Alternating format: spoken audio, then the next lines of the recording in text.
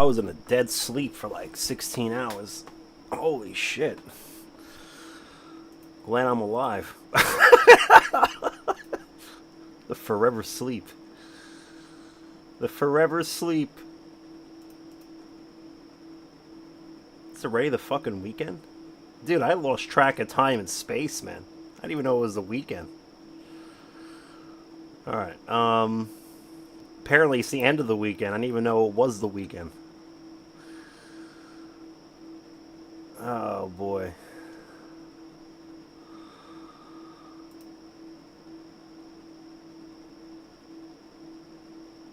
Um...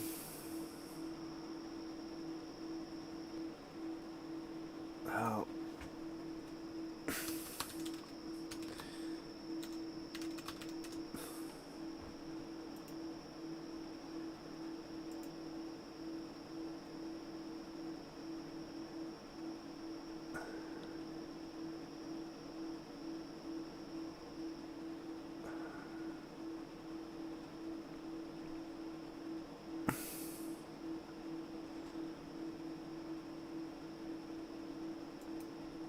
All right, so we've got the job approval indicator. That's very Good morning, predictive of Lataria. how the election is going to turn out. Dude, I slept for fucking 16 hours, dude. 16 hours? I didn't even know what day it was when I woke up. I can't believe it's Sunday right now. I am like... I have lost track of time and space, dude. My body just did not let me get up. A dreamless sleep, man. For 16 hours. Dreamless. All I remember is... like, it felt like 5 seconds ago I was sitting in this computer writing about Maryland. I have zero recollection of any dream moment between getting off the desk and putting my head down and, like, getting up. Zero. In fact, I thought it was... I still thought it was yesterday. I couldn't believe that I had slept that long. I was surprised to find out that today was Sunday.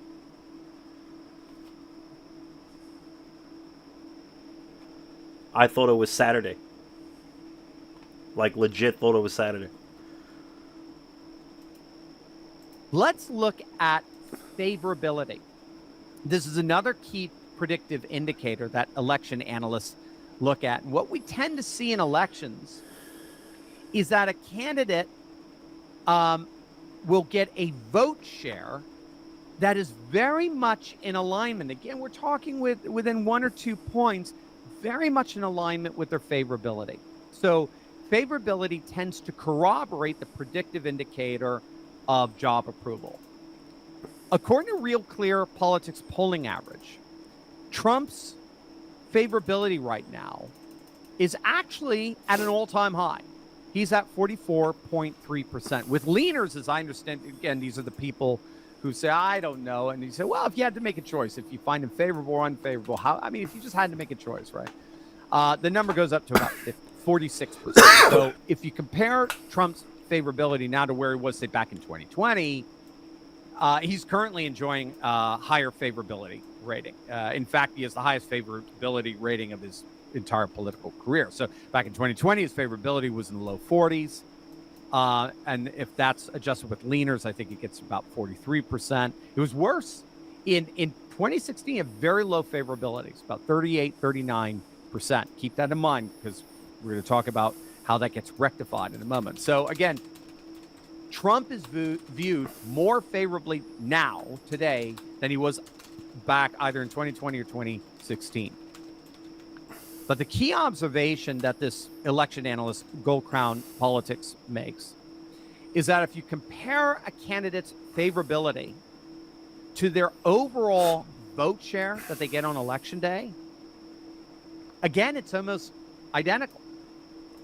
That's the general pattern. We saw that with Bush. We saw that with Obama. But there's a difference. And you know it. I bet half of you know right exactly what I'm going to say. What's so interesting with Trump is what? What makes Trump different? Just like his job approval ratings, he consistently outperforms his favorability on election day. Imagine that. So back in 2020, he was at about 43% favorability, but he got 47% of the vote. Same with 2016. He consistently outperforms his favorability numbers by 4 to 7 points. And this is largely because Trump is a voter turnout machine. So that might even be the reason for the favorability discrepancy between his favorability numbers and the higher numbers he gets the job approval and the higher number he gets on election day. No one turns out the vote like Trump. Trump supporters will literally crawl through glass to vote for him and vote for him alone, right? It's a Trump or bust vote. That's what Rich Barris calls it. They would vote for no one else. It's Trump or bust. So that's why Harry Enton, CNN, the polling analyst of CNN, he was making this point just a few days ago. Trump's national average. With Trump's national, you have to add another 4 or 5 percentage points to that on election day. That's what you're going to see on election day. We saw it in 2016. We saw it in 2020. He outperforms his polls by 4 to 5 points. And we have every indicator, given that he's more popular, more favorable than ever before, that overperformance is going to be like nothing we've ever seen. Hey gang, you've seen how much UFC fighters love President Trump and how much he loves them. They're both fighting for faith, family, and freedom. But did you know that our camaraderie goes way beyond just fighting against wokeness? We can actually get the exact same pain relief that the fighters in the UFC get, precisely because a fellow patriot and good friend of this channel is the one who provides relief to that pain, and he's here to do the same for you. You know, we all know that as we age, aches and pains are normal, but they don't have to be. And that's where the groundbreaking medical scientist Clint Winters comes in. Clint's a world-renowned health expert who's unveiled a natural pain reliever that is taking the world by storm. It's called ConoCB2. It is the 100% drug-free way to get full-body pain relief without dangerous meds, and it is the official pain reliever for the fighters in the UFC. So whatever you do, make sure to click on that link below and check out Clint's amazingly informative report on how ConoCB2 is changing lives by providing safe and powerful relief at a fraction of the cost of pain pills. Click on that link below right now. The other major indicator that Rich Barris and Robert Barnes in particular were talking about earlier this week with their amazing deep dive into the polls on Monday is voter registration patterns. Republicans are absolutely crushing it in terms of voter registration, particularly in Pennsylvania, where they're out registering Democrats literally 4 to 1. And that's just part of for the course. And by the way, God bless Scott Pressler, who's like spearheading that. He's amazing. That we got to make a statue of that guy. He is doing God's work out there. And that's just part for the course, as I'm saying, that you see in other key swing states, like in Nevada. Take a look at this. The Democrat lead in Nevada has just totally collapsed. Back in 2020, Democrat voter registration led by nearly 5%, right? 4.65% in 2020. That has dropped now to just 1.67%. They dropped from an 87,000 registered vote lead to now just 33,000. That might get wiped out by Election Day. We saw it already with the election of Joe Lombardo for governor in 2022. He won. They have now a Republican governor. The state has been gradually turning more and more red, as has neighboring Arizona. All 15 counties in Arizona, every single one of them have been trending Republican in terms of voter identification and registration. We've seen two flips. Yuma and Navajo counties, they flipped from blue to red counties over the last few months. Maricopa County, by far the largest county in Arizona, they are now +6 Republican, up from +3.9 Republican back in 2020. And that's key because, again, he wins Maricopa, wins Arizona. And the must-win county for this key swing state is now +6 Republican. And Arizona as a whole has doubled their Republican advantage. They moved from a +2.7 Republican advantage now to a +5.8, a near +6 Republican advantage for the state.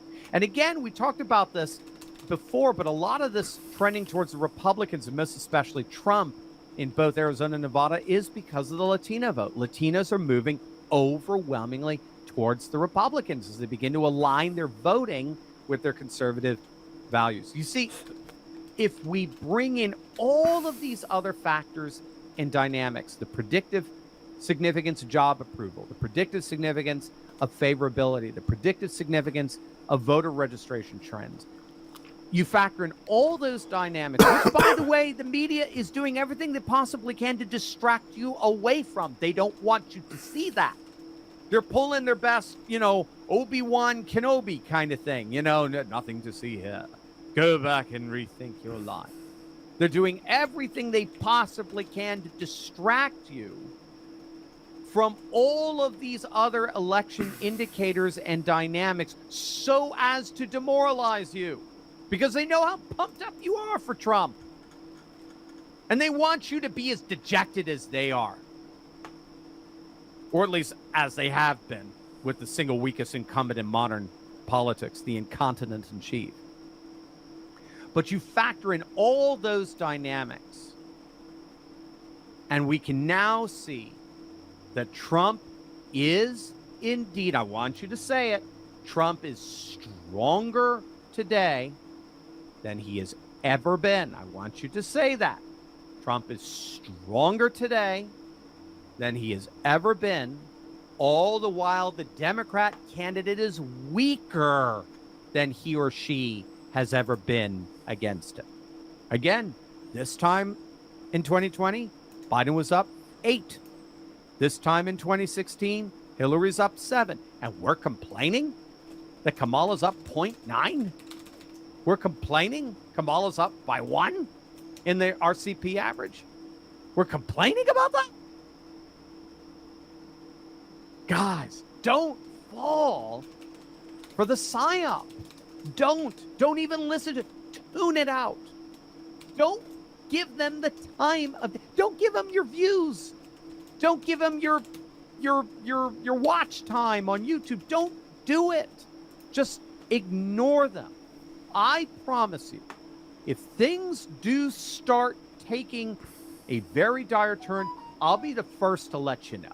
I'm not going to lead you astray. I'll be the first to let you know, something's not right here. Something's happening here. Something's wrong. I'll be the first to tell you. I'm sure all the polling analysts out there will be our polling analysts will be the first to tell you. Right now, as we speak, going into this Democrat National Convention, say it with me, Trump is stronger than he has ever been, and the Democrats are weaker against him than they've ever been. Make no mistake, Trump is weathering this storm, this coordinated, fabricated blitzkrieg that does appear, unfortunately for the Democrats, to be having very little result.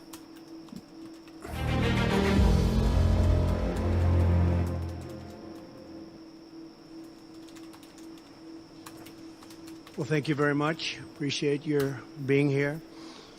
Just a statement before I talk about debates. I think that our country is right now in the most dangerous position it's ever been in from an economic standpoint, from a safety standpoint. Both gangs on the street and, frankly, gangs outside of our country in the form of other countries that are, frankly, very powerful. They're very powerful countries, and we don't know what we're doing. We have leadership that has no clue how to handle them or how to handle any other situation. We have a lot of bad things coming up. You could end up in a depression of the 1929 variety, which would be a devastating thing. Took many years, took decades to recover from it. And we're very close to that. And we're very close to a world war. In my opinion, we're very close to a world war. We have people that don't know how to handle it. They're not respected. all over the world. They're laughed at. And we can't have that. Most dangerous period of time I've ever seen for our country. With that being said, we have somebody that hasn't received one vote for president, and she's running, and that's fine with me. But we were given Joe Biden, and now we're given somebody else. And I think, frankly, I'd rather be running against the somebody else. But that was their choice. They decided to do that because Kamala's record is horrible. She's a radical left person at a level that nobody's seen. She picked a radical left man that is, he's got things done that he has positions that are just not, it's not even possible to believe that they exist. He's going for things that nobody's ever even heard of. Heavy into the transgender world, heavy into lots of different worlds having to do with safety. He doesn't want to have borders. He doesn't want to have walls. He doesn't want to have any form of safety for our country. He doesn't mind people coming in from prisons, and neither does she, I guess, because she's not, she couldn't care less. She's the border czar. By the way, she was the border czar 100%. And all of a sudden, for the last few weeks, she's not the border czar anymore, like nobody ever said it. And I just hope that the media becomes more diligent, more honest, frankly, because if they're not going to be honest, it's going to be much tougher to bring our country back. We have a very, very sick country right now. You saw the other day with the stock market crashing. That was just the beginning. That was just the beginning. It's going to get worse. It's going to get a lot worse, in my opinion. And fortunately, we've had some very good polls over the last fairly short period of time. Rasmussen came out today. We're substantially leading, and others came out today that we're leading, and in some cases substantially. I guess MSNBC came out, or CNBC came out also with a poll that was, has us leading, and leading fairly big in swing states. In some polls, I'm leading very big in swing states because they want safety. People want safety. They want security. They want respect all around the world for our country. They don't want this horrible culture that is developing, a culture of no common sense. It's really a culture of no common sense, and it's not what anyone wants. We want to have a safe country. We want to have a strong military. We want low interest rates, and we want to be able to have the American dream. We want to be able to have our youth be able to buy homes, housing, get good jobs. And we're really just at the opposite right now. It's so sad to see. But as a border czar, she's been the worst border czar in history, in the world history. I think the number is 20 million, but whether it's 15 or 20, it's numbers that nobody's ever heard before. 20 million people came over the border during the Biden-Harris administration. 20 million people, and it could be very much higher than that. Nobody really knows what the number is. Nobody knows. Nobody has a clue. And the gotaways, they call them the gotaways. The gotaways are at numbers. Somebody was quizzing me on it the other day. No, I don't think so, sir. I don't think so. They have no idea what those numbers are, but they're much higher than you would think. Just like far more people were killed in the Ukraine-Russia war than you ever report.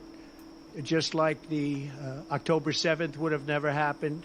Russia would have never hit Ukraine had the election result been called differently. It was a very bad call, but Russia would not have attacked Ukraine.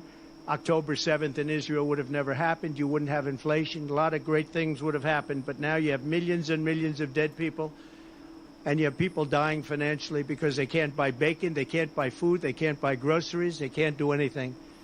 And they're living horribly in our country right now. With all of that being said, I think it's very important to have debates, and we've agreed with Fox on a date of September 4th. We've agreed with NBC, fairly full agreement, subject to them, on September 10th. I gotta go to the bathroom. Hold on. Be right back.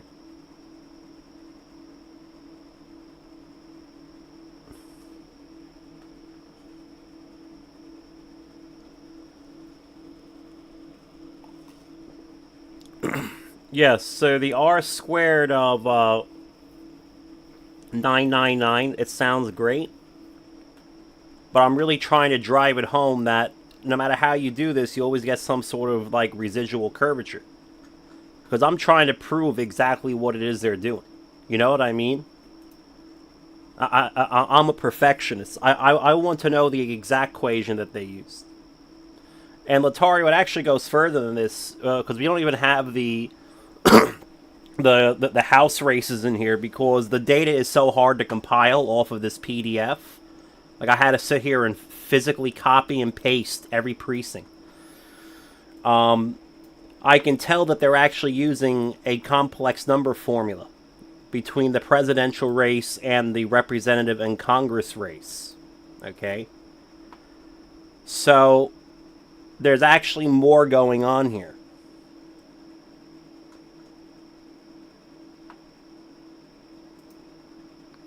Unfortunately, I have no way of showing that because it takes too long to put this into a usable form. All the other races and ballot questions. There's just nothing that I can do about it. You know what I mean? Alright, I'll be right back.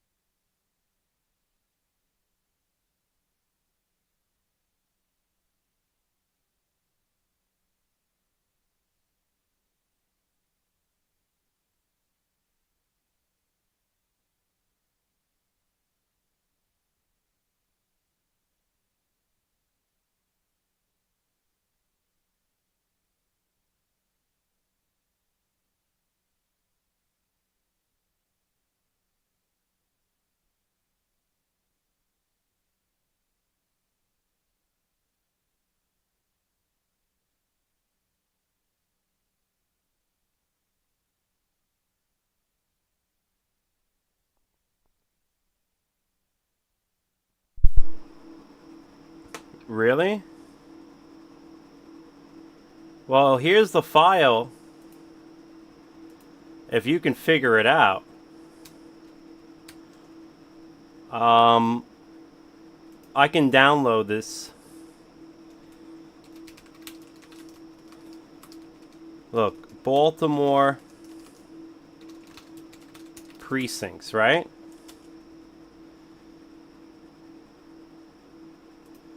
And then I can go put it in my drive.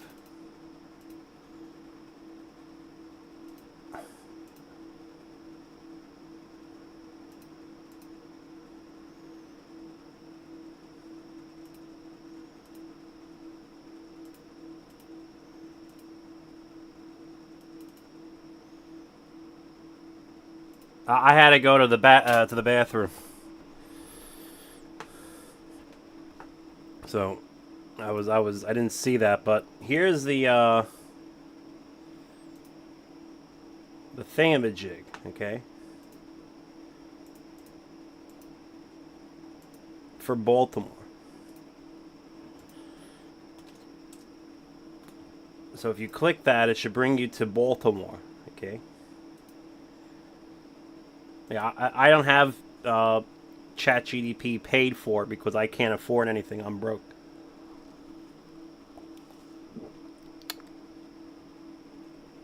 Trying to solve election fraud doesn't pay. It's sad. At least if you're doing it sincerely and honestly. Because the people that are making money off of solving election fraud, they don't actually want to solve it. Because then they'll stop making money.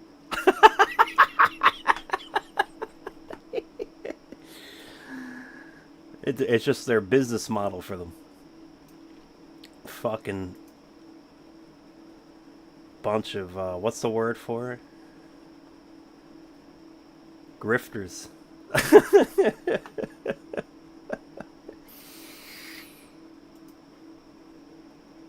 And we've agreed with ABC on September 25th.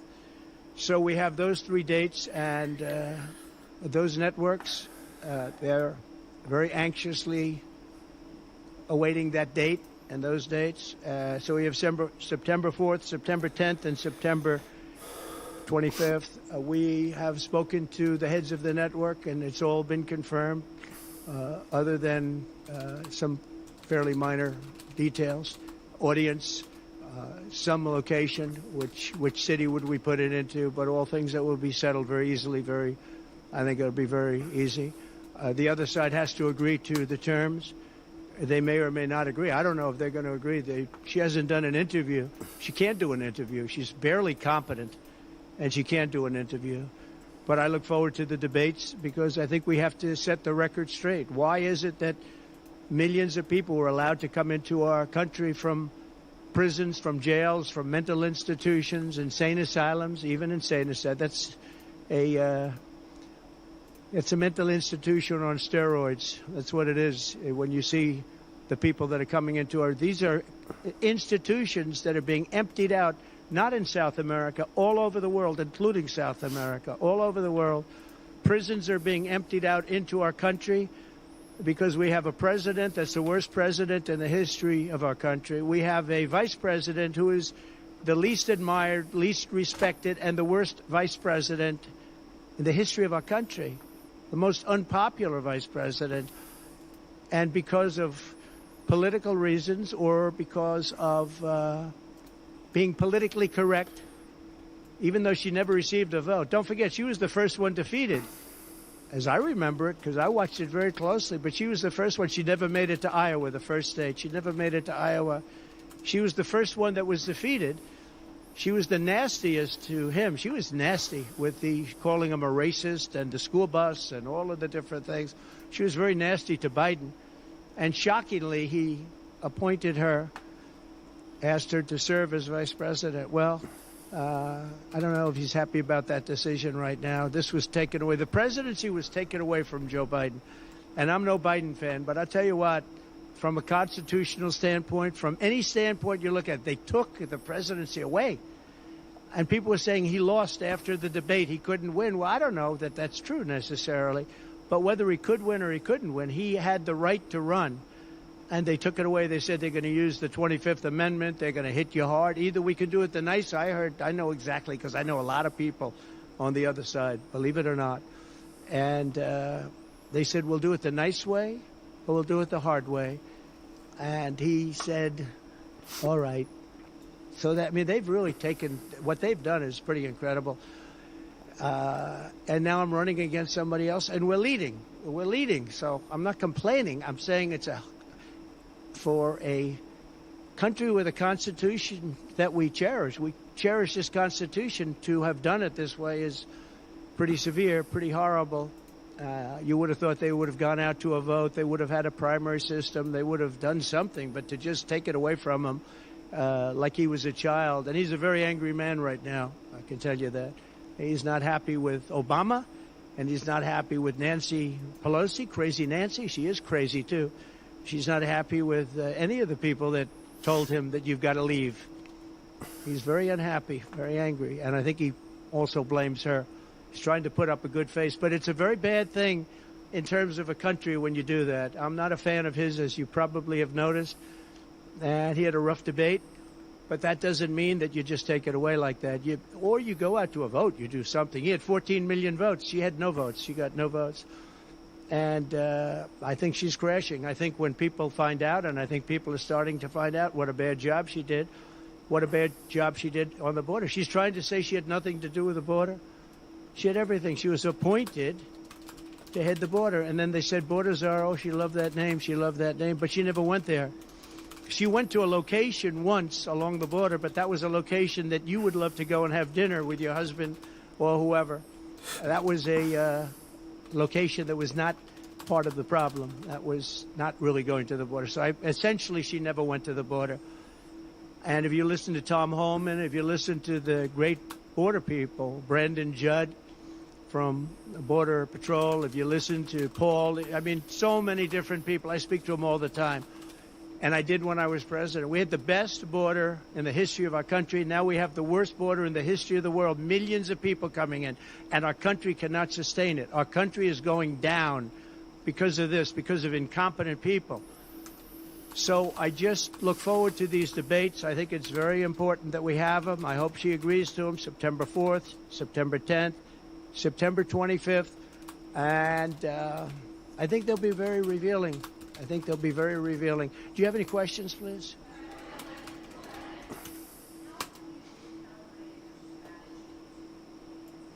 I haven't recalibrated strategy at all.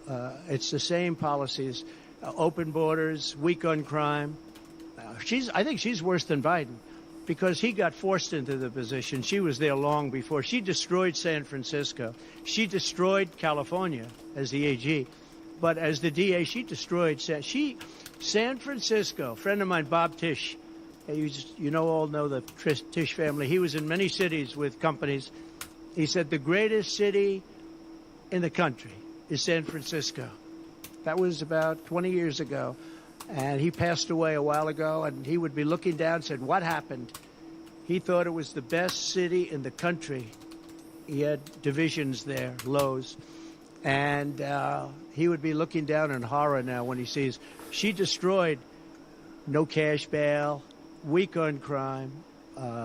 She's terrible. And yet they weaponized the system against me. They have me. I got so many lawyers.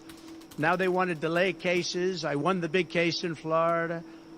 I won the big case. Nobody even wrote about it. The big case, the judge was a brilliant judge. And all they do is they play the ref with the judges. This judge was a fair but brilliant judge. And as you probably heard, the big documents case, I won it. Now, Biden lost it because he didn't have presidential immunity. He didn't have the Presidential Records Act. He lost it.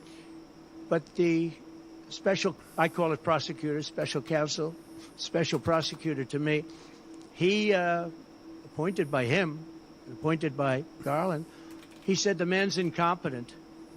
He can't stand trial, but he can run for president. But we no longer have to worry about that because we have somebody that, in my opinion, is more incompetent.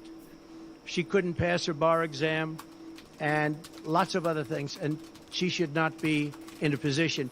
Because if she becomes president, our country is going to be a giant fail. It's going to fail.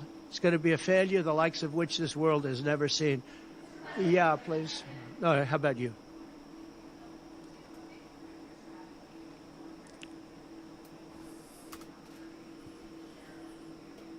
You have to speak louder.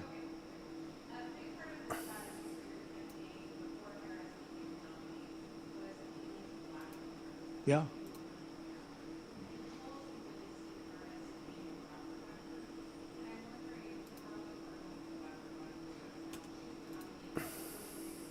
Well, it changes around a little bit. I'm getting other voters. Perhaps, I was doing very well with black voters, and I still am. I seem to be doing very well with black males. This is according to polls, as you know.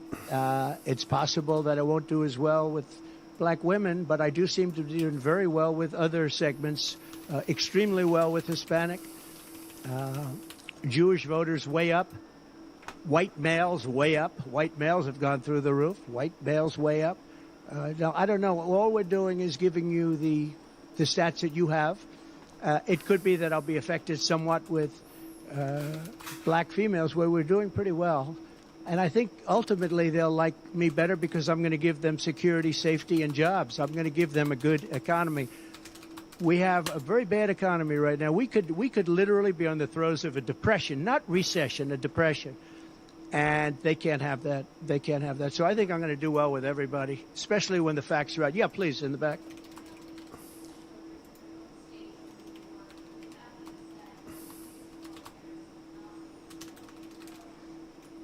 Well, I don't know. I know Josh Shapiro. He's a terrible guy, and he's not very popular with anybody. I think that this election maybe is better than Josh Shapiro would have been. But I think other than Josh Shapiro, I think she had some good choices. But Josh Shapiro is not one of them. He's caused a lot of damage with a lot of people.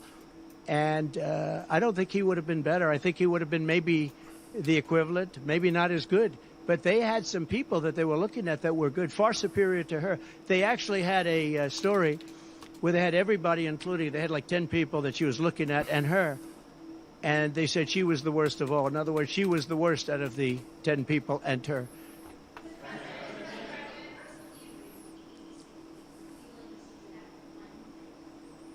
I don't know how that's going to work out. We'd like to do 3 debates. We think we should do 3 debates. We think Fox and ABC, and we also have CBS is going to do the vice presidential debate. So CBS will do vice presidential, and I have to tell you, J.D. Vance has really stepped up. He's doing a fantastic job.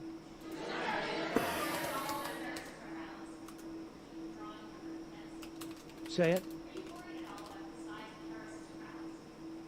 Oh, give me a break. Listen. I had 107,000 people in New Jersey. You didn't report it. I'm so glad you asked. What did she have yesterday? 2,000 people? If I ever had 2,000 people, you'd say my campaign is finished. It's so dishonest, the press. And here's a great example. I had in Michigan recently 25,000 people, and 25,000 people we just couldn't get them in. We had in Harrisburg 25,000 people, and 20,000 people couldn't get in. We had so many. Nobody ever mentions that. When she gets 1,500 people, and I saw it yesterday on ABC, which they said, oh, the crowd was so big. I have 10 times, 20 times, 30 times the crowd size, and no, they never say the crowd was big. That's why I'm always saying turn around the cameras. I'm so glad you asked that. I think it's so terrible when you say, well, she has 1,500 people, 1,000 people, and they talk about, oh, the enthusiasm. Let me tell you, we have the enthusiasm. The Republican Party, and me as a candidate, but the Republican Party has the enthusiasm because people want to see crime stopped. They want to see a country that's respected. Think of it. If I were president, you wouldn't have Russia and Ukraine, where it never happened. 0 chance. You wouldn't have had October 7th of Israel. You wouldn't have the horrible withdrawal. And I don't mean the withdrawal, because the withdrawal was fine. I was ready to withdraw from Afghanistan, and we were going to do it with dignity and strength. And we were keeping our equipment. We weren't leaving $85 billion worth of equipment behind. And we wouldn't have had 13 great soldiers. I know the families of those soldiers well. we wouldn't have had your soldiers killed, and we wouldn't have had 45 soldiers obliterated. No legs, no arms, the face. None of that would have happened. And you wouldn't have had inflation. You wouldn't have had any inflation because inflation was caused by their bad energy problems. Now they've gone back to the Trump thing because they need the votes. I don't know if you know, they're drilling now because they had to go back because gasoline was going up to $7, $8, $9 a barrel. So they said, we better do what Trump. But the day after the election, if they won, you're going to have fuel prices go through the roof. Everybody's going to be forced to buy an electric car, which they're not going to do because they don't want that. It's got a great market. It's got a market. It's really a sub-market. People want gasoline-propelled cars. They want hybrids. They want to have everything, and they want electric. But they want everybody to have an electric car. We don't have enough electricity. We couldn't make enough electricity for that. And you know what else? The weight of a car, the weight of a truck. They want all trucks to be electric. Little things that a lot of people don't talk about. The weight of a truck is 2.5 times heavier. You would have to rebuild every bridge in this country if you were going to do this ridiculous policy. So, but on crowd size, in history, for any country, nobody's had crowds like I have, and you know that. And when she gets 1,000 people and everybody starts jumping, you know that if I had 1,000 people would say, that's the end of his campaign. I have hundreds of thousands of people. In South Carolina, I had 88,000 people. In Alabama, I had 68,000 people. Nobody says about crowd size with me. But she has 1,000 people or 1,500 people, and they say, oh, the enthusiasm's back. No. The enthusiasm is with me and the Republican Party because they want to stop crime. They want to stop people from pouring into our country from places unknown and from countries unknown, from countries that nobody ever heard of. That's where the enthusiasm.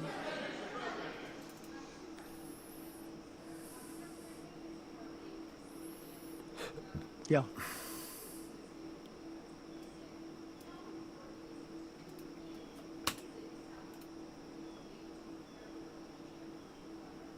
I don't know. I don't know if I can or not. I got him elected. Without me, he wouldn't be governor. I got him elected. He was doing terribly. I got him elected. With that being said, Latario, in case you don't have but if we don't, the people are still the people, and they're going to vote. We're leading in Georgia by a lot. We're leading in Pennsylvania by a lot. So, but I don't know. Now in Pennsylvania, I have great relationships. In Georgia, I do too, but unfortunately not with the governor. I've never understood it. When you get somebody elected, they're supposed to like you. He's not exactly, for some reason, and you'll have to ask him about that. Yeah, I'd love to see it get repaired. I think that if we don't win Georgia, Georgia is a big win, is a big state. So I won Alabama by a record. Nobody's ever gotten that many votes. I won South Carolina by a record. You don't win Alabama and South Carolina by records and lose Georgia. It doesn't happen. And the people of Georgia understand that. There was tremendous anxiety and problems in Georgia. A lot of people say, what happened? And we have to, all we want is honest elections. If we have honest elections in Georgia, if we have honest elections in Pennsylvania, we're going to win them by a lot.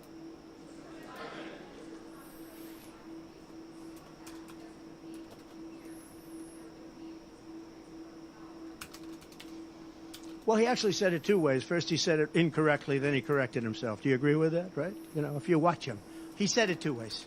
No. I mean, he said it two ways because he doesn't really know what he said. Why didn't he bring it up at the debate? You know, he had a chance for 90 minutes to bring it up at the debate. He could have talked about that at the debate, and he didn't do it. Everyone said, oh, he said this and he said that. He's just, you know, they give him something to read off. He read it very badly because he actually said it the opposite. Then he had to go back and correct himself. He said the opposite. He should have brought this up at the debate. If he had a problem, of course there'll be a peaceful transfer. And there was last time, and there'll be a peaceful transfer. I just hope we're going to have honest elections. That's all. Okay?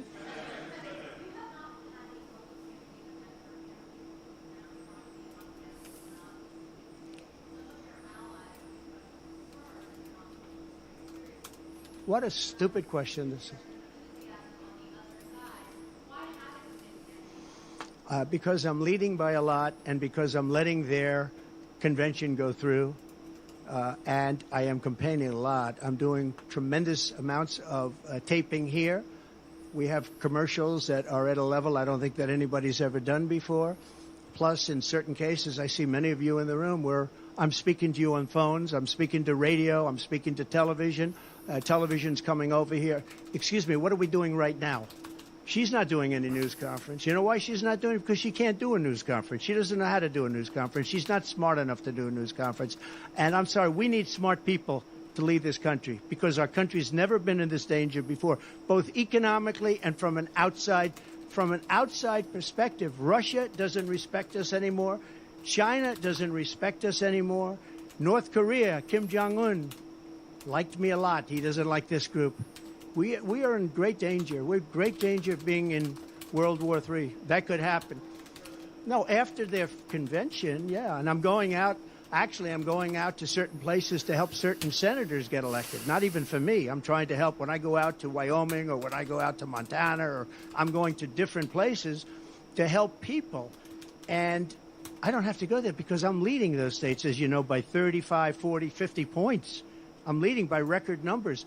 I'm going because I want to help senators and congressmen get elected. Congressmen and women get elected. Yes, please. Yeah, go ahead. The upcoming what? Oh, yeah.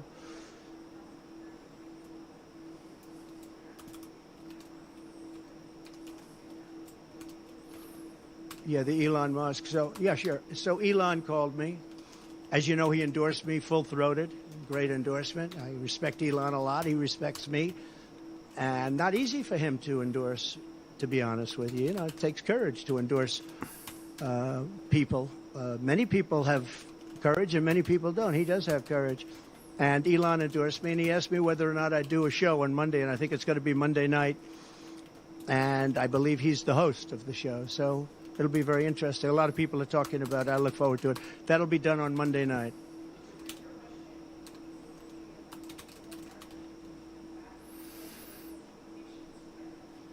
Well, you have a lot of misinformation spread about China, and you have a lot of misinformation spread about a lot of different places. I think I'm going to get along great with China. President Xi of China and I were very good friends. We met right here, right in that, except we had a beautiful sofa there, as opposed to what we have right now. Right now we have you.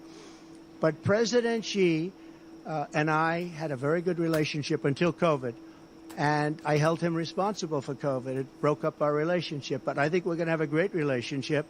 And I think it's going to be mutually beneficial. But we cannot have it where China is taking advantage of the United States. And that's what they were doing, as you very well know. Yes, please.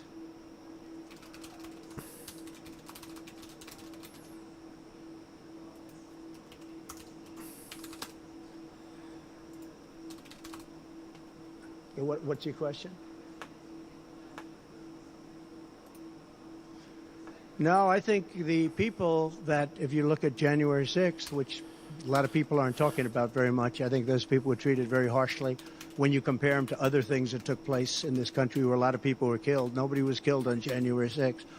But I think that the people of January 6th were treated very unfairly. And they were there to complain, not through me, they were there to complain about an election. And, you know, it's very interesting. The biggest crowd I've ever spoken to, and I said peacefully and patriotically, which nobody wants to say, but I said peacefully and patriotically. The biggest crowd I've ever spoken to, and you've seen, Maggie, I was at the mall, I was at the Washington Monument, I was at the whole thing. I had crowds, I don't know who's ever had a bigger crowd than I have, but I had it many times.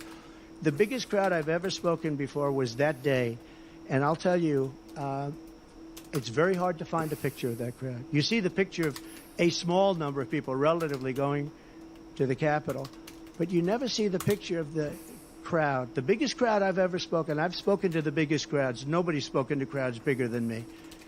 If you look at Martin Luther King, when he did his speech, his great speech, and you look at ours, same real estate, same everything, same number of people, if not, we had more.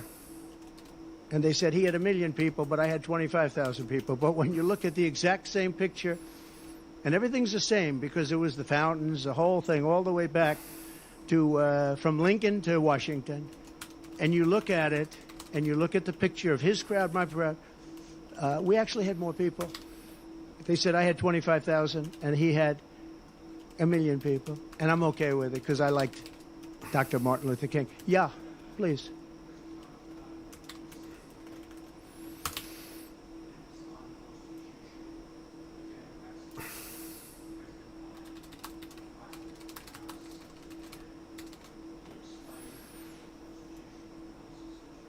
Yeah, sure. We have a constitution. It's a very important document, and we live by it. She has no votes, and I'm very happy to run against her. I'm not complaining from that standpoint.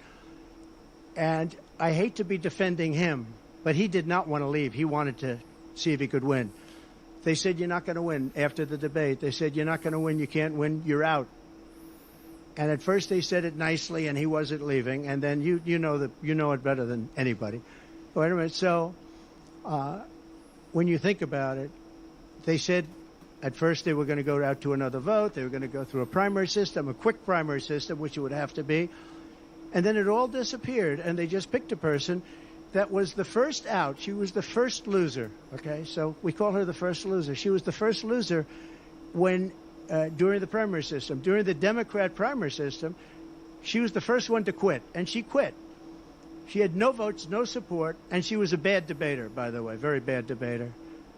And that's not the thing I'm looking forward to, but she was a bad debater. She did obviously a bad job. She never made it to Iowa. Then for some reason, and I know he regrets it, you do too, he picked her, and she turned on him too. She was working with the people that wanted him out. But the fact that you can get no votes, lose in the primary system, in other words, you had 14 or 15 people, she was the first one out, and that you can then be picked to run for president, it seems to me actually unconstitutional. Perhaps it's not. Please.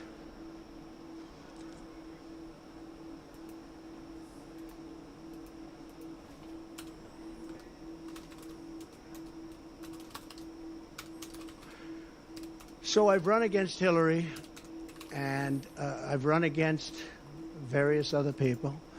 I would say that in terms of intelligence, Hillary was far superior. I would say that. Hillary was smart. She was her own worst enemy in many ways, but she was smart, very smart. Okay? If you ask me to compare them. Please.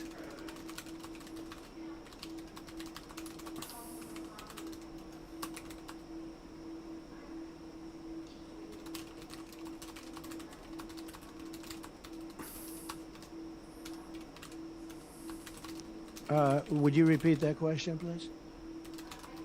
You have to speak up.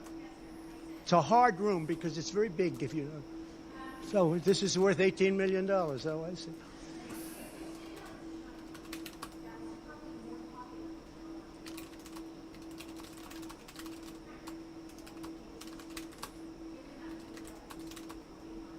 Yeah. So I think the abortion issue has been very much tempered down, and I've answered, I think, very well in the debate, and it seems to be much less of an issue, especially for those where they have the exceptions, as you know. And I think it's when I look for 52 years, they wanted to bring abortion back to the states. They wanted to get rid of Roe v. Wade, and that's Democrats, Republicans, and independents, and everybody. Liberals, conservatives, everybody wanted it back in the states, and I did that. Now the states are voting.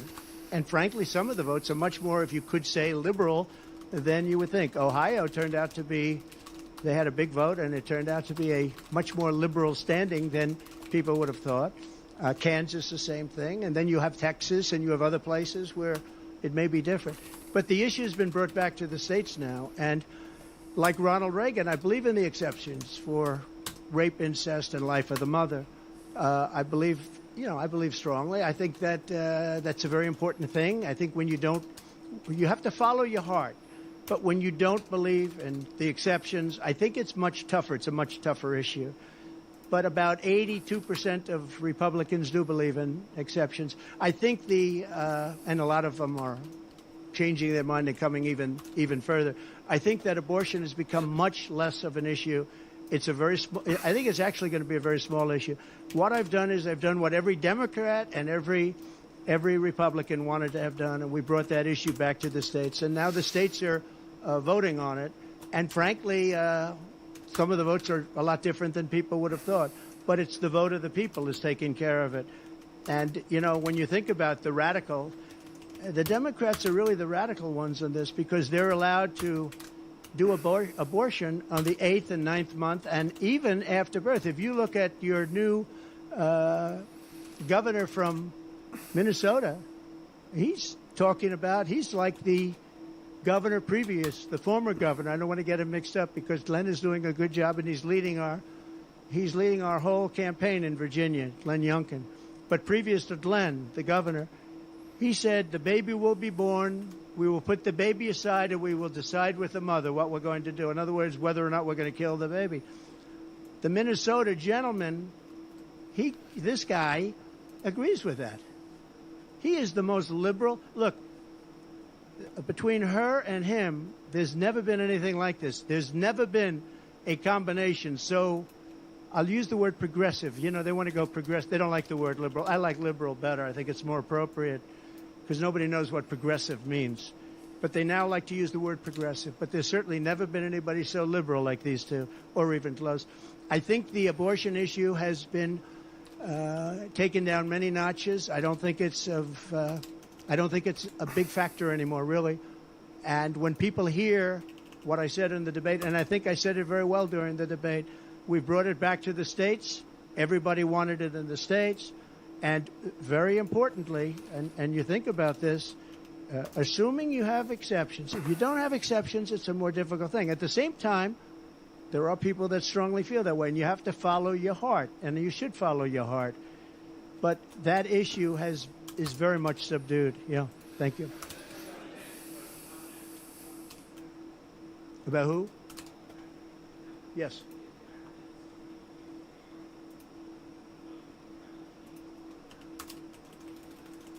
No, I didn't.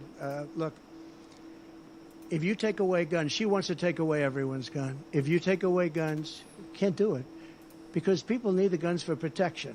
Now, entertainment, they want it, hunting, they want, different things. But they need weapons for protection in this country. People live out in the woods and they're not going to have a gun.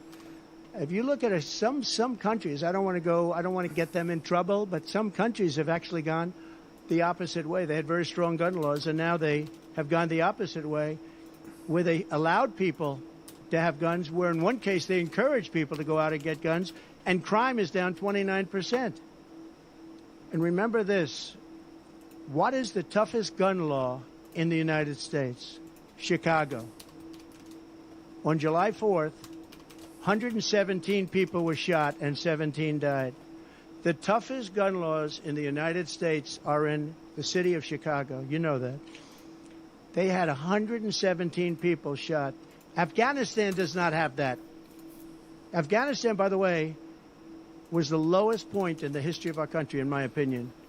That was the worst embarrassment to the history of this country, and I say Putin would not have gone into Ukraine if that didn't happen. When he saw the incompetence of Milley and all these guys that are incompetent, when he saw that happen, when they took out the soldiers first, they took out the soldiers first. You know, if you go back and check your records, for 18 months, I had a talk with Abdul. Abdul was the leader of the Taliban, still is. But I had a strong talk with him. For 18 months, not one American soldier was shot at or killed, but not even shot at. 18 months, and then we had the disaster of the lift, where people were falling off airplanes from 3 times the height of the World Trade Center. I mean, terrible. But now our country has to be respected again. Please. Go ahead, please.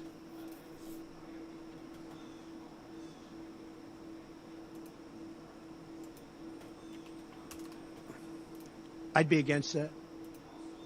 That Kamala is in favor of not giving Israel weapons? Yeah. That's what I hear. Look, she's been very, very bad to Israel, and she's been very bad to Jewish people. And I say it, if anybody I know is Jewish and they would vote for Kamala over me, they should have their head examined. If you think about it, I gave them Golan Heights. I gave them the capital of Israel, Jerusalem. I even built the embassy. I gave them no Iran deal. The problem is they didn't do anything with it. Iran was broke. We could have made a deal so easily. I would have had a deal done within 1 week after the election with Iran. Iran can't have a nuclear weapon. It's very simple. We would have gotten along with Iran. I was looking forward to it. I was fine with Iran. You know, we hit them a couple of times pretty hard, but we would have been fine with Iran. But I terminated that deal. I got them the Abraham Accords. Everyone said that's impossible. I got them the Abraham Accords.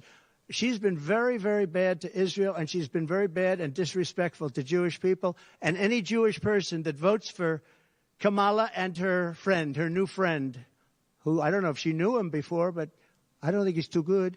But anybody that votes for them, if you're Jewish or if you love Israel, you have to have your head examined.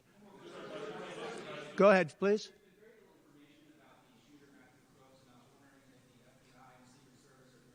They have. The FBI came to see me about the shooter. I think they've done a very good job. And I think they did a very good job with respect to this other lunatic that they have in custody. Please. There's been some discussion around Vice President Harris's relationship with Willie Brown, Yeah. the mayor of San Francisco, and how that might have intersected with her career trajectory. So I'm just wondering if you followed that discussion at all. Well, I know Willie Brown very well. In fact, I went down in a helicopter with him. We thought maybe this is the end. We were in a helicopter going to a certain location together, and there was an emergency landing. This was not a pleasant landing, and Willie was he was a little concerned. So I know him pretty well. I mean, I haven't seen him in years, but he told me terrible things about her. But this is what you're telling me anyway, I guess. But he had a big part in what happened with Kamala. But he I don't know, maybe he's changed his tune, but he was not a fan of hers very much at that point. Do you believe Vice President Harris would certify your election victory if you win? Yeah, I do. Go ahead. On what? Well, I'm going to announce that. I'm going to actually have a press conference on that at some point in the near future, so I don't want to tell you now. But Florida does have a vote coming up on that, and I think probably the vote will go in a little more liberal way than people thought. But I'll be announcing that at the appropriate time. Please. Mr. President, your tax cuts from your administration will be coming up fairly soon and potentially expiring. I wanted to ask you specifically about the tax code favoring parents versus people who don't have children. There are a number of tax breaks. Yeah. Oh, we gave tremendous for child care and all of that. No, our tax cuts, which are the biggest in history, our tax cuts are coming due, as you know, very soon. And if the Democrats don't renew them or make it impossible to renew because it's pretty close in terms of vote, if they don't renew them, it's the equivalent of having a 4 times tax increase from what you have right now, and it'll destroy the economy. I think they're under tremendous pressure to do it. I've never seen, all my life I grow up and I watch politics, and I used to be on the other side of politics first, then I run for office. But in all the years of studying politics, I've never seen people get elected by saying, we're going to give you a tax increase. These guys get up. Think of it. We're going to give you no security. We're going to give you a weak military. We're going to give you no walls, no borders, no anything. All these things they're doing. I mean, the transgender became such a big thing. But they do all of these things, but they always say, we're going to give you a tax increase. I never heard anybody campaign on a tax increase. A politician has always said, I will cut taxes. I'll give you one example, Social Security. They're going to destroy Social Security. I am going to leave Social Security. I'm not raising the years. I'm not raising the age. I will be saving Social Security, and I'm going to work it out that there's no tax on Social Security for seniors. I'm also doing no tax on tips. No tax on tips. So waiters, waitresses, caddies, people that drive cars, people that get tips who have been harassed by this government, we're going to have no tax on tips. That's a big thing. Yeah.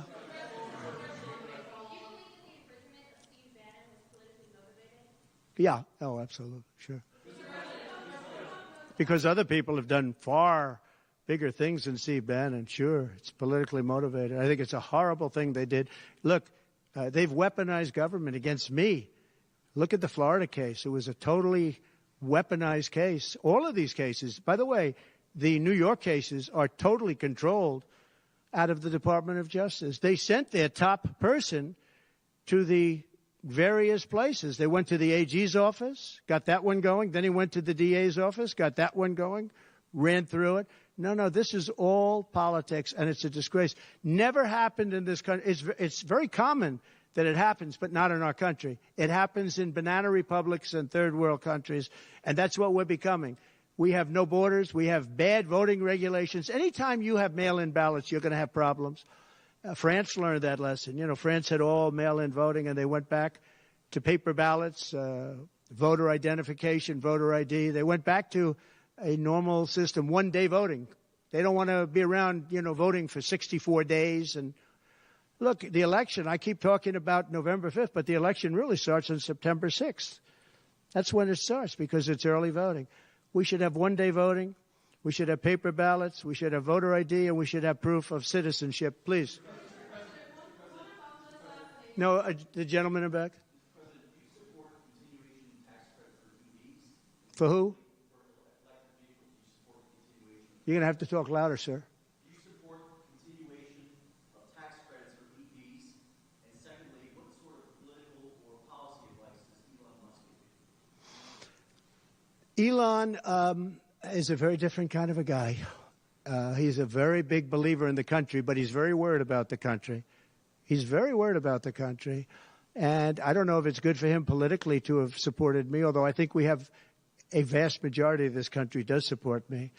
But Elon, more than almost anybody I know, I mean, he loves this country. He loves the concept of the country. But like me, he says this country is in big trouble. It's in tremendous danger. Okay, please. Polls suggest overwhelmingly that Americans trust you more than Kamala Harris to fix the U.S. economy. I like this guy. I like him. What message do you have to Americans, sir, who are struggling to pay for every Yeah. groceries, rent? The polls have suggested. There are some polls that say we're going to win in a landslide. People are voting with their stomachs, meaning they're going to the grocery store. They're paying 50, 60, 70% more for food than they did just a couple of years ago.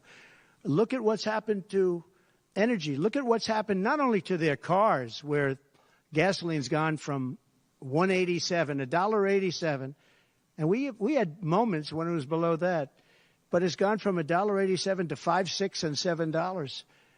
And they take the strategic national reserves and they take it out, even though it's peanuts compared, it doesn't last long. But they're virtually empty now. We've never had it this low. And he's using that to keep the gasoline prices as low as possible. He's sucked all of the oil out, essentially the gasoline, to keep the price down a little bit, and it's had very little impact. But you know what? We have no strategic national reserves now. He's emptied it. It's almost empty. It's never been this low. And I had it at a good level, and I would have had it more if the Democrats would have approved the deal. You know, I had a deal to buy it at $22 a barrel, and now it's going to be close to 100 pretty soon, my opinion. And the Democrats didn't want to do that, but we bought a lot anyway. And we had it pretty good. And what they've done to the national reserves, the strategic national reserves, is, as you know very well, because you cover it, but what they've done is incredible. They've just, for the sake of getting some votes, for the sake of having gasoline, that's meant for wars. It's meant for, like, tragedy. It's not meant to keep a gasoline price down so that somebody can vote for Biden, or in this case, Kamala, who, by the way, is worse than Biden. And she's actually not as smart. Okay? She's actually not as smart. That's hard to believe, isn't it? Yeah, please. Okay. There are other things the federal government can do, not just a ban. Would you direct your FDA, for example, to revoke access to mifepristone? That's one of the things. Sure, you could do things that would supplement, absolutely. And those things are pretty open and humane. But you have to be able to have a vote, and all I want to do is give everybody a vote. And the votes are taking place right now as we speak. Yeah, but there are many things on a humane basis that you can do outside of that, but you also have to give a vote, and the people are going to have to decide. Okay, yes, please. You.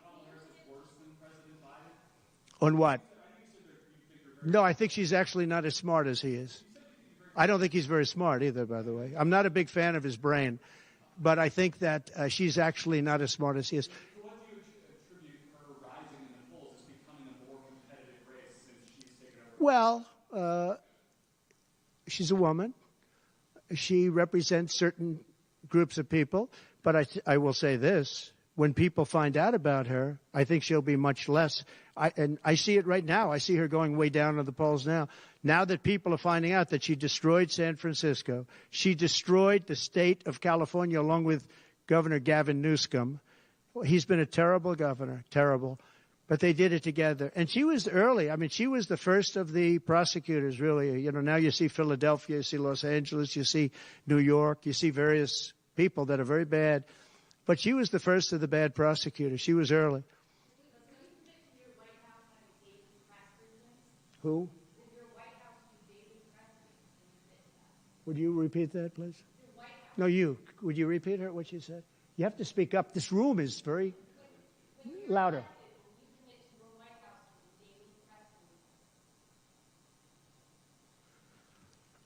Do you hear her?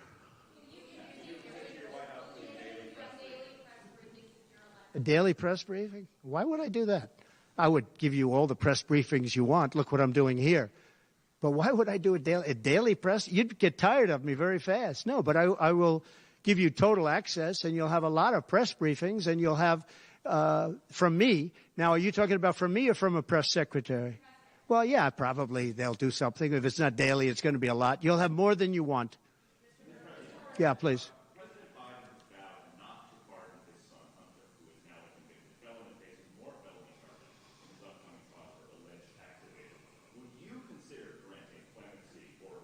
I don't think it's appropriate for me to talk about it. I think it's a tragic story. You want to know the truth.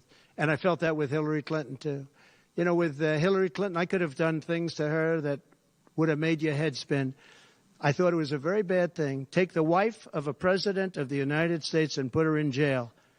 And then I see the way they treat me. That's the way it goes. But I was very protective of her. Nobody would understand that, but I was. I think my people understand it. They used to say, lock her up, and I'd say, just relax, please. We won the election. I think it would be I think it would have been horrible for our country and we had her between the hammering of all of the files. And don't forget, she got a subpoena from the United States Congress. And then, after getting the subpoena, she destroyed everything that she was supposed to get. I thought it was so bad to take her and put her in jail, the wife of a president of the United States, and then when it's my turn, nobody thinks that way. I thought it was a very terrible thing. And she did a lot of very bad things. I'll tell you what, she was pretty evil. But in terms of the country and in terms of unifying the country, bringing it back, to have taken her and to have put her in jail, and I think you know the things as well as I do. There were some pretty bad acts that she did.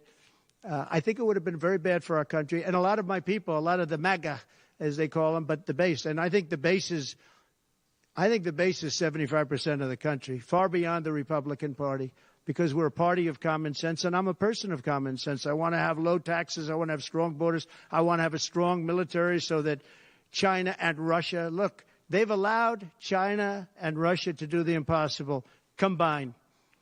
They're natural enemies. They always have been, because China needs more land and Russia has it. They've always been natural enemies, and because of Obama, it started with him, and then Biden, because he didn't know what the hell he was doing, they've now become one force. And then now they're adding Iran to it, and they're adding North Korea to it. Pretty powerful force. This is something that is unthinkable that they allowed to happen.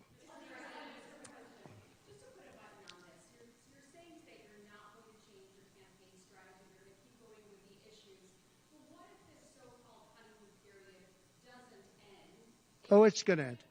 The honeymoon period's going to end. Look, she's got a little period. She's got a convention coming up. It's about policy. It's not about her. I think she's incompetent because I've watched her. She destroyed California. She destroyed San Francisco. Everything she's touched has turned to bad things. I'm not going to use foul language, but everything she's touched has turned bad. She's incompetent. The reason she's not doing what I do, and she's not doing what she should be doing, she won't even do interviews with friendly people because she can't do better than Biden. Now, he had a reason for not doing well, and he was never, 25 years ago, the sharpest or brightest bulb in the ceiling. That I can tell you, okay? He wasn't. But he could do interviews at least. Not lately, he couldn't, perhaps. But she should be doing interviews. She doesn't want to do interviews. And the reason she doesn't is, number one, her policies are so bad. Just to answer your question, I think that it's not going to change because it's really ultimately not about her as much as about her policies. She wants open borders. She wants to defund the police. She wants to defund the police. She wants to take away your guns. Anybody that thinks they're not going to come after your guns, you know, when I was president, I totally protected the guns. And I think it's very important. And I know I take some heat sometimes for it, but you have to have safety. You have to have, when the bad guy walks in with a gun, you got to have some way of protecting yourself. And boy, that would be, you would see crime go up at levels that you've never seen. When people say on this side of the house, this house has guns, we will use the guns, they say, let's pass. We'll go someplace else. You have to have them. And for 4 years, and you know, as you know, the NRA endorsed me very powerfully every time I ran, every time. My sons are members, and I guess indirectly I'm a member too. But they gave me the strongest of endorsements, and that's against very strong competition. People that, you know, felt the same way. No, you have to have that right. Our Second Amendment is a very important right, and it has to be protected. Okay, how about you? Go ahead. Yeah. So there are some of the most brilliant people on Wall Street that are saying that if President Trump doesn't win, you're going to have a depression. I happen to agree. I think that's true. Because I know how bad these people are. You know, they like to say that they did this and that. You saw the $7 trillion that they said it was me for $7 trillion. It wasn't me. It was them. They said that I had inflation. They took over 9% inflation. No, I had 1% inflation. I had actually no inflation because if you look at the categories, we had just about no inflation. But I had a very minor, I actually had a positive inflation. It was a perfect number because you don't want zero. I mean, I'm not going to give you a whole course on economics, but you don't want zero. 1%, 1.4% is great. You want a little bit because you don't want to have deflation. Deflation is, in many ways, even worse. I had a perfect number right around the 1% number. It was perfect. And to show you, it stayed there for 2 years. And then he did all of the different borrowings that he did. And then he did so many things wrong. Every time he would do it, I'd say, big mistake. And don't forget, they sell hats and they sell stories. Trump was right about everything. I have been right about a lot. Yes, Maggie.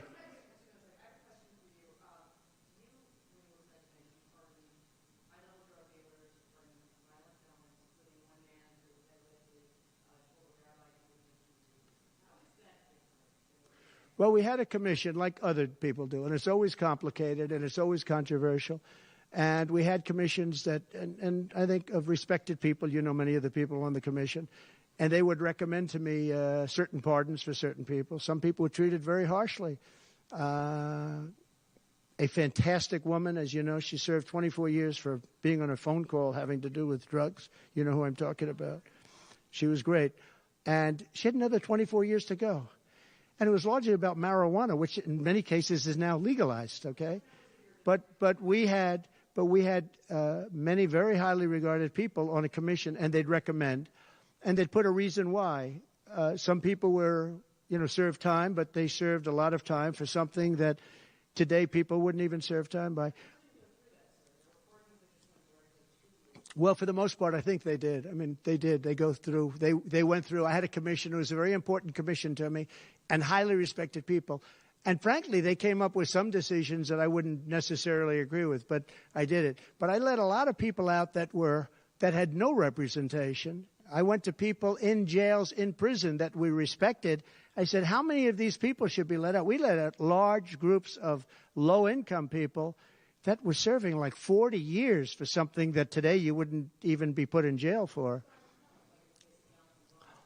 We had very few people let out because I said I really don't want to let people out where they had a lot of violence, where they had killing, et cetera, et cetera. And for the most part, we didn't do that. Yeah, please.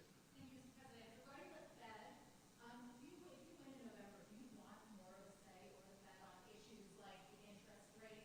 And do you think that On defense?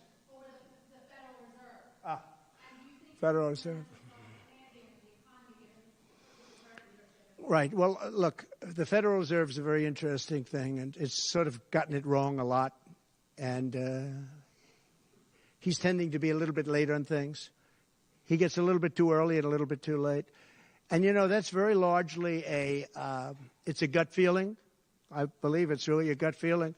And I used to have it out with him. I had it out with him a couple of times very strongly. I fought him very hard. And, you know, we get along fine. We get along fine. But I feel the president should have at least say in there. Yeah, I feel that strongly. I think that in my case, I made a lot of money. I was very successful. And I think I have a better instinct than, in many cases, people that would be on the Federal Reserve or the chairman. Yeah.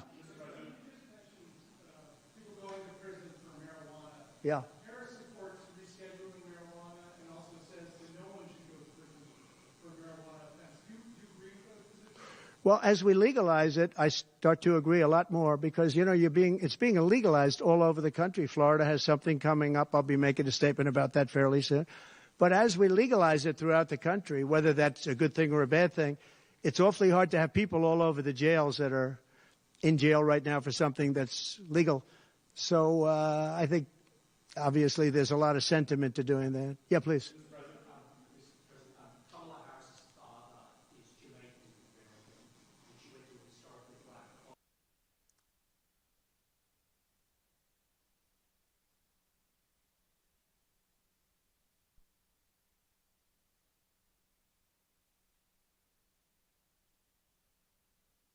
Hey gang, it's me, Dr. Steve, your patron professor. Great to be back with you in the studio. As many of you know, over these last 2 weeks, we've been on an amazing Mediterranean cruise with other Turley talkers from all over.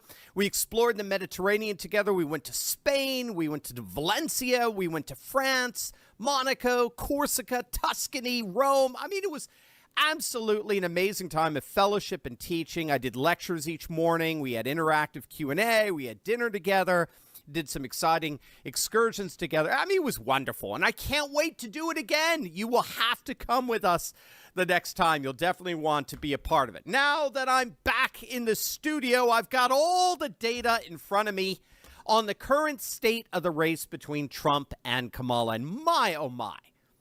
All the data shows that we have a massive psyop going on right now. We're talking a gaslighting info war operation unlike anything we've seen from the legacy media. And what I want to do for you today is help you make sense of what's really going on right now as we speak in this race. Now, remember, my job as your patron professor is to help you stay sane in these insane times, not with a bunch of wishful thinking or pie-in-the-sky nonsense, but with real facts, real data that the legacy media deliberately hides from you. That's why we're here. So let's start with the big picture here. Here is the undeniable big picture truth of what is happening as of today, August 15th, 2024, and a blessed Dormition Day to all my Orthodox and Catholic brethren out there.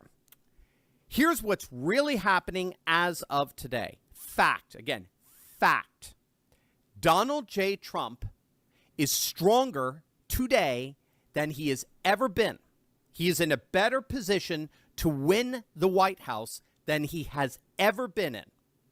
While at the same time, the Democrats and their candidate are weaker than they have ever been against him. I'll say that again. Right now as we speak, Trump is stronger by far. By far, he is in a stronger position to win than he's ever been, while at the same time, the Democrat is weaker than he or she has ever been. Here's the data. According to Real Clear Politics polling average, on this day, August 15th, 2020, Biden was beating Trump by over 7 points. Biden was up 7.2. That's just a fact. On this day, August 15th, 2016, Hillary was also up by 7 points, 6.8. As of today, August 15, 2024, Kamala is up by not even a full percentage point. She's up by 0.9%. So the fact of the matter is Trump has never been stronger, and the Democrats have never been weaker against him. Now, of course, Trump went on to overcome those polling deficits overwhelmingly. He went on to win 2016 as the first Republican to win over 300 electoral votes in 30 years. And he lost, wink, wink, nudge, nudge, he lost by only 40,000 votes in 2020. And this is because, as Harry Enton of CNN has been pointing out, Trump consistently performs about 5 points on average better than his polling. Trump consistently performs an average of 5 points better than his polling. We saw that in 2016. We saw that in 2020. And we have every indicator that we're going to see that again in 2024. So what you have to get here, in my effort to keep you sane in these insane times, you need to break through all the noise and all the propaganda and all the absurdity that's surrounding the polling right now, coming from the legacy media, which we'll get into in a moment. You need to cut through, or better, you need to break through that darkness with the light of the fact that Trump has never been stronger and the Democrat has never been weaker against him. So put that in your pocket and keep that fact with you as you navigate through all this madness over the next few weeks. Now let's talk about that madness. What on earth should we make of all of this crazy polling that shows the single most unpopular vice president in our history suddenly surging to become the most popular human being on the planet? What on earth is going on there? I have a little homework assignment for all of you. I'm your Patriot Professor. I have a little homework assignment for all of you here. If you really want to understand what's happening right now in the polling, you have got to carve out a couple of hours in your schedule and listen attentively to the interview called Inside the Numbers between Rich Barris, the People's Pundit, and Robert Barnes, who you often see on the Duran with Alex and Alexander. We've had both of them on the show, Robert and Rich. They're both amazing. It's a discussion they did earlier this week. It's on YouTube. It's on Rumble. And it is a literal masterclass in polling methodology. I cannot recommend this video enough. It's going to absolutely blow you away. It's going to take you into it's going to take you on a deep dive behind everything that's good, bad, and ugly in polling and polling methodology. That interview will show you exactly what's happening in the current polling, and it's well worth your time. I listened to it while I was traveling in Europe, and it was by far the best deep dive on polling I have ever come across. So, for example, they show you exactly how Harris's poll numbers are being inflated through something called response bias, right? Which, when all said and done, it involves a polling sample that does not accurately reflect the overall demographics of who actually comes out to vote, either through mail or on election day. So these polls inordinately advantage Democrat constituencies in ways that are completely disproportionate to the actual voting electorate. Moreover, what I found actually most interesting here is that Barris and Barnes are going to show you that there's really no such thing as a swing voter anymore. It's fascinating. There is in the sense that we're talking 1 or 2% of the electorate can be swayed one way or the other. But all of these fraud polls that have been coming out of late are trying to convince you that 10 or 15 or 20% of the population just suddenly swung over to Kamala in the last 2 weeks. There is solid data to show that is emphatically not happening. It's an illusion created by pollsters and pundits who are basically all bought and paid for. It's what Barnes and Barris call a phantom swing. It's not real. We've seen it actually before, back in 2012 and the like, but moreover, they get into something called the recall vote, which is determining who your polling sample voted for back in 2020. Recall to vote is simply who you voted for in the last election. They show Trump has actually lost none of his base. Everyone who voted for Trump in 2020 is going to vote for him again. And remember, he won more votes than any incumbent in history. By the way, that's a clue as to why the media is doing what they're doing here. We're trying to make Kamala look like the second coming. But the truth is, Trump has lost none of his base, whereas Biden and Kamala have lost some of their base. Many who voted Trump in 2016 and then voted Biden in 2020 are coming back to vote Trump. Moreover, Harris right now is doing significantly worse with white and non-white working class voters than even Hillary did, which was a disaster for Hillary. Even if Hillary had gotten Barack Obama's level of black vote in 2016, she still would have lost because she lost the white working class vote that badly. And Kamala is doing even worse than Hillary did in that demographic, which is so key for states like Wisconsin, Michigan, Pennsylvania. And what Barnes and Barris point out, too, is that a much more accurate indicator of what's really happening in a presidential race is voter registration. How are voters registering just before the election? And the Republicans are absolutely crushing it in voter registration right now, particularly in Pennsylvania, where they're out registering Democrats 4-1. That is a real indicator of who has the momentum here. Again, we're trying to cut through all the insanity with real numbers and real methodology. So I'm going to defer the rest of the data to that Barris and Barnes interview. Make sure to check it out. But there's something even far more nefarious going on here with these polls, and that is what we're going to find out next. But first, gang, with all of this uncertainty, all of this insanity surrounding us and the world as a whole falling apart, there's never been a better time to secure your finances with the timeless value of gold and silver. And so that's why we have as one of our wonderful friends and sponsors the amazing company Goldco, because they're patriots just like us who want to help you and guide you into getting into precious metals completely tax-free and penalty-free. In fact, if you click on that link below right now, you can get your very own absolutely free gold and silver kit. This is an amazing free resource that shows you step-by-step how to get into precious metals, even if your money's still in a retirement account like an IRA or a 401k.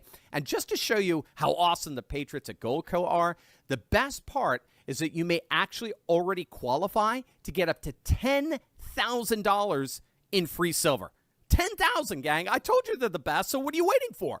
Get in on the action by clicking on that link below or going to turleytalkslikesgold.com and get your free gold and silver kit today.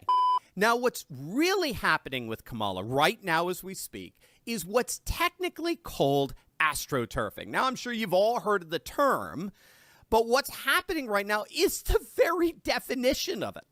Astroturfing refers to any organized activity that deliberately intends to create, and that's key, create a false impression of a widespread, spontaneously arising grassroots movement in support of or in opposition to something, such as a political policy, but that is in reality initiated and controlled by a concealed group or organization. In a word, it's deception. It's the deceptive practice of presenting an orchestrated marketing or public relations campaign as organic, as grassroots. It's an artificial product presenting itself as completely natural. Now, the good news is that that is exactly what the MAGA movement is. It is organic.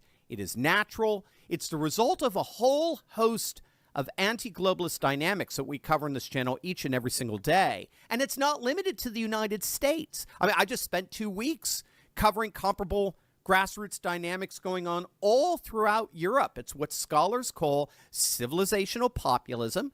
It's a widespread revolt against the anti-cultural dynamics of globalization and its technocratic managerial aristocracy, its elite.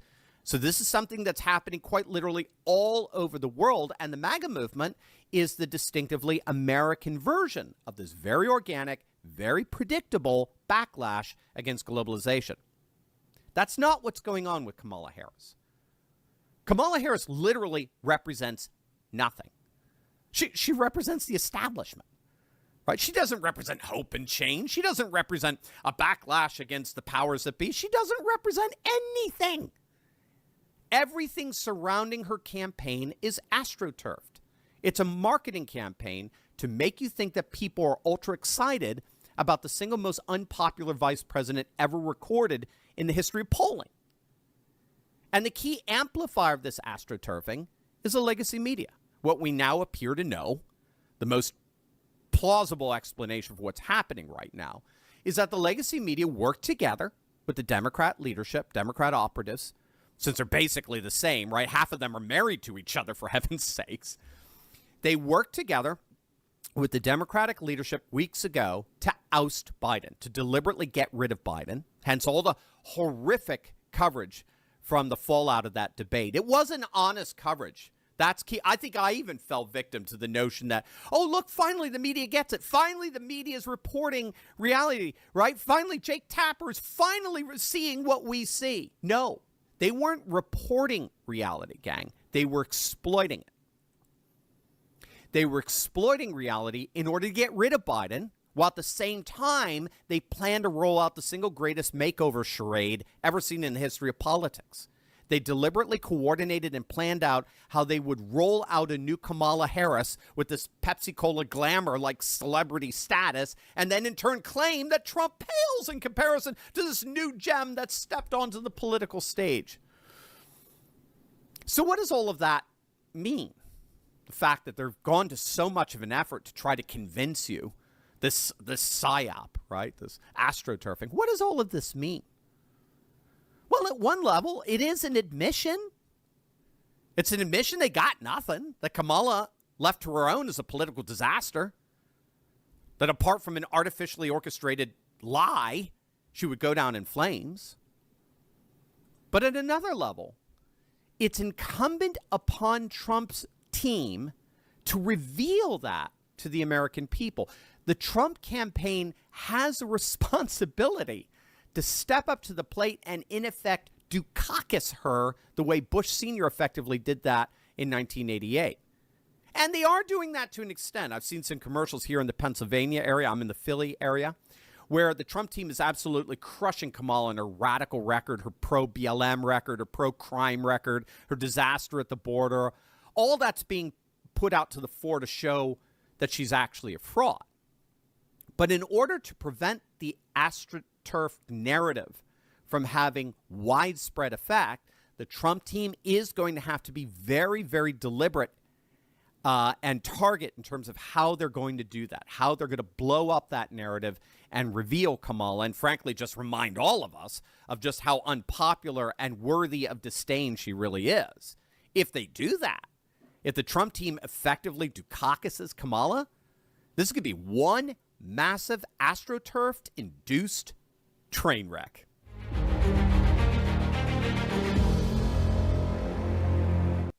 This is really funny for me to see this. It's like I feel like I have to watch this because it's literally a video. It's called Blizzard's Last Chance. I find it to be it's so fucking funny to me. It's so fucking funny. How many last chances are players going to get Blizzard before they realize it's been over for the last 5 years? Let's find out. So last week, news came out that Microsoft has moved forward with efforts to make Blizzard more prolific. The plan is to launch new games for their established IPs far more frequently than has been the case. Blizzard is notorious for taking their time ever since the early 2000s, with there being 10 years between the launches of Diablos 3 and 4, 12 years between StarCrafts 1 and 2, and it's been 22 years since we got a new Warcraft RTS. You feeling old yet? I sure am. Now compare that with their release cadence in the late 90s and early 2000s. In the 10-year span between 94 and 2004, they launched Warcraft 1, Warcraft 2, Diablo, StarCraft, Diablo 2, Warcraft 3, and the world. Keep in mind that each of these games, StarCraft 1, Warcraft 2, Warcraft 3, I think one of the Diablo 2, all had expansion packs as well. And this is all inside of that timeline. Of Warcraft, the golden era? Was 7 games within 10 years. In the 20 years since World of Warcraft, there have been 6 new games with StarCraft 2, Diablo 3, Hearthstone, Heroes of the Storm, Overwatch, and most recently Diablo 4. Now, longer Diablo development Immortal? times over the past 2 decades have been a trend across the entire industry. This isn't Blizzard specific. Warcraft What is Rumble? Blizzard specific, though, is the fact that for a while it felt like that long wait was worth it. The company isn't quite known nowadays as the genre-defining developer they used to be, and it seems like Microsoft, after spending $72 billion in the acquisition, they're a not lot of that money. interested in a release cadence of 6 new games over the course of the next 20 years. Now, I don't think rushing out their mainline installments is going to be the answer. Well, I don't think it's a bad idea to take a long time to make the games, but the problem is that when you make a game that far out into the future, unless you're making something that's like Elden Ring or Baldur's Gate 3, that's just like, they could release Baldur's Gate 3 10 years from now or 10 years ago, or Elden Ring 10 years from now or 10 years ago, and it would still be a massively popular, hugely successful game. So the problem really is that a lot of these games are trying to capitalize on trends, but they're doing it, it's like they're operating 5 years behind.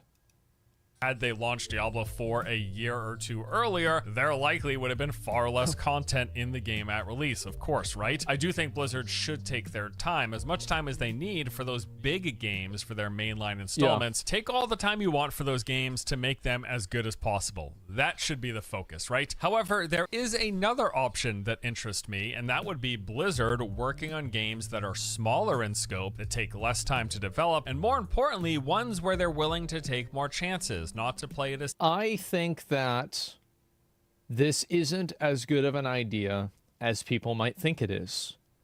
And I don't know if he's going to bring this up, but Riot just got done doing this idea.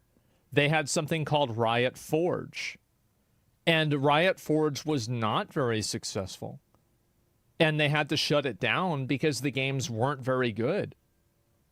So unless they're going to be adding in a whole new in-house development studio, if they outsource their games to another person, we've already seen where that goes. Riot was doing it for the wrong reason. Oh, but I'm sure Blizzard will be the right reason.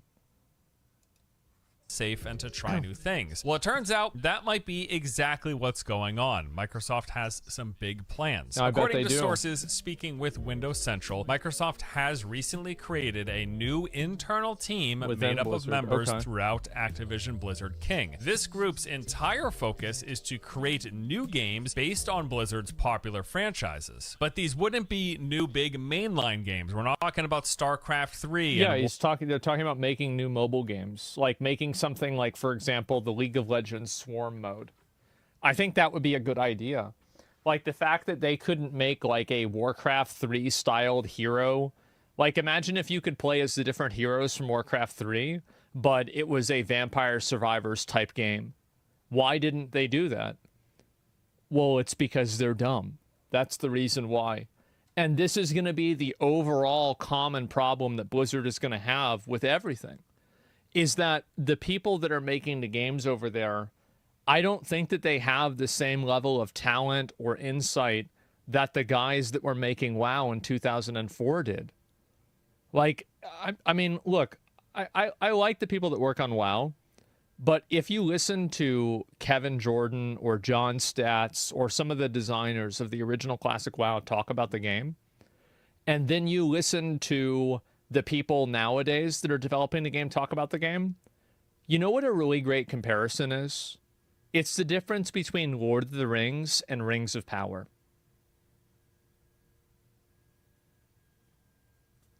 That's just it. And I don't know what to do about that.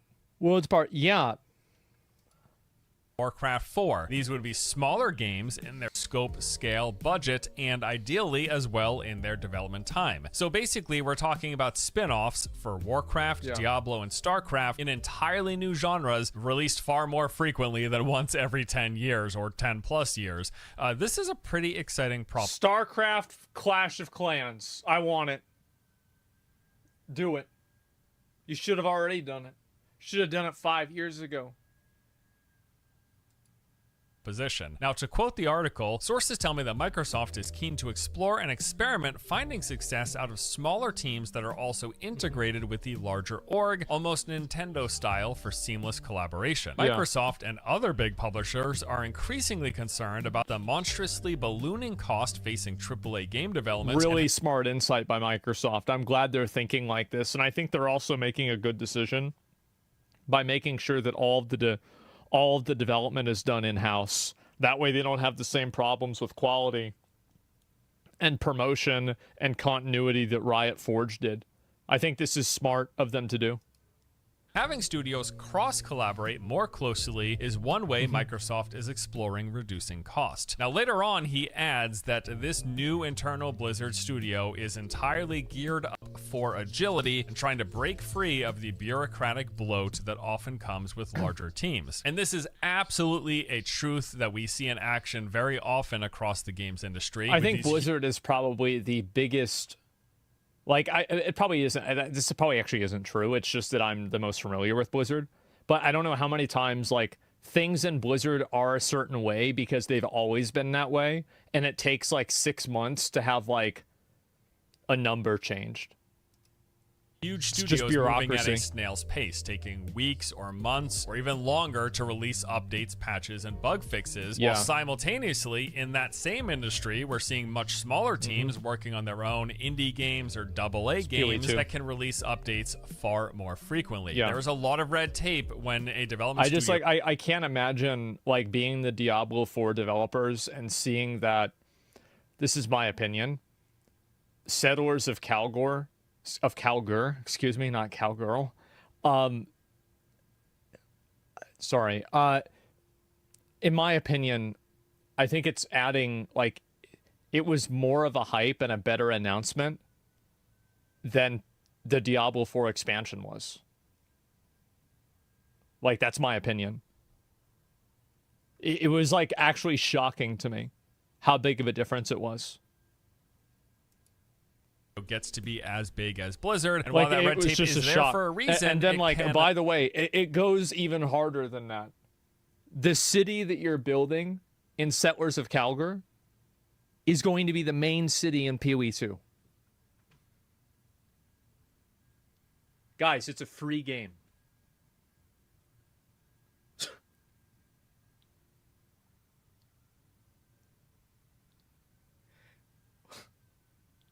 What the fuck?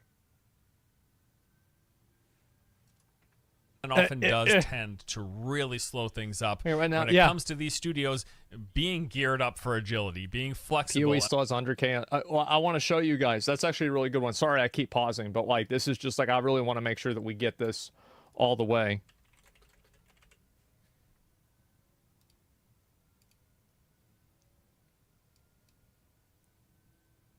This is a level of success. PoE is reaching new heights right now. If you look at the drop-off for this season versus the previous seasons, this season is holding players at a ratio that you can quantitatively assess is unheard of. This game has been out since 2000. I played it since 2012, but I think the official release was 2014.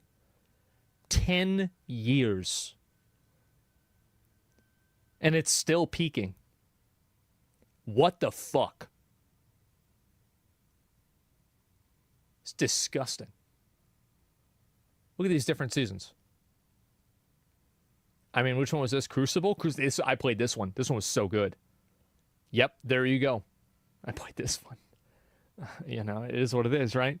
And so, dedication's word, yeah. So, like, it's just... And by the way, this isn't even their new game. Keep in mind, this is the old game.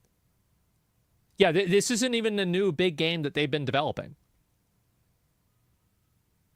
It's disgusting. How can Blizzard realistically compete with that level of insight? With like the fastest changes with the currency tabs or currency market. How can they compete with the insight of instilling orbs? I'll tell you how. They can't. I do not think that they have the talent on the team right now that can compete with that. The Diablo 4 team is pretty good, and they've done a good job improving the game. But I've actually been thinking, this is, guys, a month almost after the season for PoE has ended, or has come out. I want to go back and play it again. That shouldn't happen. They shouldn't be allowed to do that. You should play Melee. I already have decided when I'm going to play. I'll probably level it up off stream and then show you guys once I get to like red maps or something. Make a word loop build? I'm not investing 30. I'm not going to invest 76 hours into giving myself epilepsy again. Okay? Like, until they change the way it works and I can do it with a chaos build that's cheaper, I'm not going to do it. I've done it once, that's it. And responsive and updating on a frequent basis. So the entire initiative here actually sounds and reminds me a lot of what Riot has been doing with Riot Forge, where they're releasing these smaller scale games based on their League of Legends IP. And some of these have seen some great success, like really highly rated. A lot of people really enjoy them. So it's okay, now let's do a little bit of a fact check here. Now we have to go ahead and look into the actual numbers and check and see if this... We're going to fact check this video and see if that's actually accurate.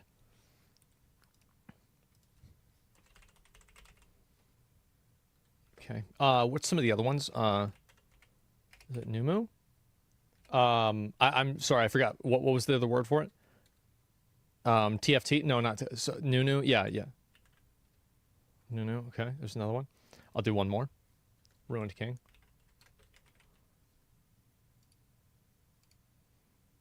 This one did pretty well. This was a pretty successful release. This was not. The reality is that the Ruined King release did pretty well because it was, I think, the first one. And then after that, the other releases did not do well. Like, and we're not looking at the average players, right? Because it's a single player game. Like, I played Mage Seeker. It was a great game. It was a great game. But the problem is that I'll let him talk because, like, he might just end up saying the same thing that I'm going to say. really exciting. And I think for Blizzard in particular, as someone who's been a fan of pretty much all of their franchises for the past 20, 30 plus years, there's a lot of potential. Like, they've actually already been playing around with this idea, right? Of making these smaller scale. Oh, okay. Yeah, he's not going to cover it anymore. All right. So anyway, it's going to go better for Blizzard than it would for Riot because Blizzard has conditioned most of its player base to be used to paying money for games, whereas all of Riot's games are free to play. So when you're marketing a premium game towards a free-to-play audience, you're going to have a lower conversion rate. So I do think that Blizzard has a better opportunity to do it based off of how they've created their audience. Spinoffs. Obviously, you could certainly argue that Hearthstone is exactly that. They took the Warcraft IP, they turned it into a collectible card game reminiscent of Magic the Gathering, but with Magic the Gathering.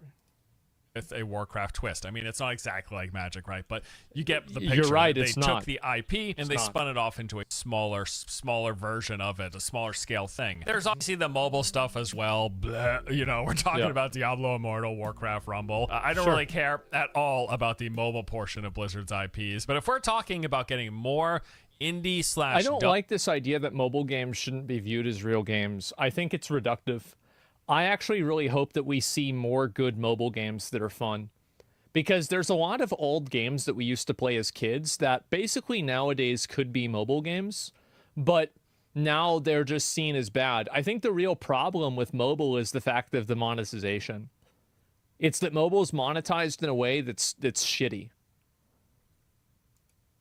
AA quality PC or console focused titles, there's just so much potential. There's so much possibility. In fact, I think we've seen what that could mean with Plunderstorm. I think this was a great showcase of that. Now, if you happen to miss the craze, Plunderstorm was a genuinely fun battle royale. I had a blast playing it. Blizzard released this as a temporary game mode inside of the WoW client. You would drop in with just a basic attack, go around killing NPCs to level up, collecting spells along the way to build up a loadout of different abilities, all while fighting in lobbies of 60 players with a closing circle, pushing you all together and trying to stay alive to be the last one standing. It was a traditional battle royale, but in the world of Warcraft. But it wasn't just WoW in a battle royale area. Like, they really, in a lot of ways, made it its own thing. You weren't actually logging into WoW and like going up to an NPC and queuing in. It was its own separate game inside of the WoW client. And like I said, it was actually really, really good. I think that if they made some tweaks and some adjustments and some polishing, it could very well be spun off into its own own game. In fact, I know of a few people who have zero, actually less than zero interest in World of Warcraft. They do not care.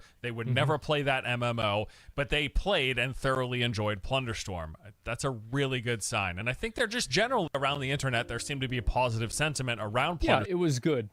Now, is it good enough to be a standalone game? No. But it was good. It was a good attempt, and I think that what Plunderstorm represents is Blizzard trying new things. I think, obviously, the Mists of Pandaria remix event is kind of the same thing. I think that's really cool. I like it. Storm, besides the fact that it was locked behind a monthly subscription. Yeah. I think if they spun off so Plunderstorm into its own game, probably don't call it Plunderstorm, come up with another name, but make a World of Warcraft Battle Royale as its own free-to-play thing, you could probably just print money with that. In fact, frankly, I think that should be that'd be my suggestion, that this is the first thing that this new spin-off studio works on. It seems like an easy win there. But there's a few other ideas that I would personally love In my opinion, if they do that, I think they should make it like Warcraft 3. They should make the characters that you play like the Warcraft 3 hero units and make it a version of like Durotar or like really like popular Warcraft areas, and then really capitalize kind of on that middle ground between like nostalgia and like BR trends. I think that's what they should do. And like have the matches be a little bit longer. You can even have it be an extraction game. I feel like extraction games are becoming the new BR. See them take a crack at. How about a Warcraft-themed survival game, huh? Blizzard did spend 7 years laying the groundwork for a shared open-world survival title. It was under a brand new IP, and, well, that was scrapped earlier this year, unfortunately, when Microsoft had a big round of layoffs. Because it I would sucked. imagine there's a possibility they could use some parts of this, rework it with Warcraft theming, and then spin it out into its own smaller-scale survival game, making use... Good point, and I think that's what they did with Overwatch. Yeah, and Overwatch 1, like, you guys, I mean, like, look, everybody likes to shit on Overwatch 2. I think Overwatch 2 is an alright game. But man, Overwatch 1, when it came out, dude, that game was, everybody was talking about that game. That game was awesome. Of past scrapped projects and turning them into something new is something that Blizzard has done in the past. Overwatch, most notably, was made from the remnants of Blizzard's sci-fi MMO code-named Titan. Yeah. That game also, funnily Great enough, point. was canceled after roughly 7 years in development. Seems like that 7-year mark is the killer for a lot of Blizzard games that they're not going to release. And, you know, survival games are also notoriously lower-budget titles. A majority of the most popular survival games out there were made by relatively small teams. I think survival games are falling off, by the way. I think that there hasn't been enough innovation in survival games. And right now, I don't really think that I don't think anybody has like really innovated on the genre in a way that's interesting. Like the last real innovation that I think was meaningful was Pal World. With relatively little funding, talking things like Rust, Ark, and Valheim. These are smaller scale games, smaller budget that seem to attract a massive audience. It's just a no-brainer. I've actually been waiting 30 years to chop trees as an orc and build my own base. Can you just make that happen, Blizzard? Yeah, that's what I thought they were gonna fucking do with Warfronts. I got so fucking excited. You showed the Warcraft 2 tech tree, and it turned into be some autoplay, auto-win. Yeah, come on, you get seriously. So yeah, I think a Warcraft survival game is the perfect type of thing that we could hope for from this initiative. But here's a few other ideas. We're spitballing here, just throwing darts, right? How about a StarCraft third-person action/shooter game? Just imagine Space Marine 2, but it's StarCraft, right? It's not even that far. He's not gonna talk about StarCraft Ghost, is he? Okay, I just wanted to check ahead of time. Yeah, we tried that. Yeah. Yeah. Funny you should mention that.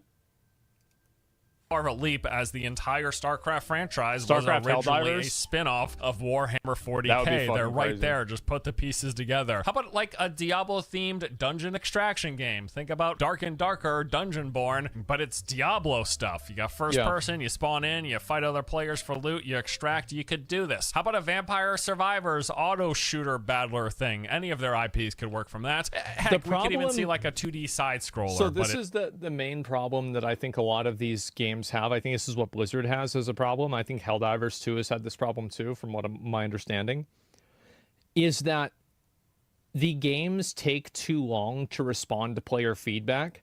And by the time the response is made, the players have already moved on or lost interest. So what happens at Blizzard in a lot of cases is that it's not that Blizzard doesn't change things. It's that it takes 8 months for Blizzard to change things. And people get tired after 8 weeks. And so they don't want to come back after 8 months. They've already like mentally disconnected from the game.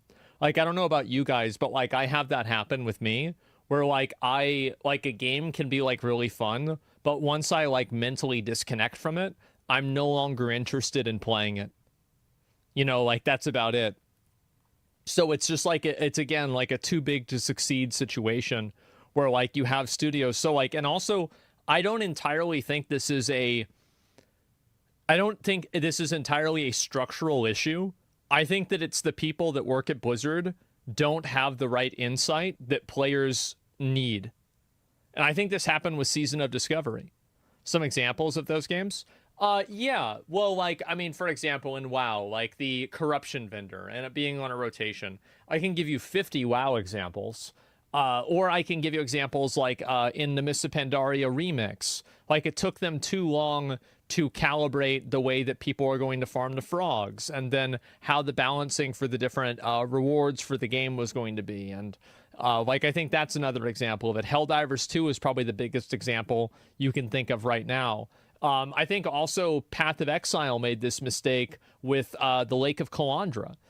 They took too long to address the concerns the players had with the league, and I think that caused a lot of people to just fall off, right? They stopped paying attention to the league. And the worst thing about it is that, and I think this is something that's like, a lot of people might not really see this, but if you look at Lake of Kalandra was actually more popular than the Sanctum League, even though Sanctum is regarded by, I don't know, I'd say pretty much almost everybody that I know as way better than Lake of Kalandra.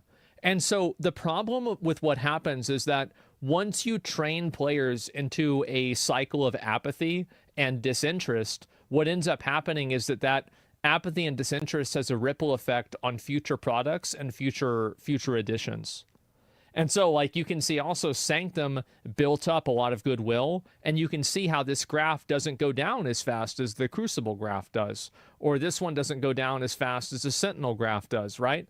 And then Crucible comes out, and it has a massive peak, right? One of the second highest peaks the game's ever had. And why is that? It's you're building up that goodwill. And this is something that Blizzard used to do a lot of, is they would invest in the goodwill of the community. I think the best example of that is BlizzCon. People are talking about, oh, BlizzCon loses money. Well, oh, BlizzCon loses money? Well, what about the money that's made from having everybody talking about your company and their trade show for the next 2 weeks? How do you factor in marketing for that? Like, how do you look at that? It's just like, it's such small level thinking that it's very frustrating as somebody who's a fan to see such, in my opinion, like massive mistakes being made. Affliction was very fun too. Yeah, I'm sure, right? But like, you see how the ripple effect happens. And so like Dragonflight in a lot of cases was an improvement over Shadowlands and BFA, but because people had already been tired of that, a lot of people didn't have the same level of enthusiasm for it. And I think you're seeing that even more so now with The War Within. I think The War Within has had the least hype for it than any expansion I've ever seen.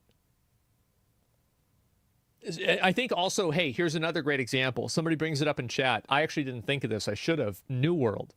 New World should have addressed the problems in beta when I fucking said they were problems.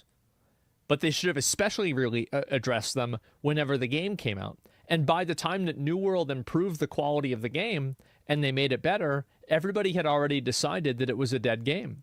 Look at Lost Ark. The exact same problem happened. And so it's, again, like people, and I've already, like with Lost Ark, they added solo raids. If like you could take a time machine and put me back in the release of Vicus.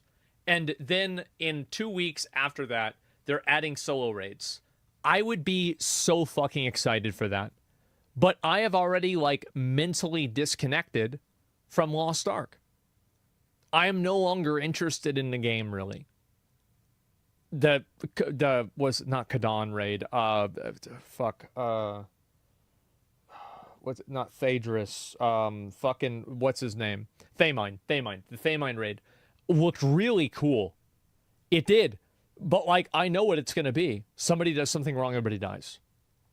And so I just don't have the interest for it. And I think that's what's happened with a lot of games. That's what's happened with Blizzard a lot too. Like Hollow Knight, but it's Diablo or Warcraft or something, right? Really, I think that they could just take a look at any of the popular indie or AA games and genres, and they could just create spin-offs of those using Blizzard IPs.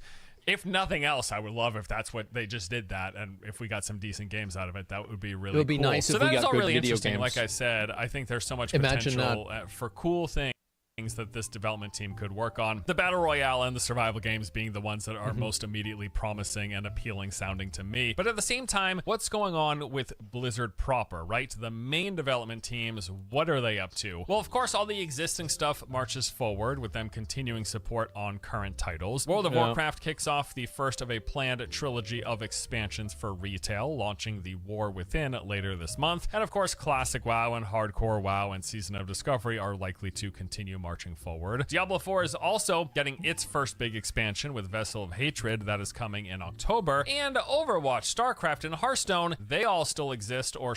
If inside of the Vessel of Hatred, Mephisto does not make Nerel, or whatever the fuck her name is, tear a person's heart out in the top of a temple and kick the corpse down the stairs while the blood splatters everywhere, I will be extremely disappointed. If we don't have at least one fully cinematic animated human sacrifice,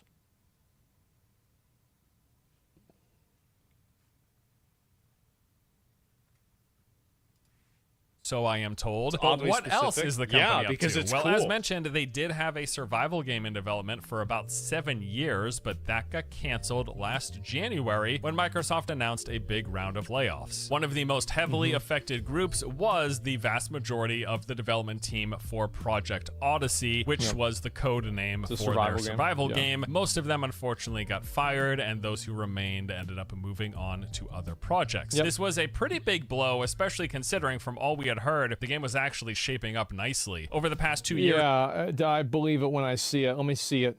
I don't believe that. Oh, they just canceled the game because it was too good? Sure. Or so, we have seen several leaked impressions from playtesters, Nice try. and they were all fairly positive. Also, there were a lot of ex-Blizzard employees and various people who are known for leaking info in the industry that spoke quite highly of Blizzard's in-development survival game as well. So the fact that this project seemingly was the same people that spoke highly of Diablo 4 too. Doing all right, but then got outright canned. That is a real shame. I think there's at least some part of the reason, however small, there might be some part of the reason for this cancellation due to the fact that it was a new IP. Now, when these layoffs took place, Phil Spencer said on a few occasions that going forward, they are going to be primarily focusing on Blizzard's strengths, and in particular on their existing franchises. So maybe that survival game does get reworked and repurposed into... I actually think that like, I understand why like they want to do that, and you saw like I saw like a clip of like Vince Vaughn talking about this on like Hot Ones, where it seems like a lot of Hollywood, there's like so much of a consolidation of resources around trying to capitalize off of existing IPs rather than creating new ones. But I think really where the enthusiasm and the real spark of excitement comes from is actually from new IPs. Like Elden Ring isn't Dark Souls 4. It's Elden Ring. Like, as far as I know, like, Baldur's Gate 2 and 3, there's, like, not a lot of continuity there. Like, it's effectively the third version of the game, but it's not like you needed to play the other games in order to understand it. So I think, really, you don't need to capitalize on an IP. The First Descendant, yeah. a new Warcraft thing. Who knows? I'll keep it on my wish list. That's not all, though, actually. Since the survival game got axed, we have caught wind of another new project in development at Blizzard. A few months ago, there were numerous job openings posted for a new, unannounced, open-world Blizzard game. That's right. Positions available for the creative, narrative, and art directors, as well as concept artists, gameplay engineers, animators, combat designers, and design directors for both missions and combat AI. That is a lot of positions, and it is very clear that the game is still in very early development. In fact, it may still very well be in pre-production. We're also not sure if this is a new or existing franchise, although again, Microsoft has made it clear that they want to focus on existing ones, so I'm just going to assume as much. But we did get a tiny bit of information from these job postings. So with the missions and combat AI, it was made clear that this game is going to have a PvE focus. In the combat design roles, they mentioned wanting monsters to be interesting, memorable, and challenging, from the initial threats all the way to legendary boss encounters players will talk about for decades. What, like Clearly, a they are Dark going to Souls? have some leveling, power, and or difficulty progression in this game, with you starting in lower tiers and working up to higher tier encounters to eventually reaching legendary boss fights. The world designer will be, quote, defining and iterating on a collaborative vision for Monster open Hunter world gameplay and content. I mean, I actually think, like, this is a opinion that I have, is that I think that the next really big MMO is going to have more in common with Monster Hunter than it does with WoW. I think that that's the future, and like also I think it's going to have more in common with like the way that I feel like this is, again, I'm not a big player, but like I've watched content about it with RuneScape. I think that the future of MMOs is going to be primarily synchronous gameplay, primarily solo gameplay, with group elements that are added in that are not felt to be mandatory inside of the game. I think that's the future of MMOs right now. Like lobby games, well, they're like, okay, so like a lobby game. Let's abstract that a little bit more. Stormwind is a lobby. That's the way I see it. Ranging from sprawling exterior zones to tight and intense claustrophobic interiors. And then finally, the level designer will be designing and implementing captivating locations and environments, integrating gameplay mechanics, challenges, combat, and puzzles into level designs. So while it is all really vague, we at least have the understanding that there's going to be a focus on PvE combat and encounters with PvE enemies and legendary bosses. There should be some leveling and progression tied to that as well, based on how they're talking about the breadth of this thing. And it is going to be an open world game as well. Once more, though, this is likely not even close to complete. It might not even be started yet. It could be a good 5+ years before we get any sort of a reveal of what this is. So don't hold your breath, right? There is still hope yet as well for fans of the StarCraft franchise. That's right, as shortly after Microsoft's acquisition of Blizzard, Phil... I can't wait for StarCraft fans to get a pay-to-win mobile game. I'm so excited. It's going to be great. Spencer mentioned plans to, quote, bring back dormant franchises, which include the likes of StarCraft. Yeah. In an interview with Jez You know Corden, what I know, what Spencer everybody said, knows. The diversity of business models allows us to invest in different kinds of content and still have financial success with that content. We look at the back catalog from Activision and Blizzard, we get really excited about the things we can do. Now, when Jez asked him about StarCraft in particular, he said that they'd want to ensure Blizzard was part of the discussions to revive any of those franchises, and that it wouldn't necessarily... You can see, like, by the way, remember what I've said before about how, like, the reason why why RTS is dying is because of micromanaging? Like, if you guys played StarCraft 2, watching this clip, at least for me, was a little bit painful.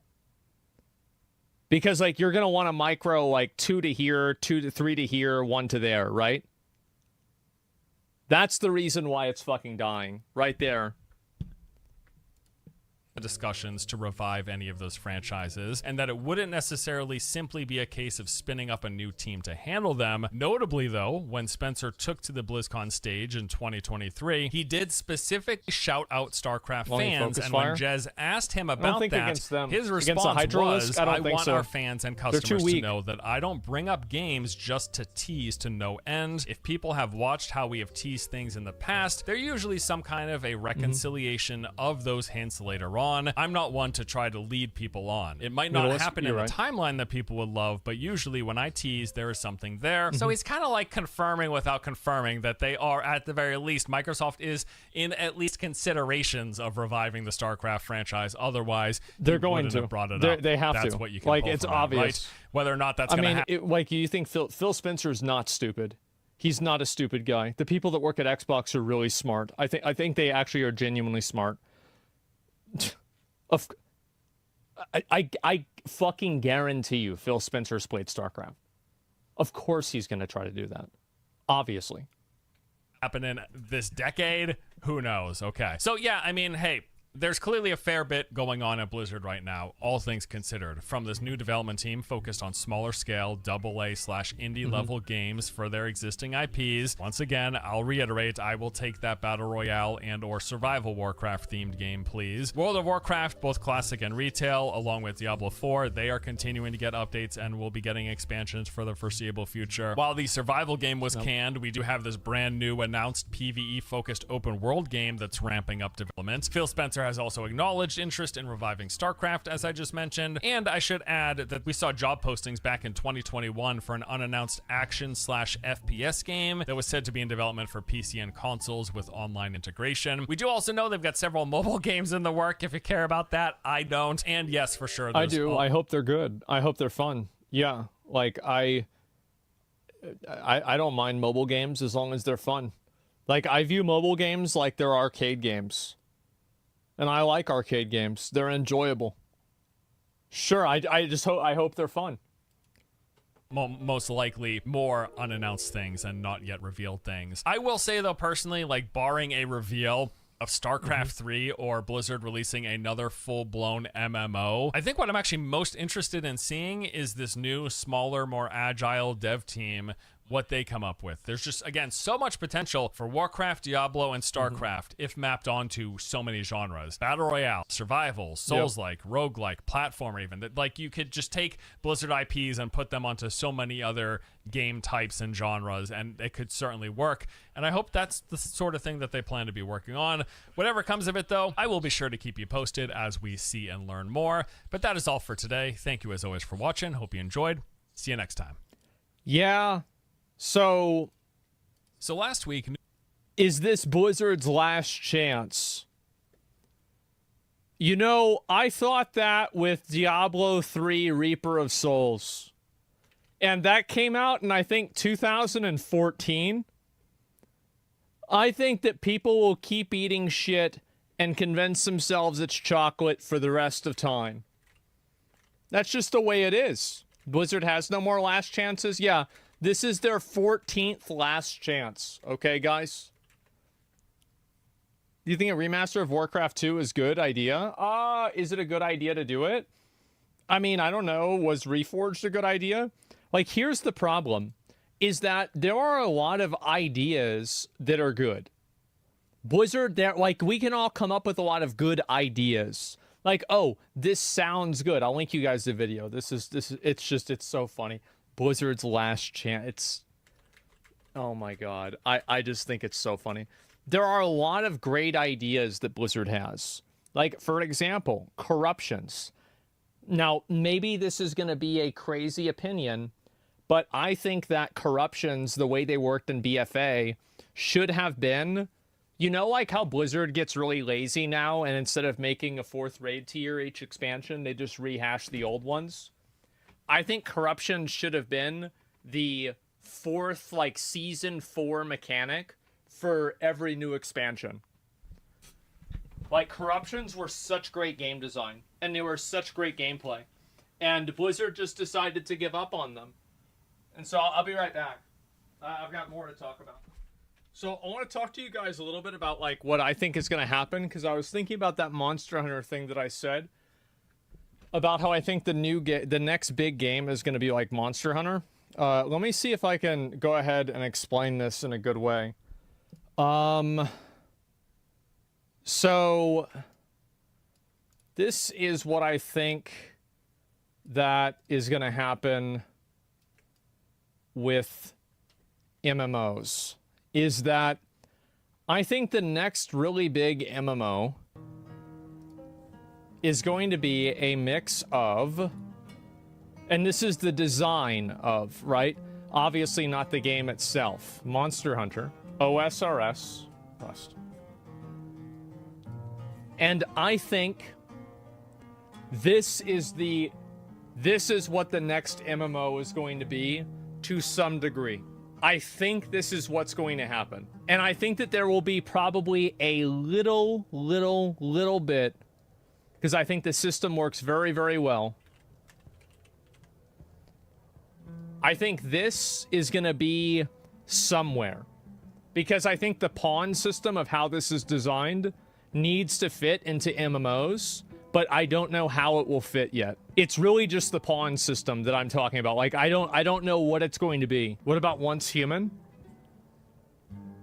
Maybe. I'm not sure. Like Final Fantasy Trust? So, basically, I think that we already know what people want out of an MMO. And this is going to sound crazy. But I think the reason why we know is because of anime. Look at all of the popular isekai animes. Look at the commonalities between them. These are the experiences players want to have. These are the experiences people are looking for. And so I think that that's probably the closest thing that we have to what's going to be the next big MMO.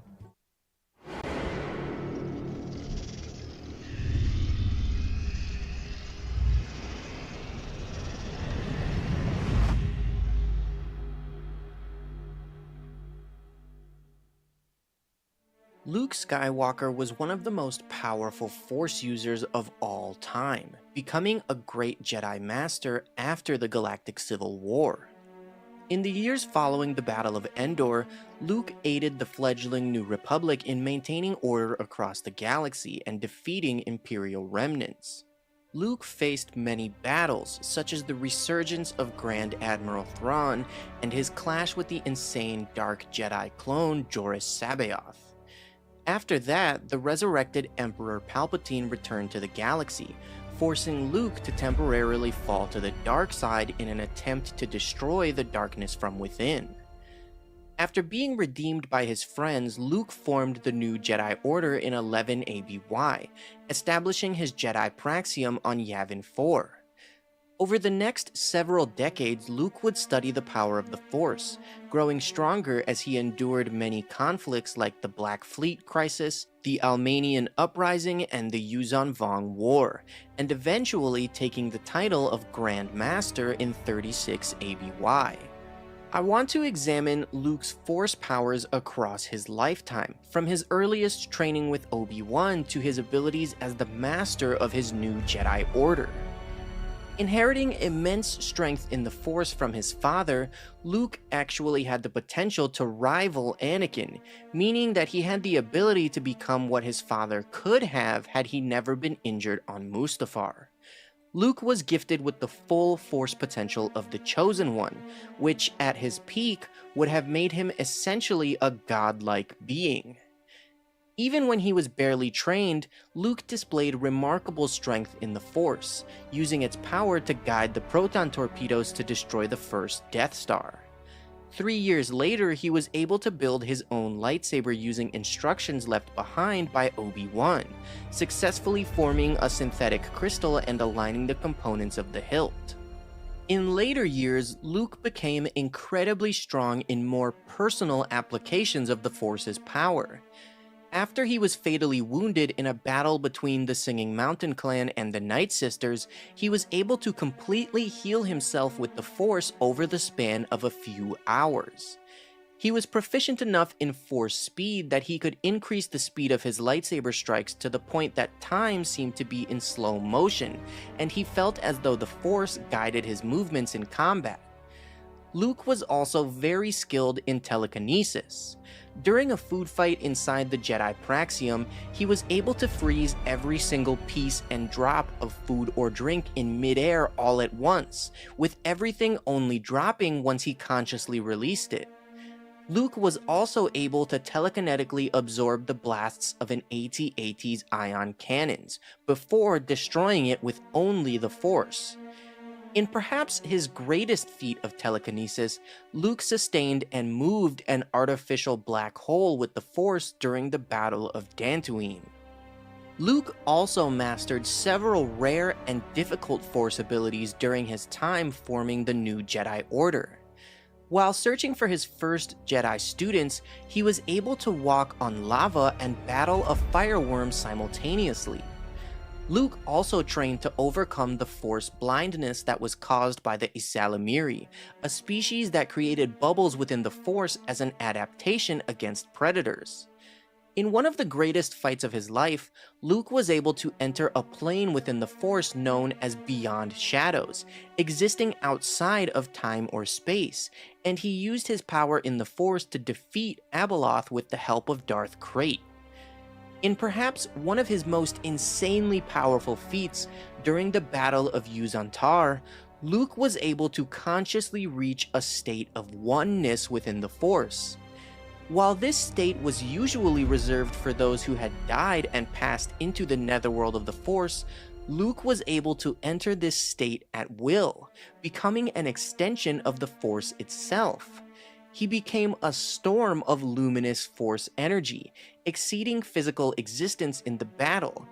To those watching the battle, it looked as though Luke was a blur of 20 lightsabers engaging his enemies. Luke was also able to call upon the power of the light side, using his love for his son Ben and wife Mara Jade until the full power of the light side of the Force rushed into him, causing his cells to burst with power and his skin to glow. Luke used this ability in one of his confrontations with Abeloth. It's also worth noting that after Luke returned from the dark side of the Force, he realized that he was more powerful than he had ever been because he respected and understood the dangers of the dark side. Okay, so as you guys can tell, Luke's Force powers in Legends are absolutely insane. I can't even cover them all, so just consider these to be like the greatest hits. He was pretty overpowered, but only because he was the son of the Chosen One and he actually inherited Anakin's potential in the Force.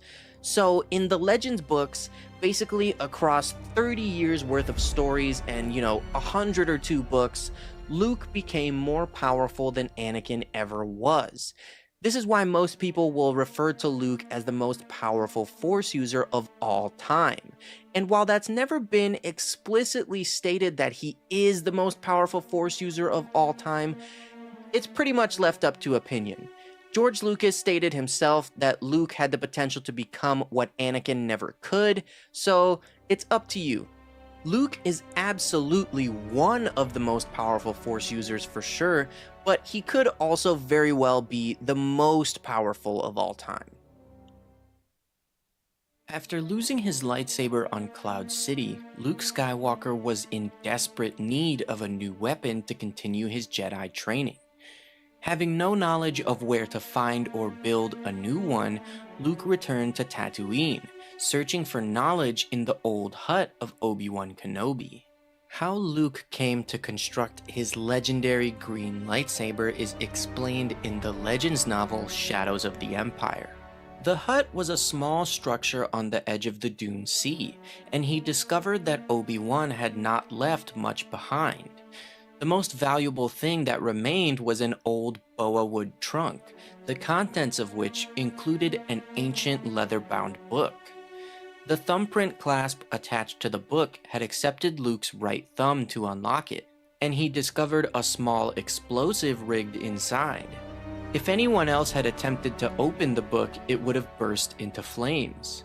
Somehow, Obi-Wan had known that Luke would find the book, and prepared it so that only he could open it. Luke found that amazing. The pages of the book contained all kinds of knowledge that a Jedi student would need, such as plans for building a lightsaber. According to the book, the best lightsabers used natural crystals. However, it was impossible for Luke to find one on Tatooine. During the reign of the Empire, the Imperials made great efforts to destroy the last remaining resources of the Jedi Order, banning all crystals capable of being used in lightsabers. The Empire overtook, destroyed, and shut down the sites that possessed crystals naturally, so Luke was forced to fabricate a synthetic crystal. He had managed to collect most of the electronic and mechanical parts he needed in Mos Eisley, such as power cells, controls, and a high-energy reflector cup. Ideally, the best lightsabers contained 3 crystals, consisting of different densities and facets, in order to produce a fully adjustable blade. However, since it was his first attempt at building a lightsaber, Luke decided to simplify the weapon as much as possible, opting to use only 1 crystal. Using a small furnace, Luke fabricated the crystal, cooking it at incredible heat and pressure. He had no idea how long the entire process took, but it had taken him a month to get to the point of creating the crystal itself. Once it was finished, he would be able to cut and mold it, and tune it to the conditions of the hilt. Luke was very nervous about constructing the saber, as he worried that he might misread the instructions and cause the weapon to explode when he tried to ignite it. He wondered if he might accidentally disintegrate himself and become known as the Jedi Knight that had been vaporized by a faulty lightsaber. He worried that he would fail in building it, since he had worked for a month on only the crystal, while the book said that a Jedi Master could construct a saber within a few days. Luke anticipated that he may need to build several sabers before he got one that worked correctly. When the crystal was finally done, Luke set to work meticulously chiseling and hammering away, cracking off slivers to achieve the perfect size and shape. The cuts became trickier as he progressed, and if he hit the crystal too hard, he would shatter it and have to start over. Finally, after the crystal was inserted into the completed hilt, Luke went outside to test the saber. That way, if it blew up, it would at least not destroy Obi-Wan's hut. He instructed R2 to wait inside, so that if he was disintegrated, someone could tell Leia what happened. When he was alone, he pushed the ignition switch, and the glowing green blade extruded to full length, humming with power. Relieved, he studied the saber, noticing that it felt perfectly balanced, even more than his father's. The blade gave off no heat, indicating that the superconductors worked properly. As R2 approached, Luke deactivated the saber, feeling relief that he had successfully built the elegant weapon and it worked. That meant something. As he looked up at the sky, he thought to himself that maybe he would learn to become a Jedi Master after all. After losing his hand and lightsaber on Cloud City, Luke Skywalker returned to Tatooine, searching Obi-Wan Kenobi's hut for answers and Jedi knowledge. This story was first told in the Legends novel Shadows of the Empire, explaining how Luke built his green lightsaber. However, it was also expanded upon in The Life and Legend of Obi-Wan Kenobi, where Luke takes a closer look at Obi-Wan's journal and learns about the Clone Wars and, most importantly, the duel with Darth Vader on Mustafar. It's important to remember that this story takes place immediately after Episode 5, so Luke is still unsure if Vader really is his father, Anakin Skywalker, which is why he wants to learn the truth so badly. Of course, Obi-Wan is well known for bending the truth or wording things from a certain point of view, and his journal entries are no different. Still, Luke learning about the Mustafar duel is a truly monumental moment. As Luke drew closer to the entrance of Kenobi's hut, he sensed a strange tension in the air that reminded him of the disturbing sensation he felt in the cave on Dagobah. Stepping into the small living area, he found the chest that Obi-Wan had extracted his first lightsaber from, the saber that was once his father's. Luke opened the chest and was dismayed to find it completely empty. He hadn't expected to find a lightsaber, but he had hoped to find anything useful. If not a data tape or recording, at least some kind of clue. It didn't take long for Luke to find a trap door within the floor that led to the cellar. Down the bedrock steps, he found Obi-Wan's stores of food and water, a workbench surrounded by shelves of tools, and an intricately carved boa wood box.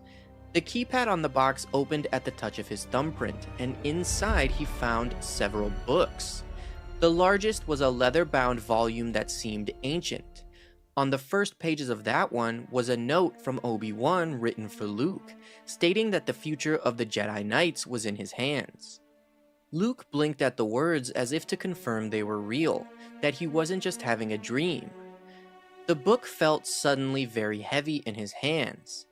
He set it down carefully on the workbench and began turning the pages. Every page was filled with handwritten text, and his heart began pounding harder as the various words and phrases caught his attention. Jedi Council, Old Republic, Battle of Naboo, Sith Lords, Jedi Temple, Separatist Movement, Battle of Geonosis, the Clone Wars. Luke stopped to catch his breath. He knew he should start at the beginning, but the book was so thick and he was impatient to find two names in particular. He began flipping through the pages even faster, scanning the text for the names, Anakin Skywalker and Darth Vader, that he believed were the keys to the answers he sought. Ever since the duel on Cloud City, the two questions that dominated his mind were if Darth Vader was truly his father, and if he was, why Obi-Wan didn't tell him the truth. Kenobi had told him that he had served with his father, Anakin, during the Clone Wars, so when Luke finally found an entry about the Clone Wars in the journal, he became excited since his knowledge of the war was relatively limited. Most of the facts came from old data tapes, but only those that had been authorized by the Empire. Still, he knew that the Jedi Knights had led clone armies on behalf of the Galactic Republic against the Confederacy of Independent Systems. In the end, the Confederacy lost, the Jedi were accused of attempting to take over the Republic, and the Republic's leader, Palpatine, was proclaimed Emperor. According to Obi-Wan, it was Darth Vader who helped the Empire hunt down and destroy the Jedi. Luke turned his attention to the entry he had found and started reading it. Obi-Wan had made a notation that indicated the entry was almost 20 years old. And then the purge began. I would soon learn that I was among the few Jedi to survive and that Palpatine had taken a new apprentice, my former student, Darth Vader. And because of Darth Vader, Anakin was gone as well. When I finally caught up with Vader, I sensed nothing but pure evil about him. For unlike Ventress, Vader was not a victim of unfortunate circumstances. Yes, he had his struggles and his shortcomings, but he was not a weak being who feared abandonment. He was a powerful man who had been given opportunities to better himself, yet he only craved more power, and chose his own path to betray the Jedi and become a Sith. He was my greatest failure. My duel with Vader was awful in its savagery. In the end, he was more determined to kill me than defend himself, and was blind with fury when I felled him. I left him maimed and burning on the shores of a lava river. To have dealt him a killing blow might have been the merciful thing to do, but I had no mercy for Vader. Because I am a Jedi, not a cold-blooded murderer, all I could do was leave Vader to his fate. Had I killed then and there, I believe I would have taken a step onto the same dark path that he had found so impossible to resist. But by leaving him for dead, I fear I failed yet again, for I soon learned that Vader had survived in a fashion. Like the late General Grievous, he is mostly machine now, a malevolent construct of pistons and gears, plastoid and wires. His mortal remains fueled by the dark side. The galaxy will never know peace until Darth Vader and the Emperor breathe their last. It is hard for me to see what the future holds. Fortunately, I have my mission and my ongoing studies of the Force to help me be mindful of the present, as well as the daily rigors of survival on Tatooine. Whatever tomorrow may bring, I must be ready for it. By the time Luke reached the end of the entry, he realized he'd been holding his breath for over a minute. Exhaling slowly, he returned to the beginning, scanning the text to see if he had missed something. He had never heard of Asajj Ventress, Count Dooku, an Iridonian Zabrak, or any of the battles that Obi-Wan had mentioned, but these revelations barely even registered. Luke was frustrated that Kenobi hadn't written more about Anakin and Vader. He reread aloud the two lines that had especially commanded his attention. Palpatine had taken a new apprentice, my former student, Darth Vader. And because of Darth Vader, Anakin was gone as well. The words sounded hollow in his mouth. Although Obi-Wan had not written in so many words that Darth Vader had killed Anakin, that was what Obi-Wan had told him had happened. He wondered just how carefully Kenobi had chosen his words when he had written that Anakin was gone. And then he read again about how Obi-Wan had left Vader to die. Luke had no illusions that Darth Vader was a killer. Vader had also tortured both Princess Leia and Han Solo on different occasions. On Cloud City, Vader had maimed Luke before inviting him to join the dark side and help him overthrow the Emperor. But despite all the horrible things Vader had done, and despite the fact that Obi-Wan had had no mercy for Vader, Luke was surprised that he felt something other than horror or anger at the thought of the armored Lord of the Sith. He felt sorry for Vader. As a sting of phantom pain chewed at his right wrist where his prosthetic hand began, Luke wondered what exactly had happened all those years ago on an unidentified world along the shores of a lava river. By the time of Return of the Jedi, according to the lore, Luke Skywalker was already more powerful than Darth Vader. That's something that Vader realized in the novelization of the film, as the two of them fought on the second Death Star. I found that surprising to see it stated outright that Luke was stronger than his father. However, I just finished reading the Legends book Shadows of the Empire, which developed on this thread even more in a shocking way. This book tells the original story of what happened between episodes 5 and 6, and over the course of the book, there are several scenes that feature Darth Vader thinking about Luke, specifically Luke's power in the Force. Vader continues hunting his son ruthlessly across the galaxy, dreaming of converting him to the dark side and ruling the galaxy together as Sith Lords. However, the most insane part of this, at least to me, is that the book reveals that Vader not only considers Luke to have greater potential in the Force than himself and the Emperor, but he actually believes that Luke is the most powerful Jedi of all time. Let's jump right into these scenes and look at Vader's intriguing thoughts. Initially, Vader pondered their duel on Bespin, how he had tried to strike Luke down merely as a test. But although he had attempted to defeat Luke, the boy had somehow held his own, and their duel had excited Vader. He was thrilled to meet a worthy opponent, and he felt pride that the one so strongly opposing him was his own son. He had felt Luke's anger, and he knew that if Luke accepted the dark side, he would become more powerful than himself and the Emperor.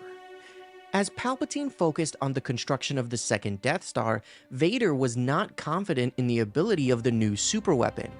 After all, much to Vader's satisfaction, it had been Luke of all people that had destroyed the first Death Star, proving that the most powerful weapon in the universe was the Force. As tales of Luke's exploits and growing abilities reached him, Vader became even more confident that he could turn him to the dark side. He knew he could because he had felt the dark side rise in Luke before. He had felt the power of Luke's anger. The boy had lost control once, and he could be free to do it again. Each repetition became easier. The dark side was a path that grew wider and deeper each time you walked upon it. Soon, it would be no effort at all for Luke to allow the dark side to rule him. And the Emperor agreed with Vader that Luke had much power within him. It was raw and untrained, but it was vast. His potential was larger than the Emperor's, larger than Vader's, but it was still only potential and not focused energy. When next they met, Vader would still be more adept, still the master. He would defeat the boy and bring him to the dark side. When that happened, nothing in the galaxy could stop them. None would dare oppose them.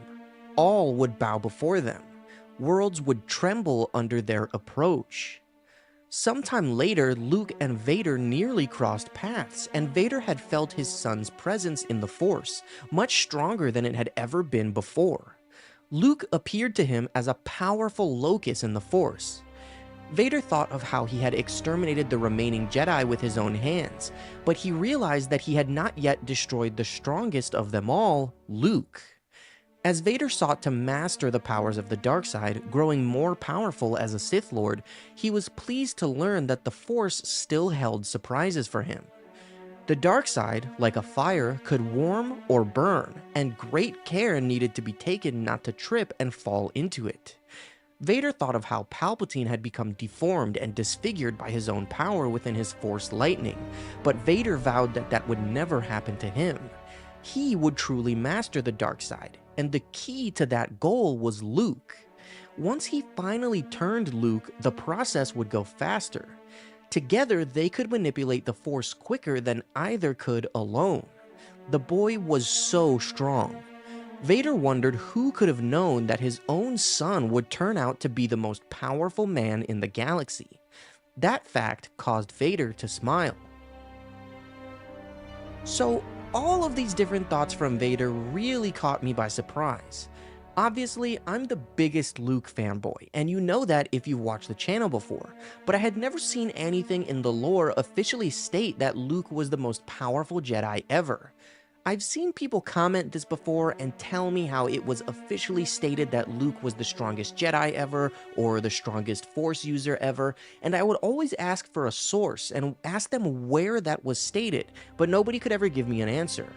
That's why I was so surprised when I was reading this book. Shadows of the Empire really goes out of its way repetitively to state how powerful Luke is, and how much Vader respects his strength. To see it stated multiple times that not only was Luke considered the most powerful man in the galaxy by the time of Return of the Jedi, but that Vader also considered him to be the strongest Jedi ever is honestly insane. Even though this lore is now part of the Legends continuity, I still think that it's amazing and a true testament to Luke's strength as a Jedi Knight. We know that by the time Luke was a Jedi Master down the timeline, he became incredibly powerful, to the point that most will say he was overpowered. It seems that the lore from Shadows of the Empire may have tried to go back in the timeline and retroactively emphasize his power during the original trilogy, in order to make his feats and abilities in the other Legends books seem more plausible. That's just my theory, but either way, I'm so glad that these details were provided in this book. Like I said, Luke is my favorite character in Star Wars, and one of the things that I always wanted to see outside of the 3 movies of the original trilogy was more of his powers and more of his strength, more of his training and all the stuff that he could do in the Force. I always wondered what he did after Return of the Jedi before I had ever read any of the Legends books, but the fact that Shadows of the Empire takes place between Empire and Return of the Jedi just makes this even more entertaining and interesting to me. You guys know that I love all of the additional lore that goes into different characters' thoughts during the events, and even though this is just a book and is not a novelization of the movie, I loved looking into Vader's thoughts on Luke and his power and his strength, kind of giving off the vibe that Vader had admiration for his son, that he really admired and respected how powerful Luke had become. I think that just adds more nuance and more complexity to their relationship and their final encounter in Return of the Jedi. Raised in hiding and ignorant of his true heritage and the history of his family, Luke Skywalker still knew very little about his father after the events of Return of the Jedi. While Luke didn't blame Anakin for his actions during his time as Darth Vader, Leia did, and Luke wished that she could see things as he did. Although he attempted to discuss Anakin with Leia several times and expressed his desire to learn about his father's past, Leia refused. The story of Luke investigating Anakin's origins and the history of his family is told in the Legends book A New Hope: The Life of Luke Skywalker. Luke explained to Leia that he felt compelled to learn about Anakin's life, so that he could understand how he became the man he was, and how certain circumstances of Anakin's life might have affected his decisions. Luke knew that he couldn't learn from his father's mistakes if he didn't know what they were, and by learning about the past, he would be better prepared for the future. Luke took to researching the HoloNet for any and all data about the Jedi Order. Unfortunately, most of the information he found was merely old Imperial propaganda. The Empire's leaders still claimed that the Jedi Knights who had served the Republic during the Clone Wars had been secretly plotting to overthrow the Republic and conquer the galaxy. Luke knew that the data was lies, and that it was the Emperor who had manipulated events to bring down the Jedi Order and fulfill his own ambitions. Luke didn't expect to find any data about Obi-Wan, Yoda, or Anakin. He'd searched the HoloNet before and had only come up empty. However, this time he found something. Luke could hardly believe his eyes when he discovered his father's name in an article that was recently posted by a former pod racer named Clegg Holdfast. Although pod racing remained illegal throughout the galaxy, the destruction of the second Death Star had apparently emboldened Holdfast to write about the outlawed sport. Holdfast's article was a history of the Boonta Eve Classic, a once famous pod race competition that had been held annually at the Mos Espa Arena on Tatooine. The article provided a list of Boonta winners and other participants. According to the data, Anakin Skywalker's victory had occurred 36 years earlier. Luke studied the article with amazement. After the conflicting accounts he'd heard from his uncle and aunt as well as Obi-Wan, he'd begun to wonder whether his father had ever been on Tatooine at all. Now it appeared he had proof. He navigated through the article and found a holographic image and schematics of Anakin's pod racer. Unfortunately, Holdfast had not provided any images of Anakin himself. Luke scanned through the article, learning that the Mos Espa Arena had become a track for swoop bike races and 2 veteran pilots of the Boonta were currently employed as mechanics. Luke decided right then that he was overdue for a vacation. As he returned to his homeworld of Tatooine, Luke remembered how he had told Obi-Wan that he would never return, yet he had several times. He landed his X-Wing on the roof of the Mos Espa Grand Arena, and he made his way to the 2 mechanics he was looking for, Odi Mandrell and Teemto Pagales. From them, Luke learned as much information about Anakin's role in pod racing as he could.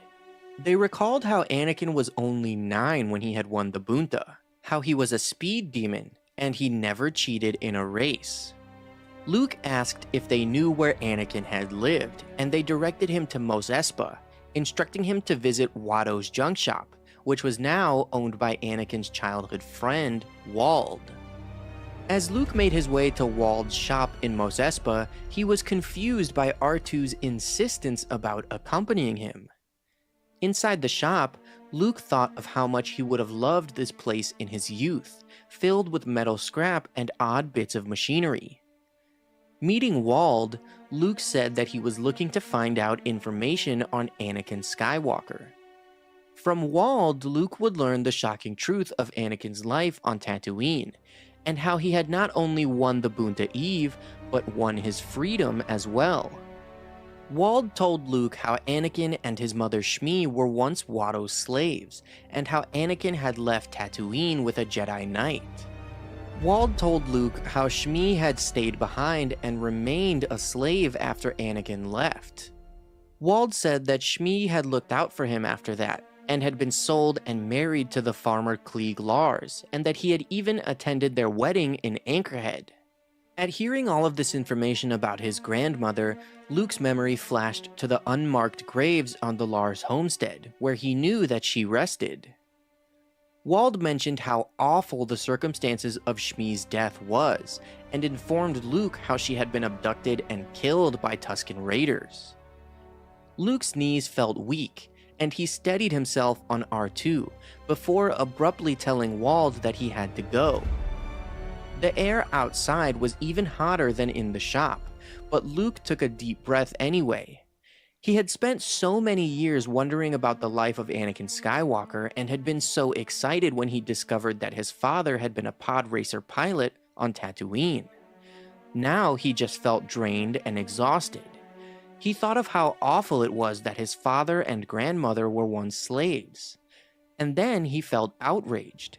Not just because of the injustice of Anakin and Shmi's lives, but because Owen and Beru had never told him. But then he wondered if Owen and Beru even knew that Shmi was once a slave. He also realized that Obi-Wan must have known. Yet Luke realized that he wasn't angry with Owen, Beru, or Obi-Wan. He knew in his heart that there was a reason they had not told him the truth about so many things. They'd only been doing what they thought best to protect him. Right off the bat, the title of this video may sound ridiculous. After all, we know that the dark side of the Force is not stronger than the light. It's simply easier to use, but it is a corruption and a path to evil.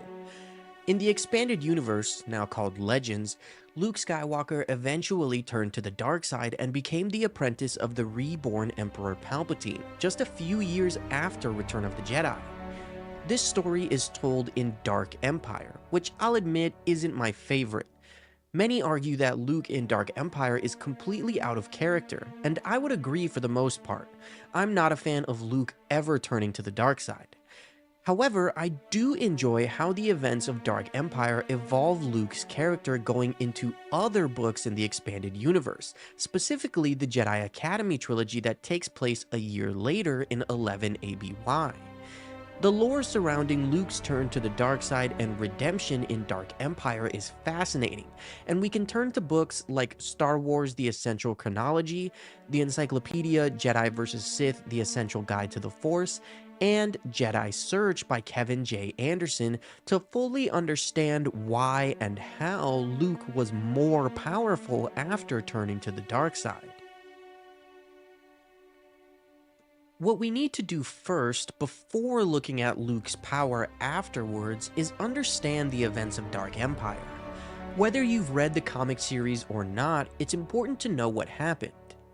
In 10 ABY, Emperor Palpatine returned from the dead, and the Imperial remnants laid waste to Coruscant. Luke Skywalker, commanding New Republic forces on the planet's surface, had sensed a dark force growing, an evil power reaching out to him. When a hole opened in space, a force storm that sucked in everything through a rift in the universe, Luke allowed himself to be pulled through it. On the deep core world of Biss, Luke was taken prisoner and brought before the source of the dark side nexus he had felt, the cloned reincarnation of Emperor Palpatine. The Emperor had established a laboratory and stronghold on Biss, where dozens of clone bodies waited to hold his energy force. Restored to physical life by ancient Sith secrets, the Emperor quietly rebuilt his forces, preparing a massive blow against all who would oppose him. On Biss, Palpatine tempted Luke, trying to use the same tactics that had drawn his father, Anakin, to evil. No longer the impulsive youth at war with his own anger, Luke faced a moment of great decision. He believed he had to use the Emperor's own knowledge of the dark side against him. Thinking he could be stronger than his father, believing he could trick Palpatine and destroy the dark side from within, Luke agreed to join him and become his apprentice. Although Luke eventually attempted to sabotage Palpatine's plans even as the dark side's hold on him tightened by destroying all but one of Palpatine's clone bodies in the laboratory, the Emperor was able to transfer his consciousness into the final remaining clone and defeated Luke in a lightsaber duel. It would take Leia's power in the Force to finally redeem Luke, and the Skywalker twins turned on Palpatine, believing they defeated him for good. Luke, now redeemed and returned to the light side of the Force, believed that it was time for the Jedi Knights to return to the galaxy. Sometime later, Luke would record in his own words that he had chosen to learn the ways of the dark side in the hopes of understanding why his father had walked that path. He felt that he needed to know what drove Anakin to become Darth Vader willingly. Now, the book Jedi Search, which is the first in the Jedi Academy trilogy, delves into how the effects of the dark side changed Luke and made him more powerful. In 11 ABY, Luke was finally ready to search for his first Jedi students, but he found himself terrified to do so, as he thought of the violence and darkness he had experienced during Palpatine's resurrection. The struggle within him during his time in thrall to the dark side had been great, and it was only with Leia's help and love that he had been able to break free. Luke felt that he had been through the fire. His heart now felt like a diamond-hard lump in his chest. He was no longer a Jedi Knight. He was now the last remaining Jedi Master. He had survived tests and challenges more immense than his training had ever prepared him for. Luke understood more about the Force now than he had ever thought possible, and it terrified him. After learning the ways of the dark side, he knew of the full powers of the Force, both sides of it, and he was stronger than ever before, which was why he now granted himself the rank of Jedi Master. So, as I said before, Dark Empire is not my favorite. I've read the first one, Dark Empire, twice. I've read Dark Empire 2 and Empire's End once, and they're not my favorite. I think they're pretty weird stories, and you guys will probably know if you've watched my videos before that Luke is my favorite character ever. He is my hero and my favorite character in Star Wars, and I don't really like him turning to the dark side at all in any shape or form. Part of Luke's character is his ability to resist the dark side like he does in Return of the Jedi, and always remain optimistic and hopeful. However, I do enjoy how it's portrayed that he wanted to understand Anakin and Darth Vader, and he felt that he could destroy the dark side from within. I think that's pretty cool, and it is inevitable for the dark side to corrupt him once he lets it in, so I get that, and I accept the events of Dark Empire and the Legends continuity, but I also really enjoy how they influence Luke in the rest of the expanded universe. Specifically how Dark Empire sets him up for the Jedi Academy trilogy. That is one of my favorite details. The Jedi Academy trilogy is probably my favorite trilogy in Legends. I think it's fantastic, and I think Dark Empire really set it up well. I do like the idea of Luke learning the ways of the dark side and then returning to the light side and being more powerful than he ever was. While that may kind of sound ridiculous because the dark side is not stronger than the light, it does make sense to understand both sides of the Force and then become an even more powerful Force user. I feel like that's kind of treading on gray Jedi territory, which we know doesn't exist, but I feel like it makes sense when you look into it. It kind of reminds me of how Palpatine explains to Anakin that in order to fully understand the Force, you can't just look at the narrow, dogmatic view of the Jedi, you need to understand both sides of it. And while you can't use the dark side and the light side simultaneously, that is not how it works. If you know about it and you have that knowledge, it can make you more powerful. This also reminds me of the Revan book, if you guys haven't read that in the Old Republic timeline. Basically, Revan was a Jedi, and then he became a Sith Lord, and then he got his memory wiped and became a Jedi again. But once he regained his full memories of being a Sith Lord, he was able to channel the Force into its purest form using both the light and the dark side, and he called himself Revan Reborn, and he was like the most powerful that he had ever been. So I don't really know if he was using the light and dark sides at the same time, but he used his knowledge of both sides since he had been both a Jedi and a Sith Lord, and he was incredibly powerful. And that's kind of how I interpret where Luke is standing at the beginning of the Jedi Academy trilogy. He grants himself the rank of Jedi Master, and he says that he understands more about the Force than he ever thought possible, and it's scary. I really enjoy that. I think that is fascinating, and that's why I wanted to make this video, to talk about that, to talk about why Luke was stronger after he had spent time on the dark side as Palpatine's apprentice. I just think that's really interesting, and I think it opens up possibilities to what we understand about the Force, at least in the Legends timeline. During the Galactic Civil War, as Luke Skywalker trained to become a Jedi and topple the Galactic Empire, while also confronting the darkness within his father, Darth Vader, Luke faced the power of the dark side head-on. In the Legends continuity, these struggles became even worse for Luke in the years that followed, as the resurrected Emperor Palpatine briefly turned Luke to the dark side. Luke was eventually redeemed by Leia, and he came to understand the Force in ways he never thought possible. Not only was he more powerful than he had ever been, but he was wiser. In the Legends Encyclopedia, Jedi vs. Sith, The Essential Guide to the Force, there is a passage written by Luke where he gives his unique thoughts on the dark side of the Force and why he thought that it could never be defeated. During my training with my master, Yoda, on Dagobah, I had a vision of Leia, Han, and Chewbacca in a city in the clouds. They were in pain. Yoda told me it was the future I'd seen, and that if I left Dagobah, I might help my friends or possibly destroy all for which they had fought and suffered. I chose to leave against the advice of both Yoda and the spirit of Obi-Wan Kenobi, who told me I would be tempted by the dark side. Somehow, they sensed I would confront Darth Vader at Cloud City. Obi-Wan had told me that Vader killed my father, so I believed he thought I might be seeking revenge. I regret that I did not heed my master's cautions, that I took the situation personally and regarded it as something like a challenge. No matter what my masters said, I actually believed that Han and Leia would die if I didn't go to them immediately. There was also the matter of dealing with Vader. It was so hard not to feel fear and anger at the thought of facing him. I didn't know if I could stop Vader, but I was prepared to sacrifice myself to save my friends. I thought the dark side was something I could handle, an adversary that I could ultimately conquer. I was wrong, and I walked right into Vader's trap. Vader had captured my friends to lure me to Cloud City. He was waiting for me, and I was unprepared for our duel.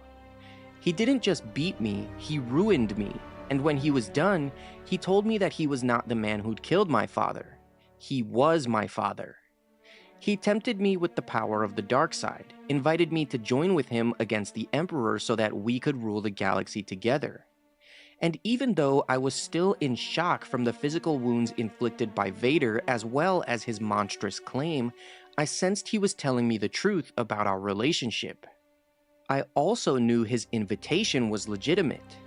To my horror, it seemed for a moment that accepting his offer would be a logical move, the only one that might ensure I'd survive the hour. It even flashed through my mind that I could pretend to ally with him, then attempt to escape at a later time. Yet somehow, instinctively, I knew such a desperate plan would fail, and that I could never join him. I also knew that I had to get away from him immediately.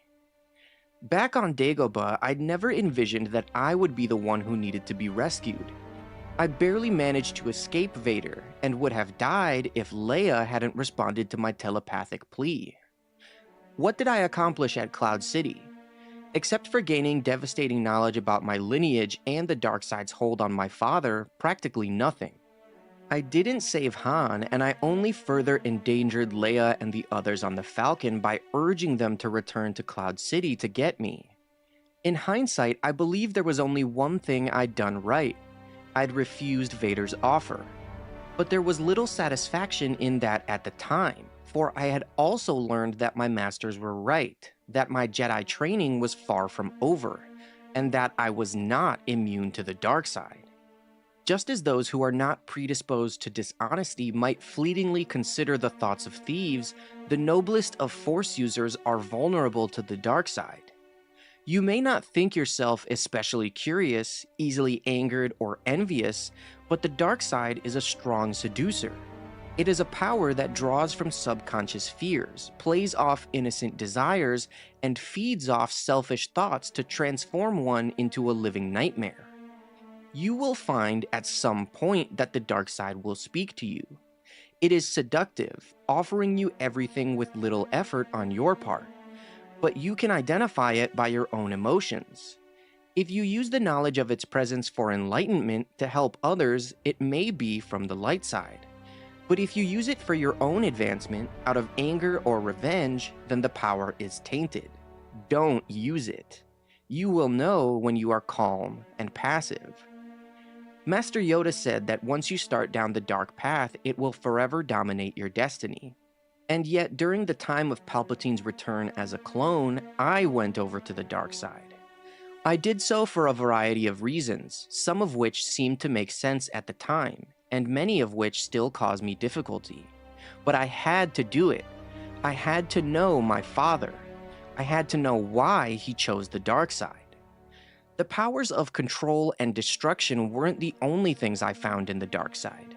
I also found great isolation and sadness. I found fear.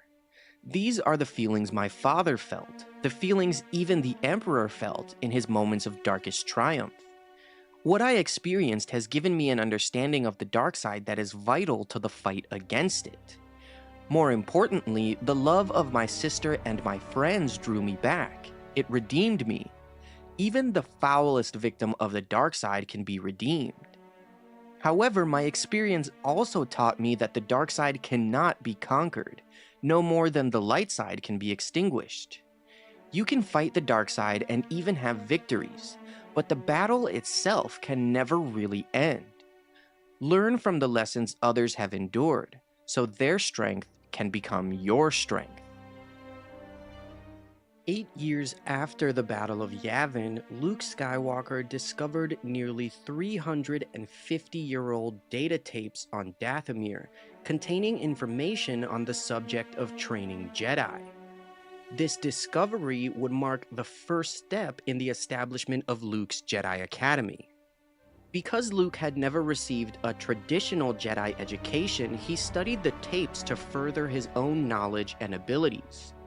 These tapes, like the Tedran holocron and the texts recovered from the Jedi Library on Ossus, contained little information about the hierarchy of the Jedi Order, but there was invaluable data regarding Jedi training, meditation, and lightsaber forms. Although Luke knew that the Order could not be restored to its former glory, he believed that it could be reinvented. 3 years after the recovery of the data tapes in 11 ABY, the New Republic granted permission for Luke to seek out students whom he could train to become the next generation of Jedi. Whereas the Jedi of old had been conscripted as infants into the Jedi Order and were generally forbidden to marry and have children, Luke was willing to consider anyone who demonstrated some ability with the Force, regardless of their age. Because he knew that the galaxy needed a new generation of Jedi and knew firsthand that the Force was strong in certain families, Luke did not discourage marriage and procreation. Luke founded his Jedi Academy on Yavin 4 in the Great Temple that had once been the secret base of the Rebel Alliance. He considered it an institution established not only for learning but also for discussion. Rather than dictate what the new Jedi should think himself, he encouraged his trainees to arrive at their own conclusions as a group. While most students regarded the academy as a place of contemplation where they could learn to use their powers, some saw it as a haven where they could strive to overcome the dark side within them. The Academy's first year was marked by unanticipated events, including the resurrection of the Sith Lord Exar Kun's spirit, which resulted in the death of Luke's first student, Gantoris, and the dark side seduction of his most powerful student, Kip Durin. Mara Jade, Corran Horn, and Kyle Katarn left the Praxium for different reasons, but each eventually returned to resume their training at some point. Although critics within the New Republic suggested that Luke Skywalker might have done better to begin with fewer students, all the surviving students were stronger and more united by their experiences, and better prepared for service to the government. Academy students subscribed to the basic tenets that characterized a balanced approach to their role in galactic affairs. The Force is to be used to save lives, not to take lives. The Force should never be used for personal gain. Every Jedi has a vote in making decisions for the group. The Jedi should work to support and maintain the New Republic, but not at the expense of Jedi ideals.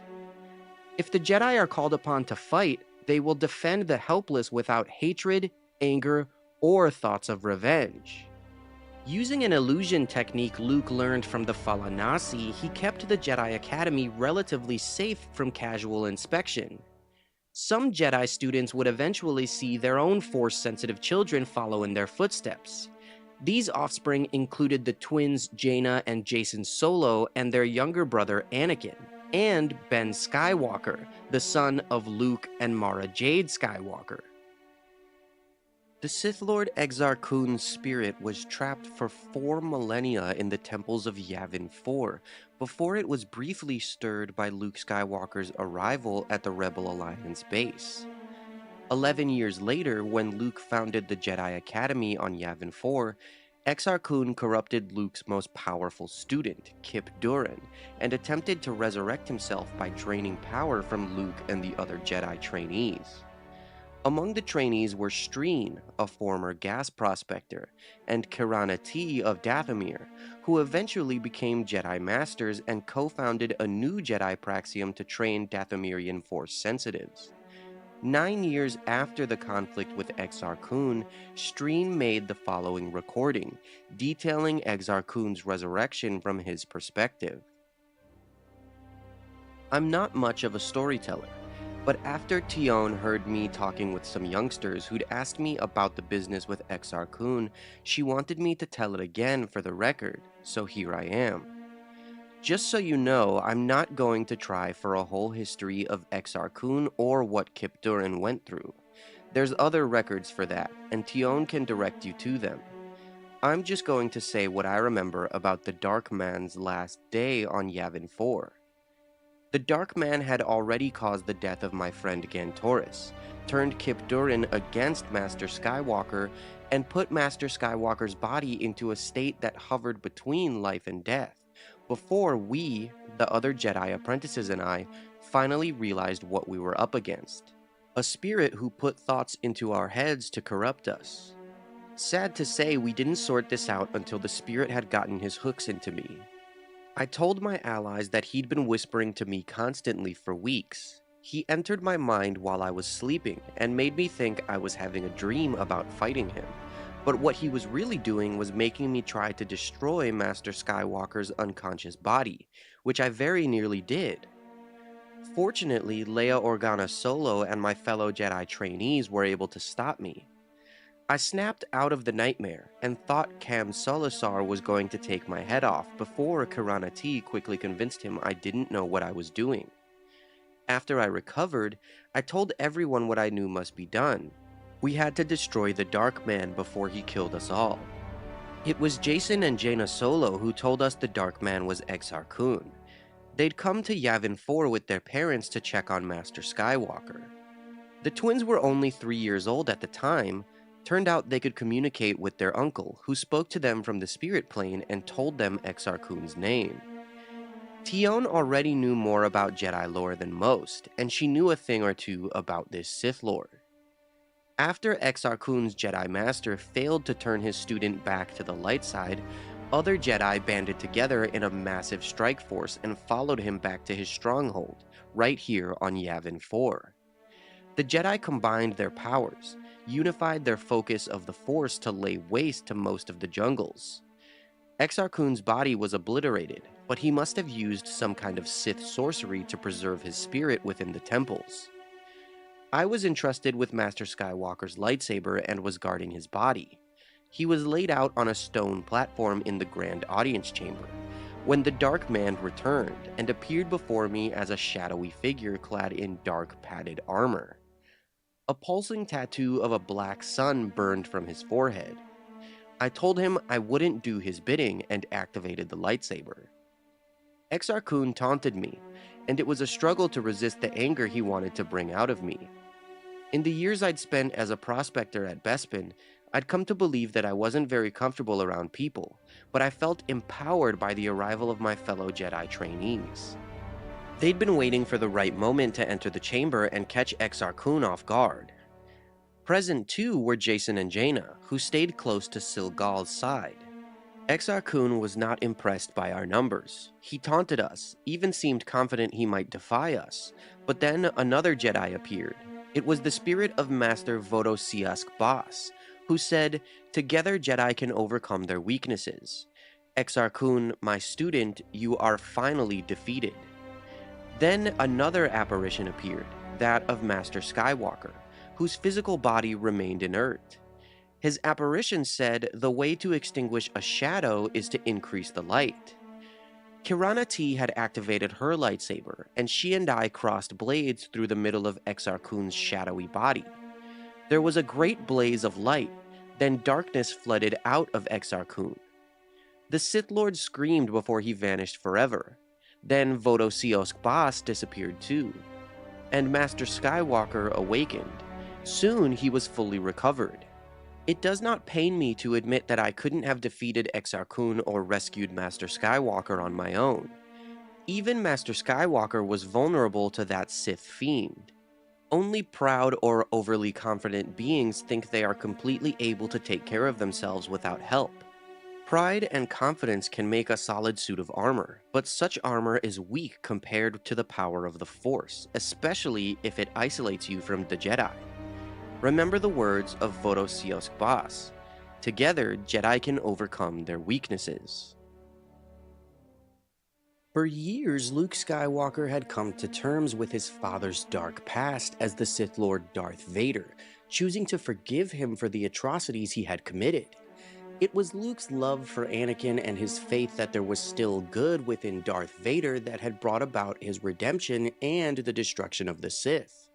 However, while Luke was aware that his father had helped the Emperor destroy the Jedi Knights, he didn't know the full story or specific details until decades later. During the events of the Legends Dark Nest trilogy, R2-D2 revealed footage of Operation Nightfall to Luke, showing Vader's attack on the Jedi Temple in its full brutality. R2 emitted a long, descending whistle, and the hologram of a large, fountain-filled chamber appeared on the floor in front of Han. The viewing angle was from high in one corner, where a security cam might be mounted, and the only movement in the room was the water falling from the fountains. C-3PO protested that R2 couldn't possibly have recorded this footage, since it was obviously from a security feed, and R2 replied that he had stolen the file just before he and Anakin had left for Mustafar. The droid told 3PO and Luke that the recording was of a room in the old Jedi Temple, and Luke recognized it as the Room of 1,000 Fountains, which he had read about in old records. The hologram continued to show the empty room, and Han began to think that the little droid had found one more clever way to keep secrets. Given the effect that secret was likely to have on Luke, Han almost hoped that the droid had. But R2-D2's acoustic signaler began to emit the tiny sound of recorded blaster fire. Stray dashes of blue began to streak through the hologram, blowing fountains apart, burning holes in the walls, vanishing into the heights of the vaulted ceiling. Dozens of children, dressed in simple Jedi robes and wearing a single braid on the sides of their heads, began to retreat into the room. The youngest, those under 6 or 7, simply tried to run or find a place to hide. The older ones were attempting to fight, using the Force to hurl benches and pieces of broken fountain at their attackers. Some were firing captured blaster rifles, while a few were trying to use their lightsabers to ricochet bolts at their unseen enemy. For the most part, they failed miserably but bravely, deflecting half a dozen or a dozen attacks before one sneaked through and knocked them off their feet. The teenagers came next, backing into the room with their lightsabers whirling, weaving a wall of flashing energy before a column of advancing infantry.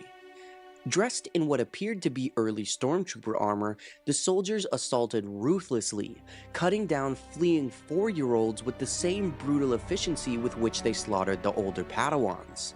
Han recognized the soldiers as clone troopers.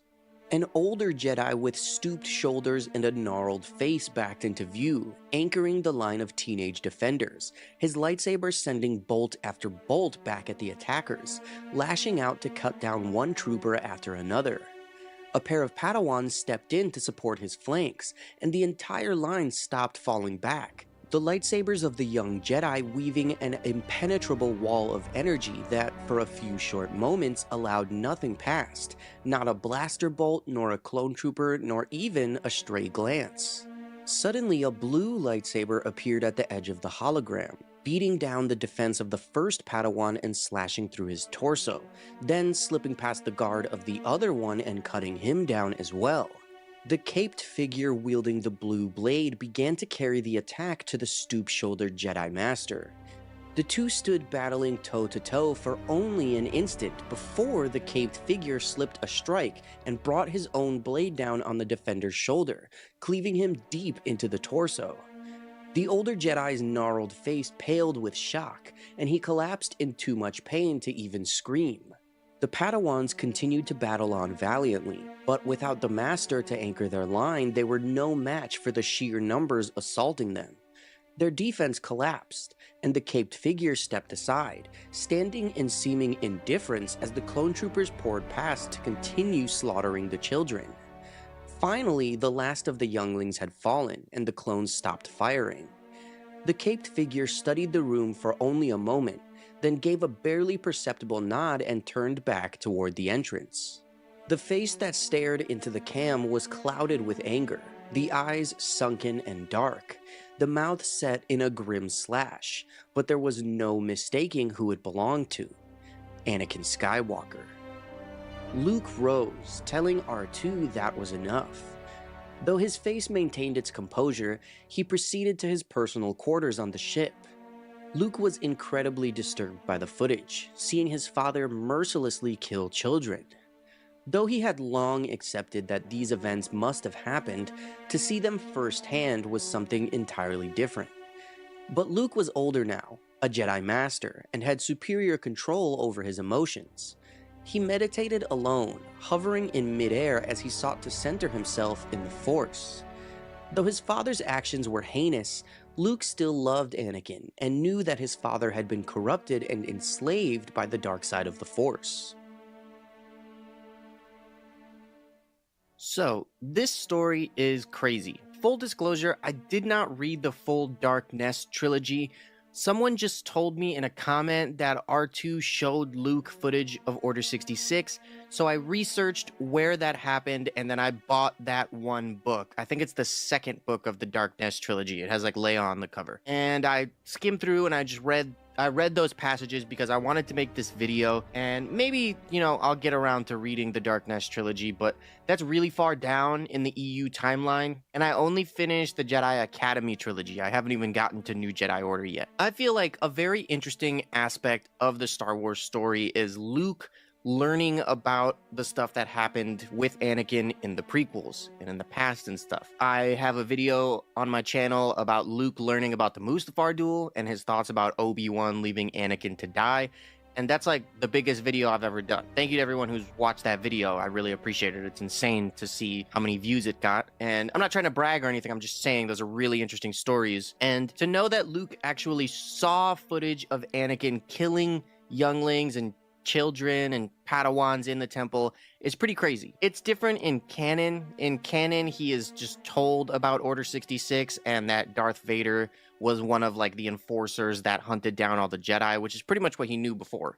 But in Legends, Luke actually saw like full footage of Anakin killing children. And I think what's really interesting about that is, Luke forgave his father and believed that there was still good in him and that he could redeem him and everything. So it's like, if Luke learned all of this information, would he still forgive Anakin? Would he still feel the same way about his father? Luke, knowing everything that Anakin did, even though he probably accepted it, seeing the footage is a lot different. And that's why this story is very interesting, just to get a quick glimpse into Luke's thoughts on Order 66. Also, when he's a much older Jedi, he's a master, he's in better control of his emotions. I think if he saw the footage, like right after Return of the Jedi, he probably would have had a very different reaction to it. But thank you guys so much for watching this video. Make sure to like and subscribe if you enjoyed it, and may the Force be with you. Revenge, and revenge was not the Jedi way. Mace knew that Anakin would seek revenge, which is why he made efforts to keep Skywalker grounded, though that would only backfire because moments after Jocasta Nu left Anakin alone, he got himself a speeder and made his way across the waters to the Temple Island, where he would confront Mace Windu.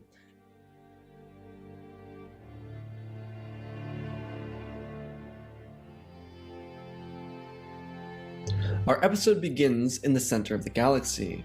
Coruscant had been overturned in less than 48 hours. Before, it was the center of the Republic. The Senate was here, the Chancellor was here, the Jedi were here, and now they were all gone. The Sith Empire struck at the Battle of Geonosis, and then they returned to Coruscant, and they didn't stop. Of course, Coruscant was massive. There were 3 trillion beings that lived on the planet, and there were so many beings that were still alive, but many had been slaughtered. The Sith Empire was beginning to swarm the streets, execute the weak, and enslave the rest. The planet was going to become their first leg in conquering the galaxy. The swift strike made by the Sith Empire put the Separatists out of contention for power via the destruction of the Malevolence and the massive Separatist fleet supporting it. Not to mention the crippling loss of their leadership in General Grievous, Count Dooku, Asajj Ventress, and of course the mind behind all of it, Darth Sidious, at the hands of the Sith. The Sith Lord of the era believed he could simply make friends with the Sith of the past and work his way into taking control, and that was far from the case. Though the bigger issue for the Sith at the moment was how they could handle their power structure. They were Sith after all, and being the fact that they were all Sith meant that they would simply try and vie for power between themselves. It was a simple recipe for absolute failure in the light of their greatest victory. The lines of the battlefront hadn't yet been drawn, and the Sith, after having claimed victory over the center of the galaxy, looked to expand their reach. There were many planets that could be very easily used for their growth, but there were also many planets that could become very troublesome for them in the future. The truth is, the Sith had no clue where the majority of the Republic forces went, especially those that belonged to the Jedi. Of course, the core was filled to the brim with militia forces, and the truth is, the core was mounting up a counter-assault, though the downsides of a loss here for the core would be nothing short of catastrophic, because the ships that were being mounted up weren't even Republic military-grade vessels. The largest ship in their combined fleet was a handful of Acclamator-class destroyers. These vessels were only meant to be troop carriers. The truth is, the core could use them on the battlefront because they were fine support ships, especially if paired correctly with a ship of the line, like a Venator, but they were the ship of the line because of this circumstance, and that wasn't really too good.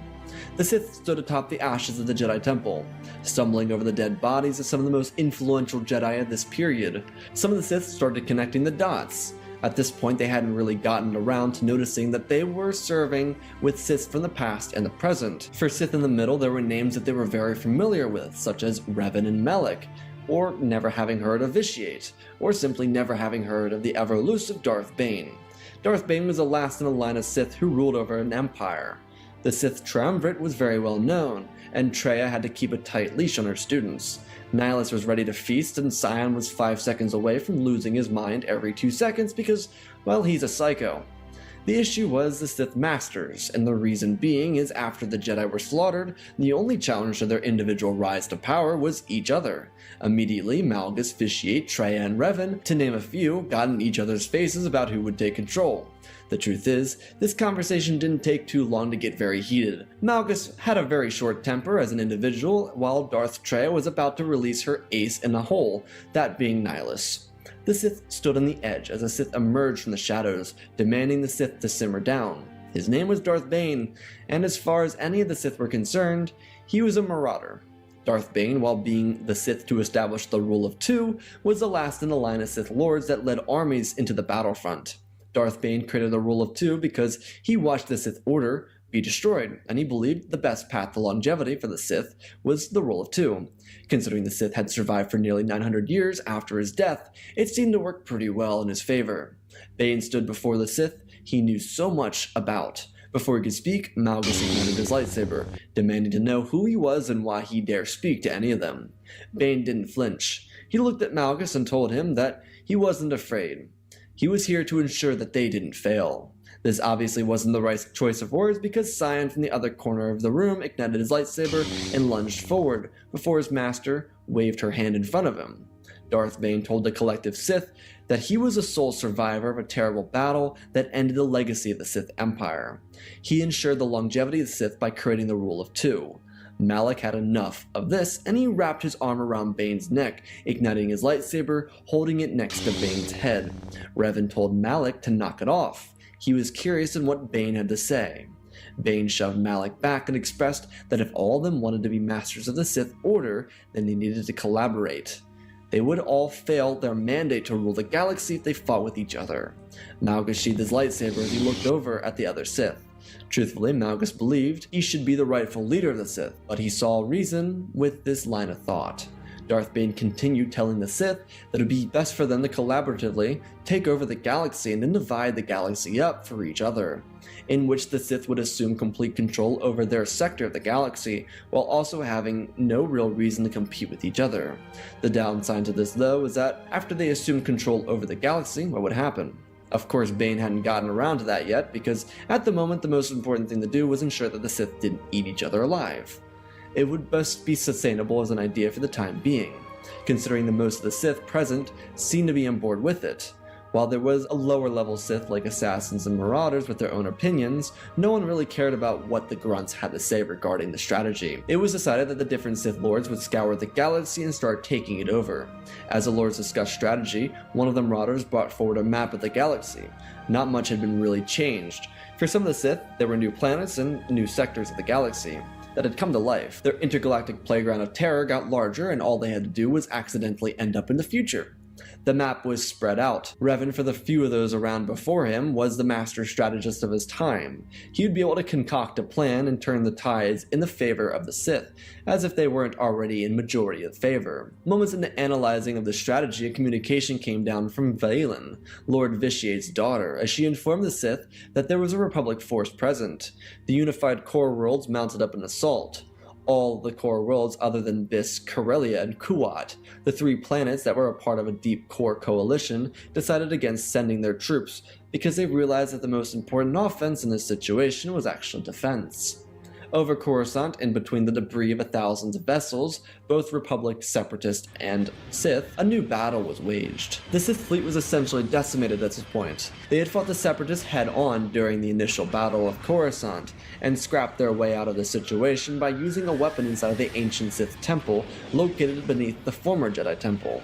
The militia fleets that arrived over Coruscant were weak. Sure, they weren't as weak as the Sith fleet, but the ship of the line was an acclimator, and even the basic Sith warship had enough weaponry to make damage of that support ship and the acclimator itself. The battle jumped into chaos, but the truth is the core world militias weren't exactly great at fighting.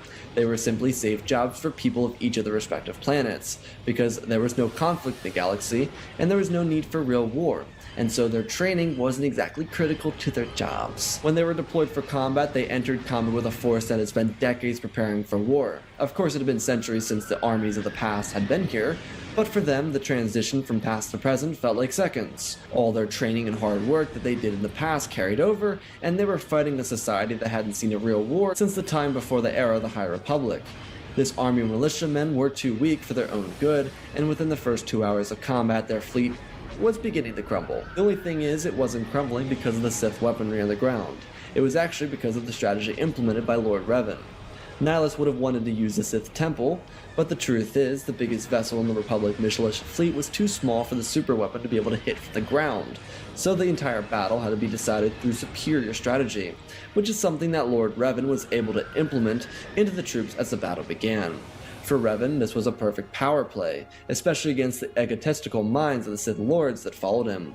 It was enough to remind them of why he was so good at what he did, though it would still make the other Sith Lords seem as a threat to their greater power. The Republic militia fleet would have a single vessel return to their home worlds, and so from there, Revan would spend time forcing their laborers of the Sith and newly formed slave population from Coruscant to work on rebuilding the destroyed and damaged vessels of the Sith. While at the same time, the Sith would begin to disperse. Some of the Sith would take single vessels, some of the Sith would take an invasion fleet, and others would simply take a transport of ships by themselves with a couple of troops. But it was enough to spread out rapidly across the galaxy. Darth Bane and Lord Revan stayed present on Coruscant because they were the two Sith Lords from different eras that could actually see eye to eye with each other at the moment without trying to kill each other every 2 seconds. Darth Malak went into leading a small invasion force down onto Korlog and wiping the floor with the local population, while at the same time conquering a new Sith world for the Sith. The Sith Triumvirate, featuring Darth Traya, Sion, and Nihilus, would strike directly at north of Coruscant and swoop down onto a Naxos like the Angels of Death they were. They wouldn't travel with an army, they would simply go by themselves and wreak carnage across the entire planet, by themselves. Lord Vitiate would send his Children of Death to Bilbringi, while he led an invasion force to Dalia. Arkan, Thexan, and Valen would all work together as siblings to bring a downfall to the people of Bilbringi, while their father's army made short work of any defenses over Dalia. The path to Bilbringi and Dalia would be set in motion by Lord Malgus, who would recreate his infamous invasion of Alderaan, except this time he wouldn't struggle. He would swoop in and destroy everything in his path. The only Sith to fail in their attempts to reach outwards would be the ancient Sith Lord, Exar Kun, who lost the majority of his forces in an attack on Biss. It was a brilliant defense made by the trio of the core, those being Biss, Corellia, and Kuat. The three planets now knew the importance of their infrastructure for any real military space force, and so they kept themselves defended. It worked brilliantly because in the days after the successful Battle of Biss, all the planets in the core surrounding the three planets would be taken over by the Sith without any struggle, some of them being Halmora, Avarlim, Bestine, Nemodia, and Abrogada Ray. These planets would be torn to pieces, and while yes, the stance of the Sith was absolute chaos, they began to slow down how much damage they did per invasion, because while their lust for victory was overbearing, their inability to capitalize off of global populations began to cost them. If the Sith could conquer planets, they could either have willing forces to fight for them, or they could have slave labor, and either of which was good for the better cause of themselves, and it was much better than just simply burning a planet to the ground and killing everyone. So shortly after the scourge of the deep core, the planets of the core and the northern expanded regions would quickly be taken over by the Sith. Populations of each of these respective areas would be forced to obey the rule of the Sith, and as the Sith began to expand further out into this direction, the better the communication between Sith Lords became. While there were those, even marauders and assassins, who went out of their way to do their own things, there were Sith Lords who began to jolt away from the status quo. They began to see opportunity in the air, especially as the Sith controlled everything in the northern half of the galaxy within a month and a half of the Battle of Coruscant. Exar Kun was one of the notable Sith who started to move within the ranks of the Sith. Of course, he was one of the older, more recognizable Sith in the Sith Empire, but he felt embarrassed by his defeat over Biss. While no other Sith could break through Biss, Corellia, or Kuat, he felt as if all eyes were on him, because he was one of the original reason every other Sith had to try and take the fight to the Jedi, because he was one of the original failures. Sure, that was a pessimistic way to look at the loss of Biss, but his inability to capitalize and find victory against the Republic in his age, it didn't really make a difference for him. Exar Kun was an odd man out because he was finding it difficult to find some appreciation from the other Sith Lords from within the ranks of the Sith Empire. This was also because the other Sith had been so victorious in their campaigns in the northern expanded regions. All these new territories for the Sith were perfectly placed so that they could have field day without interference from the Jedi. Well, the month after the Battle of Coruscant saw a horrific loss for the Republic and the galaxy, the Jedi and the clones were making strategy of the territory they had at their disposal. The difficulties for the Republic were dealing with the Separatists, because at the moment the Separatists weren't exactly interested in forming bonds with the Republic. Most of it was out of arrogance of the respective Separatist leaders, who didn't fall under the central authority, and other part of it was the fact of the amount of droids the Separatists had at their disposal. Because the truth is, the Separatists assumed that the Sith would just do their job for them, and then they can unite forces with them.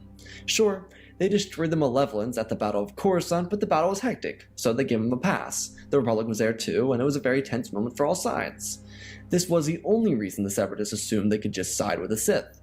That was until they started losing their own territory across the galactic map to the Sith.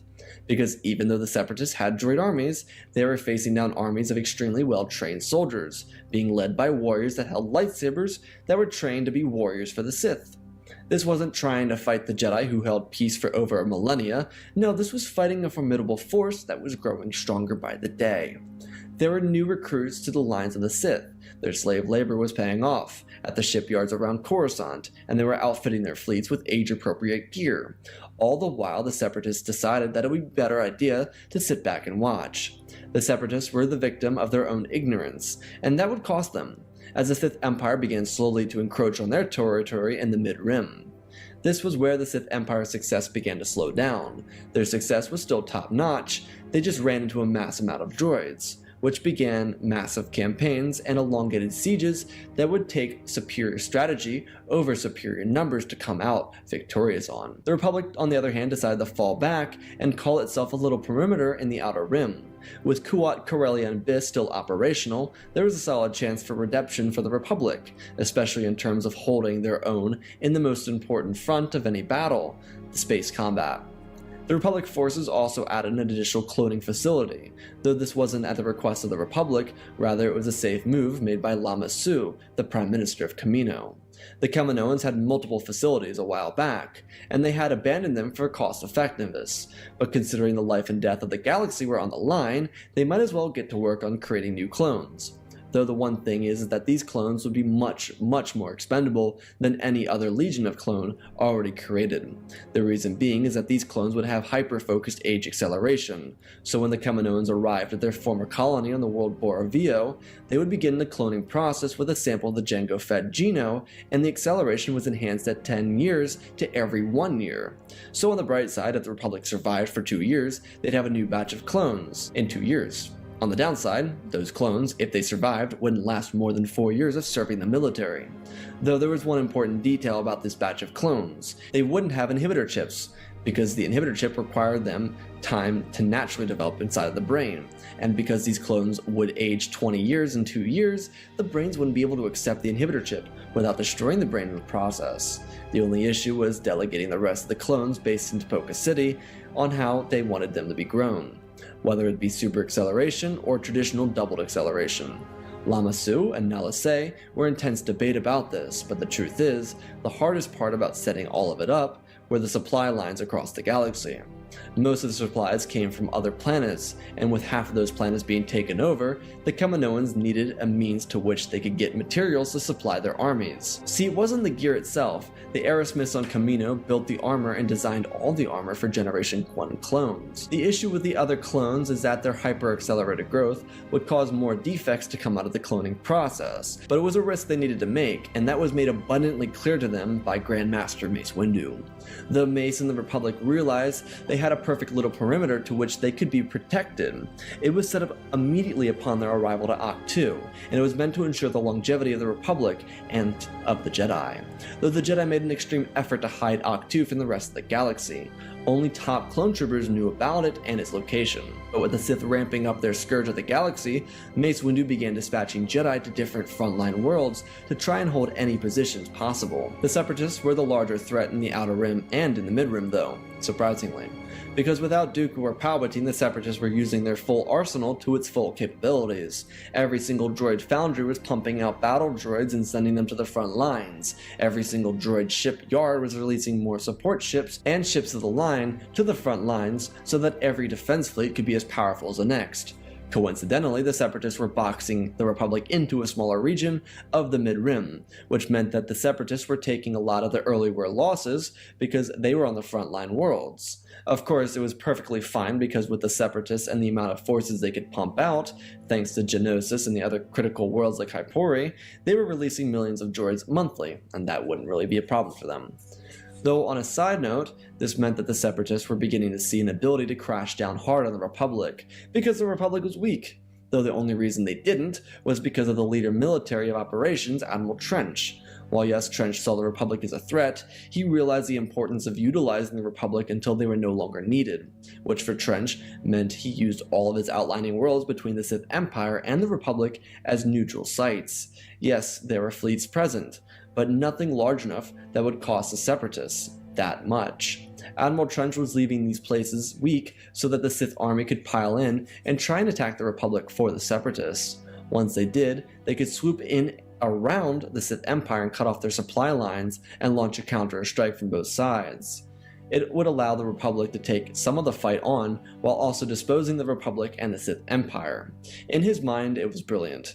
To an extent, it also may have been brilliant. On the other hand, between the lines of Galactic War Map, there was a coalition of planets that, before the Battle of Geonosis or even the Battle of Coruscant, had signed peace treaties.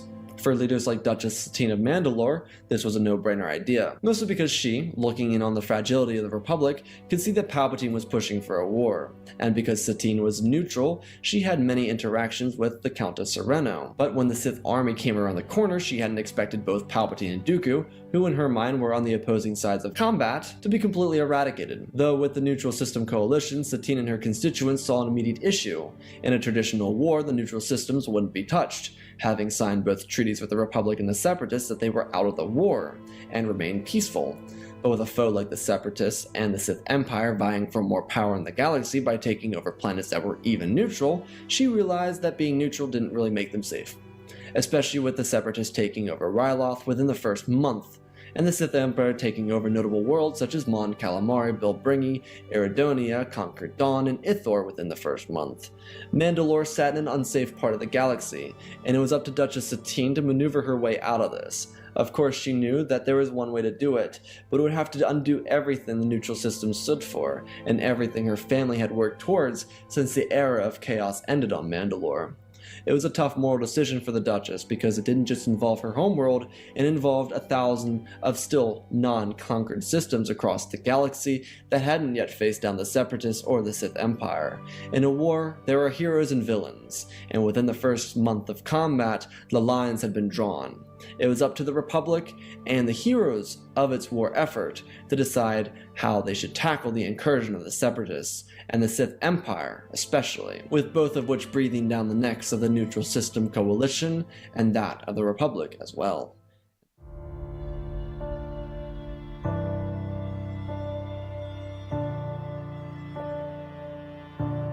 Our episode begins on the Temple Island on the planet of Ahch-To. Anakin Skywalker marched up the endless stairs leading to the top of the island where the Jedi Council had gathered. Anakin's presence came with a heavy burden. He came here to start a gripe with Master Windu. He was going to face down the newly crowned Grand Master and have a discussion with him. More so, Anakin was going to get into an argument with Windu because he believed he should be on the front lines, taking the fight back to the Sith, rather than just sitting here dormant on a planet doing nothing he was prepared yet to do. Anakin walked up the stairs, past the caretakers and towards the topmost part of the island. Anakin found the Jedi Council. There were a couple new members of the Council that had just been added since the fall of Coruscant, though Anakin wasn't all too concerned with who they were. Anakin raised his voice and called out Mace Windu by his name, as the Grand Master turned ever so slightly towards Skywalker. Mace knew what this was about, and he could tell by Anakin's ignorant attitude what kind of discussion this would be. Skywalker demanded to know why he was being forced to stay here in Ahch-To instead of taking back the Republic with the rest of the Jedi. Windu looked over at the other masters and excused himself as he stepped forward and looked at Skywalker. Before Windu could say a word, Anakin went off on a tangent. He started by saying that even Windu had to know that Anakin couldn't just teach these Jedi younglings, many of which who had already lost their master. Windu sighed as Anakin continued blasting away, talking about the responsibility he had to take on because Windu thought it would be a better idea to keep the Chosen One here on Ahch-To instead of with the clones. Windu stepped forward and without raising his tone, he told Skywalker that it was for this exact reason. It was because he wasn't yet able to come to terms with the predicament of the situation, because Anakin hadn't yet figured out that revenge wouldn't bring Kenobi back, just like it wouldn't bring back the senators of the Republic lost on Coruscant. And while Anakin had lost his mother not long before, it would be the same case for her. It wouldn't bring her back. His revenge and lust for it wouldn't make her return from the dead. She was gone, and that was a fact that Anakin had to come to terms with. Skywalker growled as he turned away and told Windu that he was being treated badly because Windu never liked him. Windu again, without raising his voice, spoke down to Skywalker, reminding him of his place. He may have been the Chosen One, but there was no reason for any of the Jedi to trust him. While sure, there was a paradox of having faith in Skywalker, which Windu had, he didn't trust Anakin at all. He told Skywalker that while Kenobi and Yoda may have agreed that he may have been the Chosen One wouldn't act like a repugnant child who had just received their first discipline. Windu continued telling Skywalker that he could keep him here on Ahch-To for the rest of the war if he wanted to, because this was much, much larger than simply insisting that because he was the Chosen One, all would be right with the galaxy. Windu took one more step forward as he sized up Skywalker by standing up next to him and asserting his dominance. Skywalker reciprocated it, not sure whether to stand tall or back down. Windu noticed this as he continued and told Skywalker that there was much more at play. This wasn't about him or getting back at the Sith. This was about survival. And for Mace Windu, he had an entire Jedi Order to worry about, lest worry about an undisciplined spoiled little brat. Skywalker bit his lip and crunched his face, trying not to say anything, as a hand floated down towards his waist. Windu noticed this, and he didn't like it. He asked Skywalker if he'd really throw everything away, because he hadn't yet learned his place. Anakin looked into Windu's eyes as he turned his head away. Mace told Skywalker to return to the Garden Island and stay there until an appropriate punishment was levied against him for trying to raise his lightsaber against the Grand Master. Anakin took a deep breath, to which Windu asked if there was anything else he'd like to get off his chest. Skywalker shook his head and walked down the face of the island. Was Windu right? Most definitely. Did he handle it correctly? Not in the slightest. But Anakin was acting out of place. He was acting like the golden child when everyone had to be taken care of. He couldn't just be put wherever and whenever he wanted because he said so. He had a responsibility. Though in all fairness to Windu, showing up Skywalker like that put his ego in check, which is exactly what Anakin needed in a moment like this. Anakin eventually made his way back down to a speeder and shot back across the ocean over to the Garden Island so that he could think about what had just happened. The benefit of the Garden Island is that it would provide some level of comfort to him, to zero in on his feelings and on his thoughts, all of what mattered to him at this moment and how he would handle all of it effectively. When he turned, he ducked and made his way around the edge of the island to find himself some privacy, to which he would sulk while looking over the ocean and the massive waves it produced. His thoughts reflected onto all of what he'd lost. In the span of a week, he lost his mother, his master who he considered his father, and the love of his life, his mentor in Palpatine, and the entire place he called home. For a normal Jedi cut off from their emotions, it was rather easy to walk a fine line past all that trauma, but for someone like Anakin who wasn't cut off from his emotions, it was especially difficult. He sat on the edge of a mountain for hours. During this time, Mace had a conversation with the Jedi Council members. Firstly, a couple of them, while seeing Mace's point, wanted to ask about his decision to talk to Skywalker as he did. Mace reminded them how troublesome Skywalker could become if he wasn't kept on a tight leash, and so he made sure to make a point to show Anakin who was in charge, and that this operation at hand was much more important than the desire and wants for revenge for one of them. Skywalker was acting out of place, and he was treated accordingly for doing so. Regardless of which, Mace had a lot more important things on his plate. He informed Jocasta Nu that Skywalker was not to leave the Garden Island. She could do what she wanted from there, but he was being grounded as per request of the Jedi Council. Master Jocasta understood, and so she made a personal note to ensure that Skywalker didn't go out of line anywhere. Though there was only one issue: Anakin was missing. He couldn't be found anywhere, and that was an immediate issue for Master Jocasta. Because it's not like the Jedi wanted Anakin to run away. They just wanted him on the Garden Island until he was ready and mature enough to lead men into combat. There were lives at stake here, and they couldn't just throw a bunch of clones under Anakin Skywalker and expect him to take care of them like they were his own men, like they were his brothers in combat. Sure, the wisdom of the Council, in this particular circumstance, underestimated Anakin's ability to lead, but they were judging his ability to lead off of his most recent encounter with him, which didn't leave them with the most positive feeling about how he would lead clones. Regardless, Jocasta Nu sent out Natabre and a couple other Jedi Padawans and Knights to try and find Skywalker in the Garden Island. Barriss Offee was one of the other Padawans, being that she was just a year younger than Skywalker.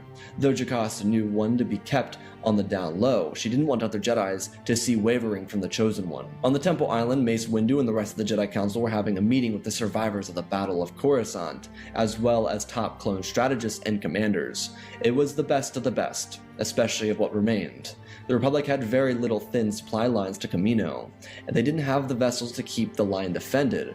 It was a singular line of planets that arced around Separatist lines, but it didn't escape the bubble from which the Separatists had locked down. From Kamino there was Bathawai to Faline, leading to Rhodia, Zar, and then to Sullus Van. Ahch-To was located in an unknown region of space inside of the Outer Rim, and so it was safe. But this thin line across the Republic defenses was really weak, It wouldn't take much for the Separatists to attack it and break it. Though with the limited communication the Republic was getting from Bisk, Corellia, and Kuat, there seemed to be a chance that if they could connect to one of those 3 planets, the Republic would have a new fighting force. It was just a matter of getting them here or getting over there. Mace Windu discussed the best possible trajectory for finding victory on the battlefront, especially being that they had to utilize the Separatists as allies for the time being. It was the same realization that Admiral Trench came to. Of course, the only difference being that if the Separatists were attacked by the Republic, Admiral Trench would have no issue curb-stomping the Republic into submission. He wasn't going to do that just because it could cost him valuable resources in a war of which he needed all of his resources for. The Republic also knew the importance of this unsigned treaty, though the Separatist government stationed on Raxus was coming to learn about how unfavorable their predicament had become. Of course, the Separatists had strong enough holds across the Mid-Rim and Outer Rim, such as Raxus, Sereno, and Hypori. They just didn't know when the best time was to take advantage of their resources. The Republic then committed to a strategy of combat that would take advantage of neutral sites, planets with little to no population to land their armies on, and then proceed from there with building listened outposts and simply forward command stations. Nothing too serious would go into these projects, but it would be a healthy way for the Jedi and the clones to get used to working alongside each other. And so it would also allow for the Republic to listen in on the Separatists and the Sith Empire. And so it was decided. The Jedi would start pairing up with different groups of clones to go out into the galaxy to settle on territory that hadn't yet been touched by the Sith or the Separatists. The mission statement was rather simple, and it was understood by the vast majority of troops involved in this process. While at the same time, Lama Su reported that the Kaminoans would begin rebuilding their cloning facilities on Bora Vio, and from there they could begin a new leg of the clone trooper program to ensure that the Galactic Republic had suitable forces for the war. The best part about Bora Vio is that it wasn't too far to sight from the Republic lines, so it would leave a fairly protected line, especially since it wasn't really on anyone's radar, and plus, the stations at Bora Vio were basically already constructed. A couple local systems in the area knew about the planet, but it wouldn't picture as a Republic stronghold. It would also be much safer for clones that had their growth acceleration at 10 times the normal rate of a human being. The clones grown on Bora Vio would be ready for combat within 2 years of training, and they wouldn't be outfitted with inhibitor chips because of the biology behind it. Across the galaxy at the center of everything, the Sith, who had done a fine job at establishing their lines of victory, slowed down. It wasn't their fault. They ran face first into a wall after marching across all the northern half of the galaxy. The Sith were a bit at a discombobulation, because without victory they had to deal with each other, which was always a cynical mistake for the Sith. They couldn't be around each other, and bickering always began immediately. The bickering wasn't always over something rather rudimentary, though there was one Sith from within the ranks who believed he could do more than the combined efforts of the Sith Empire, though the tragedy for this Sith in particular was his distinct inability to have a student of his own. It didn't matter. He was a powerful Sith Lord, and while he wasn't betraying the trust of the Sith from within his inner circle, he wouldn't stand around and simply be patient anymore. He couldn't do it. It wasn't the way of the Sith, and it was weak. Darth Sion knew better than to simply challenge every Sith Lord for authority, so instead of authority he stormed off, renouncing this order of Sith and informing them that he would do much better without them. The Sith didn't really care, actually. The reason Sion's decision came so fast was because he was pushed aside by Malgus. The Triumvirate was in the middle of taking over Molinist when Malgus swooped in and finished off the job for them. Not long after that, when the Sith returned to conquer their former home world of Ren Var, the three children of Vitiate came in and finished the job for the Triumvirate, which wasn't much, other than getting to the temple before they did. Nihilus couldn't care less. He knew the weight he carried, and Darth Treya didn't care either. But Sion, on the other hand, couldn't stand the fact that this was happening. He felt like the Sith didn't respect them, and he went ballistic. Treya told him to knock it off, to which he obeyed until this meeting with the other Sith Lords, where he felt insignificant to all of them. When Sion stormed off, he took a small detachment with him, around 1,200 men, and a starship to go into deep space. Sion remembered a Jedi home world. Of course, Coruscant was always a notable one, but he had one in mind of which he would like to go to. For Sion, it would be just. It would be right, and the Sith would have their revenge against the Jedi. All he cared about was slaughtering the Jedi and victory. That was the true issue for Scion. He was all too focused on the minor details, whereas the successful Sith of their time realized the importance of grandeur, which is why Revan, Malgus, and Vitiate each found success in their own times. In the same regard, it's why Darth Bane was actually respected at the table of Sith, because he didn't show such weaknesses.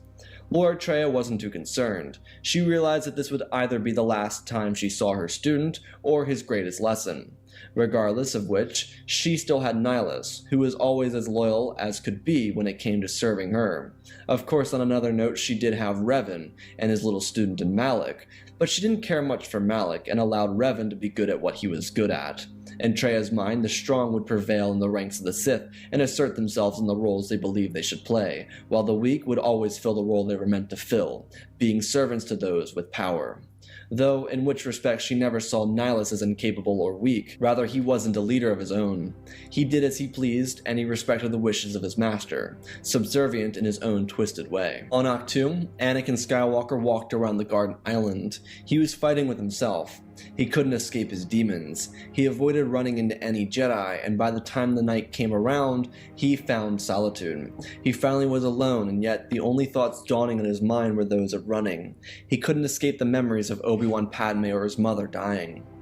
They all sat in his mind, because Anakin put the responsibility on himself for not being able to save them. Anakin could have saved Obi-Wan had he been wiser and paid more attention to his surroundings at the Battle of the Jedi Temple. He could have done anything more to save them. He should have been on Tatooine when the Tuskens came for his mother, so that he could defend her. He should have been inside the Senate building, rushing Padme out before it was bombarded, but he wasn't. He held himself accountable for the mistakes of which weren't his fault. Anakin couldn't get over it, though. He couldn't escape that his failures led to the deaths of those he loved. The crashing of the waves in the dark night only continued to barrage him with the feelings of disappointment with himself. Anakin couldn't help but feel the draw to the darkness. It had always been there, but now was at the forefront of his mind. Anakin continued walking around the island silently. He looked across the oceans. He could feel the pull of the darkness. It lashed onto his heart and drew on him, as if it was begging for him to come closer, to try it, to envelop himself inside the dark side of the Force. Anakin couldn't resist the temptation. It was as if he were to fall into the dark side and would become free at last. But the truth is, he'd become a slave to the dark side. Anakin found a speeder, and while doing his best to avoid the guards, he took the speeder across the waters of Ahch-To. As the wind and the waves crashed by, he headed down below the Temple Island. The night was chilly already, but when Anakin entered the cave below, he felt colder. The planet of Ahch-To had a balance in the Force. There was just a powerful light and a powerful darkness. It was a matter of facing those. He stepped forward, his boots crunching down on seashells and moist rocks of the cave as he felt the Force flow around him. He felt a tornado of ruins. Anakin's mind was thrown into disarray as the room began spinning, and the sound of voices passed in and out of his ears. He heard Obi-Wan's final breath. He heard Shmi's voice. He heard the voice of Padme come out and tell him that she truly loved him. Anakin spun around, his eyes opened. He was staring in the darkness. Fog began to rise up around him as a heavy breathing could be heard. He heard the steps of heavy footsteps. Anakin looked around, and then a deep voice echoed off the walls, telling him it was a matter of time that he would see the path. A path far away from the Jedi. Anakin looked around on the ground around him, and then there were the bodies of the dead Jedi. Jocasta Nu, Plo Koon, Mace Windu, Natabre, and then, littered next to them, were the Padawans and younglings of the Jedi Order. Anakin looked up and saw a young Wookiee youngling growl, holding no lightsaber to defend itself. The voice laughed as it ignited a lightsaber, though the lightsaber of the Sith was held behind his back as it whipped around and swung through the Wookiee, cutting him to pieces. Anakin cried out as a voice told Skywalker that this is what he was called to do. This was where he deserved to be. Anakin felt his head. It was pulsating out of his body. He could feel the ground shake as Anakin demanded to know who it was. Before he could know, the fog vanished and the lightsaber did too. And then there was silence. Skywalker looked around the room without any visibility, and then he saw the mask of Nihilus rise before his eyes before disappearing. Moments later, he looked into the piercing eyes of Malgus, and then the heavy breathing that accompanied it. Skywalker was thrown from his feet as Darth Treya stood over him and said to him that the path from light to dark was easier than dark to light. Revan appeared next to her, telling Anakin that it would only be okay to join the darkness. It was power, all the power he ever wanted. Anakin screamed out and fell back.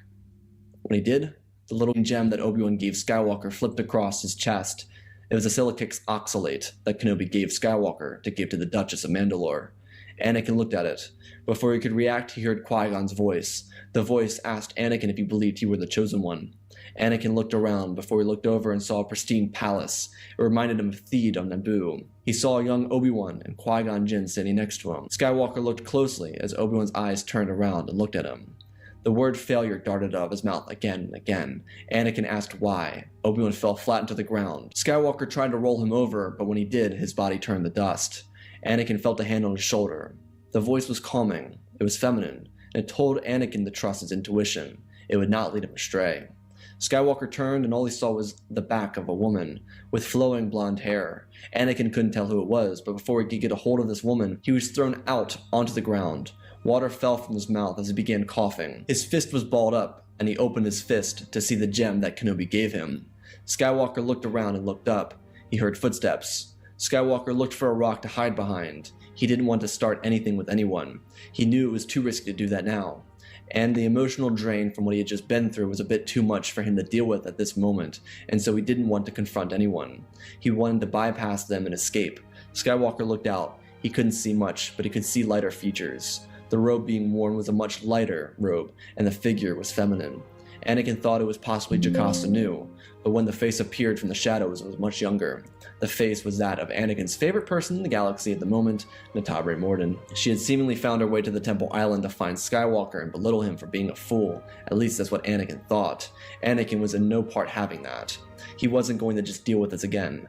Not that she was wrong, but he wasn't in the mood to deal with that amount of sass that she could easily distribute. Anakin heard his name called out by her. She looked everywhere. Anakin didn't peek out, he stayed hidden. Closing his eyes, Natabre stepped forward speaking out, saying that she wasn't here to fight, she simply wanted to bring him back to the Garden Island. Anakin thought of the words to say. He looked over his shoulder and saw her getting closer. She stopped and closed her eyes. She then asked Anakin what he was so afraid of, asking why he was so afraid to be on the island with all those students. Anakin looked back towards the cave from which she had just come. Natabre told Anakin that they were both Jedi. They both had a duty to be here for each other, to be united as one. Anakin slowly got up as he leaned against the rock he sat behind and looked over at her. Anakin's fear was noticeably written across his face. He looked down and he looked back up at her. He told her that he needed to go. She asked why he would betray the Jedi. Anakin shook his head, telling her that he wasn't, but not even he could believe that statement. Natabre told Anakin that she couldn't understand everything he had to say, but she would try. Anakin stepped forward telling her that he needed to go. That's what he needed to do in this moment, though Natabre was too stubborn to just let Anakin go off without explanation. She wanted proof that he wasn't just leaving the Jedi Order to join the Sith. Anakin looked away, and so Natabre dug deeper, asking why he came here to this cave. Skywalker looked at her and told her that she was awfully pushy. She looked at him and explained that she needed to do what was best for the Order. If being pushy was what was best for the Order, then it was for the best.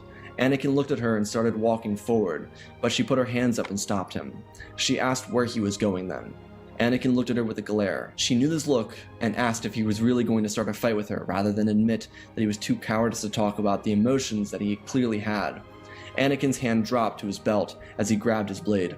Natabre didn't hesitate. She looked at his hand and then back to him, telling him to do it, to embrace the darkness by striking her down. It would make him no better than the Sith that killed his master and her master. Anakin gritted his teeth and stormed away. Natabre looked at him as he walked away. She asked if he was really going to forfeit everything. Anakin didn't respond as he made his way to the top side of the mountain, as he found himself a starfighter and left. Natabre, on the other hand, took a deep breath and fell to her knees. She sat alone in the cave. This was the first time she had a moment to take in everything. She had to be strong ever since she arrived at Ahch-To. She never got a final word with her mentor. She never even got to say goodbye. She had to pretend that everything was going to be okay, so that the younglings didn't fear for their lives. And yet, here she was, facing down Anakin Skywalker. She knew that if he pulled his lightsaber, she would have died. There was no way in which she would be able to defend herself from him long enough. Maybe she could have, but the chances are she would have lost her life. Anakin was, well, Anakin. She was a decent duelist, but she'd be remiss if she didn't admit how many times she almost died during the siege of the temple. Natabre looked at the ground. A tear slid from her cheek and flopped off her chin and landed on her robes. Her heart slowed down. It was at an accelerated pace as she faced down Anakin. She looked at the ground and her emotions rolled out. She knew she was a Jedi, and she knew she should be better than this, but it wasn't as easy as it sounded.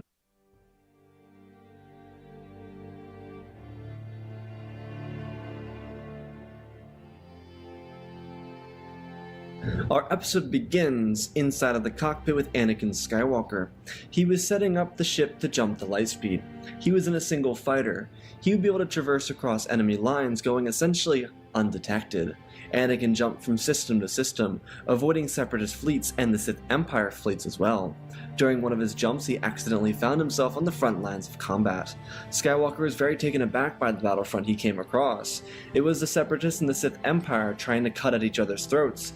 It was a tense battle, but it also was ferocious. The droids had superior numbers and several wings of bombers and vulture droids piled up towards the flagship of the Sith Empire. Anakin looked at it and watched as it exploded. The Sith Empire fleet began to turn away from combat as the Separatists pushed harder and harder, destroying ships as they moved to retreat.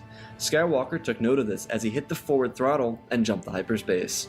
He was at the last jump before he got to the system he was trying to get to. From Seleucami, it was his next destination. Elsewhere in the galaxy, a Jedi outpost sat quietly on Tython. Jedi Master Ima-Gun-Di and his students stood quiet on patrol.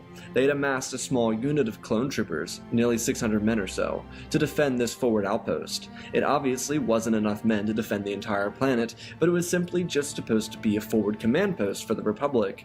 The planet was kind of out of the way, and the Sith had no real reason to invade it, neither did the Separatists, because there wasn't really any people here. Of course, on the newly charted galactic maps, there is no one here. That's what the population said. No one. But the truth is, there were 600 clones and 2 Jedi present.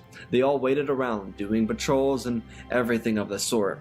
The forward command post here essentially was a listening station, set up to intercept communication going in and out between the Separatist lines and the lines of the Sith Empire. Everything that was recorded was sent back to the Republic across the Outer Rim so they had information about their enemy. Though there was a darkness approaching, and Ima-Gun-Di and his Rhodian student, Vermi Cross, could feel it in the Force, and so they ordered their men to ready themselves for battle in the circumstance that the Separatists or the Sith Empire was coming.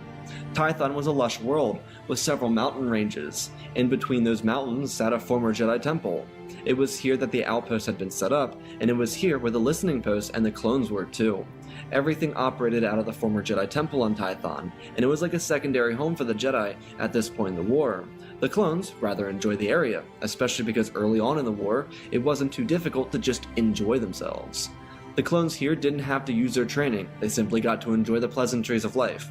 Of course, they still trained day to day, but they did that to stay in peak condition. Other than that, they just simply went on patrol and made sure that they were receiving communication from other parties across the galaxy. That wasn't until the communication array picked up a frequency rapidly approaching the planet. The clones and the Jedi closed up the Jedi Temple and turned off all communication devices, taking out all the hard drives and keeping them in case there was an attack. They were going to try and use the element of surprise against whoever was landing. With the element of surprise, the clones could likely use their lower numbers to an advantage, make 600 men feel like 6,000 men. When the transports landed, the clones were hidden in the forest, inside of caves and inside of the Jedi Temple. Ima-Gun-Di and Vermi stood side by side with each other inside of the forest. They looked out and saw a warrior of the Sith march out surrounded by 2 marauders and a number of Sith troopers. When they exited the transports, they left at a fast pace, but once they got into formation, they began to slow-paced march through the woods. Once the Jedi had them cornered, they launched an all-out assault on the Empire forces. The Imperial troops were caught off guard as the clones blasted away, cutting through the lines of the troops, though they were heavily outnumbered. Ima-Gun-Di and his student took a step forward into battle position, while inside the caves and temple, Captain Keeley and the rest of the troops waited patiently for their go-ahead. Ima-Gun-Di contacted Captain Keeley and ordered them to launch the counter-assault. The 400 men were outnumbered 3-1, and the clones were fighting an opponent who were trained just as well as they were. These were not battle droids, these were effective troopers, and they were very precise with their aiming and their targeting. The 2 marauders guiding Sion were dispatched to take on the Jedi, while the Sith Lord stood in the middle, watching his men be executed, and then watching the clones who ambushed them be struck down by blaster fire. The battle was an all-out war, as the best troopers fought with each other. Clones were gunned down as the Marauders engaged with the two Jedi on the battlefield. As it began to look grim for the clone troopers, the rest of their reinforcements came out of the temple and the caves, and they began to open fire on the Sith troopers. Captain Keeley and the rest of the 200 men got into the mix. The clones on the front lines watched as Lord Sion emerged from the ranks of his men, cutting down the wounded and throwing his lightsaber through one of his own troops in front of him. Sion marched to the front lines with his men, and they began to make a push on the clones led by Captain Keeley. The two Jedi were able to cut down the Marauders, though in the process of their duel, the majority of their men had been killed. The Sith troopers started making their way for the Jedi Temple. Their effort was flawless as the clones began to retreat to a more defendable position. Sion could feel the presence of the Jedi making their way through the back of his lines, and so he whipped around his head and looked at the two Jedi as they stammered. Captain Keeley tried to call out to Ima-Gun-Di, but the moment he made contact, Ima-Gun-Di ordered the clones to retreat. The Jedi would hold off the Sith for now. The clones began to retreat through the open field, causing dozens of them to be cut down by blaster fire as they closed in on the Jedi Temple. Sion, on the other hand, twirled around and he swung his lightsaber down and clashed with Ima-Gun-Di. The Jedi Master told his student to assist the clones, but he couldn't. Before he could respond to the order, Sion lifted him up into the air with the Force and threw him into a tree nearby, knocking him out. Sion grinned as he used his brute strength to attack Gun-Di. The Jedi Master was a strong species, naturally strong that is, but Sion was a beast. He used his power and precision to force Ima-Gun-Di off of his game, pushing him backwards. Sion swung harder and faster. Gundi's defense could only hold for so long, and then his lightsaber was cut out of his hands as the blade toppled to the ground. Gun-Di turned around and used the Force to pull his student's lightsaber as he blocked a strike by Sion. The Sith Lord saw this to be funny. As he pushed harder, Ima-Gun-Di responded with a parry and a strike as he made his way back to an offensive stance against the Sith Lord. It was very evident that the Jedi Master was a solid duelist. The Sith Lord fell backwards and saw his advantage slip away from out under him. Sion spun around, cutting a tree into pieces as it tumbled down towards Ima-Gun-Di. The Jedi Master reacted, moving out of the way and then facing down Sion. The Sith Lord threw his lightsaber forward. Ima-Gun-Di's grip wasn't strong as it typically would be with his own blade. He took the hit and then watched as Sion used the Force to pull the lightsaber back towards him, jumping into the air and swinging down on Ima-Gun-Di. Ima-Gun-Di fell back, and Sion jabbed his lightsaber through Ima-Gun-Di's chest, killing him immediately. Sion didn't take much time getting around to Ima-Gun-Di's student, and while he was knocked out, gutting him. By the time Sion got back to the battle at hand, he looked over and saw the clones had been pushed back inside the Jedi Temple. There were about 150 clones remaining, with Sion's numbers just about 700 men. The clones did a solid job at their defense, but they were outnumbered by a fighting force that had solid training. Sion demanded the Sith army to go into the Jedi Temple and fish out the clone troopers and execute them. They followed their orders, as inside, Captain Keeley and his men were reaching out for the Republic, trying to see if they could get reinforcements. Keeley knew the Jedi were dead, and he realized that at this point, they had a better shot of waiting the Sith order out rather than trying to attack in a frontal assault. They didn't have the numbers to pull it off, and they sent their message and departed for the interior of the temple and the cave system attached in the inside. On the other side of the galaxy, Anakin Skywalker arrived outside of Mandalore. Anakin felt called to come here. Something about his vision made him feel inclined to come to Mandalore and find this Duchess that Obi-Wan had mentioned in his last breath. When Anakin got down to the capital city, he was immediately taken into custody. Mandalore had become a very tense planet. While sure, Satine was against traditional warrior ways, the truth is that she knew the importance of standing up against the Sith Empire. As a leader of the Neutral System Coalition, a group of around 1,500 star systems across the galaxy, she understood that peace wasn't an option with a group of psychos that did not want peace. Satine made an effort to have peace, but when star system after star system, Republic, Separatist, or Neutral, all faded out of existence, she realized the importance of standing her ground. While her sister was a part of the psychopathic group of megalomaniacs called Death Watch, Satine made an effort to cut off all ties to the moon of Concordia and lock down what they had here at Mandalore. Mandalore sat in a sweet spot between enemy lines, between the Sith Empire and the Separatist. Her only fear was who would come down first. The Sith Empire wasn't going to go to Mandalore because of their past attempts to deal with the Mandalorians, all of which being travesties from each of their own respective eras. Meanwhile, the Separatists were leaving Mandalore alone because they weren't psychos. Sure, they were fighting against the Republic, but the Sith Empire was a slightly bigger fish to fry, and Mandalore was neutral, so it's not like they had to worry about him. The other surviving neutral systems made an effort to militarize, but none of them could do it as well as Mandalore could. Satine had access to thousands of wartime machines that were used in the Civil War, of which she came to power in. Did she want to use them? Of course not, but the safety of her people came first, and she was going to ensure her people remained defended.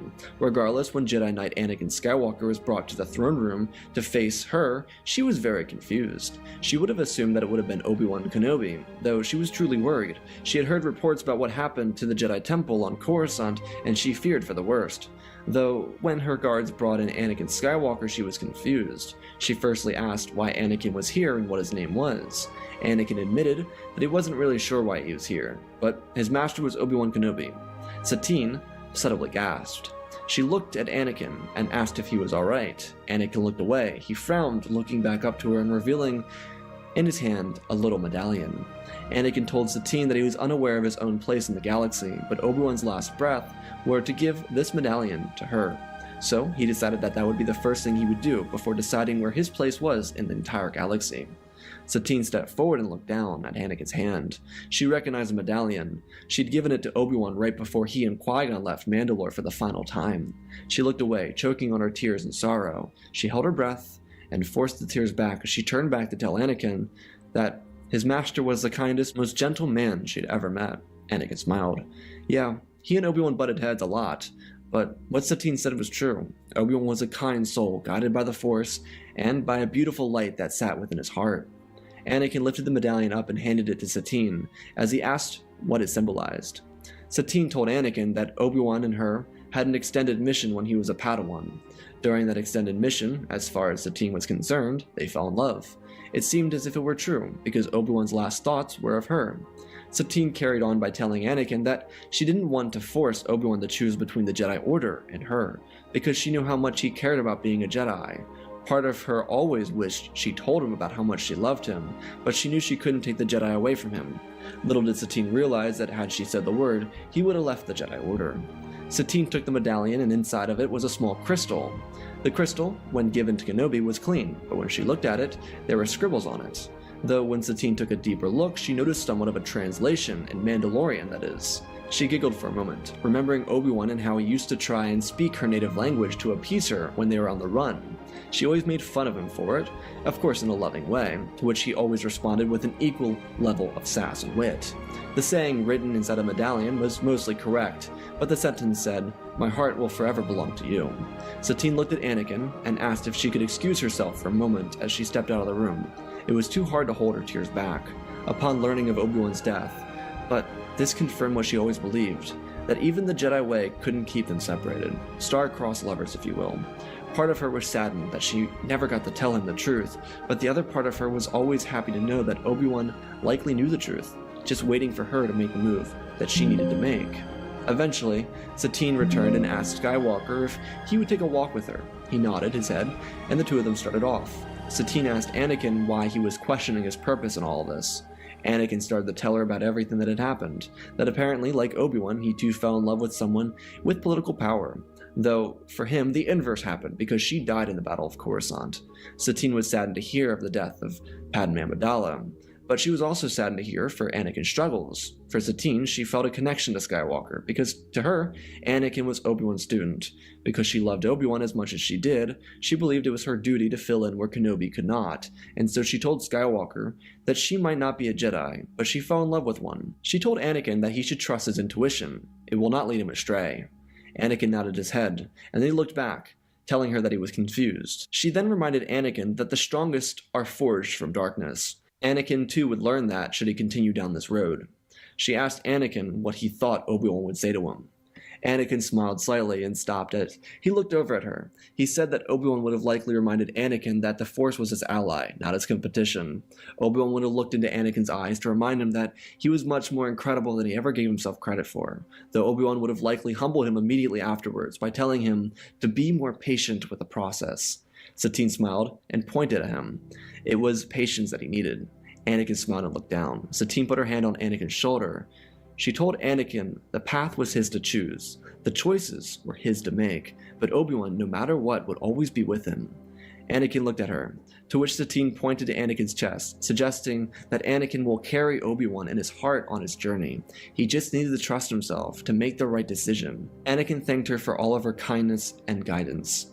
He asked her if there was anything he could do in return. She shook her head before saying to Anakin to keep making Obi-Wan proud, because as long as he was proud, she would be too. Anakin should always remember that he has friends here on Mandalore. Anakin thanked her and bowed respectfully. She watched as Anakin left, and then she looked down at the medallion and wrapped it around her neck, and almost immediately felt Obi-Wan's presence, or as Satine would simply refer to him, as Ben.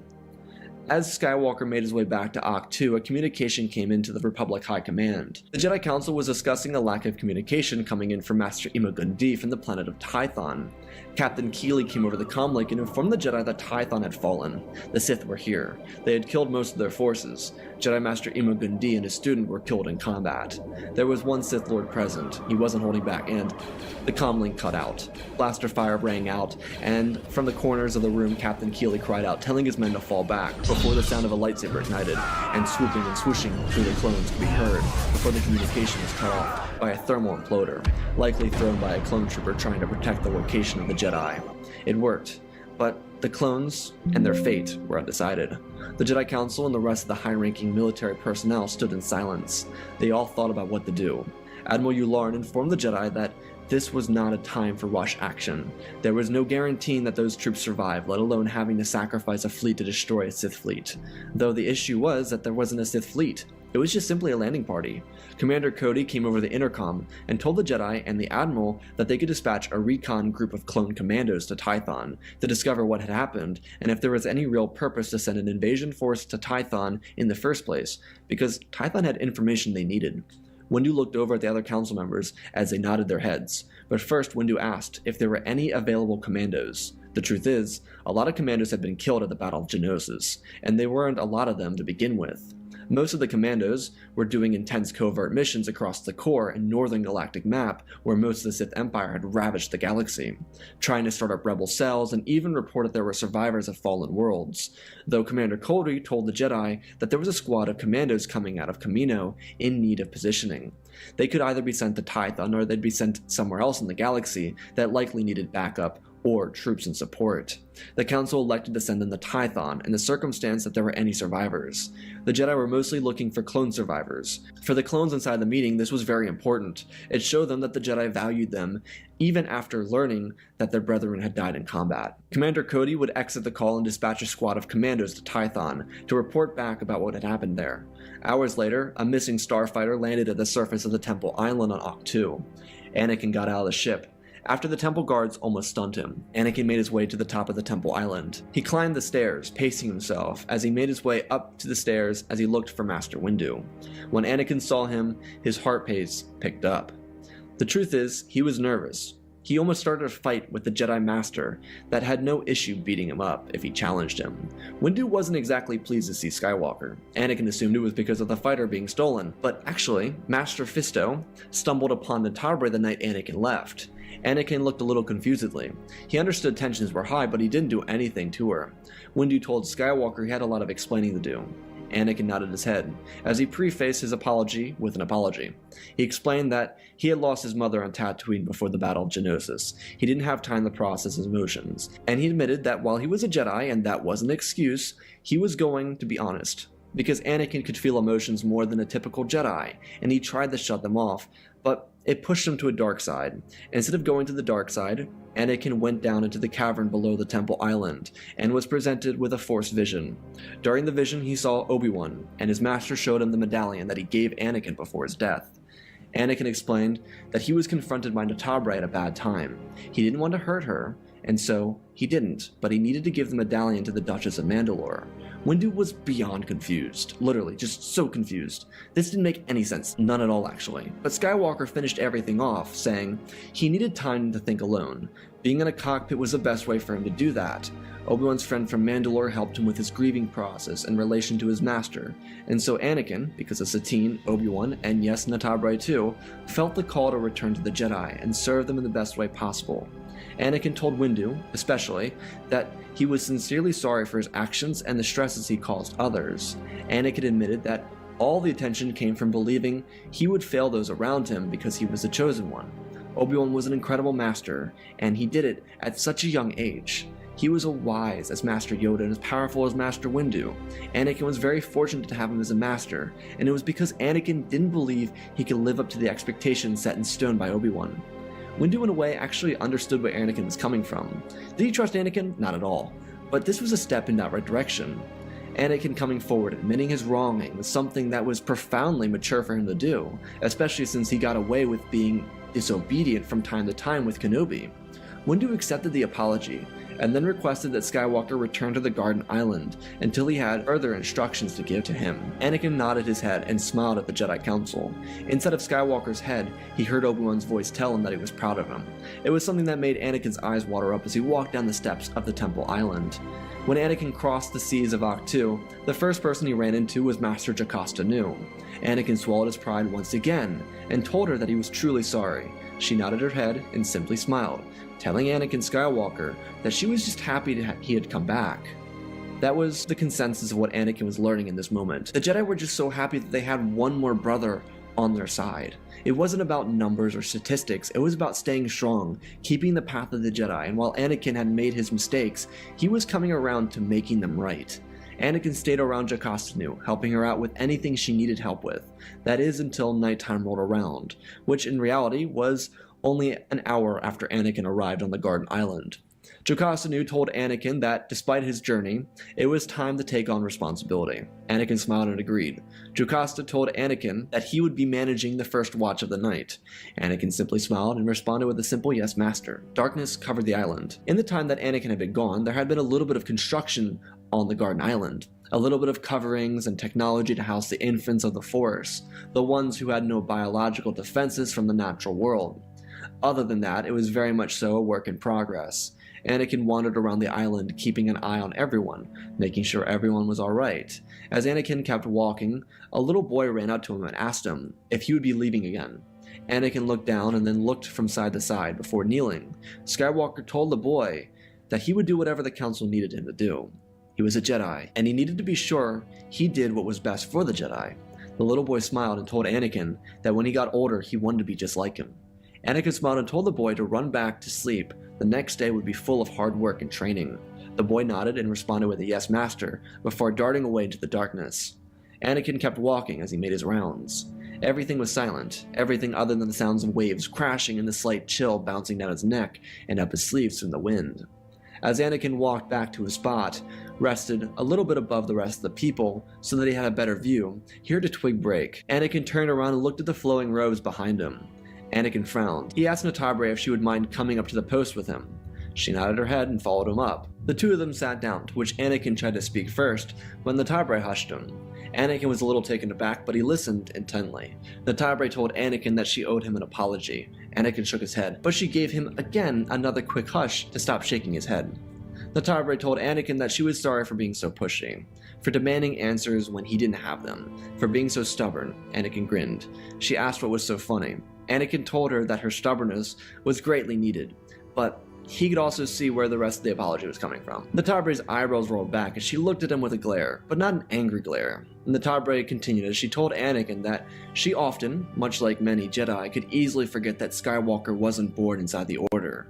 He had a life, a family, and emotions for several years before he even was told to forget about them. Anakin told Natabre that he accepted the apology, but he would first have to apologize to her. She looked at him and nodded her head, suggesting he go ahead with whatever it was that he wanted to say. Anakin told her that he was truly sorry about how the entire last couple encounters had been handled. There were an array of things that Anakin could blame them on, but he took the responsibility in this moment. He owned his mistake, regardless of what charged those feelings, and he admitted his wronging.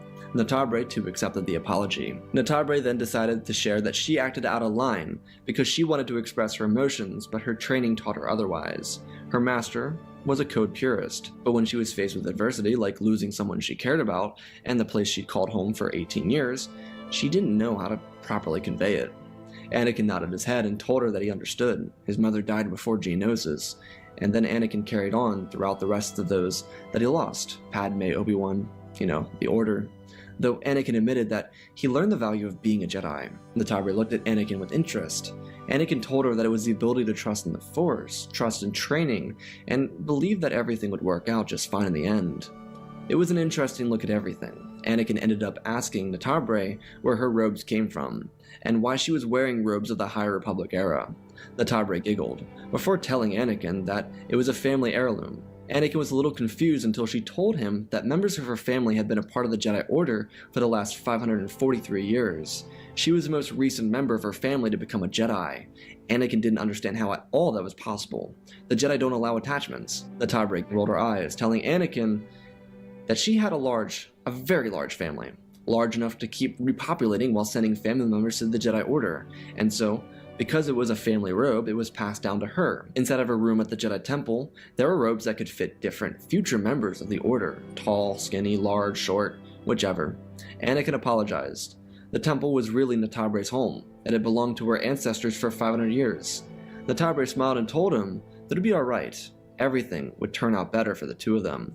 The two of them continued talking throughout the night, getting to know different aspects about each other. Anakin would tell her about his little trip to Mandalore, and she would tell him about her adventures she had with her master before the Battle of Coruscant. For Anakin and Natabre, they had just ignited a flame of friendship, something ever so crucial in an era of chaos.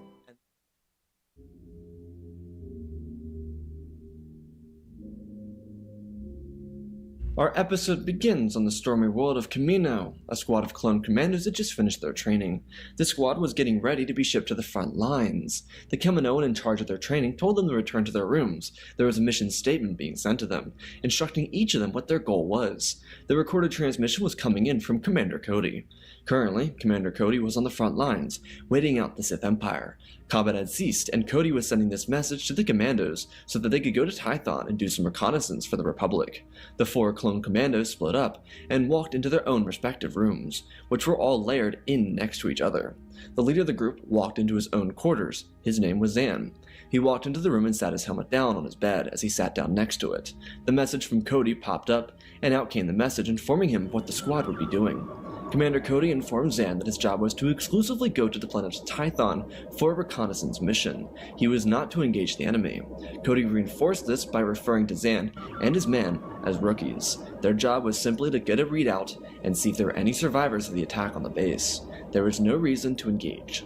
Cody also continued by informing that if all the clones were dead, there was a clone captain present who had all the information that hadn't been transmitted back to the Republic. The information that the clone captain had could be very informative to the war effort, so if the commanders got a hold of that information, they needed to get out immediately. Zan watched as the communication came to an end before him. Zan made a personal note to himself to make sure that he did everything in his power to avoid any conflict.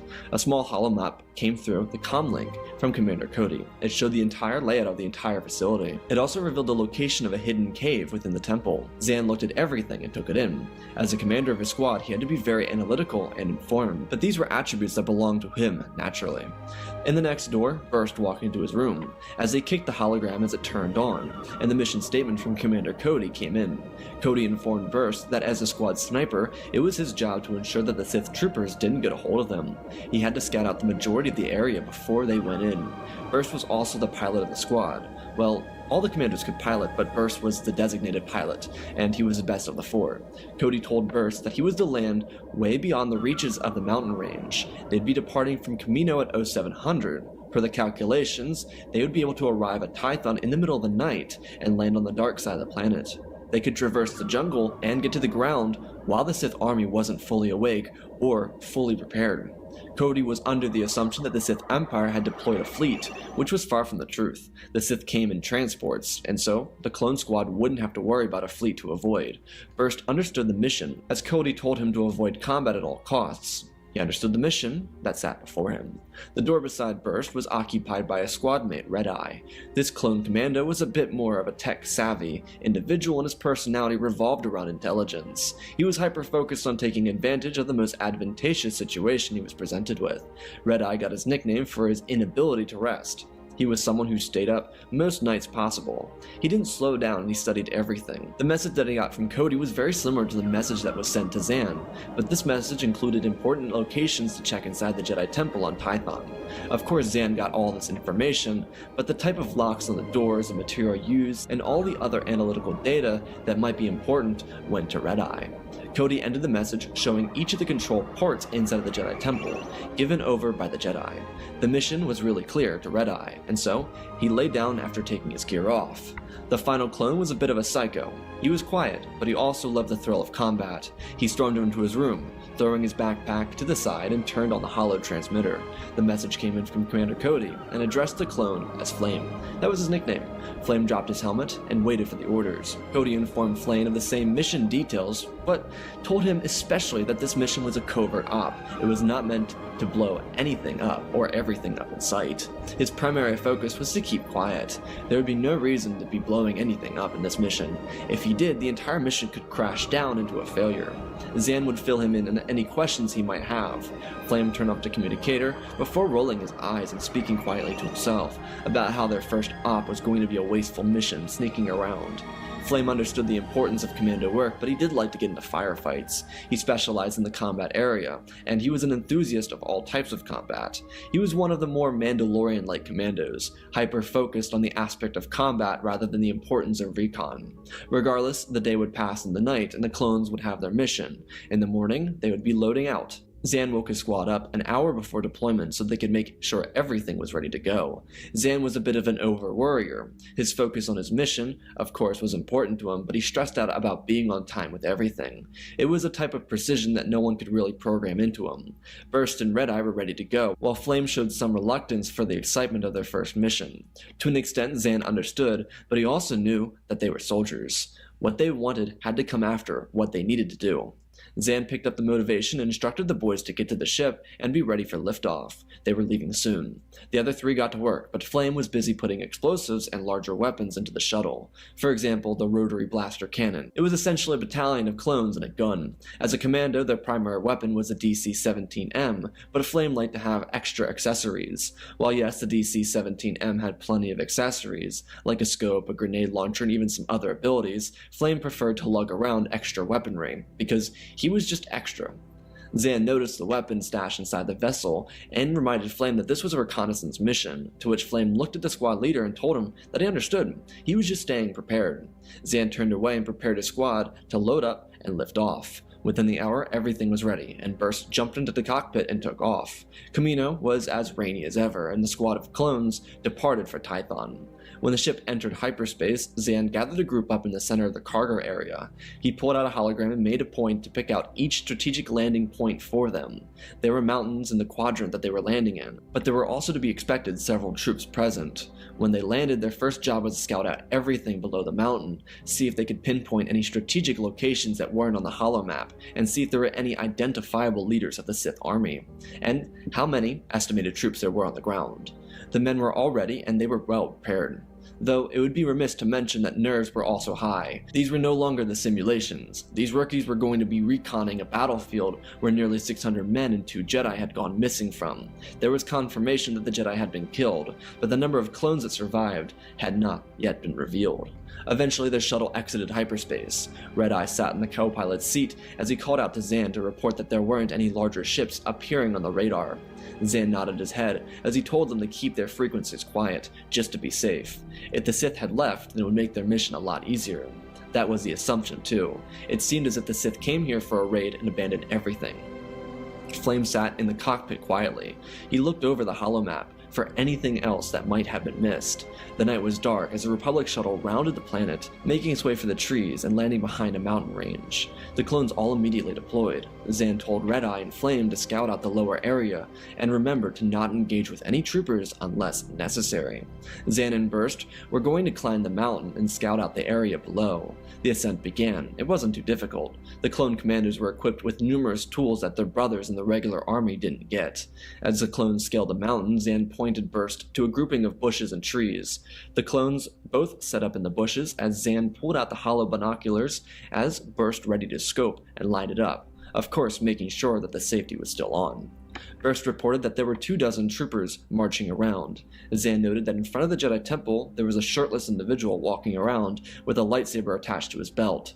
Burst moved his scope around and noticed that on the grounds of the facility there were 15 guards standing post, though they didn't look like they were all too focused. On the front steps, the apparent Sith was talking to an apparent commander of this force. Zan moved his binoculars up and scouted the mountain range. He took note of the fact that the mountains seemed to be empty. Burst moved his reticle up and noticed that the same thing. The two started talking about their best entry possible. Zan took down his binoculars and pulled up a holomap on his wrist, and noted that if the clones opened up a small hole in the top of the facility, then he'd be able to drop into the Jedi Temple and move around relatively freely. Burst agreed that it was a good idea. Though Burst took his reticle down and looked over, there is no clear way to get across the mountains behind the Jedi Temple. The only way would be to descend, cross a river twice, and then scale a mountain right next to the 15 guards. Zan took note of that as he got out of the bushes and crouched his way towards the edge of the mountains. Burst followed his squad leader as they moved behind a grouping of trees and stood up. Zan lifted his rifle and told Burst that they had the ability to zipline across over to the other mountain range, though the issue is how they could do it without being seen or caught, considering Republic Commando gear was shiny and white. Burst admitted that it would be a difficult thing to do, but they needed to make a decision now, because the sun would rise in nearly 80 minutes. Zan called over his comlink and reported to Red Eye and Flame and told them to scale the mountain. They'd be ziplining across to the other mountain range. Zan also made a note to tell the squad to only bring what was necessary, because too much weight could cause them to fall to their deaths and alert the presence of the Sith. Inside the Jedi Temple, one of the Sith troopers was picking up the frequency and alerted his commander that there was someone on the planet trying to communicate. He wasn't sure if the communication was going off-world or not. The commander told the trooper to block all communications going anywhere, as he ran to tell Sion about it. While Burst and Zan were waiting for Red Eye and Flame to make their way up the top of the mountain, Burst told Zan that a trooper just ran from the Jedi Temple to tell the Sith Lord something. The moment the news reached Sion, he whipped his head around and let out a terrible scream. He told the commander to storm the caves and kill all the survivors, before turning around and yelling out to the men marching around to fan out and see if there was anyone else on the planet. The 4 commanders realized that their presence was noticed. Zan told the squad that the 15 men they were ziplining over would now be on guard. They had to do this quickly. The sun was going to be rising very soon. The dark night began to light up, and there were streaks of dark blue making themselves visible to the planet, and so the clones began to run, crouching as they did, picking up pace as Burst got to the edge of the mountain range as he lowered his rifle, attached a cable to it, and silenced his weapon, before shooting a blast that popped out of his rifle across the canyon as it crashed into the side of the mountain, latching on. Zan told Red Eye to go first. He could make sure everyone got over there safely. Red Eye hopped onto the zipline as he began to speed across the canyon, flying above the Sith troopers. Zan tapped Flame on the back, pushing him forwards towards the zipline, as he too hopped on. Zan told Burst that he was next. Burst looked at him and asked about him. Zan told him to go, he would be right behind. Burst hopped onto the zipline as it shot him all the way across the canyon, though Burst lost control towards the end and dropped off the zipline as he crashed down into a tree. The 15 men were alerted to this as they all turned and looked towards the tree area. Burst hit himself as best as he could. His boot was stuck and he was in a very awkward position. Luckily, when he crashed down, he startled a bunch of birds that called Tython home as they all jumped out of the tree, chirping as they did. The men below noted that the birds were likely startled by a predator, and they turned their attention away. Zan held his breath as he got onto the zipline as he followed it down to the other mountain range. About halfway through, the zipline caught and jammed, almost throwing him from the zipline to his death. Luckily, he had a good enough grip to hold on. He looked around and climbed up to the top of the zipline and started to push his way across the canyon to the mountain where his squad was. Burst, during this time, was able to quietly get himself out of the tree and down to his squad mates. By the time he did, Zan was climbing down. The clones quickly moved around the side of the mountain as the sun slowly creeped up. The clones made their way for the side of the building and climbed down. Zan pulled up the holomap and made a readout of where they were supposed to cut. Burst took note of the fact that the Sith had apparently disappeared. Zan told Burst to stay up high and keep a readout on everything. He was to signal them by tapping on his wrist. The commando squad had an alert button. It didn't require a communication device, but Zan told Burst to tap once if he saw the Sith, or tap twice if it seemed like there was a disturbance. Burst nodded his head and climbed up onto the top of the mountain. At the same time, Flame used a torch to open up a hole in the side of the Jedi Temple. The 3 clones used all their strength to pull the piece of steel out of the temple and place it down gently without making too much noise. The hole was small, but it would only be noticeable within the next 2 hours when the sun finally rose above the temple. They needed to get in and get out as soon as possible. The clones dropped down into a room in the upper half of the Jedi Temple. There were a bunch of chairs gathered around, and at the end was a door. There were very few windows, and most of the chairs had been turned upside down. Zan told Red-Eye to get to the door and open it quietly. They just wanted to breach the door enough to slide through the gap, not fully open it. Red-Eye got onto it. As he did, Zan and Flame looked at the map again and found the communication room. It was just down the hallway from where they were. It would be worth getting there so that they could open up communications with Burst so he could communicate a little bit more freely. When Red-Eye got the door open, the 3 clones moved outside. They formed up behind Zan. The commander of the squad led them as he all rounded the corner and ran up the set of stairs and looked down a hallway. The hallway looked empty, but there was nowhere to take cover. Footsteps could be heard though. Flame looked up and identified 20 troopers walking down the steps. Flame knew that they could take them, as did Red-Eye and Zan, but they were under orders to stay quiet. The commandos ran forward and kept as quiet as they could. The marching of the Sith troopers masked their sound as they made their way to the communication room. Zan told Red-Eye to open the door and cut the power to the room, as he turned to Flame and told him to prepare to put his night vision on. Zan instructed the men to use their hands and their vibroblades exclusively. They didn't want to alert anybody to their presence. Red-Eye got onto the control panel, pushing every button he could, severing the power from the room, turning the lights out, though the door wouldn't open. Zan looked over, insinuating that they didn't have time to hold this out. Red-Eye got a little flustered, but the sounds of boots marching down towards them put his mind into a state of terror. If he didn't get this open right now, then the mission would be compromised, and they would be found by the Sith. Flame told Red-Eye to get it right. The first Sith trooper could be seen at the end of the hallway. Flame and Zan lifted their blasters up as Zan told Flame to be steady. The door shot open as Red-Eye stopped it before it could audibly slam into the hinges. Zan pushed Flame and Red-Eye into the room before shutting the door. There were Sith troopers on the inside of the room looking around, trying to figure out how to turn anything back on. They were alerted to the door opening and closing. Zan slammed the panel to make sure that he locked it. Before turning on his night vision, Red-Eye and Flame fanned out across the room. When Zan turned around, there were 2 Sith troopers closing in on his position. They didn't know he was there, but they were going towards the door. Zan saw this mild inconvenience as something he couldn't escape, but he was a commando after all. As he planted a cable onto his weapon and shot it into the ceiling as he lifted up above the 2 Sith troopers, just in time. At the same time, Flame wrapped his arm around a Sith trooper's neck before using his vibroblade to silence him. On the other side of the room, Red-Eye used his knife to strike down 2 men, cutting both in the neck, instantly killing them. Though, as he tried to catch both of them, one of them slammed into the ground. The 2 men below Zan heard it and turned around, asking if the others were alright. They heard no response. Zan dropped down, snapping the neck of one of the men before tackling the other and killing him with a quick blow to the neck. Zan called out in a whisper to hide the bodies. There was a ventilation shaft on the near side of the room that they could use. Flame asked about the vent on the far side of the room. Zan told him that it would be an escape route out of the room if they needed it. Zan told Red-Eye to program the computer terminal to not recognize the communication devices. This would allow the Sith to continue to monitor communications on the planet, but they wouldn't specifically pick up on the commando squad's frequency. Red-Eye got to work as a sound of marching slowly passed by the room. The clones finished hiding the bodies as the communication array was turned back on. The clones quickly ran towards the other vent and left the room looking perfectly clean, with the lights back on and everything.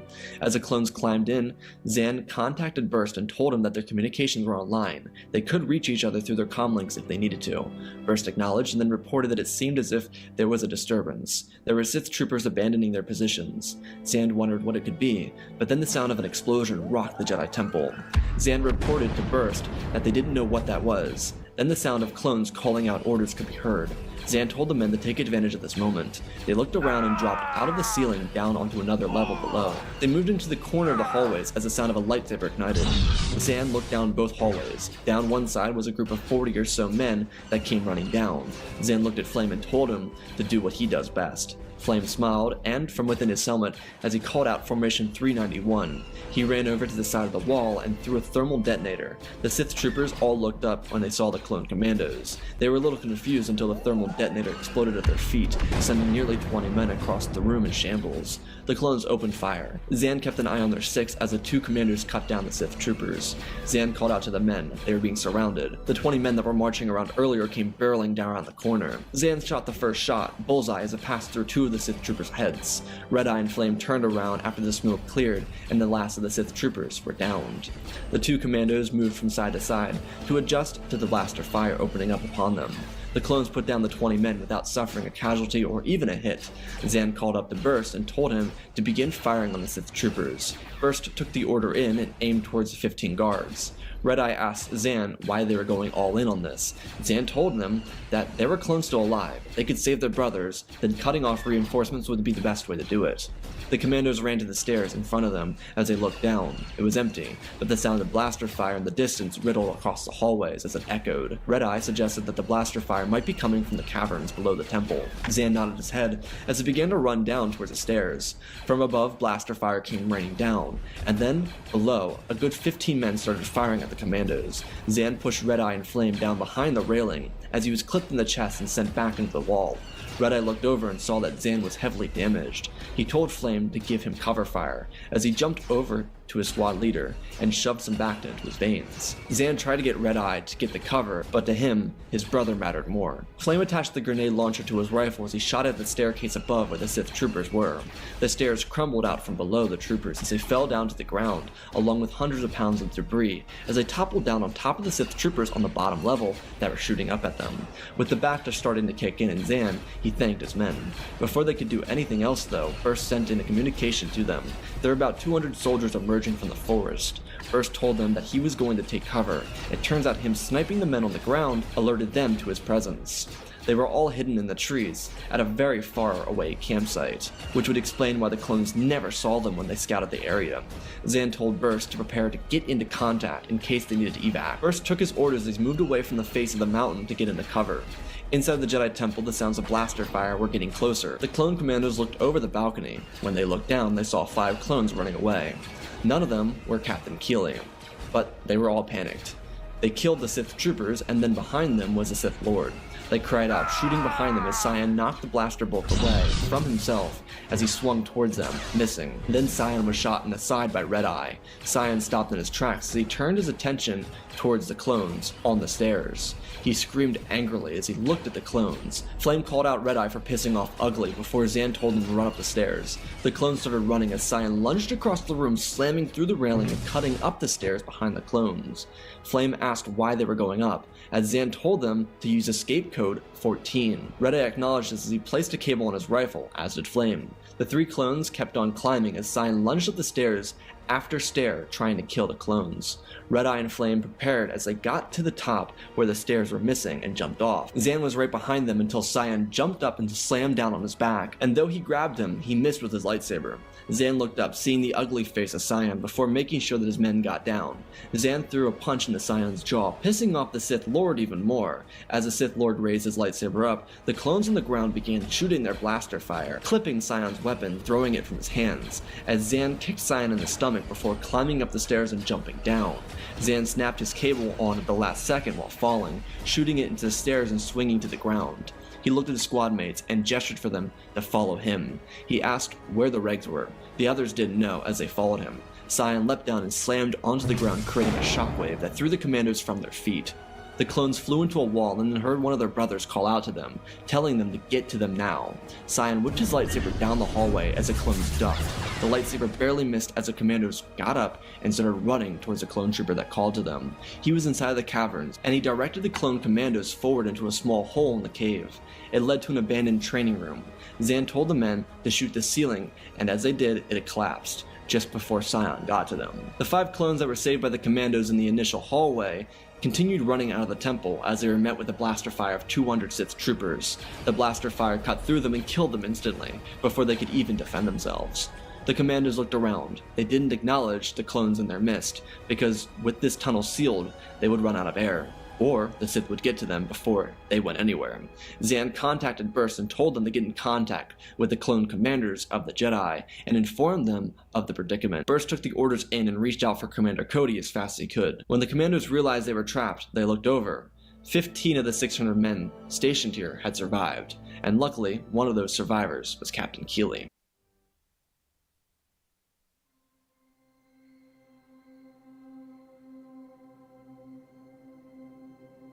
Our episode continues inside of the Republic High Command. Commander Cody and Mace Windu stood on different sides of the galaxy looking at a hologram of a clone commando. Burst was talking into it. He told them that they had made an engagement with the enemy. Commander Cody was very noticeably disappointed and even slightly annoyed at this, especially after he gave them the specific order to make sure they didn't engage with the enemy. Burst continued by saying that there were survivors. He didn't know how many, but they started a firefight. Burst explained that he was stationed outside the temple to keep an eye on all the things going on, but a battle began inside the temple. He had confirmed that the clones came into contact with the Sith. There was only one present. There was about 200 Sith troopers on the steps of the temple, and he was unsure of how many were alive elsewhere. Burst mentioned that his squad survived, but they were trapped below the temple in an abandoned training room. They were currently trapped in there, and they needed an escape route. Mace Windu called upon a newer member of the High Council, Jedi Master Tag Vizsla. He was a Weequay, and he was promoted to the High Council not long after the loss at Coruscant. Master Windu asked if Master Vizsla knew of a way out of the training room. Master Vizsla informed the clone trooper on the communication device that every single training room from the era of the Old Republic was equipped with a lever under one of the various lamps in the room. If the clones could trigger it, it would open up a hole in the floor for them to escape to. From there, their path would take them to the far side of the mountain range, and it would allow them to get out safely. Master Vizsla suggested that once the clone commando gave the information to his brothers, that he make his way to the far side of the mountains to meet up with them. The chances are the exit would have been blasted open because of how old it was. So Master Vizsla told the clone trooper to be careful when his brothers were escaping. Master Windu asked if Captain Keeley had survived. Burst nodded his head. Windu told Master Vizsla to take 2 Jedi with him to Tython. Vizsla nodded his head and bowed before leaving. Burst asked what the reinforcements were. Windu told him that if there were a Sith Lord, he needed to be dealt with and be taken down. Master Vizsla descended the mountain as the call behind him came to an end. When he got to the bottom of the mountain, he was looking for Jedi Masters, but he couldn't find any. Most of all the Jedi Masters had begun deployment, though in front of him were 2 Jedi Knights. Master Vizsla thought for a moment. He looked around and then decided that this would have to suffice. He asked the 2 Jedi Knights if they would like to accompany him to the planet of Tython. One of them asked if they were permitted to go. Vizsla explained that if he was asking, then they were allowed to come. The 2 of them looked at each other and nodded. They asked what they were going to do, as Vizsla explained that they were partaking in a rescue mission. The 2 Jedi Knights were on board as they followed Master Vizsla to the Jedi shuttle and prepared for liftoff. Vizsla would inform them that there was a chance they would have to fight a Sith Lord while they were there, though they were encouraged not to engage the Sith Lord alone if they got separated. The challenge would be staying together, and the most important leg of the mission was to help the clones get off the planet alive. One of the knights asked if there were Sith troopers on the planet, to which the Jedi Master explained that there were around at least 200, but the rest was unknown. Back on Tython, Burst ended his communication with Zan after informing him of how they could escape the training room. The sound of a lightsaber striking at rocks terrified the clones as they began pulling on the lanterns across the room. One of the Regs asked why the Jedi would do this in their own rooms. Red-Eye, who was always filled with the appropriate answer, suggested that the reason the Jedi did this was because of the guy that was trying to break down the wall and kill them. The Reg shut his mouth. Sure, that was a bit rude, but it was the truth. The chances are the Jedi installed these escape doors in case the Sith invaded their home world. It provided younglings a means of escaping and prolonging the legacy of the Jedi if all were killed. Regardless, Captain Keeley pulled a lever and the clones began piling into the hole. Zan asked Red-Eye if he could get another injection of Bacta. His battle wound was killing him. He was very fortunate to be wearing clone commando armor, because if he wasn't, he would have been dead. It was a miracle that he wasn't dead by now, but the way the shot hit him, it was how he survived. The shot smacked him with intense velocity, but the shot came from below. If it had come from above, or straight across, it would have entirely killed him. Red-Eye shoved the Bacta into Zan's elbow, and then the 2 commandos jumped down, sealing up the hole behind them, pulling the lever on the bottom. The 15 clones and 3 commandos made their way through the tunnels, the clones in front using their lights attached to the end of their blasters. On the other hand, Cyan blasted through the door as he looked around searching for signs of clone troopers. They just simply vanished. Cyan raged, screaming at the top of his lungs as he whipped around and threw his lightsaber through a line of 10 of his men that had fallen him in, and then used his lightsaber to cut the room to pieces. The clones could hear the echo of Cyan's scream as they started running down the hallway faster. Captain Keeley turned his head around as he realized something. He told the commandos that he left the data chip inside the Jedi Council chambers. Zan looked at Red Eye, asking if it was the room that they came in. Red Eye nodded his head, explaining that it was probably the reason why the room was locked up. Zan told Keeley, Red Eye, and Flame to come with him, as they diverged away from the main path. Zan told the clones to get to safety and close the path behind them to make sure that the Sith couldn't follow them. Burst would meet up with them at the checkpoint, and then he would stay with them until they were on their own and safe. Burst was aware that the Jedi were on their way, but he was really unsure of what their purpose of being here would do or serve as reinforcements. Zan, as he was running along the corridors and up a small ramp, he contacted Burst and told him that they were going to get the chip that Captain Keeley left inside the Jedi Temple. They would be at the rendezvous point as soon as possible. Burst told Zan that if any Jedi arrived, he would let them know where they were. Zan thanked them before turning off his communication device.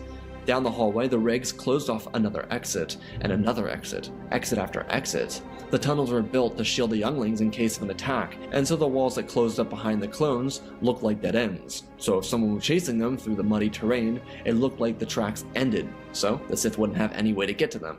Of course they could cut down the wall, but that would delay them from getting to the younglings faster, giving them enough time for this escape route.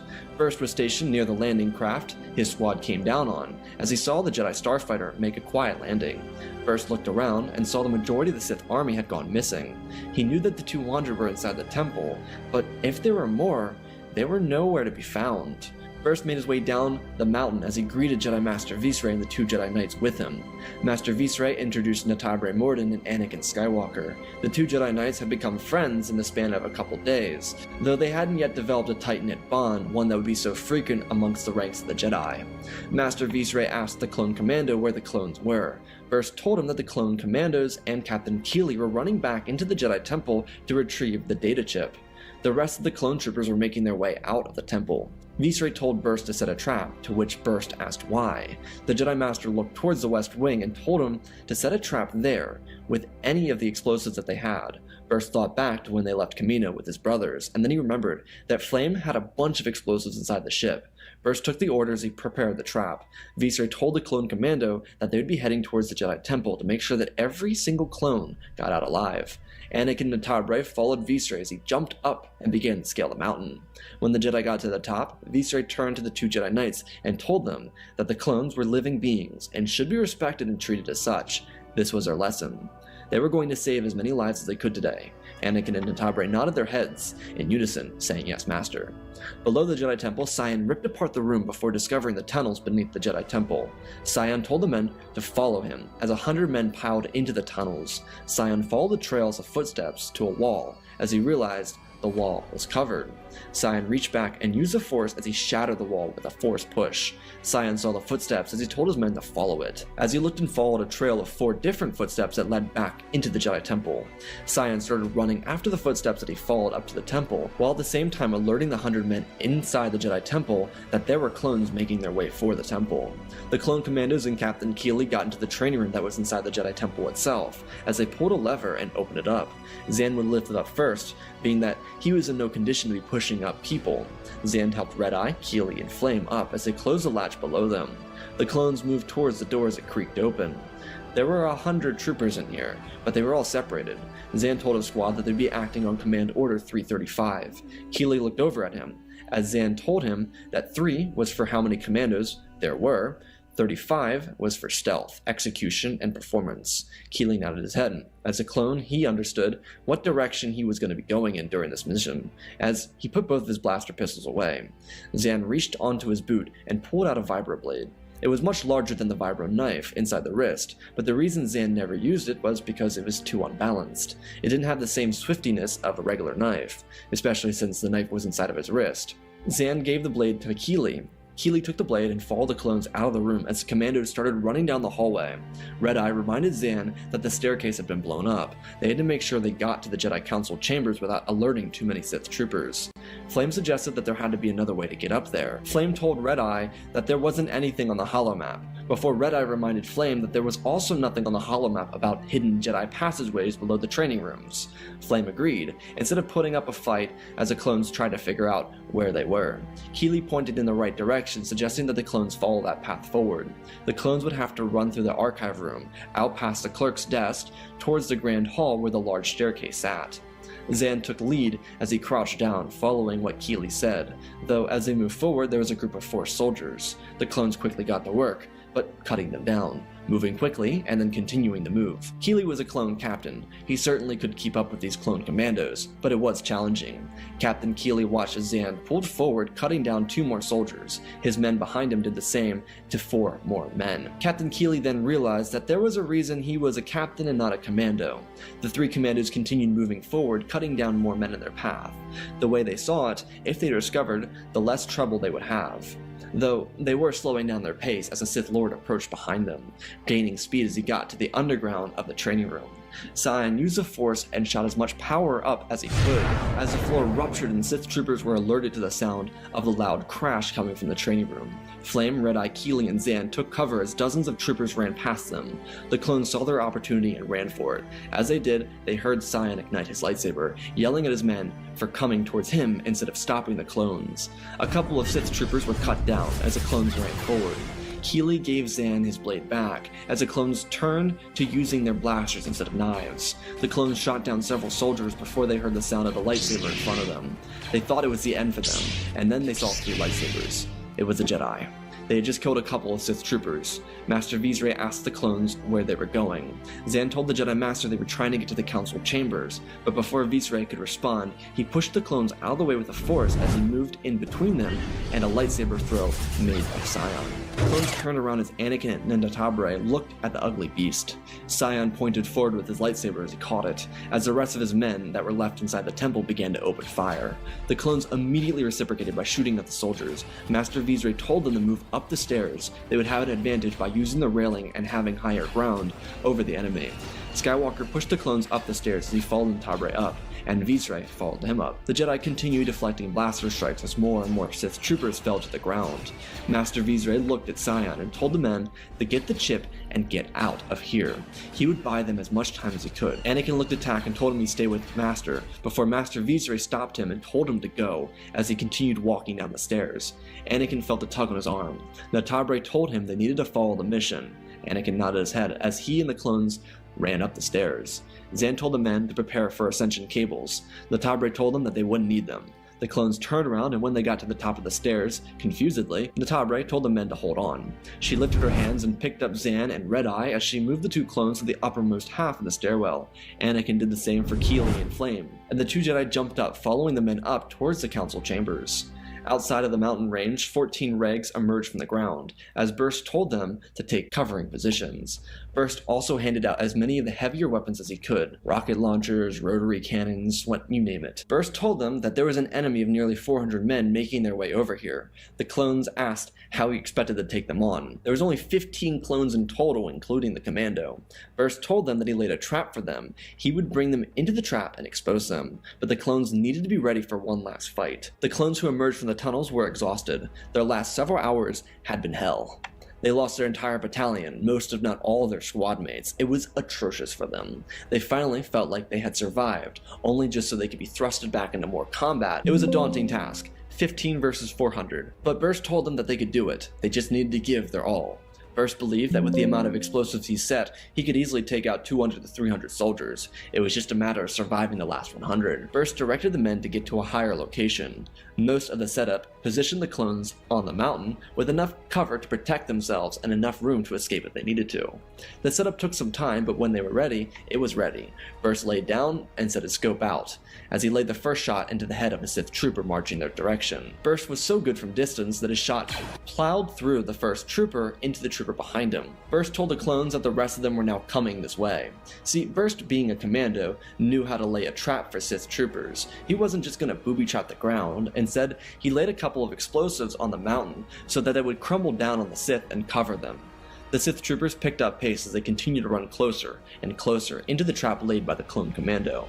Burst shot round after round, clipping and hitting targets with each shot as they got closer. Some of the Sith troopers started shooting back, but by the time they got into range, Burst clicked the ignition switch. The ground opened up under them as a massive boulder came crashing down.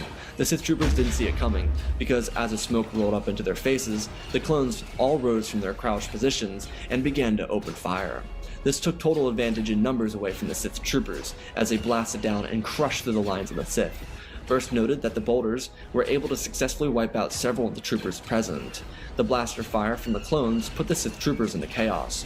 The few that survived the trap emerged from the smoke and then were blasted down. The clone with his hand on the rotary blaster ripped through the Sith. While yes, the Sith were firing back, it didn't do them all that much justice, as they would like. The clones were in higher positions, and it offered them an advantage. The Sith troopers just didn't realize the clones had the high ground. Though, as the smoke cleared, it was obvious there were more than 100 survivors. Burst started pushing men in a direction away from the Sith. He told them that they need to loop back around to the Jedi Temple. The clones at this point were about to embrace their deaths, but they listened.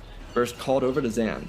At the moment, Keeley had gotten a hold of the disc, and Zan took the call. Burst told them that they were in need of reinforcements. There were about 200 Sith troopers chasing them around the forest. Zan looked to his left, and then ordered Red Eye and Flame to ignite Demolition Code 19.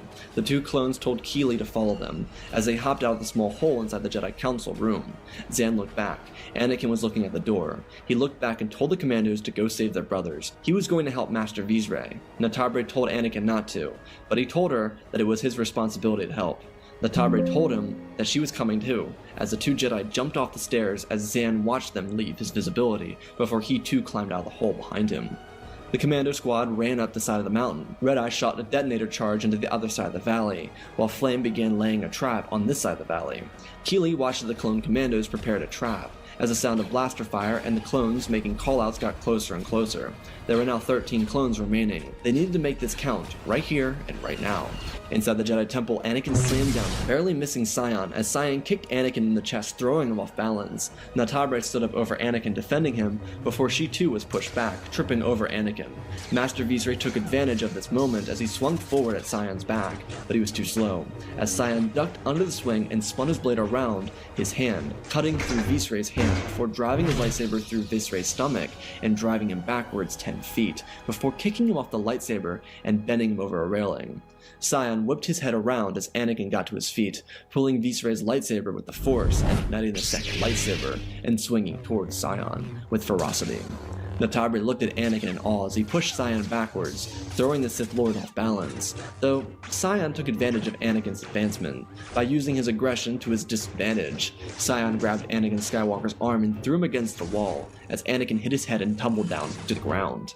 Natabre got to her feet and called out Sion. The Sith Lord turned around and began to laugh. He stepped forward, raising his blade, and swung forward. Outside the Jedi Temple, the clones made it through the valley as the Sith troopers followed them. Burst cried out for Zan to call the order, as Zan said not yet. A moment later, the Sith troopers were in position. As Zan gave the order, the walls of the mountain began to collapse. The Sith troopers, having survived one trap, wouldn't be lucky enough to survive another. The clones all turned around and began to open up fire.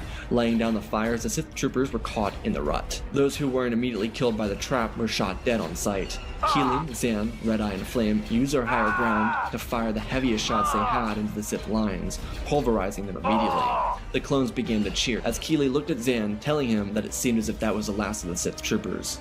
Inside the temple, Natabre was on her back again. She was crawling backwards as she looked at Sion. Her lightsaber was on the far side of the room, thrown from her hand while dueling with the incredibly powerful duelist.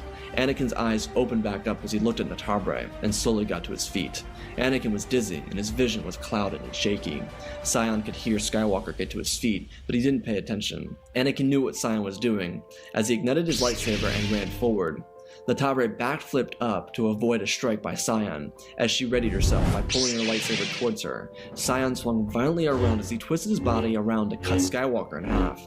Anakin slid to the ground, sliding beneath Sion's swing while dragging his blade across Sion's waist. Natabre jabbed forward, slamming her blade into Sion's back as Skywalker jumped up and swung around, cutting Sion's head clean off his body. The Sith Lord's body fell to the ground, dead, as a lightsaber sheathed upon impact with the ground. Anakin and Tabre looked at Sion and acknowledged that he was dead, before they ran over to Master Vizsla to see if he was alive. The Weequay Jedi Master tumbled off the railing as he coughed up his last breath. Anakin held Master Vizsla in his lap and told him they would get him help, as Natabre stood over Anakin's shoulder, looking down, preparing to run and get help from the clones. Master Vizsla shook his head as he grabbed Anakin's hand, pulling him closer. The Jedi Master whispered into Anakin's ear, telling him that the secret was patience. The key to being a Jedi was patience. Master Vizsla ended his life telling the Chosen One to trust in the Force. Master Vizsla's grip fell out of his hands as he fell backward, heavier. Anakin lowered Master Vizsla to the ground and looked back up at Natabre. She bowed her head in sadness. Anakin told her that they should bury him at the home of the Jedi. Natabre agreed. The two of them would take Master Vizsla to the burial chambers and lay him to rest, turning on the age-old machine and sending Master Vizsla's body away, passing the Jedi Master onto the living Force, where he would forever remain. Skywalker would take the Jedi Master's lightsaber and give it to Mace Windu upon their return to Ahch-To. Anakin and Tabre would walk side by side outside the Jedi Temple. When they got out, they looked over at the clones, who were all celebrating their victory. Anakin realized in this moment what the Clone War would bring this galaxy. It would bring challenge, loss, tragedy, but also triumph, camaraderie, and serenity. Sure, peace wasn't here yet, but someday it would be. Anakin looked back over at Natabre, who was still walking side by side with him, and then looked back to the survivors. The men all turned around to see the two Jedi instead of three, and the moment of realization all hit them. Their cheers slowed down and they became quiet. Anakin would step forward, addressing the men, telling them that many were lost, but the battle was won. Digging into his own heart, Anakin would continue saying that the only way to carry on would be with the memories of those they served with, holding them up and taking them with the warriors who survived the end.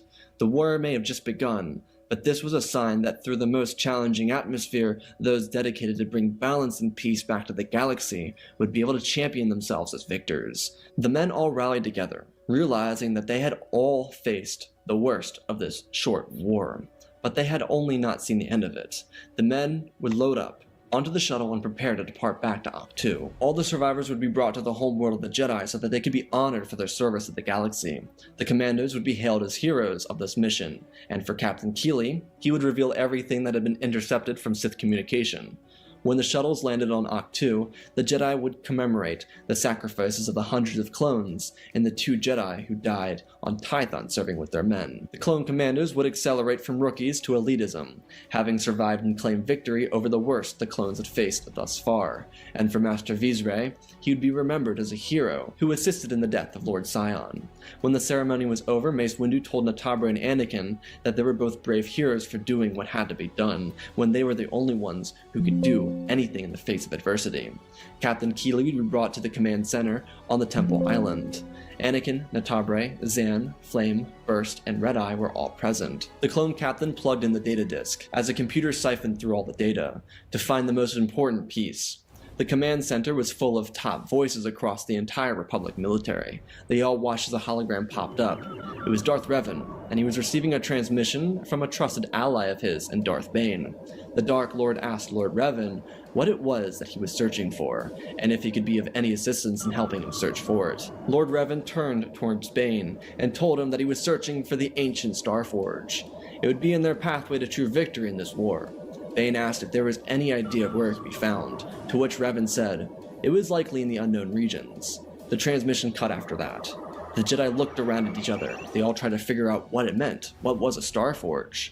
Master Opa Rancise emerged from the crowd, telling the Jedi that the Starforge was an ancient weapon that harnessed the energy of a star and of the Force to create an unlimited supply of anything for the one who controlled it. The Jedi looked around at each other. Mace Windu stood stern as he directed everyone present, telling them that no matter what the Sith were after, the Jedi would have to find it before they did. The Jedi would have to get to the Starforge and stop the Sith from creating an army that could march across the galaxy and destroy everything. The clone commandos present told Master Windu that his orders were their next directive. Anakin and Natabre stood next to each other, eager to prepare for their next mission too. Meanwhile, across the galaxy on the planet of Tython, the body of Sion began to slowly move back towards itself. The removed pieces of his body connected, and Sion breathed again. He was alive. his death only temporary, but now realizing the importance of allies that he had himself in the Legion of Sith.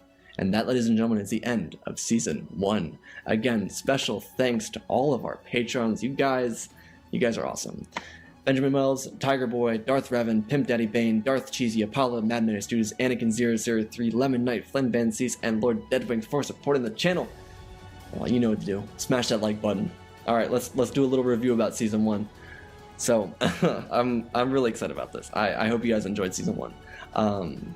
I really tried to do the whole arc thing, the whole Anakin arc. I feel like was completed. Obviously, the whole story for Anakin hasn't been completed, but the Season 1 arc, the purpose of fulfilling that arc for Anakin was completed. I set up a possible Season 2. It is now up to you guys to make Season 2 happen. I made Season 1, and so if you guys want Season 2, well, you got to smash that like button and destroy the like button on all these videos, you know what I mean? And I'm going to release a full cut of Season 1 with the first part of the original video redone. And so that's going to come out so you guys can watch it all in succession. That'll come out at some point. I don't know when it's going to be done, but that'll come out for you guys. And so this is Season 1. Season 1 was a great journey. I'm really proud of it. I'm not going to lie. I'm very happy with it. I would love to do this series. I've talked about this before several times. I've talked about it on Twitch. I've talked about it in Discord. I've talked about it in comment section. I would love to do the series. I would love to make Season 1 18 episodes. I would love to turn these 6 episodes into 12 I'm only going to to do one more precinct right now in this. I don't need this right away. I just wanted to fool around with it, Latario. So it's definitely usable, but it's still fucking slow as fuck to compile it. You know what I mean? I'm just trying to put it like in a usable form. It's not easy, man. They do this shit on purpose, dude. They have to. You can't tell me they don't do this shit on purpose.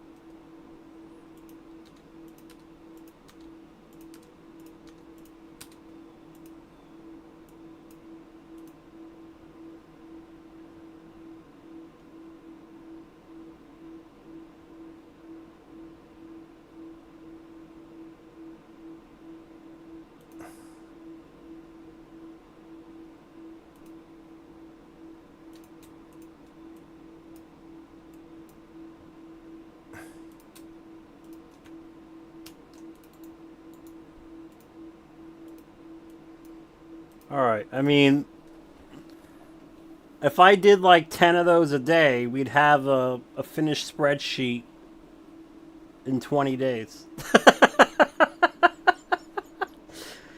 Do 10 precincts a day and it'll be done in 20 days.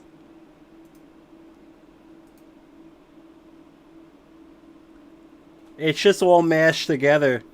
I wish there was a structural similarity. Otherwise, I would just have a spreadsheet code already running over it.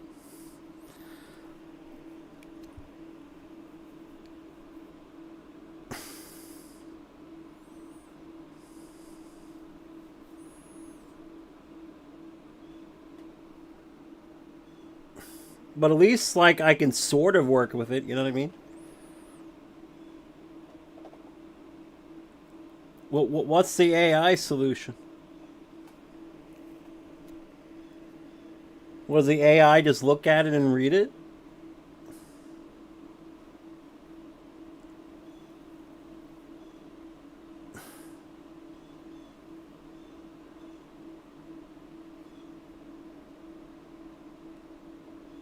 In other words, like, the AI just looks at the visual sheet itself, the image, and just goes, "Bop, I know what you all are."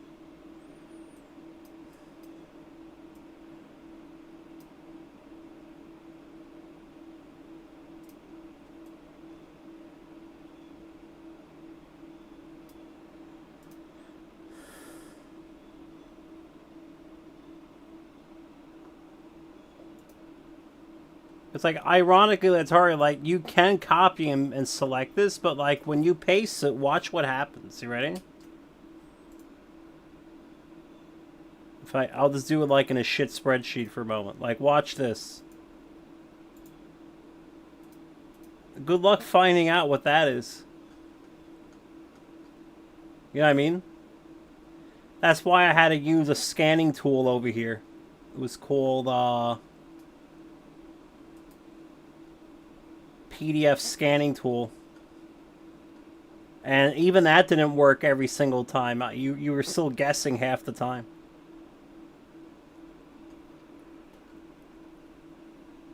You had to fix it from precinct to precinct.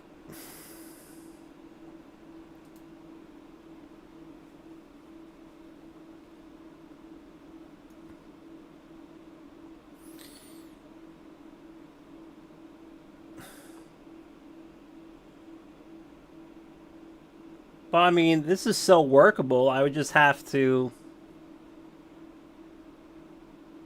do it. That's all. I'd have to, you know.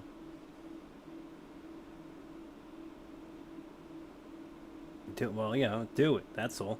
Like, it is what it is. You know what I mean?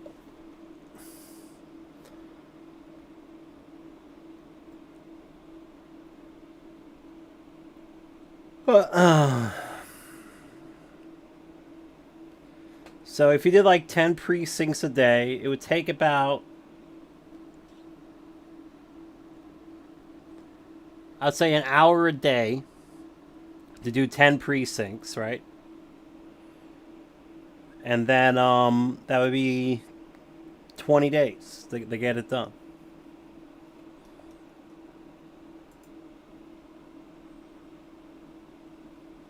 I'm certainly not going to sit here and pound that spreadsheet out all day. Too much, you think? Well, like, what are we going to do if the enemy gives it to us this way, Lataria? What if every county recorder across the United States conspires to give us their vote totals like this? What do we do? Oh, Your Honor, I'm sorry I couldn't make the 3-day legal deadline because of the way in which the data is reported.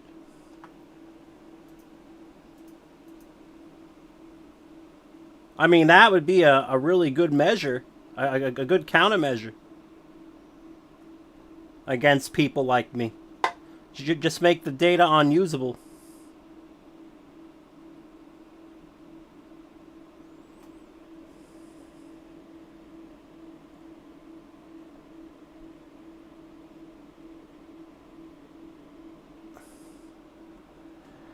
There's got to be a way, man, to turn this into a PDF.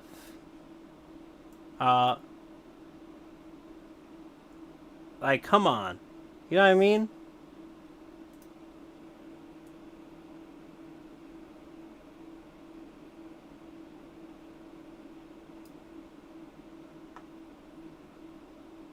Like, I should just know this is the election day column, the early column, the mail-in column, the provision column. Like, how can it not know this?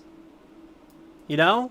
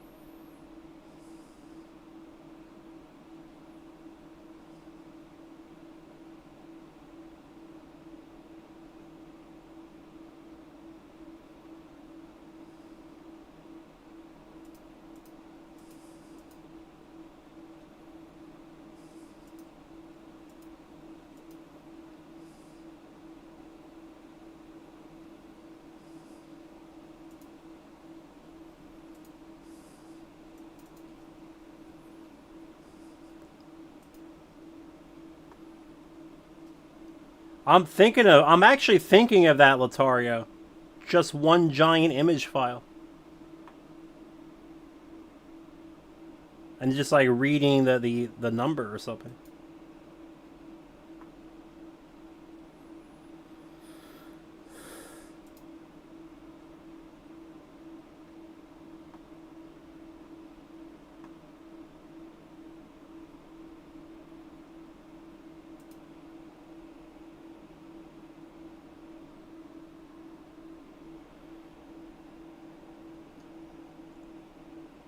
Like, I'm gonna try a couple of free programs, but I'm not paying for anything because I have to at least see a 5-page preview of the file before I pay for anything. You know what I mean? I'm not gonna trust it to do a good conversion before I pay.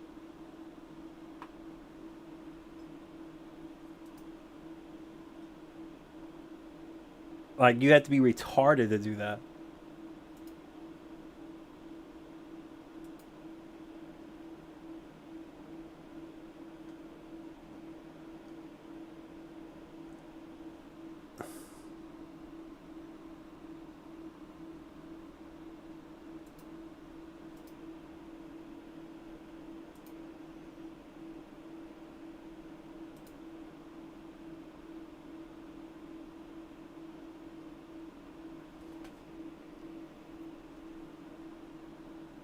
Unless the Maryland website has like something easier to use, like some sort of source file.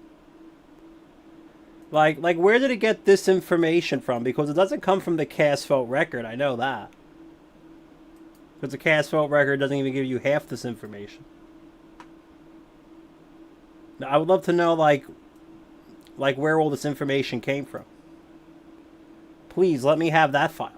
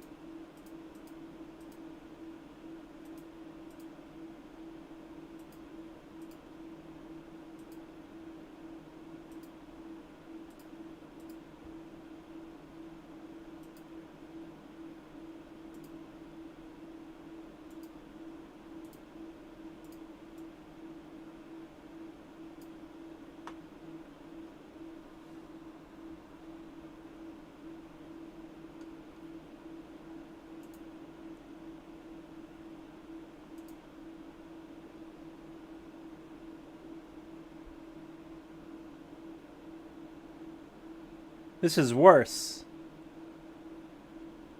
This is worse than whatever you gave me.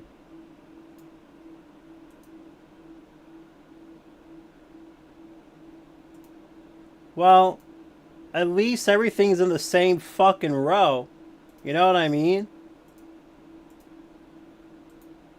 Not really. Yeah, look, all the election day and early votes are all in the same row. So, you could make the argument that this in some way succeeded. Sort of. So if this is early, right? And then you have election day. AO, AI to AO. Z to AI to AO to AQ. And that is always true. Okay, so I mean, I could work with this. It's still a fucking pain in the ass, you know, but I can work with it. Because it's always the same column. To my knowledge. Yeah, look, it's always AQ. This one is always AW. You know what I mean? With the numbers in it. Alright, like, I guess we can try this. Alright, I'll be right back. I'm going to make some coffee. I'll be right back. Bye. I'm also a little antsy, guys. I've been on a 4-day, like, nicotine withdrawal, so it's, like, really, really bad for me right now. So I'm trying not to fucking scream at somebody. I just don't want to smoke anymore. I think it's killing me, and the Lord is telling me I'm going to die very soon. From heart failure, arrhythmia, or something if I don't stop. So I just have to stop. So I'll be right back.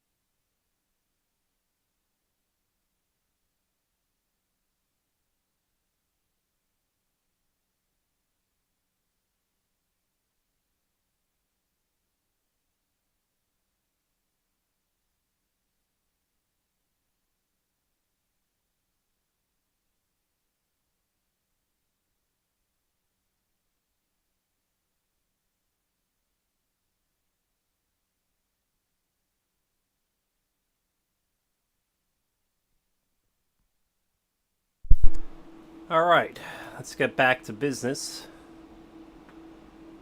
So what we want to do, we're going to take a quick pause on this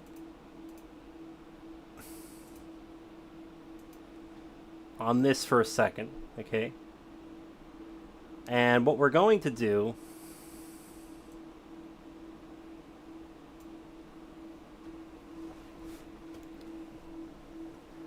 is try to get a fully functional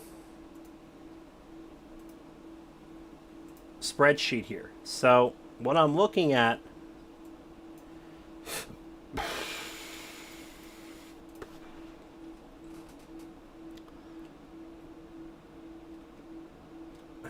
is this always true?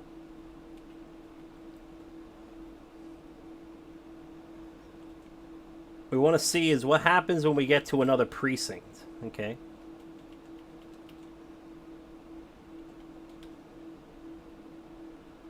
So like I see registered here, like, you know what I mean? Registered is always here. So what we're trying to do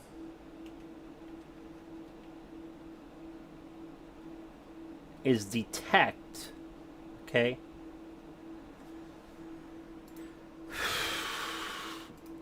When all this shit happens.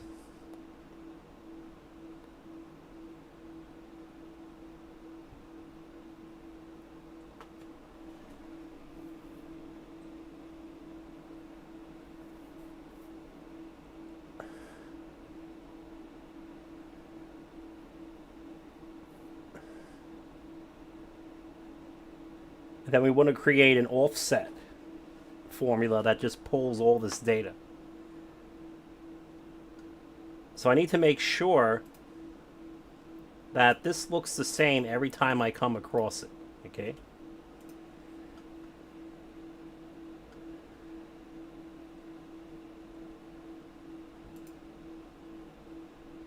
Yeah, sort of. It's good enough.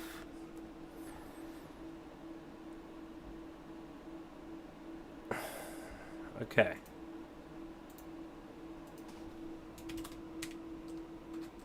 I'm going to put on some sort of news channel, I guess. We'll put on, like, band.video for today, I guess. Nothing else to listen to. Let's see.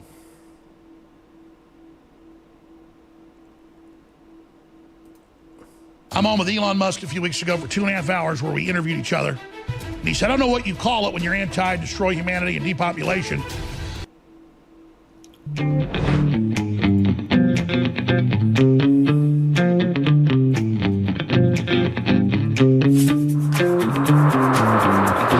Good morning, everybody, and welcome again to the live show today. And I want to introduce you to somebody who I have met and known for the last 2 years from the Reawaken America tour.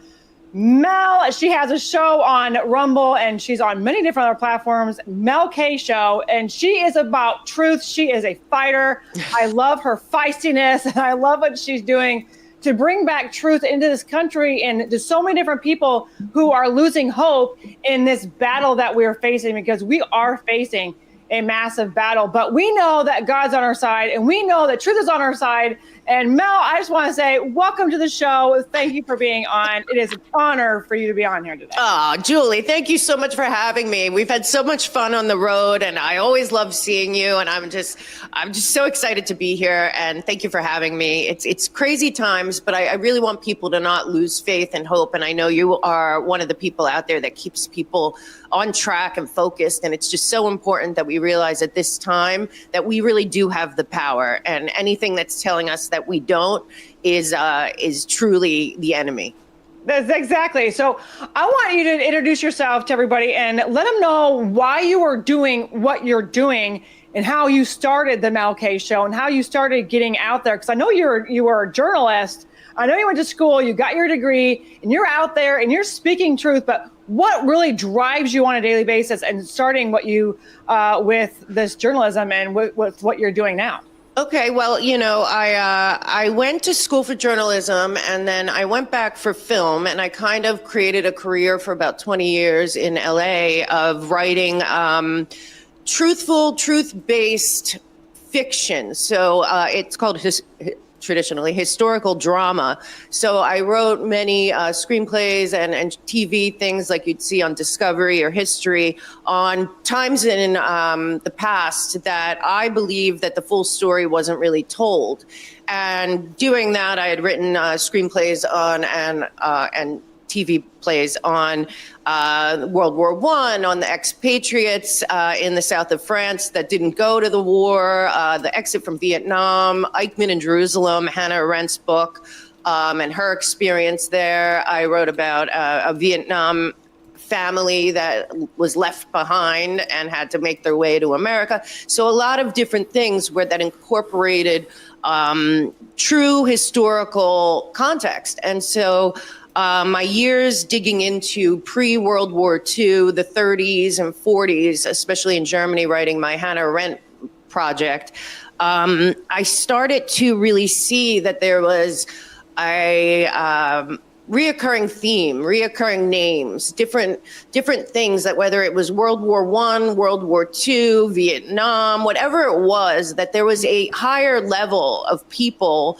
or names that would constantly pop up, especially in terms of if you followed the financing and the money and who was controlling the messaging and the propaganda. And it wasn't changing. So when I really started digging into why that was, and really the creation of the United Nations and the Council of Foreign Relations and all these different groups that spawned after World War II, I saw a lot of patterns. So I was still in Hollywood. I had had my own experiences there.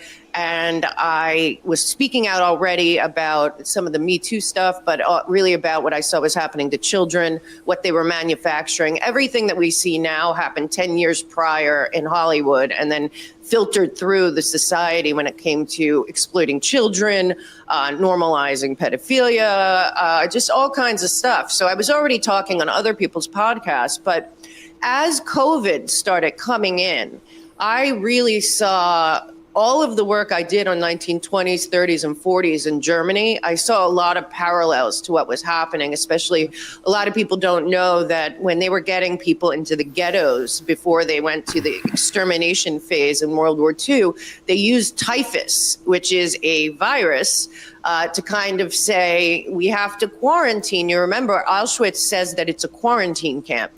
So in the beginning, they used a virus to get people to move into ghettos before they got people to get on the trains to help their fellow neighbors so that they could go and be quarantined until they were healed. So that was really how they started the horrible phase of taking people to camps. And those camps, as I told you, were told to be quarantine camps. And for the first year, maybe, people really thought that they were doing the right thing, getting on the trains and going. It was slow. It was the frog in the boiling water.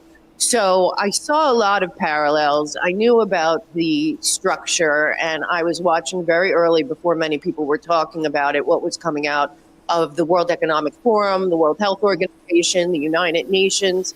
And as you know, when Klaus Schwab put out the book, COVID-19, The Great Reset, I had to laugh because I'd been watching Agenda 21 and Agenda 2030, and I'm thinking, how are they going to achieve this?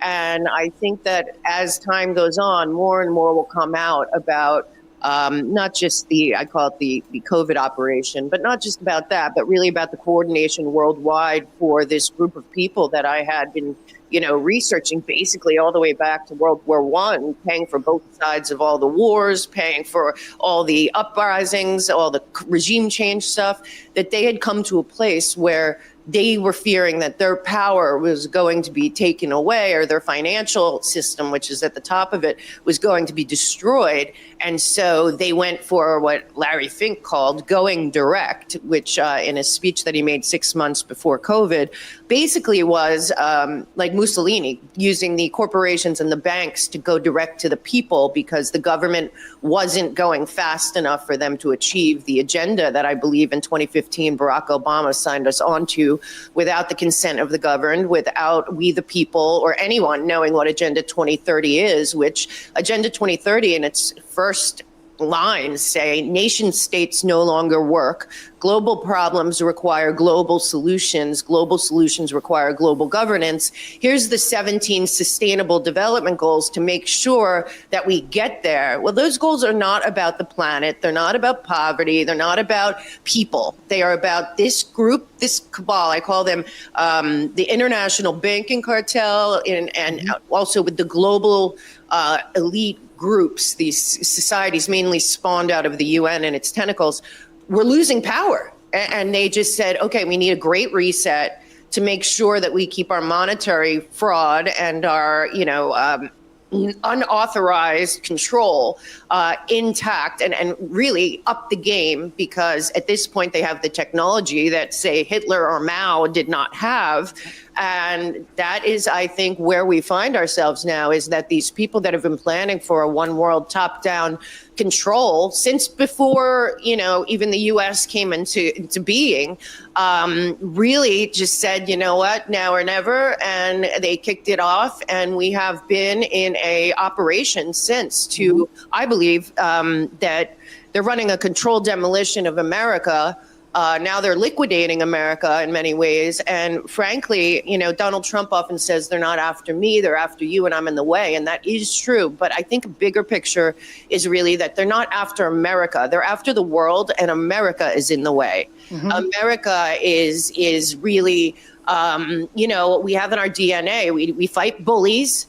We have a constitution and a Bill of Rights, and we have a people that, until the operation really kicked in, was proud of their nation, was, really invested in being a force of good and peace in the world. And at some point along the way, the powers that be, I think, on both sides, I don't believe there's a left and right, Republican and Democrat in any way that we believed right now, but I believe that our country has been captured by a global public-private partnership that functions as a parent company above our government. And frankly, after 9/11, I think the Patriot Act, if people look at it, is completely unconstitutional. But after the Patriot Act, they created a fourth branch of government that should not exist. It is totally unconstitutional. But on top of that, it has no oversight.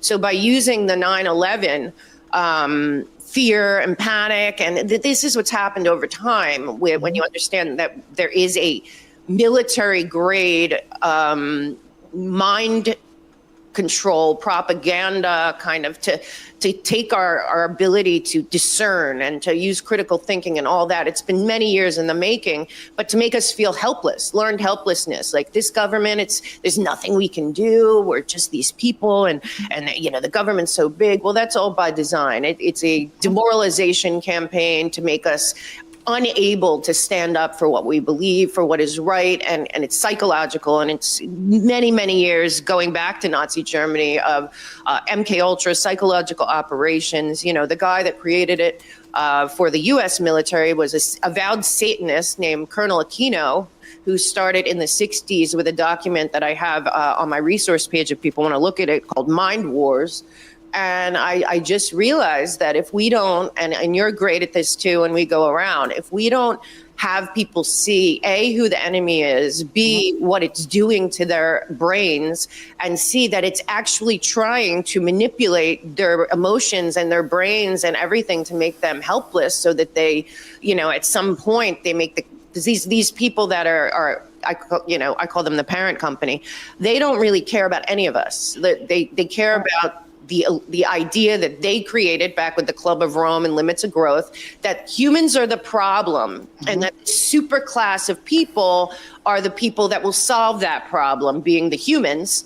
And, we've been on this path no matter what it is. And I just feel like it's time that people take back their individual sovereignty, individual liberty, which is the most important thing, and realize that we right now have to stand for the Constitution, the Bill of Rights, freedom and liberty, not just in America, but everywhere. And that is why I wrote this book, Americans Anonymous, because we have to do the inside job individually and then come together as, like you said, there's way more of us than them. But if all of us aren't at the same level of understanding what we're fighting, then we're not going to be as as much as God is on our side, we're not going to be all organized to really defeat something that right now I believe is a caged animal that, is desperate to keep control. And when people have that kind of money, that kind of power, their own basically military and a psychological operation by controlling all of the media,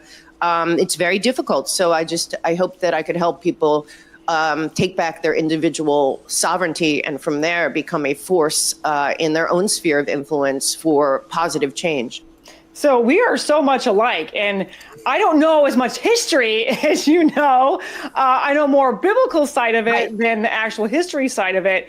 I just know that the Lord was showing me for a long time that people need to fight for justice. And so justice has always been my thing. I've always wanted to fight for this country. And then I found out about the secret societies, about, I'm sure you know a lot about the secret societies, about the Illuminatis, the Bilderbergs, the Trilateral Commission, the Skull and Bones, and all of them. That's a globalist regime. Yeah. When they started wanting back in like the 1980s, when they started saying they wanted a one world order, and I was like, wait, that's in the book of Revelation. So then when I was young, and I started looking that up, I was like, Lord, they're talking about something that's already in the book of Revelation. And then all of a sudden, when all this stuff started coming out, I did not know about the brainwashing, the propaganda machines. I didn't know about all that to the extent until God started showing me in a lot of prophecy and prophetic words about what was going on behind the scenes and what they were all doing to control it. He was also giving me a scripture in Exodus chapter 1, and that was on the same playbook as Pharaoh. He calls these guys the world elites. He calls them the pharaohs of today.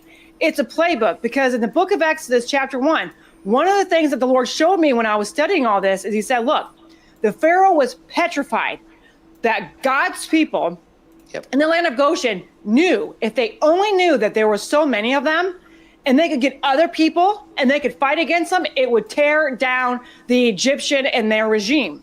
And so what they did was they imprisoned them or enslaved them, made them their slaves. Again, a lot of propaganda, a lot of fear mongering, and they taxed them into a slavery and feared them into a slavery. And then that's how they became the slaves to the Egyptians. Not because God ever wanted that, but God said, this is the same playbook because in my word, it says there's nothing new under the sun.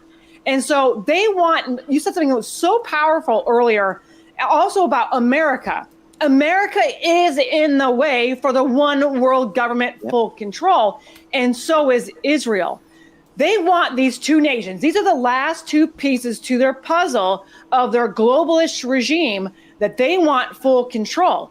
Well, they're not going to get it right now, but that's exactly what they want right now because God has designed us, people like you and I, and so many people like us, to raise people up, to waken them up, to get them to fight back, to, like you said, unprogram some of their ways of thinking because people are so dependent on the government and their government handouts and the news reports and all these other things.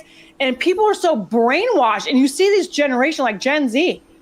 Dear Lord, we pray for them all the time because they're so, and I'm not trying to be mean because my children are in the Gen Z generation, but some of them are so weak-minded and they freak out and they panic and they get anxiety stricken. I believe COVID was not only to kill the masses, COVID was to paralyze the masses with so much fear and fear-mongering. Like you said, they were walking right into their deaths in Germany. So I was told about Germany too, I didn't know there were camps to separate themselves. I was told it was re-education camps.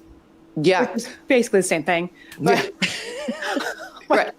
Yeah. It's crazy what they did, but they always do the same thing. And Obama, if you put up Hitler and Obama and a different people of socialism and probably socialism regimes all over the world, he has some of the same playbooks. Oh, yeah. And I knew right away, before I knew more about him, I knew he was extremely evil. But I mean, from what you know, and you have a book out, Americans Anonymous, right? Yeah. Pre-order is already out? Yeah, pre-order right now, yeah. You give out so much information just in this first few minutes of the show. And some people will take, how many years to not even know that yet. Yeah. And you just gave it out in a matter of a few minutes.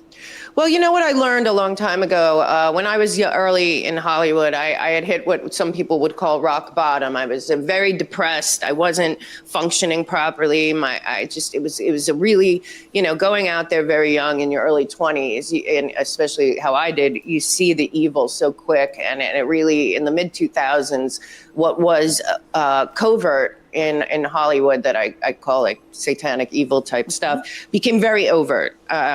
You really, if you were out there, you saw the model changing. Like I said, a lot of this divisive stuff, the communism, the socialism, Marxism, was really there prior to then obviously going through society through the mechanisms that they control, media and entertainment.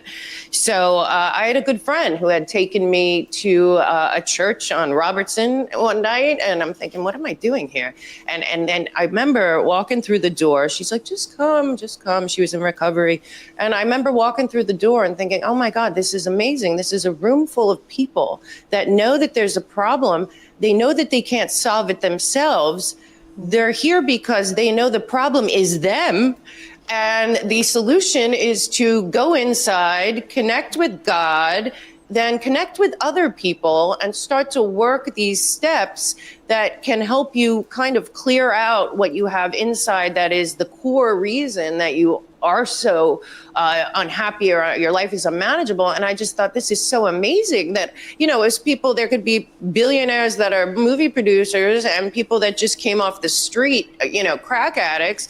And here they all are in a room showing up every week to support each other in fellowship and under God to say, you know what, there's a better way forward. So the last 3 years, we both been traveling all over the country, I started to realize more and more how A, demoralized people were, but B, people were no longer talking as much about left and right as they were talking about just complete disgust with what the government has become. This was never what was intended. A complete, I believe, learned helplessness about it. And what we did not know, like you brought up about COVID, a lot of us that are our age did not know until COVID what they were teaching our children in school, what they were doing to our kids in school. And frankly, I think they started there about 20 years ago. So with my knowledge of all of that, so I saw this and I thought, the only way is to go inside and to deprogram basically yourself and then find that tribe. So as much as I went through it, I also believe one thing that most people that I know that have recovered from whatever it is, it could be any addiction, anything. And in my book, the addiction is to conflict and chaos. I believe that we have been fed a steady diet of conflict and chaos by actual dealers and suppliers and, cartels, and I break it down like who we're dealing with and how this is happening. And also at the same time, there's a part, and this is with anything, but there's a part of recovery and reconnecting with God and your inner, voice and your inner spirit when you've been or felt disconnected of, I call it sick as your secrets. And it's about admitting the exact nature of your wrongs and what you had done and who you might have hurt. And then the next part to that is making amends for it. And I feel that America basically right now, and we the people have hit the rock bottom that people go into recovery for, that we need an intervention, that we need to leave the R's and D's outside, leave our egos outside and humbly walk through the doors as Americans first. And as people that maybe there's one or two issues we don't agree on, but largely the majority of Americans, the actual majority, not the one the media is faking us out that exists, really do agree on most everything if you take away a couple of the hot button issues and start there. And really, I think that fellowship is important because, like you said, they don't change the playbook. Another playbook that's always been used is isolation and making people feel alone, which is why when you and I started the tour, I know this happened to you too, people would come up to us and be in tears because they didn't know that there were so many people that agreed with them. They were just so happy to find that fellowship. And I believe that it's been by design. The We used to know our neighbors. We used to have community meetings where we all invested. We used to be the oversight board for our towns and our counties and our country. And instead, and I believe by design, we've been so bogged down with the debt slavery model and what's going on, the craziness in the news and the 24-hour news cycle, which I believe has been a big problem. And frankly, we got to get back to finding the core inside. And I think the sick is our secrets part is a really big part for America, because most people in America, they have a hard time getting past the idea that our government has done a lot that we don't know about by design. And they've used for many years reasons of national security, oftentimes to cover up crimes committed by our government. And, I look at it, I think the main coup that happened in America when the one world government folks really took over was the murder of JFK in 1963. And frankly, I think that the intelligence branch has been running a cover-up ever since, one cover-up after another cover-up. And I think it gets really insidious. And like I said, after the unconstitutional Patriot Act, they spawned an entire new unconstitutional branch of government, the intelligence branch, DHS, TSA, DNI. And frankly, they don't work for us, and they don't work for, the branches of government, frankly. And also, Tucker just said recently, and I agree with this, the other three branches that are supposed to exist are terrified of this intelligence branch. And what I think is happening is that intelligence branch has been a cover-up situation since 63, because we have to admit all the CIA and FBI heads have known since 63 what happened to JFK, RFK, Malcolm X, all the false flags, all of that. They know, the CIA, they know. And so it's been one after another, and either when they die off, they bring up a protege, and they've just been doing this all this time. And I think the American people deserve transparency and a disclosure of all the things that we have been lied to about, certainly going into Iraq, many, many other things, 9/11. I mean, there's many things that we deserve. I don't know why a small group of people that have anointed themselves, most of them not elected, have the right to know things, and yet we don't. That is not a good way forward. So, like all things happening right now, Carl Jung, the psychotherapist, he said, if you go outside, you dream. If you go inside, you awaken. And I feel like we have to go inside and just be strong and say, you know what, let's show it all. Let's just show it all, and let's just get to the bottom of it, because the operation now is so that the parent company that I see, and this would be like Larry Fink of BlackRock, Gates, Soros, Reid Hoffman. These are the people that are also members of the World Economic Forum, members of the Council of Foreign Relations, members of the Trilateral Commission, Bilderberg. You see them. You can see who they are by watching their conferences and who goes to all of them. But if you look at that, and then you look at the whole lawfare team came out of the Obama DOJ, and what people should know is that the Obama DOJ weaponized the unconstitutional intelligence blob that came out of the Patriot Act by instilling the National Security Division of the Department of Justice, which is basically a partner of DHS, and they have no oversight, literally.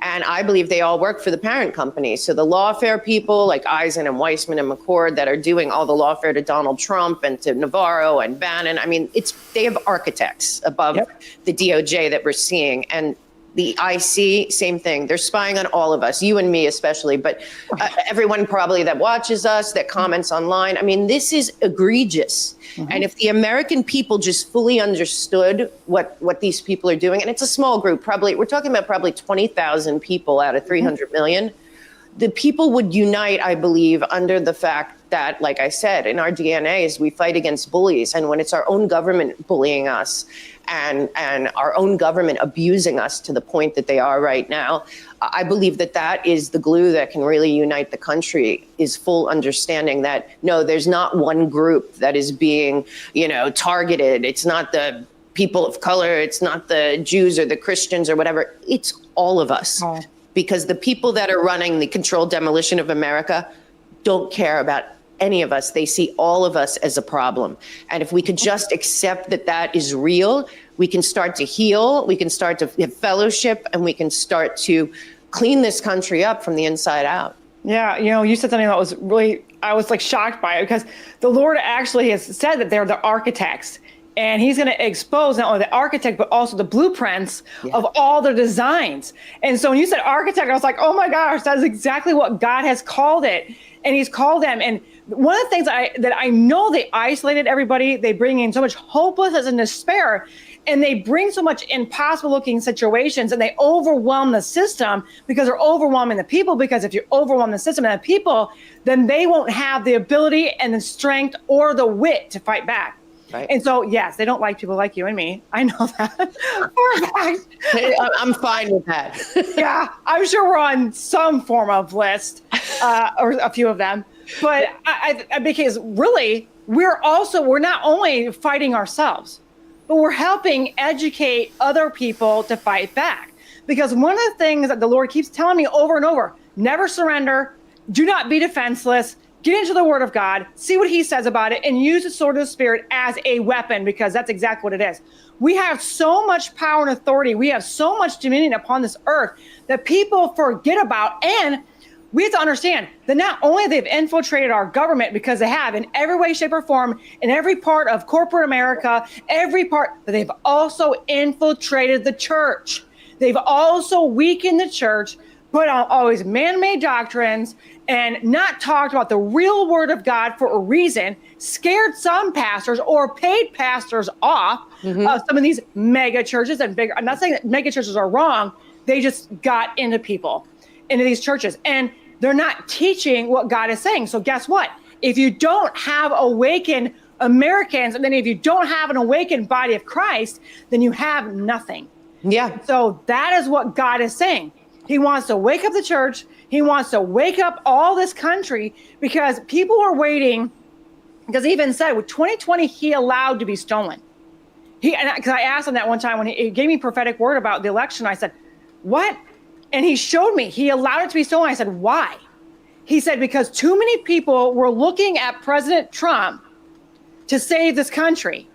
He said, yes, I am using him, but I am the one who is saving this country. And I needed my people to know that it is me, because I am the only one that has more power than the ones you're fighting. Yeah. And so President Trump is just a man. Yes, God calls him as David, and God is using him as this trumpet, which, like he said, but he's saying my people need to know that it's me that's going to do this. And so our focus needs to be on God and what God can do and what he's doing. And he showed me the book of Exodus, how powerful Exodus was, that he's still that same God who can save a nation in a day. And he did already. And he showed us, he saved President Trump, and he also saved our nation the same day as an assassination attempt. It was a death shot and a kill shot to this country. It was supposed to bring in a civil war. It was supposed to stop the movement. It was supposed to do everything. It wasn't just supposed to kill him. It was supposed to kill this nation. And it didn't work. Just like you said, they were caged animals, because they are caged animals. God also mentioned that in prophecy many different times in the last several years. They are desperate. Yes. And when they are desperate, they are dangerous. And what they're going to try to do is something going to be so unprecedented, so unconventional. He talked about them removing Biden for 3 years in prophecy. Now, all of a sudden, you see what they have already done, which they're not done with him yet. But they're starting to do more and more things that are more outlandish and more overreach.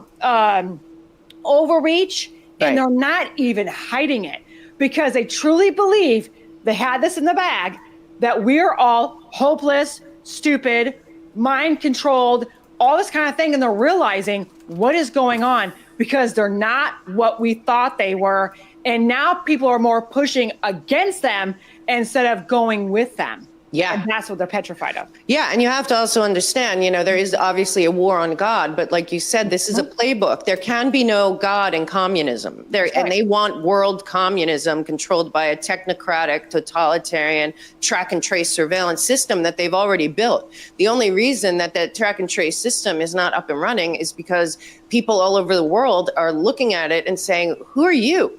Why do we have to be on your global public infrastructure, which is a lot of what's going on? And that's what, if they do trick people into the CBDC and into a digital global ID, that is their goal. That is Agenda 2030. If they can get us all on this blockchain controlled by AI and technology, as you and I know, Noah Harari talks about, and all these people talk about, Bill Gates, that is it. It is a digital gulag. It is what they built in China for the world. People don't understand that same architects in China are the same architects, some of them behind the scenes doing the AI legislation behind Biden.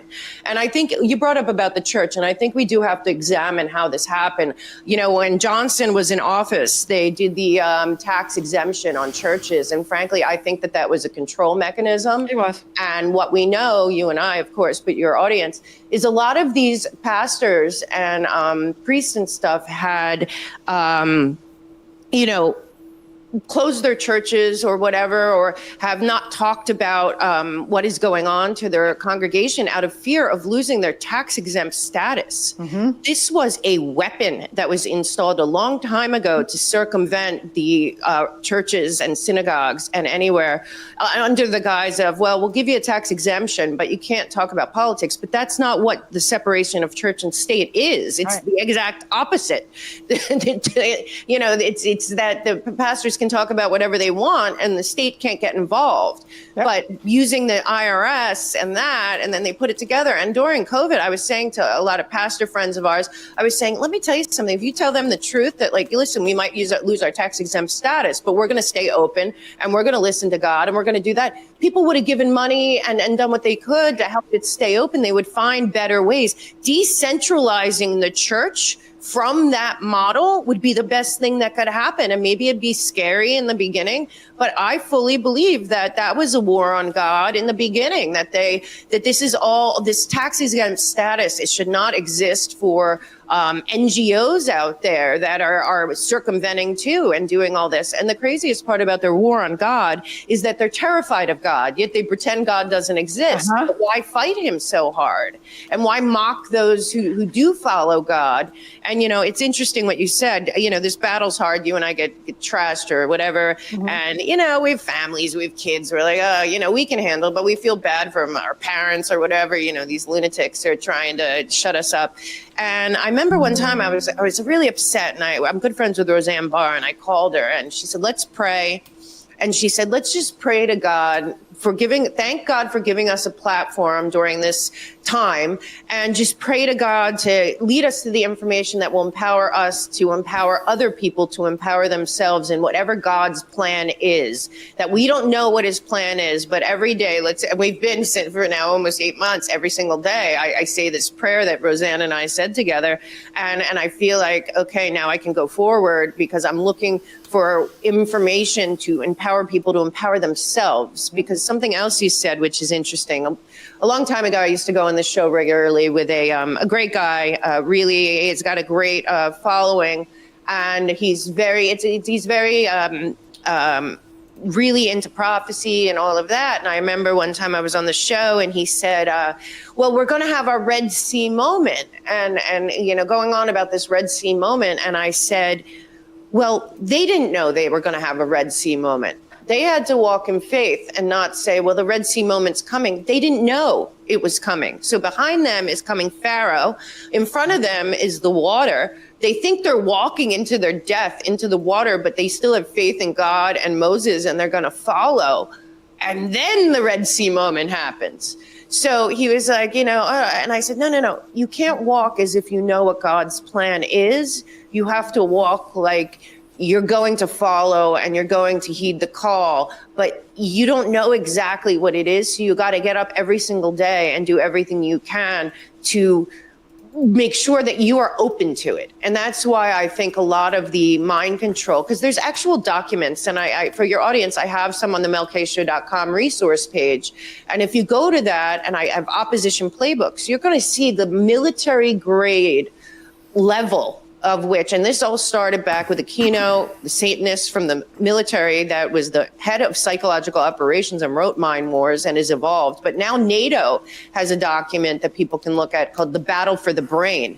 And in this document, it literally talks about The new battlefield is the human brain, and getting to the human brain and using people as weapons, as individuals or as groups, and they don't hide it in their documents. So what we have to know is getting that out of our brains, getting faith, God, and all of that into our brains, and then becoming kind of shields against that insidious, subconscious and every other way programming.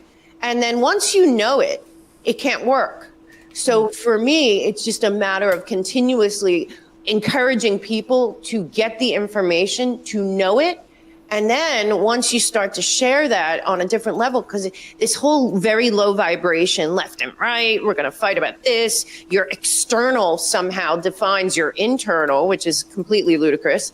Once you get past that, you realize, besides get out of the skin, what you can see, go inside, then you're going to connect with the right people when you're connecting from the inside. But until that inside is cleaned out from the demoralization campaign, dehumanization, all of that, it's very difficult to connect with people. But this is what they fear: love, unity, truth, and light. And as long as you're striving for that individually, you're going to force multiply that in your sphere of influence and then keep connecting. And I think that's our way really forward on a spiritual level. Hey guys, thank you for watching the show. Hope you're enjoying it. I'm back with my good friend Tina at sat123.com. Thank you for joining me, Tina. I'm so excited to tell the people about the great sat phone that you have. Yeah, thank you so much for having me. And I'd love to educate the audience on some of the products that we have and the security that comes along with the satellite phones. So important. We don't know when anything's going down. We don't know what's going on. We also have a big problem with surveillance and track and trace and all of that. And the sat phone is a great solution. It works everywhere. So tell the audience a little bit about the sat phone and what makes it unique. So yes, the only thing that works when the cell phone towers go down, and they're so fragile. 2 weeks ago, AT&T cell towers went down again. 2 months ago, they had gone down again. There's some kind of hacking. Look, Mel, you can't hack these phones. You carry your cell tower with you. Nobody can hack the cell tower, and it goes directly to the satellite. All you need is clear line of sight. You go outside, you extend the antenna, you power the phone on, and you can call from anywhere on Earth on these satellite phones. Yeah, and it's really important that people know these work if you're on a boat, if you're hiking, we've driven all over the country. Self-service is in and out all over the place. And we got one for our parents who are elderly and they're down here and there's hurricane season. You can get them for your kids. And then everyone has this emergency phone. It's just as important to me as a fire extinguisher is communication when things happen. I know the last hurricane, you guys were in the middle of it and it really saved people. And then people were able to come use your sat phone because they didn't have any service. Please go to sat123.com, use the code MELK. Thank you so much, Tina. People love it. It's amazing. People are using it in the military. I know people in the government all have sat phones now, and every single citizen needs to have one and have one for every member of their family. So go to sat123.com, use the code MELK. Thank you so much and enjoy the show. Thank you so much, Mel. Yeah, what you said is something that was awesome. They are afraid of God, even though they want to deny him. Right. They are afraid of him because we know, obviously, our adversary, Satan, is afraid of God because he knows God has already defeated him. He's trying to kick him out of the world he's designed for us. Yeah. So what does he have to do? He has to get into the churches. He has to change the narrative. He has to do exactly what he did in the Garden of Eden, was manipulate what God said with what he meant and what he said. And just change those words just a little bit. And so people are believing a lie. Like you said, there's so many pastors and teachers that will not talk. I know people who go to churches around my area. The churches will not talk about this at all. And one of the things I tell people all the time, God is the one who brings the increase. God is the one who brings the people. God is the one who brings this movement. It's not us. It's not just us as people individually by ourselves. It's what God is doing in and through us. That is what brings that increase in. And so when people are afraid of something, like you said, the 501c3 status and all that kind of stuff. If they are afraid of it, they won't speak it because the money controls and the government controls it. The government wanted control over the church because the government knew, well, Satan does, the power of the church in agreement with Almighty God.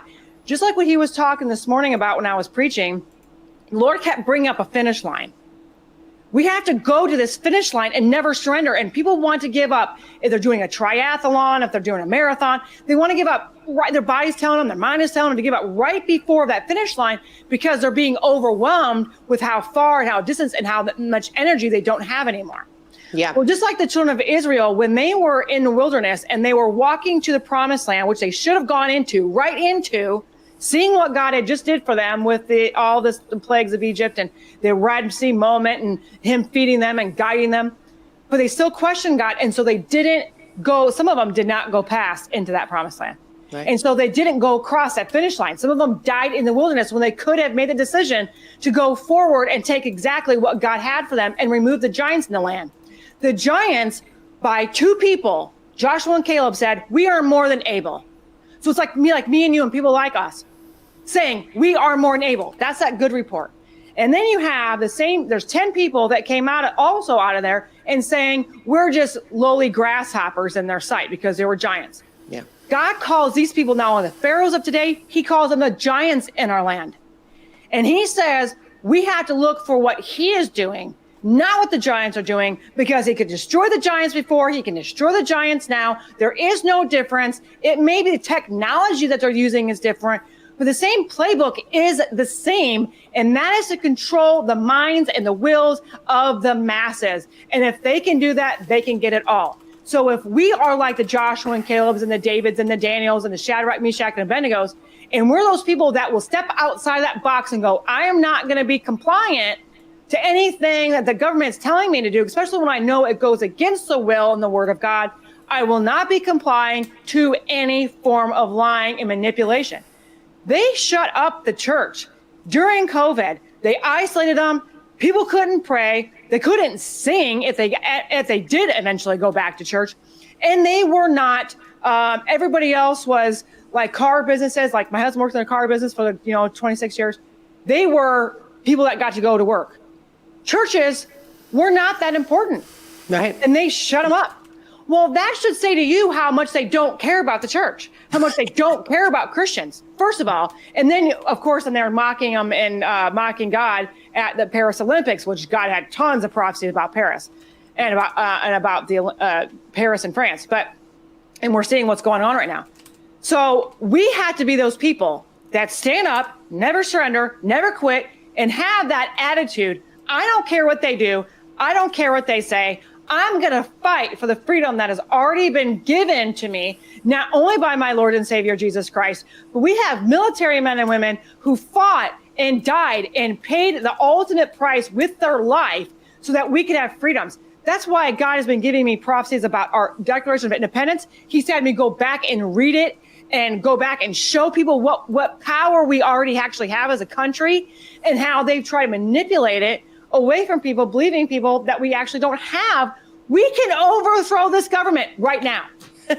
Well, the truth also in that what you just said is so important, because don't forget they shut down the churches and the schools where there's fellowship, but they also shut down because there are about, they say 25 to 30 million people that depend on recovery programs, be it for gambling or alcohol and drugs or whatever it is. They shut down all of that too, but left the liquor stores open.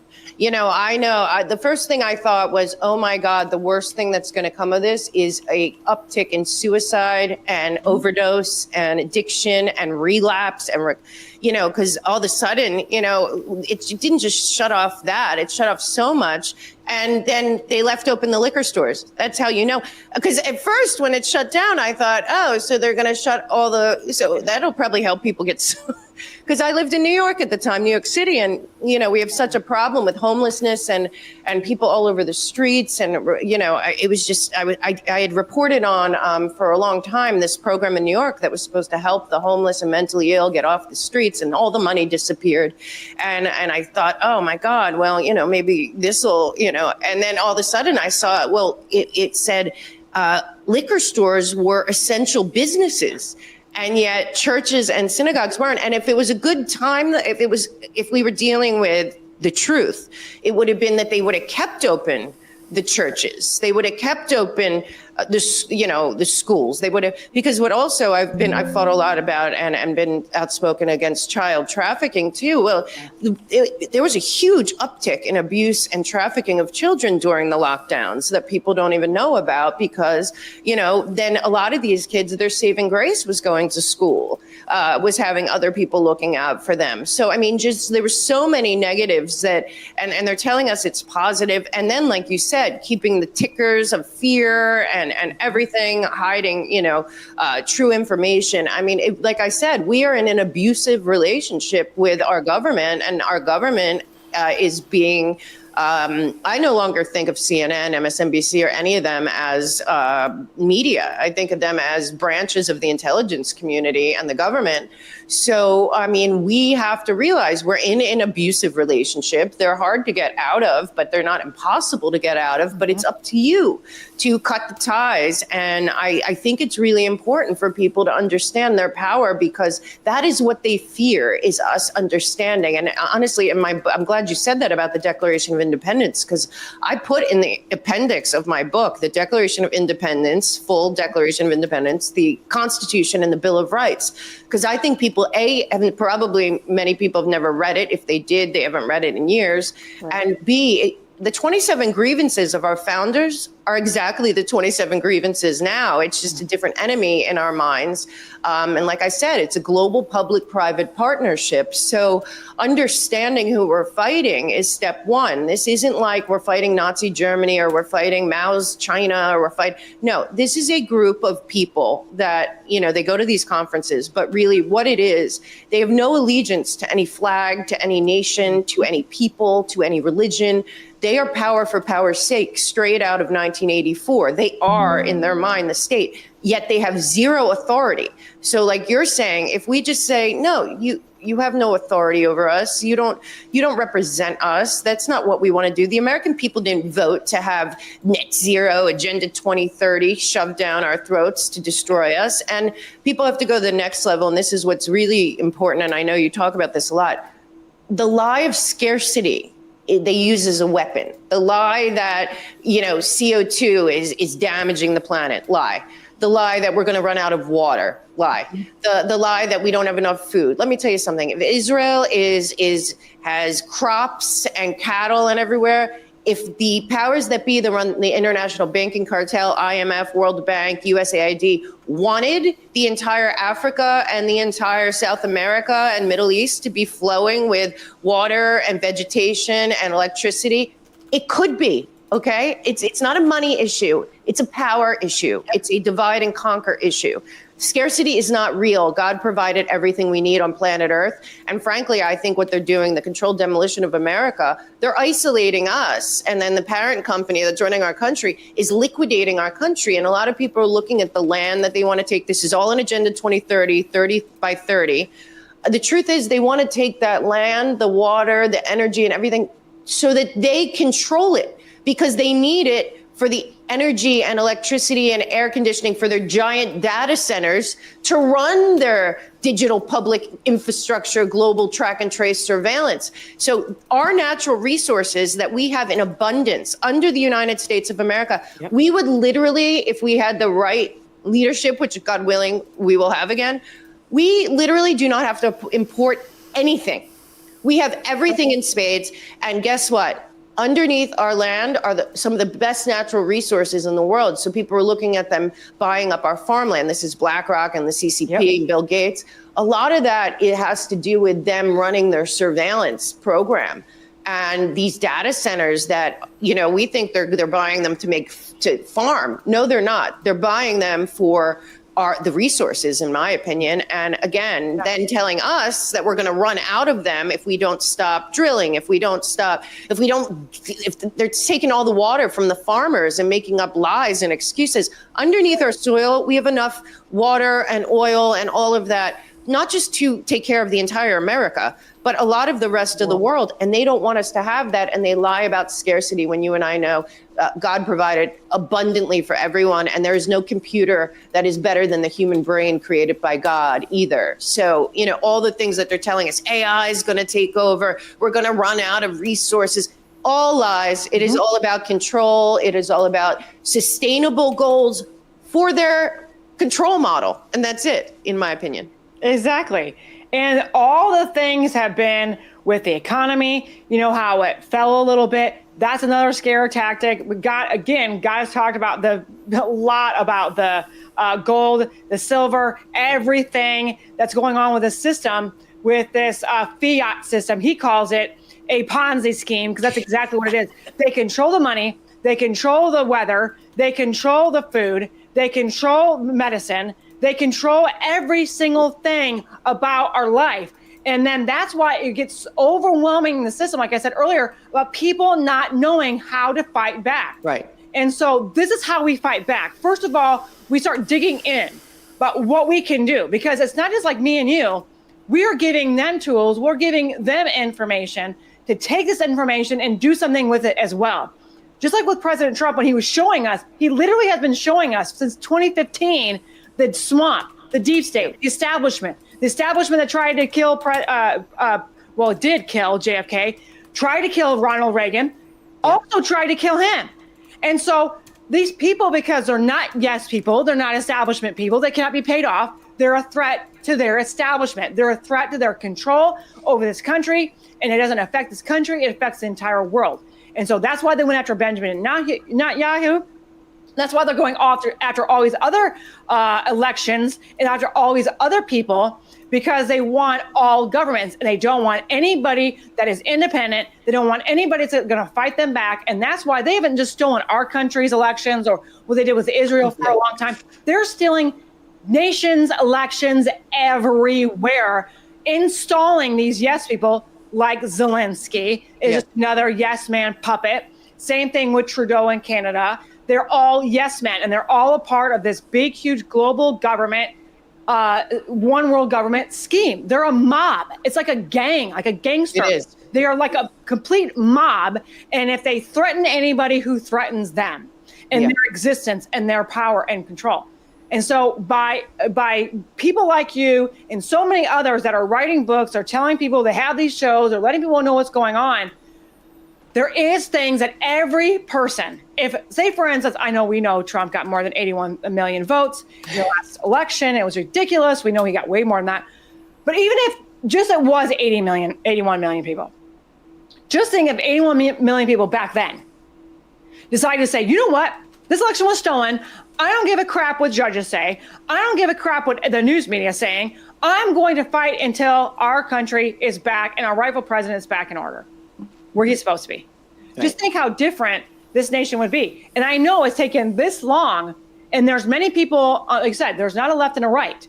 There's a uniparty. I tell people, don't back off on praying for the Republican Party, because you know there's establishment swampies in there still that are trying to get their claws in, because they know Trump wins. They're going to try to do everything they can, just like they did last time he was president, to try to stop him from what he really could have done. He was really limited, and he accomplished being a president in a short period of time, but he could have done so much more if he wasn't limited by the political cronies that were all over in the government. God says we don't need politics and politicians. We need him. And that's what this country has to know. That's what the world needs to know. We need God, because God's unlimited. There's no one bigger than him. He's the God of the impossible. He's the one who's going to defeat this enemy. And so we have to realize we have to get on God's side and be in agreement with Almighty God in order to defeat these people, because he's the one who's going to give us the strength and the ability to endure it. I'm so glad you're saying that, because it is very, very apparent to me that where we are right now requires us to have a change of our relationship, both mentally and in real life, with the government. The problem is that and this is why I have a whole section about reality TV and the 24-hour news cycle, and of course social media, when I'm talking about dealers and suppliers of the conflict and chaos, is because frankly we the people of the United States have to take back our power ourselves. And at the same time, we have to remember that it is God within each of us individually that we have to connect with, and then connect each other, and really understand that Politicians work for us. Our relationship with the government is upside down. These should not be celebrities. Any agency that is unconstitutional should go. Lobbying should be totally illegal. We should not tolerate lobbying. Are you kidding me? It's legalized bribery, and it's the biggest thing that takes our voice and our vote. And above and beyond that, like these people, these Congress people, these senators, they proved during COVID, they don't need to be in DC. Go home and live with your constituents, you know, most of the year. And most of all, we the people, and this is why in there I have a whole thing about having Americans Anonymous meetings or freedom cells in your community, because we should be the oversight of the government. We shouldn't have to wait for Jim Jordan or somebody else to do a whole bunch of committee hearings.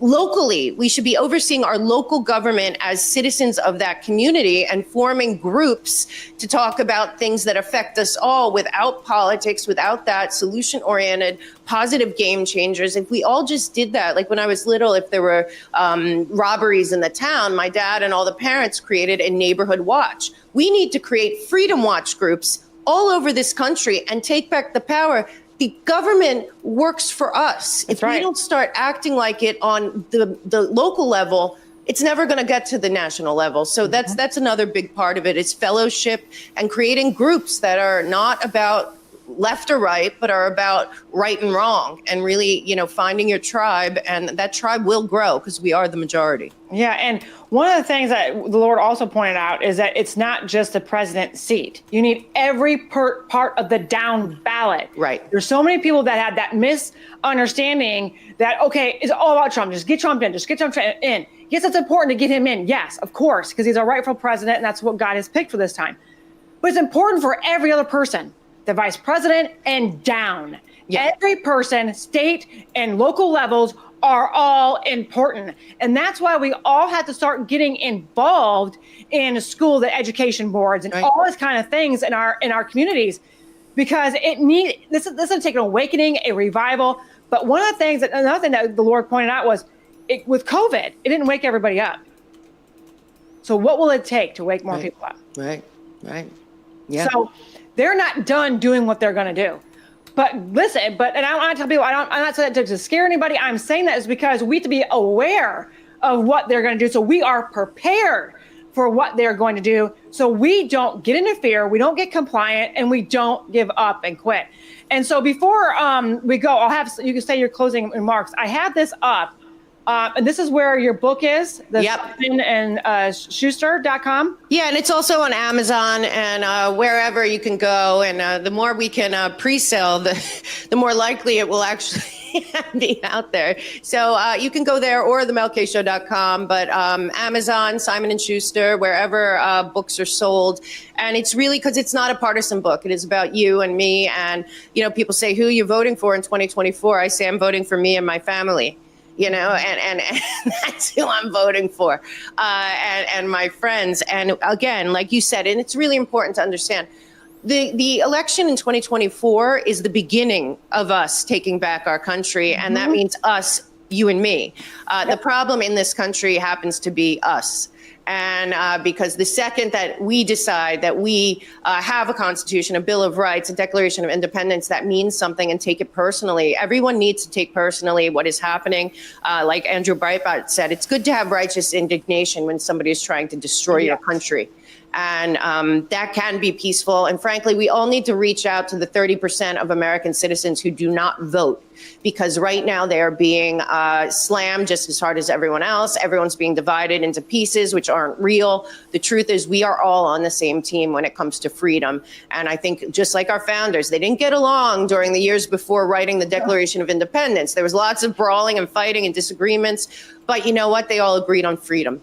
And that is where we all have to meet right now. And what I hope for and what I believe is going to happen come the next couple months will be a unifying force that will wake people up to the external means nothing. And as long as these guys keep pushing this external nonsense, they can keep doing that, but I think people will internally rise up, get together, and realize, you know what? No government is more powerful than God, and no government is more powerful than what God has given me.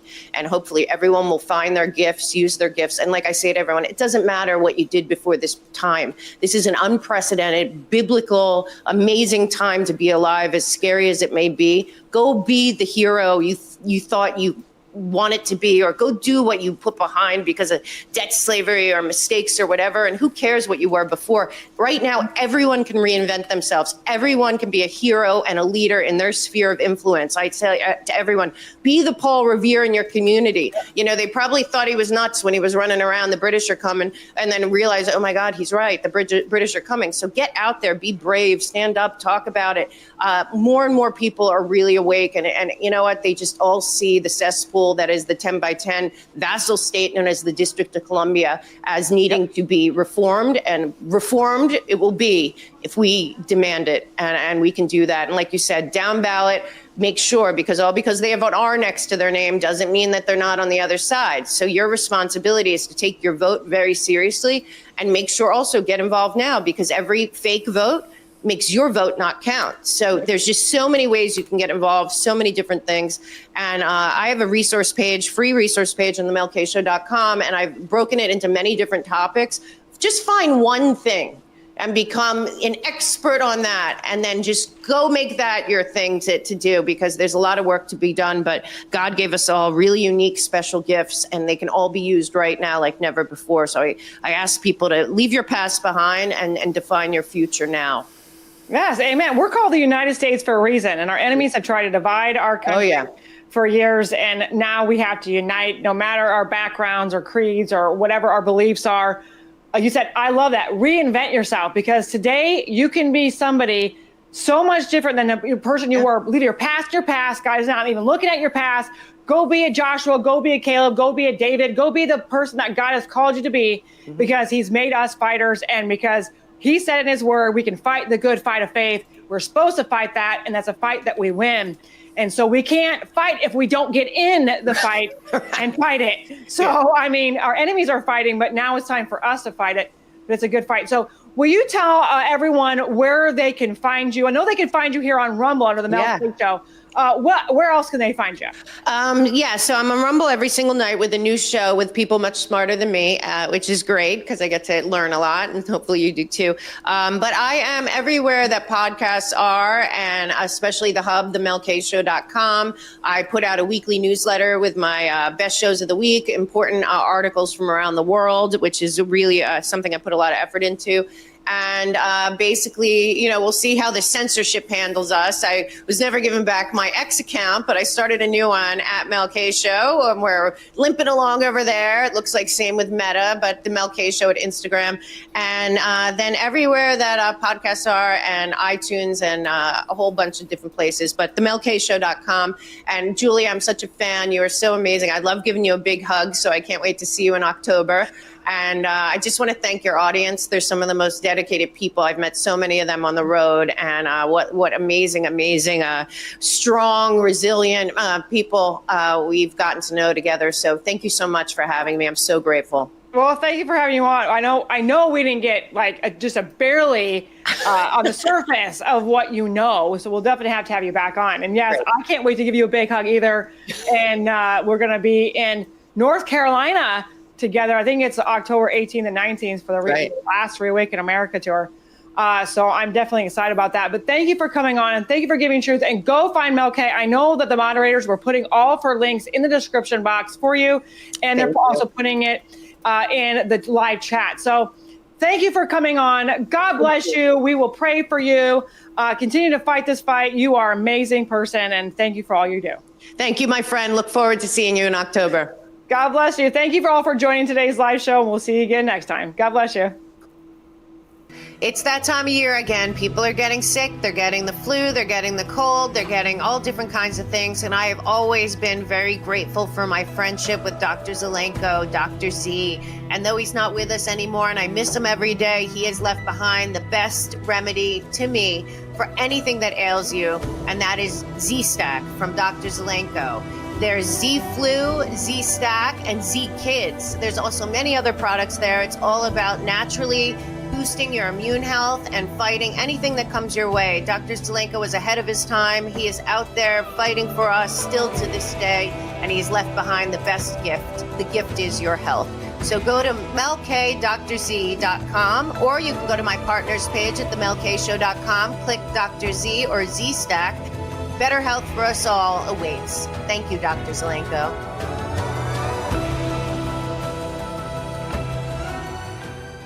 Did you know that there are more than 60,000 known chemicals in tap water, and the EPA only tests for 91 of them? This is why we're so grateful that we partnered with Healthy Hydration.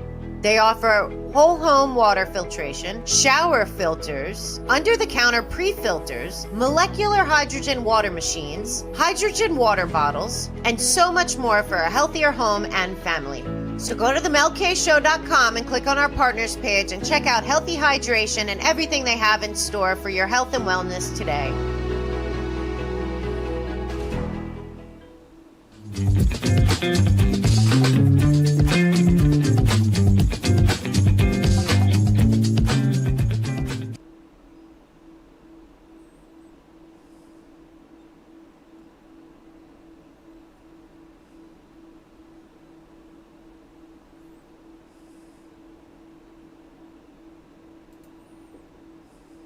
We have produced a limited edition card that is a piece of artwork with a small piece of 24 karat gold in it that's highly collectible and very, very popular as a memento that you have funded the InfoWar.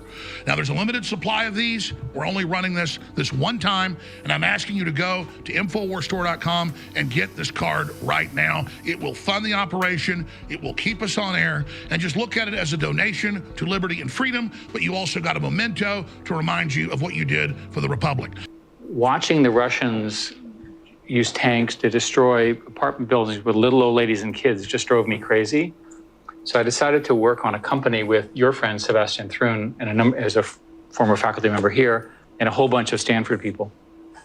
And the idea basically is to do two things: use AI in complicated, powerful ways for these essentially robotic war. And the second one is to lower the cost of the robots. Now you sit there and you go, why would a good liberal like me do that? And the answer is that the whole theory of armies is tanks, artillery, and mortar, and we can eliminate all of them. And we can make the penalty for invading a country, at least by land, essentially be impossible. It should eliminate the kind of land battles. Well, this is a really interesting question, is that does it give more of an advantage to defense versus offense? Can you even make that distinction? Because I've been doing this for the last year, I've learned a lot about war that I really did not want to know. And one of the things to know about war is that the offense always has the advantage because you can always overwhelm the defensive systems. And so you're better off as a strategy of national defense to have a very strong offense that you can use if you need to. Oh. And the systems that I and others are building will do that. Because of the way the system works, I am now a licensed arms dealer. So computer scientist, businessman, arms dealer. And I'm sorry to say. Is that a progression? I don't know. I do not recommend this in your career path. I'd stick with AI. And because of the way the laws work, we're doing this privately, and then this is all legal with the support of the governments. It goes straight into the Ukraine, and then they fight the war. Oh my goodness, he just became interested in the military in the last year. Google has always been a Pentagon, CIA, NSA project to roll out NSA technology to the public, starting in 1998. So the public would opt in to a private NSA interface. And that's in their founding documents with NQTEL and the CIA. But Schmidt, he doesn't like the military. He's a liberal. Schmidt's always been a military engineer. Schmidt has gone around and bought up most of the robotics companies for the Pentagon to integrate it together. Schmidt's been working for decades before he even took over at Google in building combat robots. But now he comes out and he goes, oh, I just got an idea. AI run hunter-killer robots to fight the Russians. While other networks lie to you about what's happening now, InfoWars tells you the truth about what's happening next. Visit Infowars.com/show and share the link today. All right, my friends, I'm going to cover a subject that is as important as any other cultural, political, economic, technological development in our world. Now, I myself am not an electrical engineer.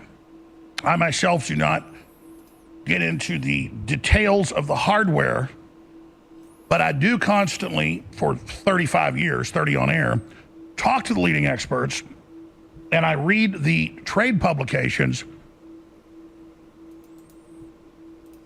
not so much the pop tech news, which I read that as well. But that's how I knew about their plans with AI 30 years ago. People find clips from 30 years ago and it's dead on.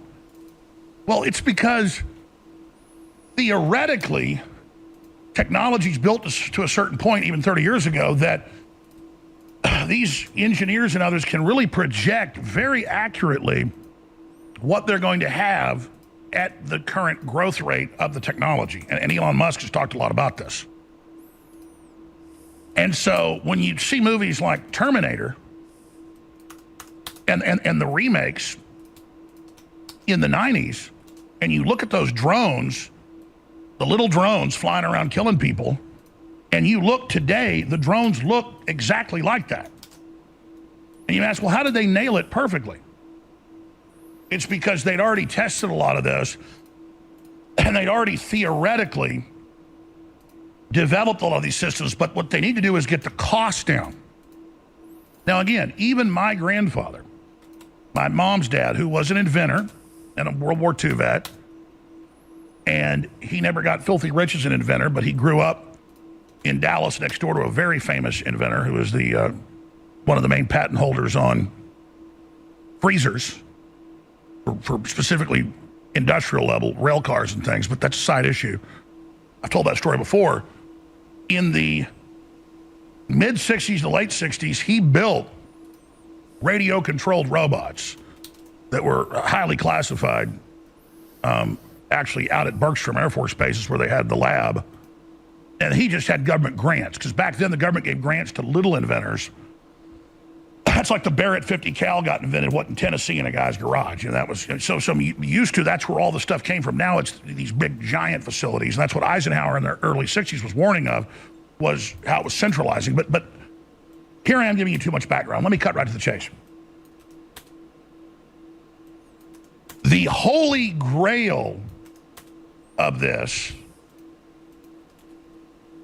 the entire time, has been to replace humans, obviously. Now why? Because a robot will follow any order you give it.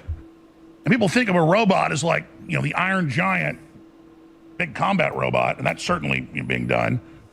But really, a robot is just a computer program that's automating systems. It's a robot brain. And everything is being geared with the 5G and the infrastructures in the world to make humans be completely removed from the process. And, you see General Milley coming out and saying, yeah, we're going to replace a third of the military in the next few years and probably half of it after that. No, they intend to get rid of all of it. And so there's an arms race of this. And they show you the robot dogs and the humanoid robots, and people think that's scary. But what's really important, robots with flamethrowers, is the AI in all the computer systems, in the dams, in the satellites, in the telecommunications. That's the real power to turn the lights off. Or take control of all the electric cars if you want, and use them as weapons to crash into things. But what they're really moving ahead with, and an Israeli company already had this 15 years ago. We showed their actual weapons ad off Google, where it showed a C-130 flying over, and 100 of these little drones fall out that have little wings, and they've got cameras on them, and then they've got a little rifle, and then they go and kill people. Well, that's 15 years ago what they're showing you. So imagine it's way more advanced than that.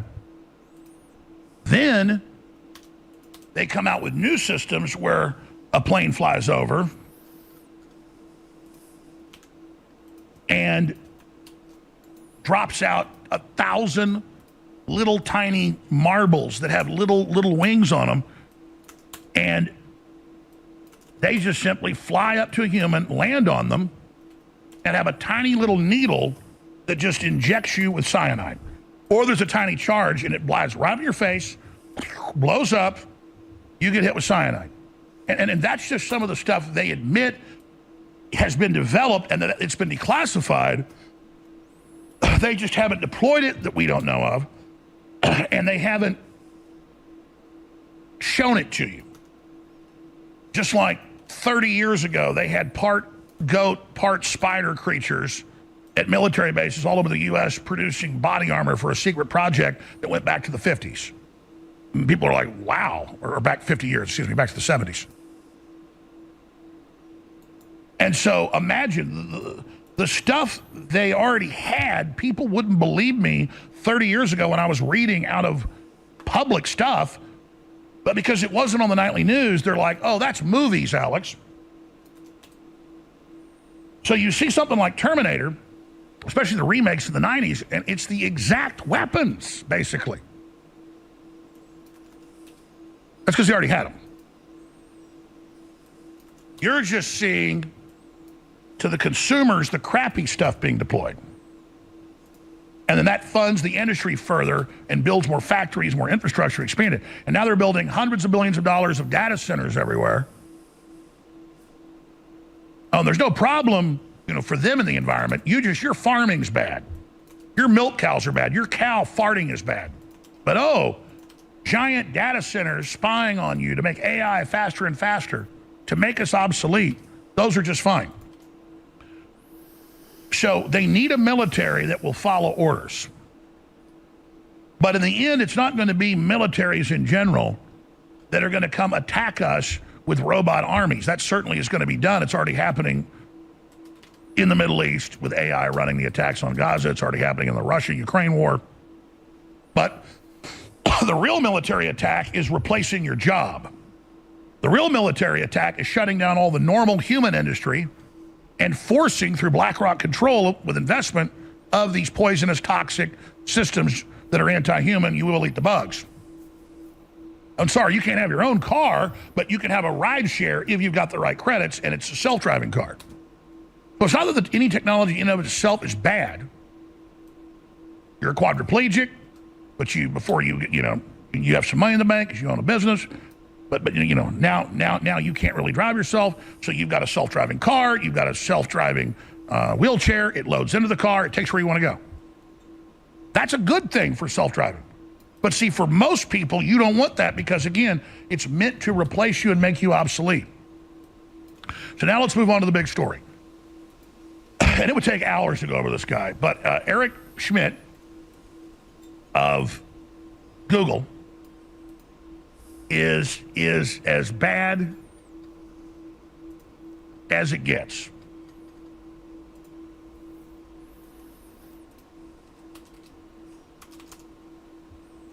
And he always tells you that he's a loving, wonderful liberal.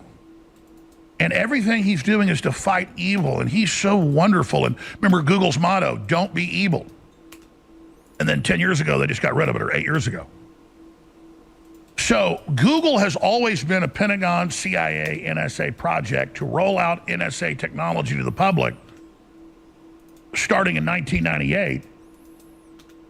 So the public would opt in to a private NSA interface. And that's in their founding documents with NQTEL and the CIA. And they claimed, it was started in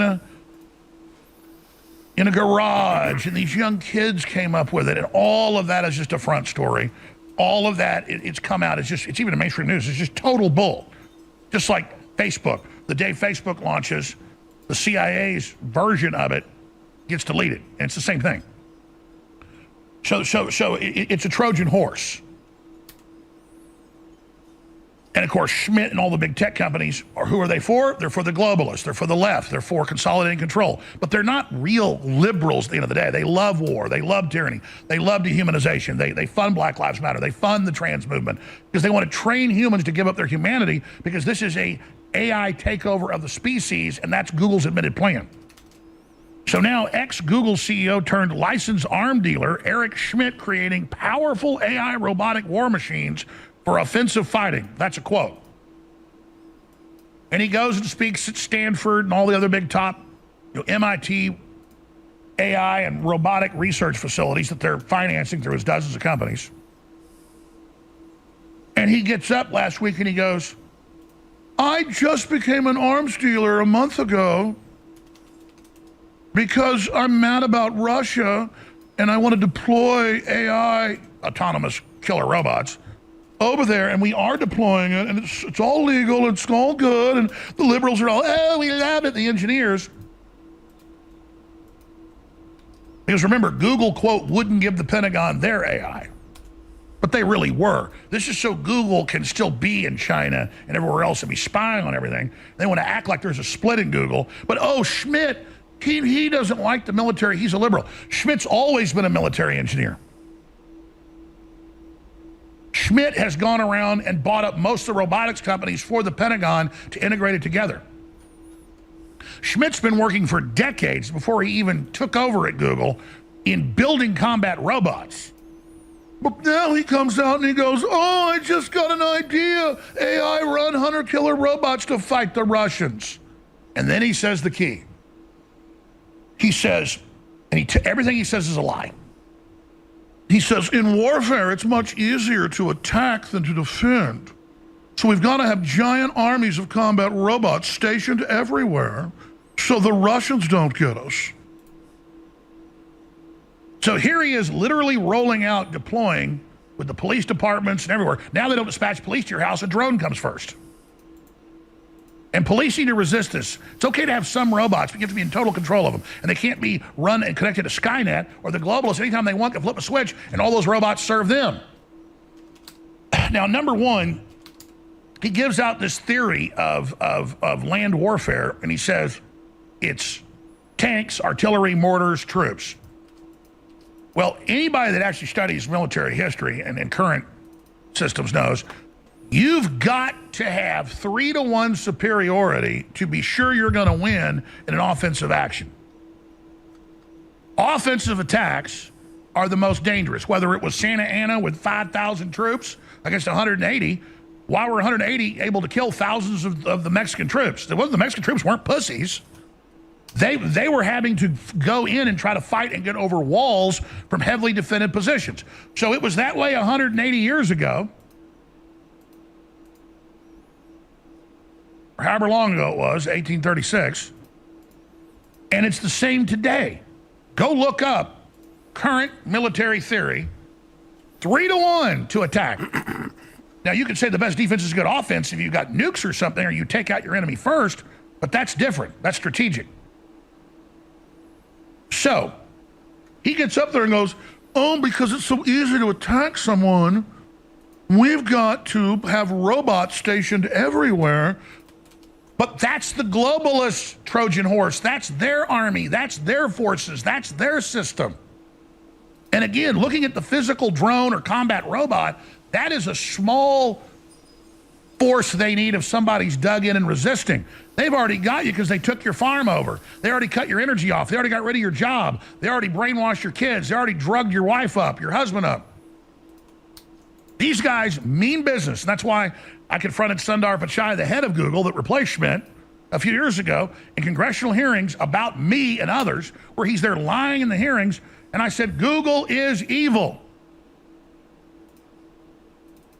Because they are. We'll get to that in a moment, but let's go to Schmidt because, again, I've tracked him a lot over the years, but when I woke up at 4 a.m. this morning and I saw this story on Infowars.com that just been posted, I went, let me look into what he's doing currently. And man, the scandals he's involved in right now, the scams of this guy. I mean, this guy's Lex Luthor, okay? He's at Stanford teaching them how to steal everybody's software and repurpose it. And as long as you sell to the government to create a monopoly, it's okay. He's telling kids how to insider trade. I've got articles right here. I mean, he's teaching an army of crooks. That's what they are. And they wear pink sweaters and have green socks and go, oh, we're liberal. Oh, look. Oh, oh, I'm a liberal. That's all a cover. That's camouflage. Because you think if Darth Vader comes walking through the door, you're like, oh, there's the bad guy. But if it's Bill Gates in a pink sweater, they're just like, yeah, we need robots stationed everywhere for the Russians. It's so easy for the Russians to take us over. The Russians could come here with 5 million troops in an open attack. If Americans would unify, they'd all get killed. Just like Hitler trying to go into Russia. Same thing happened. That's a load of BS. Look how hard it is for the Ukraine with all the NATO weapons to even get, a few miles into Russia, and vice versa. Trench warfare is back. So Schmidt is just such a massive liar on every front. And Google's been spying and rigging and running a monopoly the whole time. And it's already metastasized out through Alphabet into hundreds and hundreds of other companies and subsidiaries, and they've already moved on to the next big scams they're running. And they've got everybody obsessed on, Google's search monopoly, and it's a total monopoly. Not just a search monopoly, they're giving you fake results. They're lying to you. They're giving you fake Kamala stories and fake polls and sending out voter reminders to Democrats, but not to Republicans. And they're reading your email.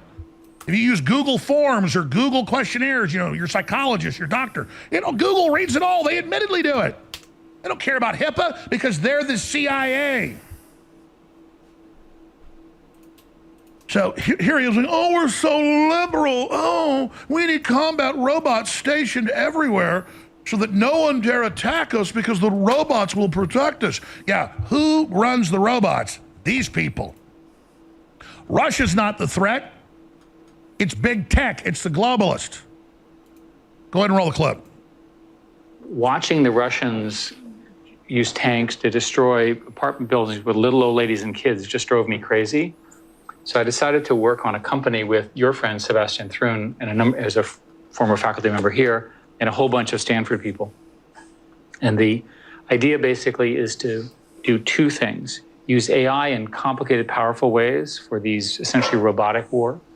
And the second one is to lower the cost of the robots. Now you sit there and you go, why would a good liberal like me do that? And the answer is that the whole theory of armies is tanks, artillery, and mortar, and we can eliminate all of them. And we can make the penalty for invading a country, at least by land, essentially be impossible. It should eliminate the kind of land battles. Well, this is a really interesting question, is that does it give more of an advantage to defense versus offense? Can you even make that distinction? Because I've been doing this for the last year, I've learned a lot about war that I really did not want to know. And one of the things to know about war is that the offense always has the advantage because you can always overwhelm the defensive systems. And so you're better off as a strategy of national defense to have a very strong offense that you can use if you need to. Oh. And the systems that I and others are building will do that. Because of the way the system works, I am now a licensed arms dealer. So computer scientist, businessman, arms dealer. And I'm sorry to say. Is that a progression? I don't know. I do not recommend this in your career path. I'd stick with AI. And because of the way the laws work, we're doing this privately, and then this is all legal with the support of the governments. It goes straight into the Ukraine, and then they fight the war. Oh my goodness, he just became interested in the military in the last year. He's always been one of the key guys in this. He's like, oh, I just decided, and I mean, he says so much there, and then the lies. The West started the war with Russia 11 years ago.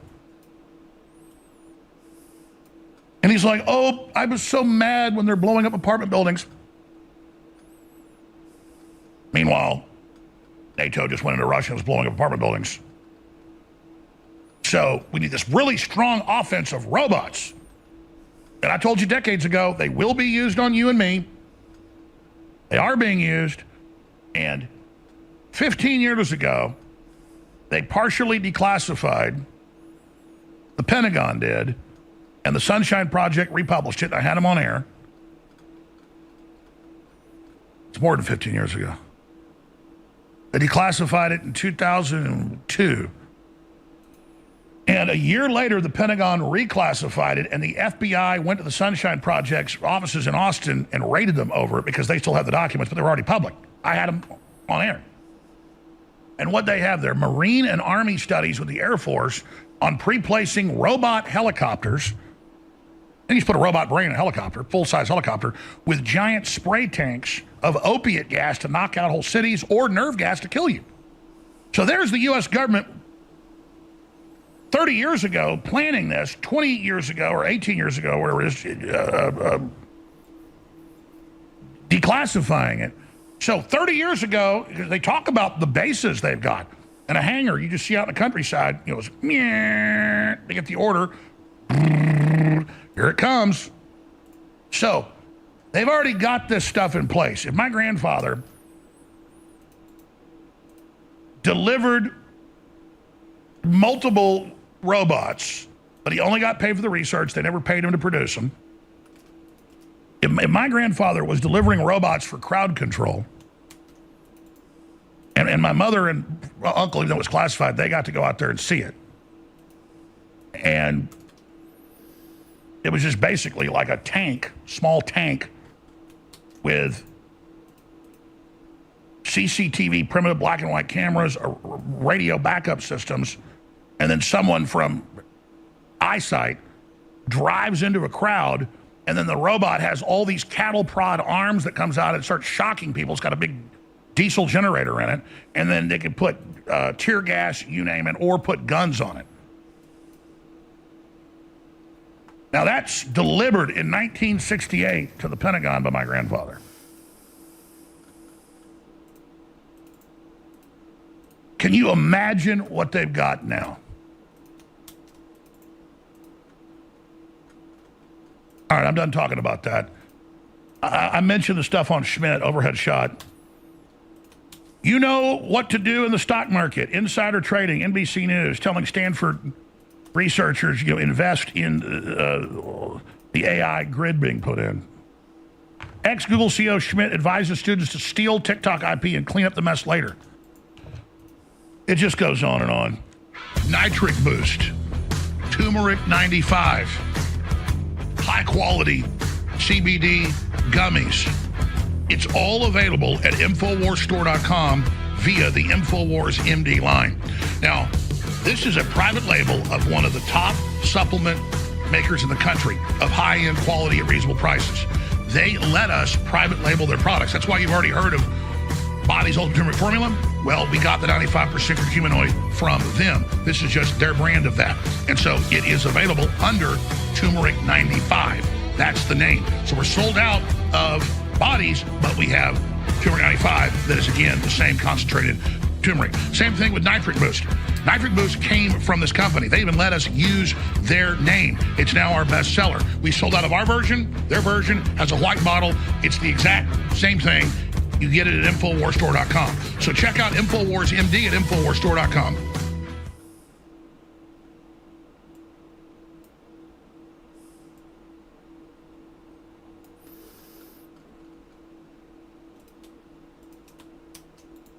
So there's the InfoWars MD line that I don't talk about enough that is all the highest quality, whether it's turmeric or whether it's natural sleep aid or whether it's saw palmetto with other compounds that are great for your prostate, also great for women's breast. It affects the same type of tissues that have those hormonal fluctuations. I'm not a doctor, but I read the literature. You need to go to InfoWarsStore.com and go to the sections that have the whole line, over a dozen products, InfoWars MD.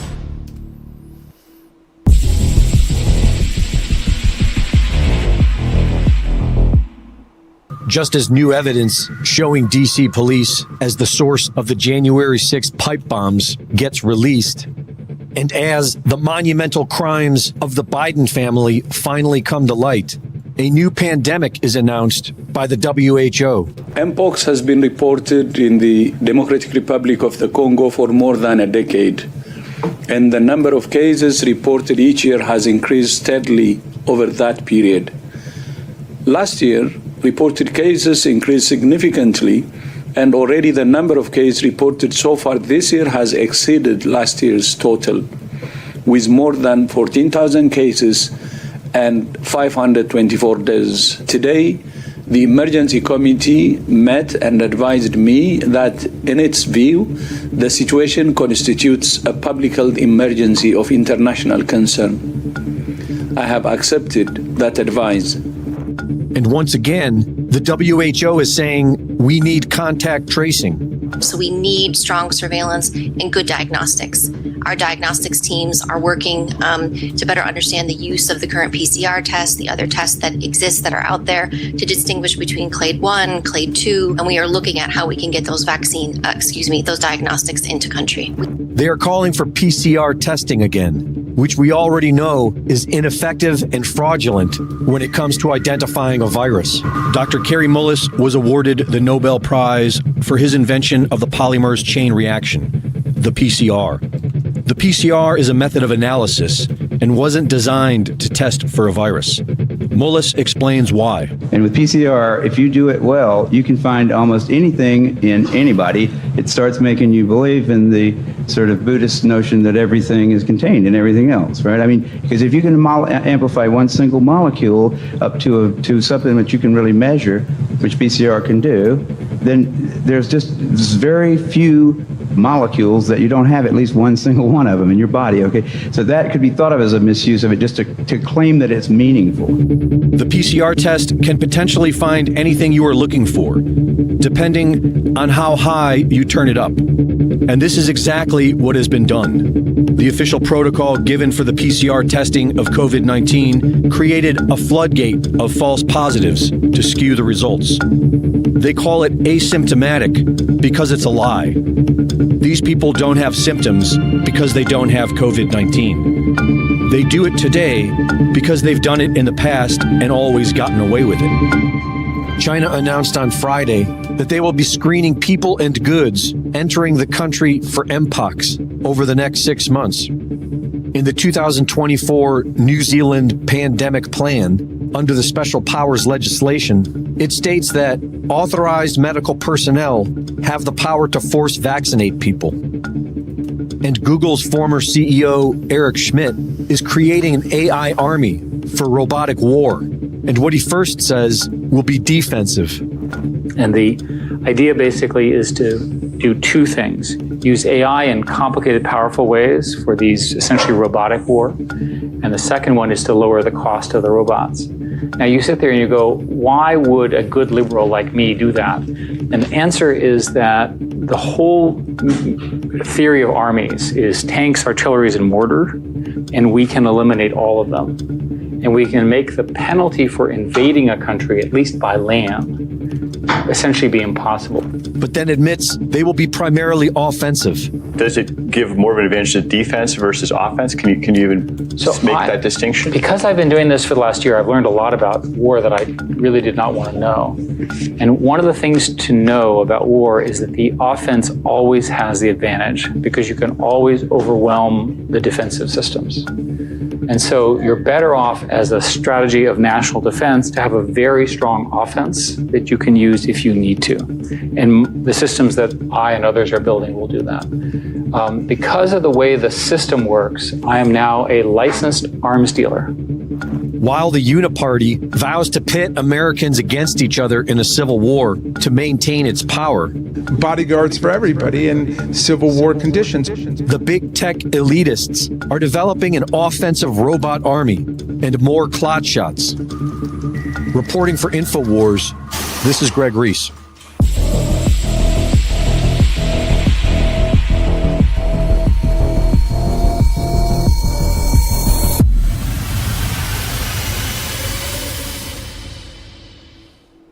Thank you for watching the latest Greg Reese Report. Be sure to go to reesereport.com to see my latest videos, sign up for my free newsletter, and subscribe for exclusive content. And be sure to support my sponsor at InfoWarsStore.com. While other networks lie to you about what's happening now, InfoWars tells you the truth about what's happening next.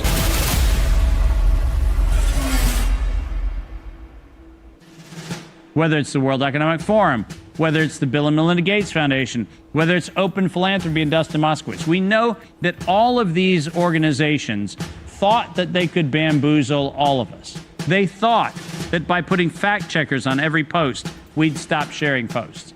They thought by canceling people that we wouldn't actually listen to people's voices. But the bad news is for them, we continue to do it. So what are the simple things that you can do? The simple things you can do, like I said before, support the alternative platforms that are allowing these voices to be heard. Make sure that you actually have these conversations. Without the utility of this voice and this platform, we will lose the war. So our job is really simple. Share this, communicate this, support The InfoWar. Go to InfoWarsStore.com for products to keep strong and prepared. Donate and share the videos at band.video.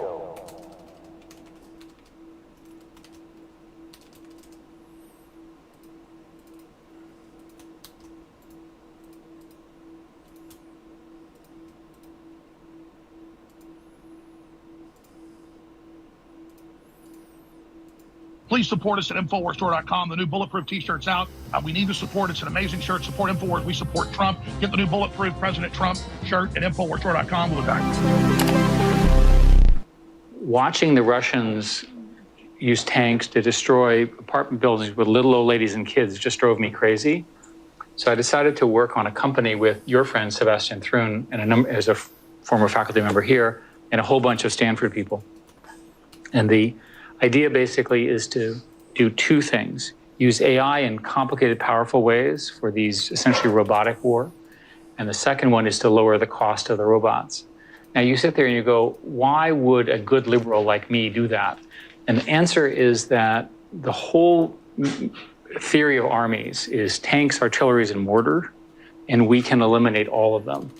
And we can make the penalty for invading a country, at least by land, essentially be impossible. It should eliminate the kind of land battles. Well, this is a really interesting question, is that does it give more of an advantage to defense versus offense? Can you even make that distinction? Because I've been doing this for the last year, I've learned a lot about war that I really did not want to know. And one of the things to know about war is that the offense always has the advantage because you can always overwhelm the defensive systems. And so you're better off as a strategy of national defense to have a very strong offense that you can use if you need to. Oh. And the systems that I and others are building will do that. Because of the way the system works, I am now a licensed arms dealer. So computer scientist, businessman, arms dealer. And I'm sorry to say. Is that a progression? I don't know. I do not recommend this in your career path. I'd stick with AI. And because of the way the laws work, we're doing this privately, and then this is all legal with the support of the governments. It goes straight into the Ukraine, and then they fight the war. Oh my goodness, he just became interested in the military in the last year. Google has always been a Pentagon, CIA, NSA project to roll out NSA technology to the public, starting in 1998. So the public would opt in to a private NSA interface.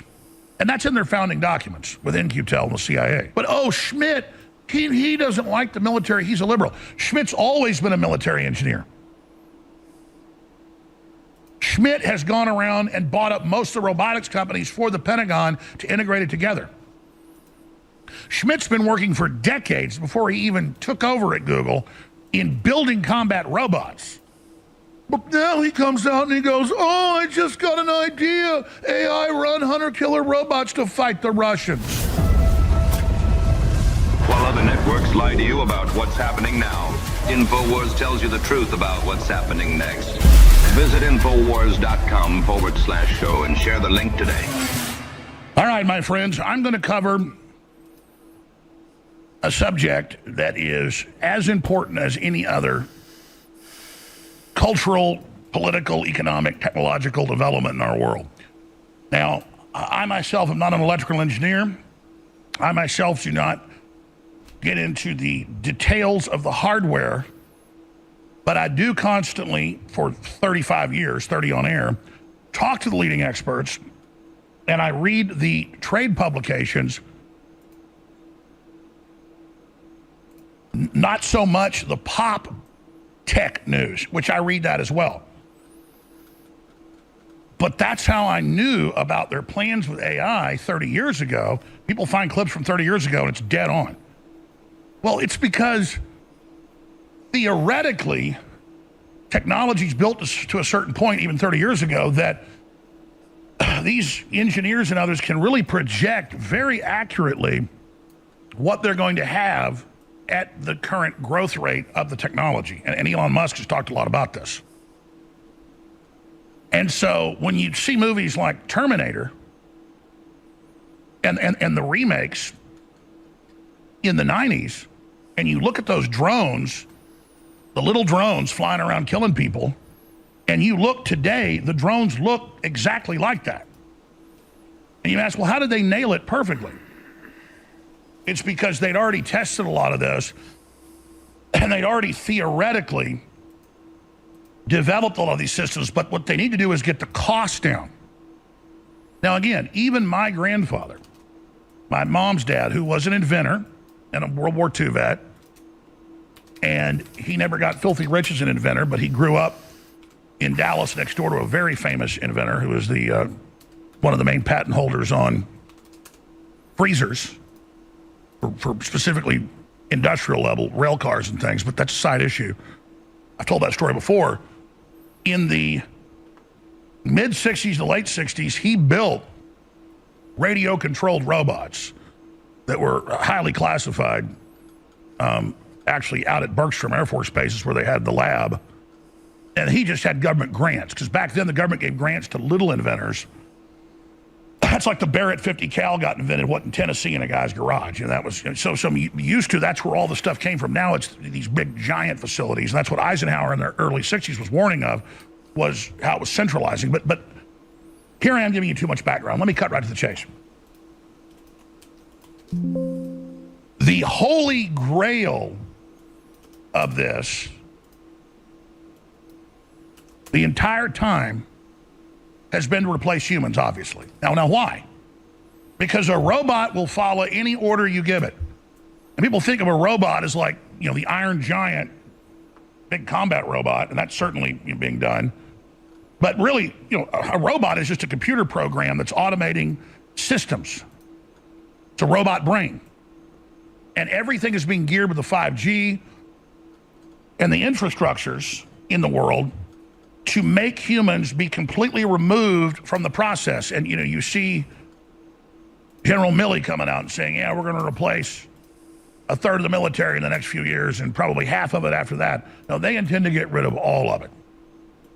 And so there's an arms race of this. And they show you the robot dogs and the humanoid robots, and people think that's scary. But what's really important, robots with flamethrowers, is the AI in all the computer systems, in the dams, in the satellites, in the telecommunications. That's the real power to turn the lights off. Or take control of all the electric cars if you want, and use them as weapons to crash into things.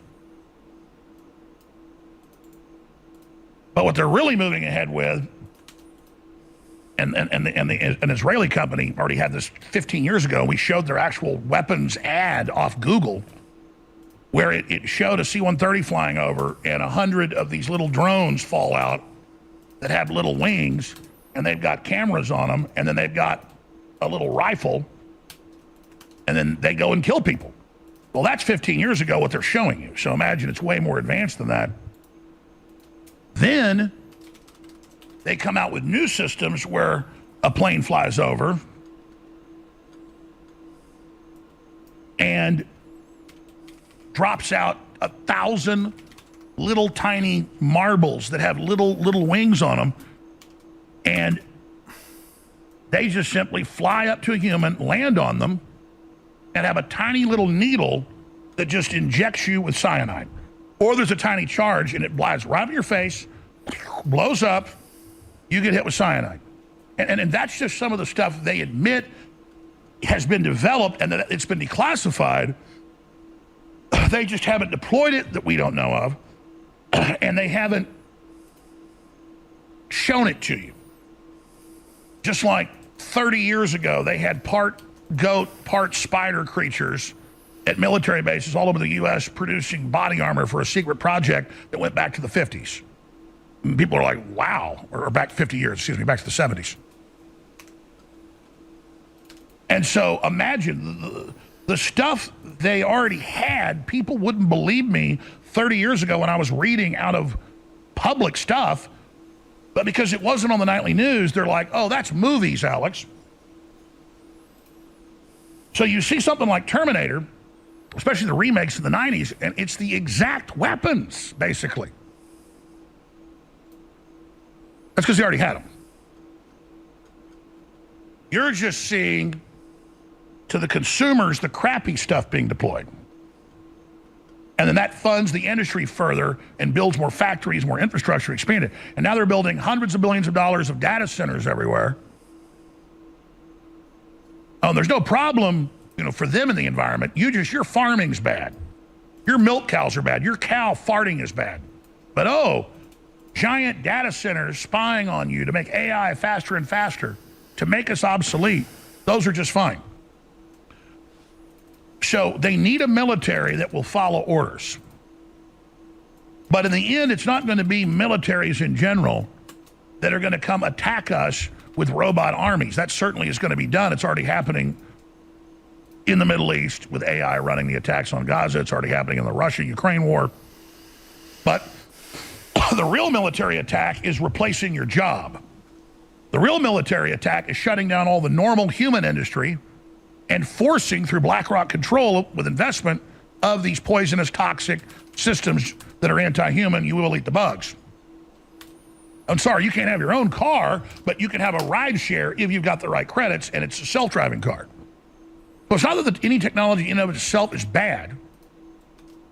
You're a quadriplegic, but before you have some money in the bank because you own a business.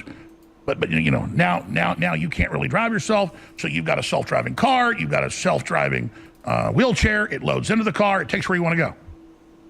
That's a good thing for self-driving. But see, for most people, you don't want that because, again, it's meant to replace you and make you obsolete. So now let's move on to the big story. And it would take hours to go over this guy, but Eric Schmidt of Google is as bad as it gets.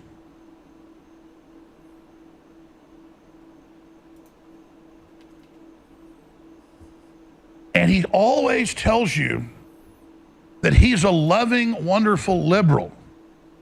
And everything he's doing is to fight evil. And he's so wonderful. And remember Google's motto, don't be evil. And then 10 years ago, they just got rid of it, or 8 years ago. So Google has always been a Pentagon, CIA, NSA project to roll out NSA technology to the public starting in 1998. So the public would opt in to a private NSA interface. And that's in their founding documents with NQTEL and the CIA. And they claimed, it was started in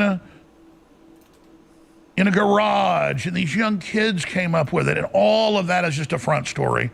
All of that, it's come out, it's even in mainstream news, it's just total bull. Just like Facebook. The day Facebook launches, the CIA's version of it gets deleted, and it's the same thing. So it's a Trojan horse. And of course, Schmidt and all the big tech companies, who are they for? They're for the globalists. They're for the left. They're for consolidating control. But they're not real liberals at the end of the day. They love war. They love tyranny. They love dehumanization. They fund Black Lives Matter. They fund the trans movement because they want to train humans to give up their humanity, because this is a AI takeover of the species, and that's Google's admitted plan. So now ex-Google CEO turned licensed arm dealer Eric Schmidt creating powerful AI robotic war machines for offensive fighting. That's a quote. And he goes and speaks at Stanford and all the other big top MIT AI and robotic research facilities that they're financing through his dozens of companies. And he gets up last week and he goes, I just became an arms dealer a month ago because I'm mad about Russia and I want to deploy AI, autonomous killer robots, over there, and we are deploying it, and it's all legal, it's all good, and the liberals are all, oh, we love it, the engineers. Because remember, Google, quote, wouldn't give the Pentagon their AI. But they really were. This is so Google can still be in China and everywhere else and be spying on everything. They want to act like there's a split in Google. But, oh, Schmidt, he doesn't like the military. He's a liberal. Schmidt's always been a military engineer. Schmidt has gone around and bought up most of the robotics companies for the Pentagon to integrate it together. Schmidt's been working for decades before he even took over at Google in building combat robots. Combat robot, guys. Well, I'm getting closer to having a functioning spreadsheet. So I'm almost there. I have the races ready. I have, everything else ready. Now we just have to look for candidate names. So I'm ready to do a countif function here. Okay. In order to detect those. I'm assuming that I just have to go through trumps, and then I have to go through countifs. So I have to take this list, and every time a candidate appears, I have to put it into a countif list. Okay? Alright, I'll be right back.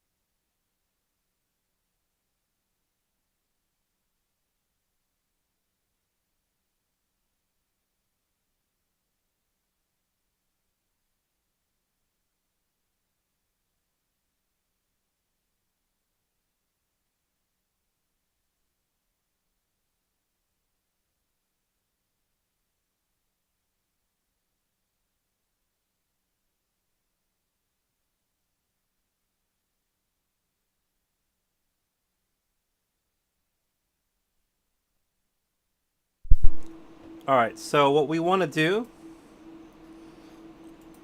We might not even have to do what I'm thinking. There might be an easier way. Okay, so the idea is we just want to pull a few significant values. So, like, there's two ways we can do this. We can count every fucking moron third-party candidate, every write-in, every overvote, every undervote. We know we don't need that, okay? So what we're going to do instead, we already have registered voters, by the way, on the other spreadsheet, so I don't have to go fucking around looking for the number of registered voters, okay?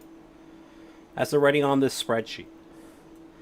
So that saves us a lot of time. So what we can do, I have the district number, right? I have the race, I have the precinct in every single cell, okay? All I want to do is look for Trump, Biden. Don't care about anything else. Kimberly or whoever. Don't care about anything else. This race we don't even care about because it's vote for 2. Yes or no. For or against. Okay? For or against. For or against. You see what I'm saying? For or against. That's the only fucking thing that we're looking for. Is for or against. So our search is very, very simple. Okay, so we're going to make a new copy of this. Okay.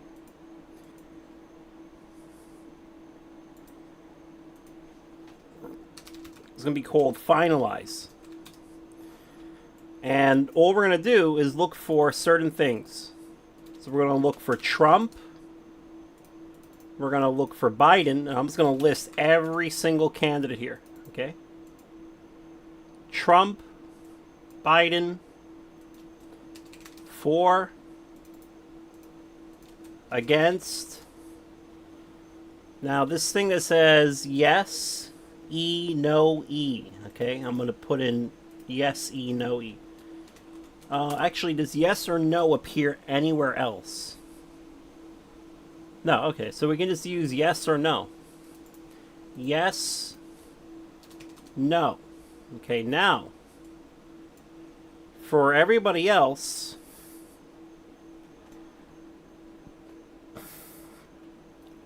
we just need the first names of these candidates. So, I don't see any similar first names, so I'm just going to type in Harris. Okay.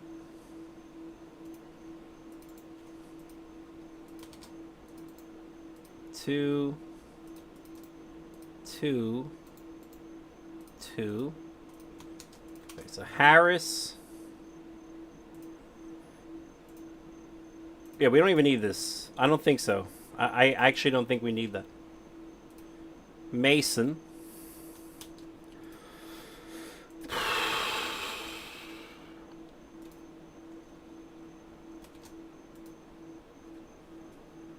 Harris, Mason.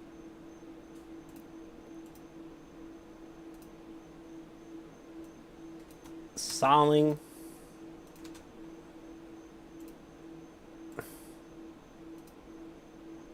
I'm just going to put in Dutch. Anything, whatever the smallest keyword is. Anthony.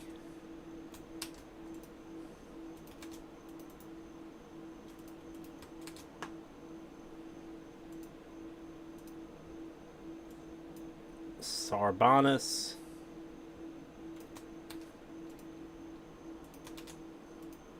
I just need 2 more.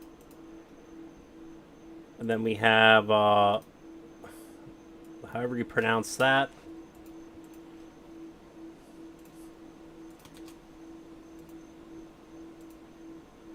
Wow, these are 2 really weird names, no?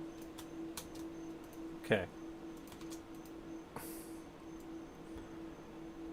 So all we're looking for is search for find text F1 within text U2 start number 1. Okay.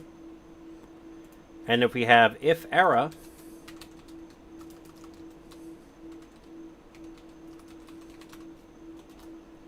just put in 500 or something, okay? Just put in Zach, that way it's the last thing to show up, okay? ZZZ.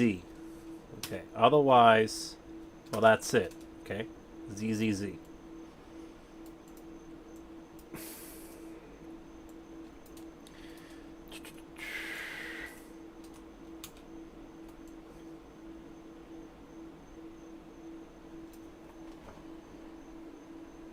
Oh, hold on.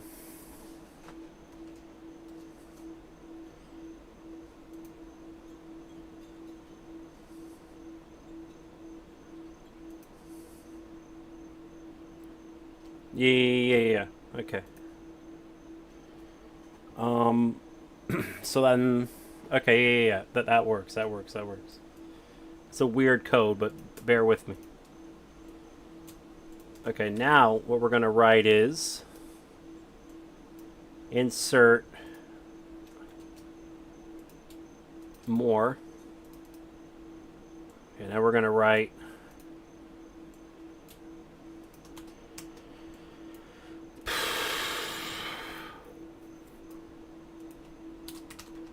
if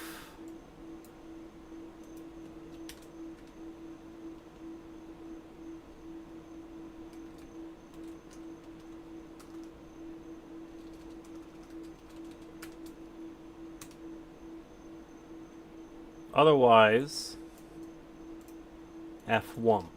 Okay.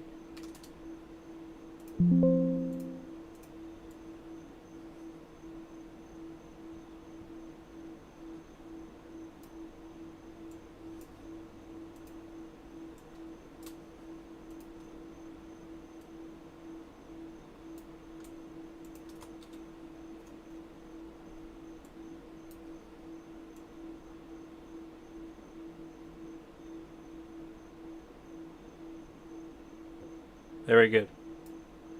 Now let's put that in.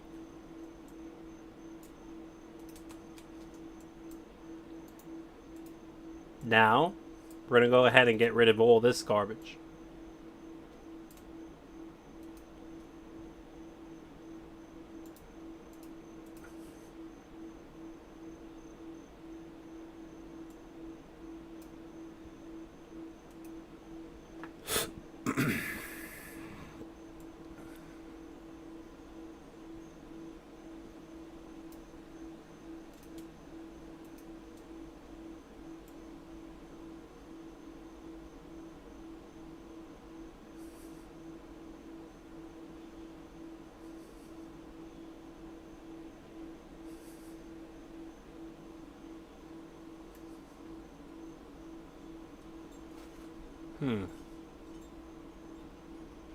Sort of.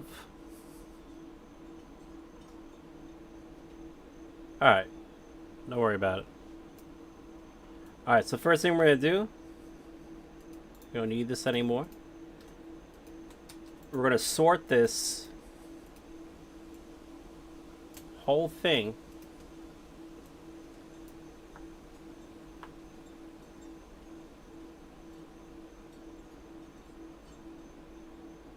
Alright, I have to do one more of these, so hold on.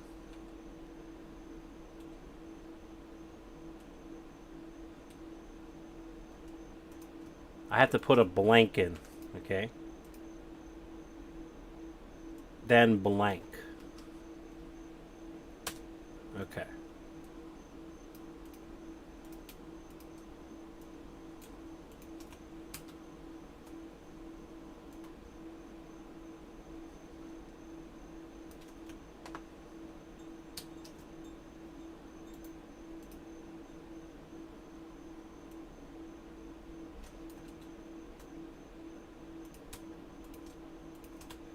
Okay, now what I have to do,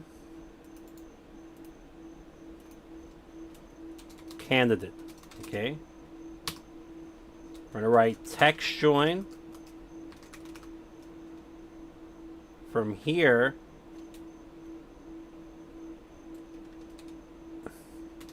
true from here to here.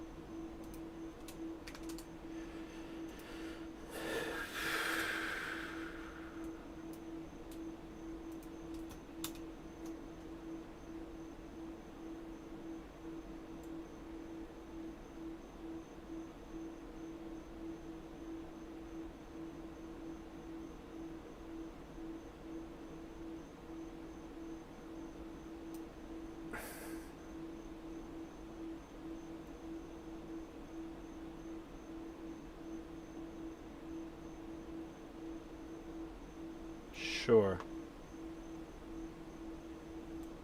Are there 2 Harrises? Oh, that's annoying as fuck. Oh, okay.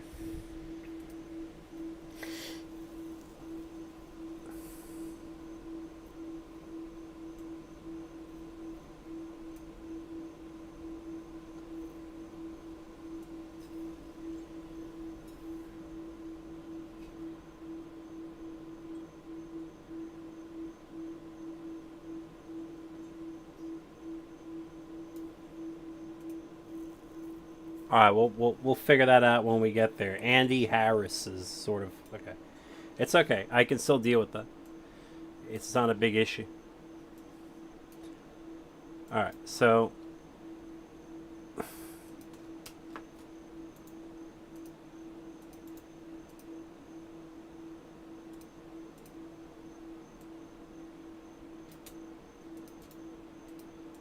okay, now what we're gonna do. There's a few places where these things show up, so I'm going to put that up here.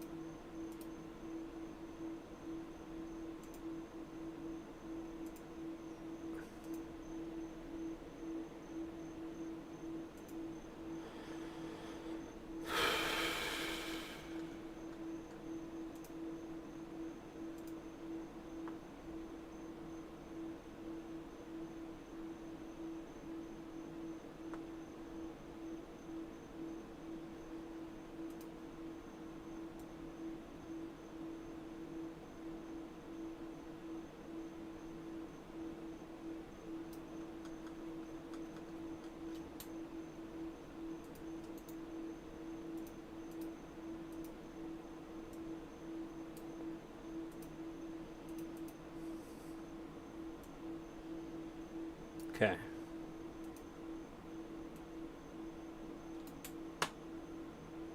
Okay, next.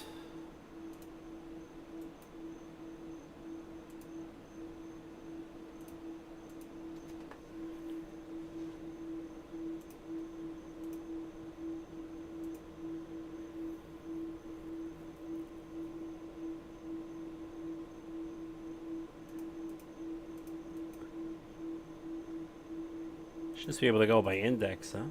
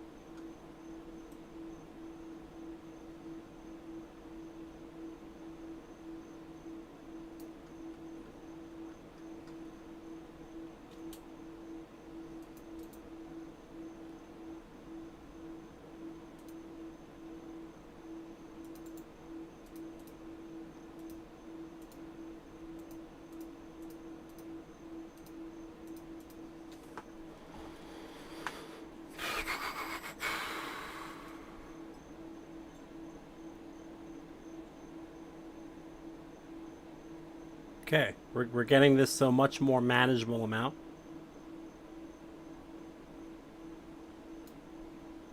The next thing I want to check, I want to go pound for pound against this. Okay.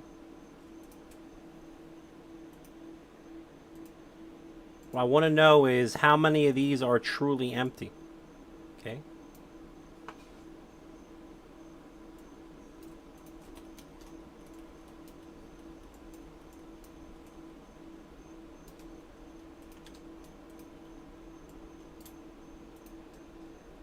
Do I have any like straight up empty rows, you know what I mean?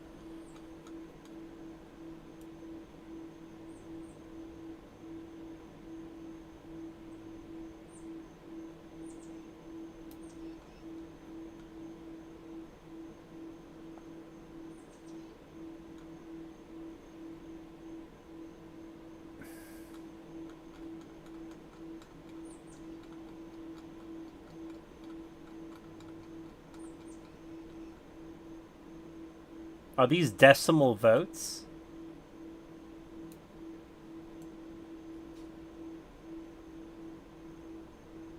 Certainly not, right?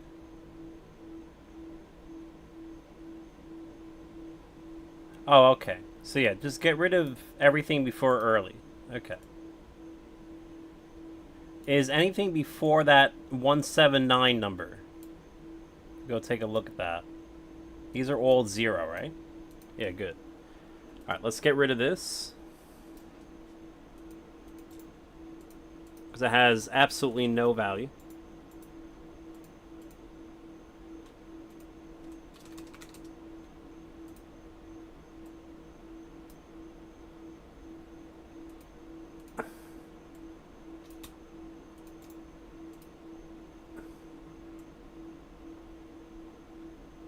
Okay, then it is possible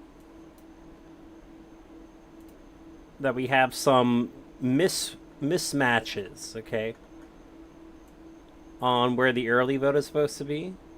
It's not that many. You can tell by the very small amount. But for instance, here you can see there should have been like an early vote here and maybe an early vote here. Okay. So I'm gonna do is just move these until they're gone. So I'm gonna have to go down the spreadsheet a couple of times. It's honestly not the worst thing that's ever happened, right? So I'm not losing sleep over this shit, okay?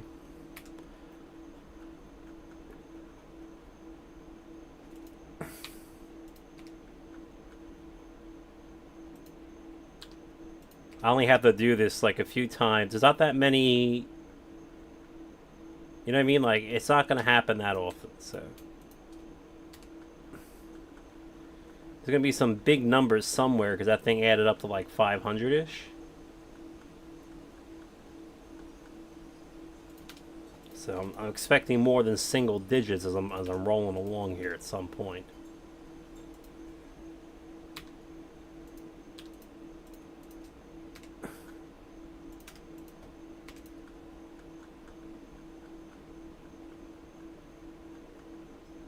There we go. 152 goes right there.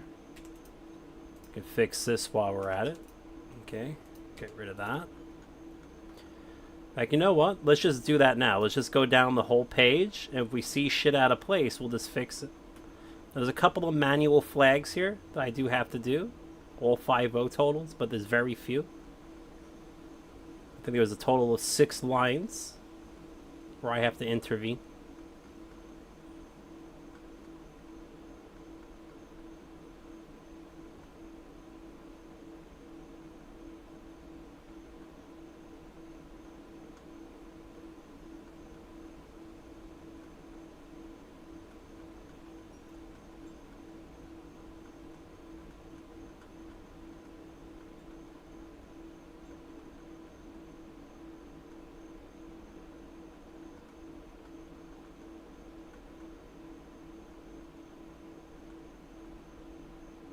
Okay.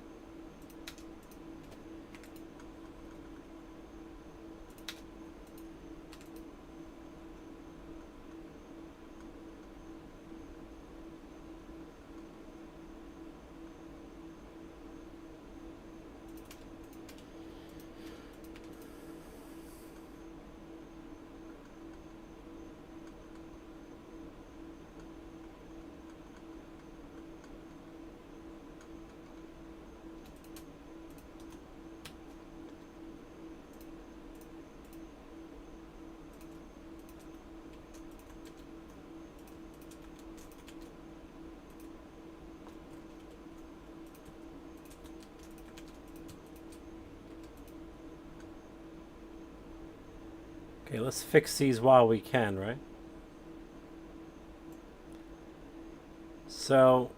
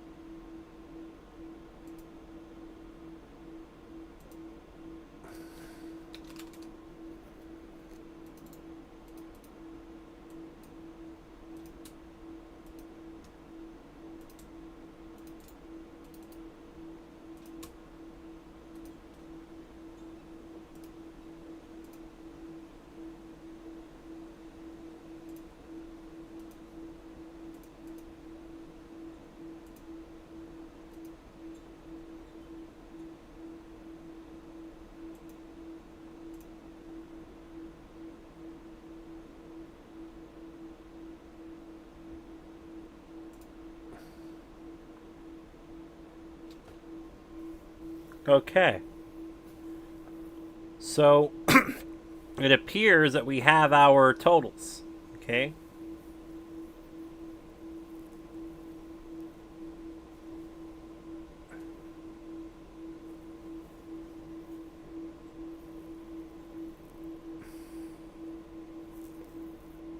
That we are indeed ready to go. So what I need to make sure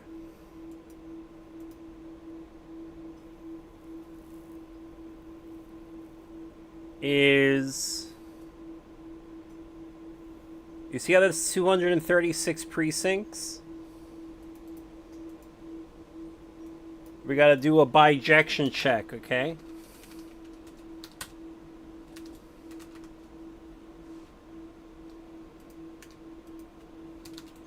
So I'm going to show you how we're going to do that.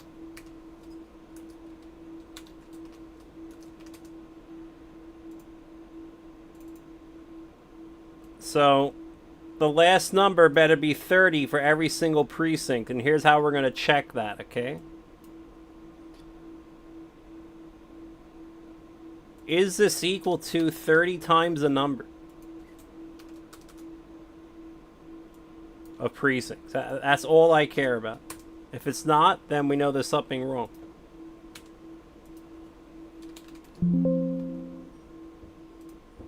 No. So I do not have a bijection. Oh, hold on. That was wrong. So the sum from 1 to 30 is given by 30 squared, okay, plus 30 divided by 2. Okay, so first divide that number by 460. What?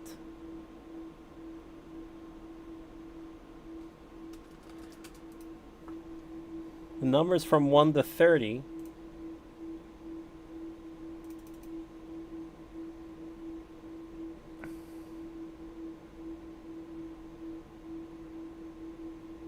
Yeah, 30 squared plus 30 divided by 2. And then it should be that times the number of precincts. So for instance, if I just said the sum from here to here, see, I get 465, then times the number of precincts, which is 236, 109740. But I don't have a 109740.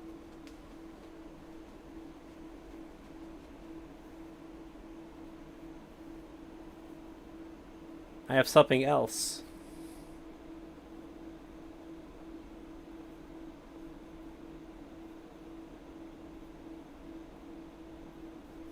I guess this is what we do.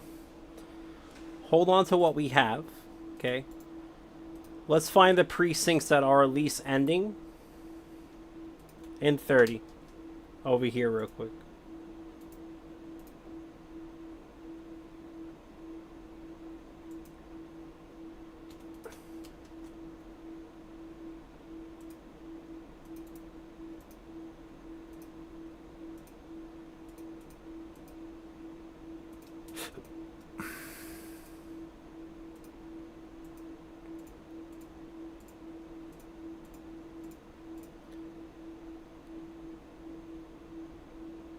What?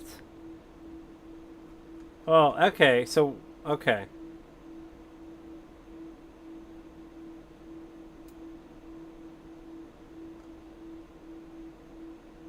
What? How does that work?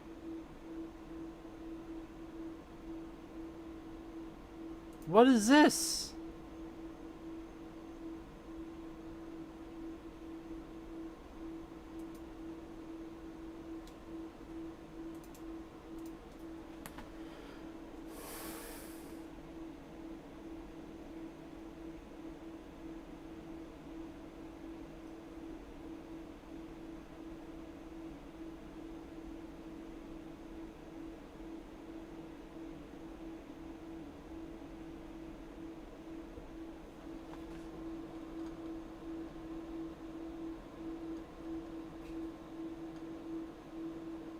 Do most precincts have 30?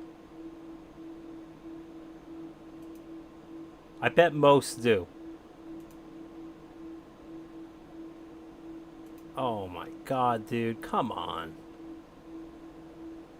Alright, hold on.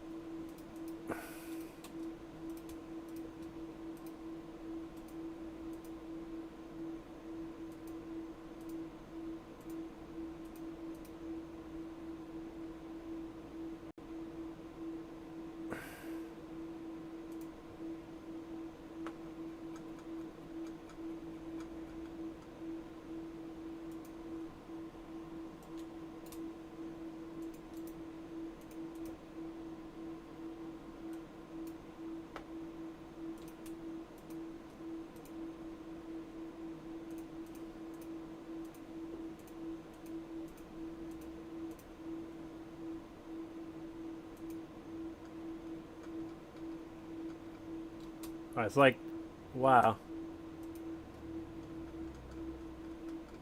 Oh god, dude. Alright, so what am I supposed to do?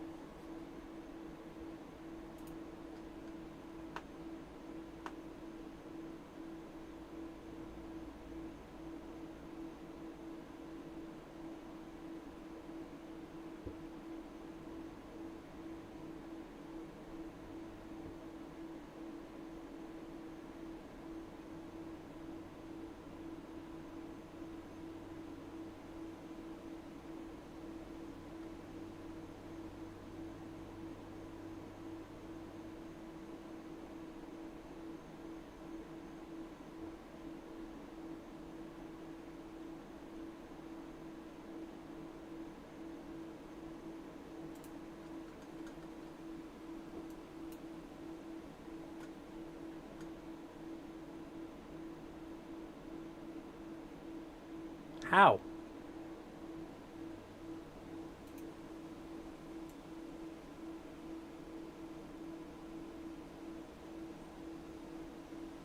This only gets pulled one time.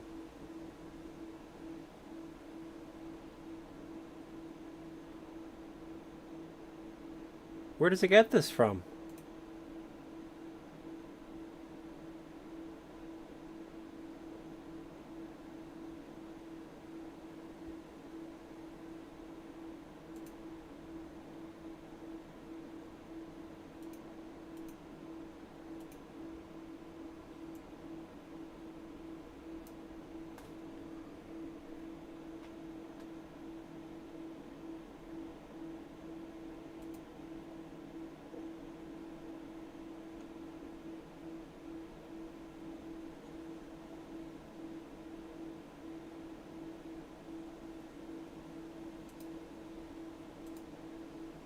That's not true.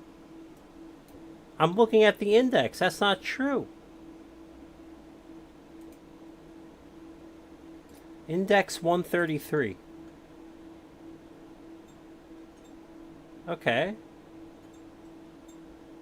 So 133 is the true one.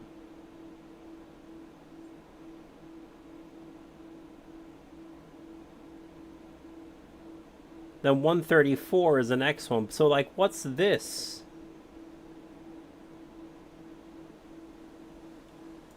Is this pulling the wrong precinct number? Because I think I did everything correct. Where's it getting this from?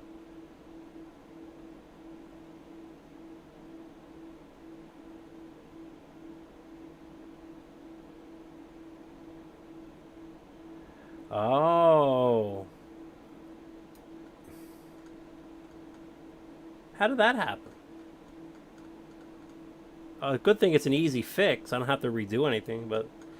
I find that to be kind of fucking annoying, man.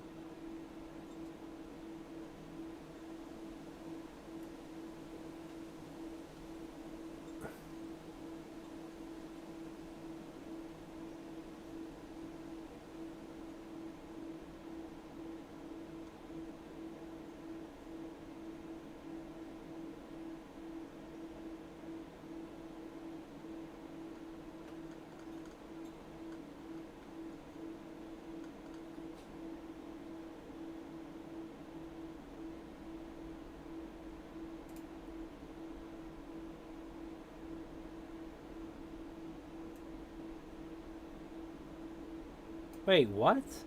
It is pulling a different precinct name. How's it pulling Precinct 102 from line 246?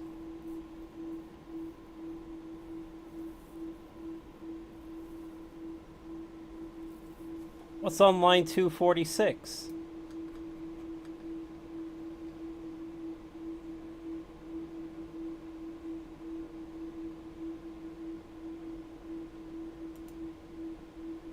Yeah.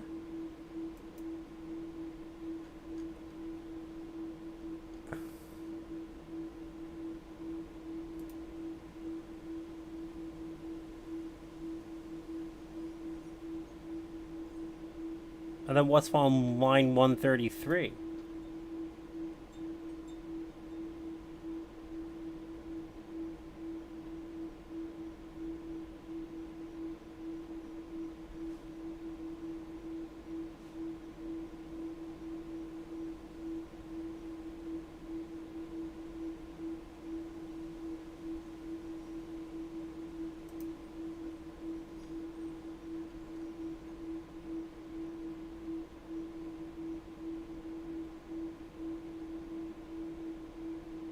How does that happen? What does the file say?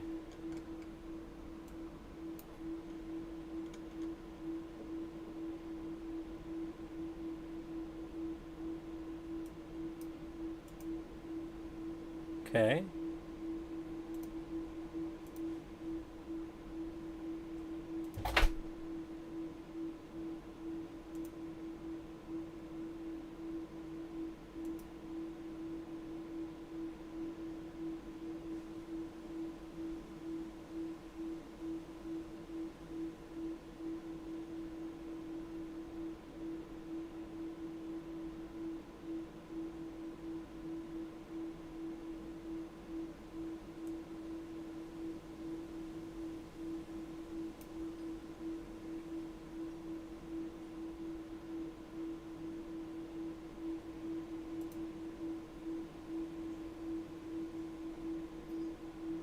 All I want to know is where these lines are coming from.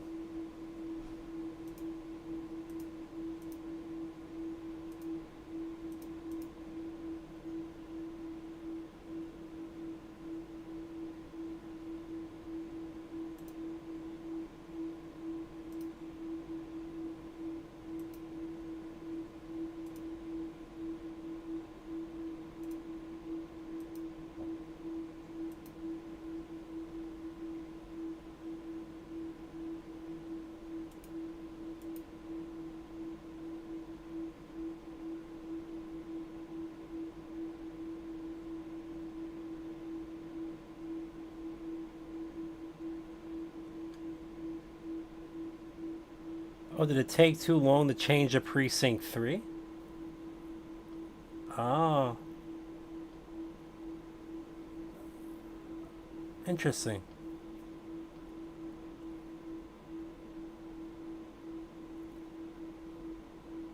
Oh, there's another way we can... Okay, hold. This is an easy fix. This is not the end of the world, so hold on.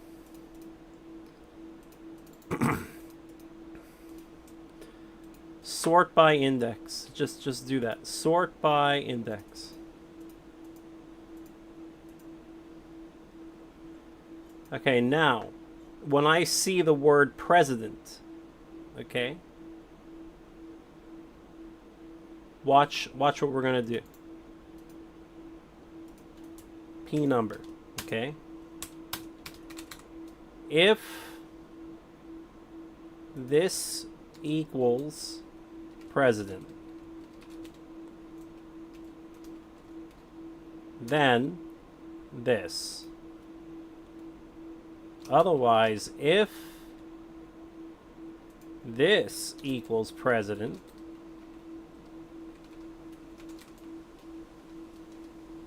then 1 plus this. Otherwise this. Okay?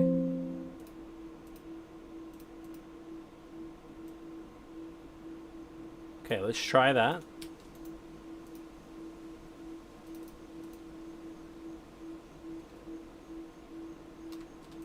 Now this should make sense. So let's go ahead.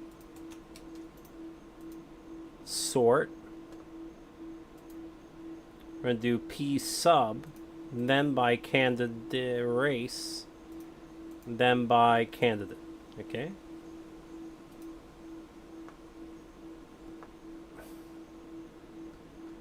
Now we're going to do our bijection check. Okay?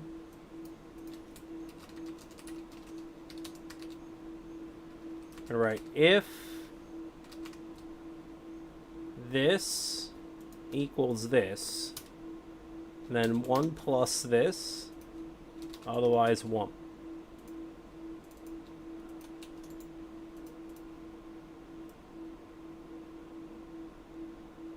Okay, now, it says that I should end with the number 30 every single time.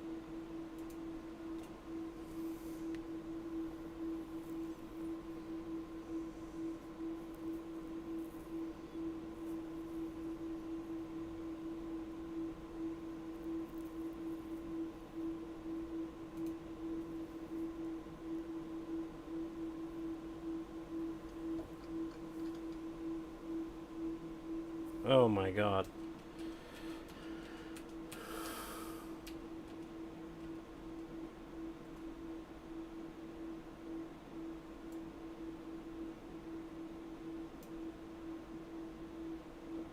I need something that triggers this. Every time I see president, it should be switching. Alright, this would be the next precinct. This would be the next precinct. So 62, 32,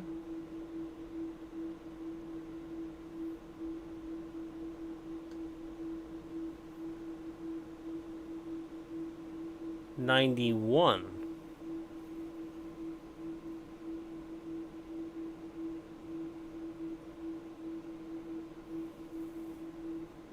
What?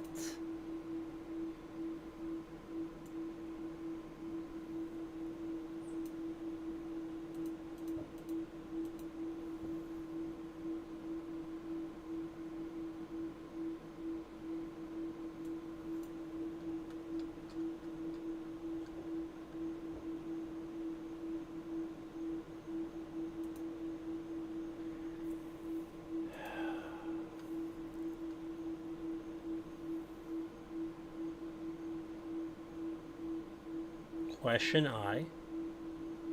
Yeah. 330 and 331. Okay, so where are we getting 336 from?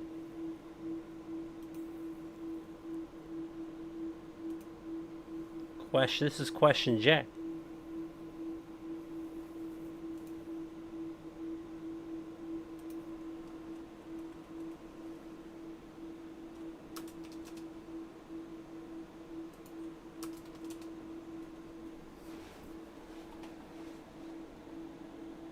Okay, I can understand that happening. That's an easy fix. Okay, we just put that as question J by index order. But here, if this is 121, this is 91, you would think that the next thing would be 61, but it's not. It's 62.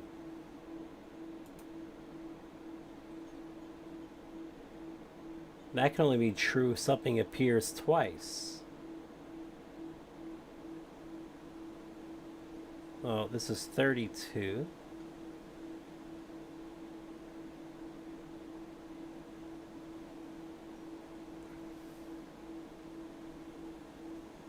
I don't understand.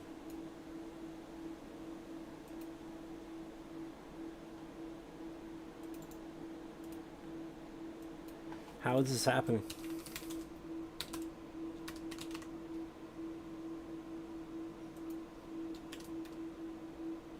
If this equals president,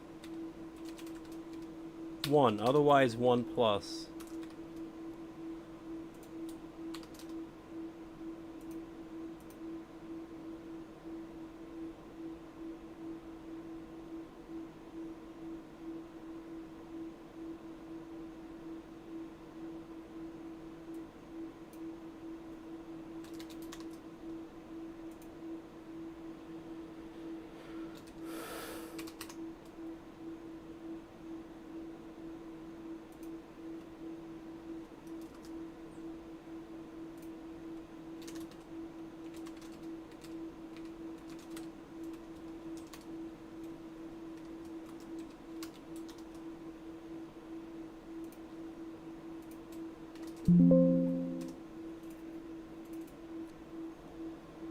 $30, $30, $29.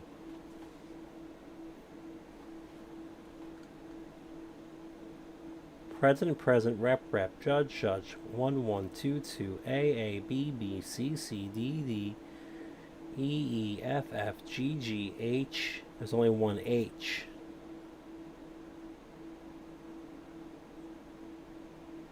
I, J, J. Now what happens here? 30, 30, 30, 30. Okay.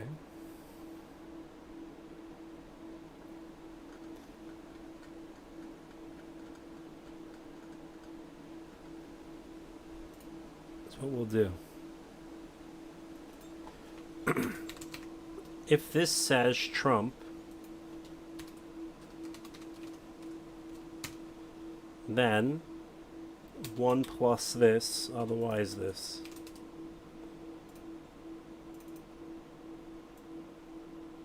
Oh my god. Really?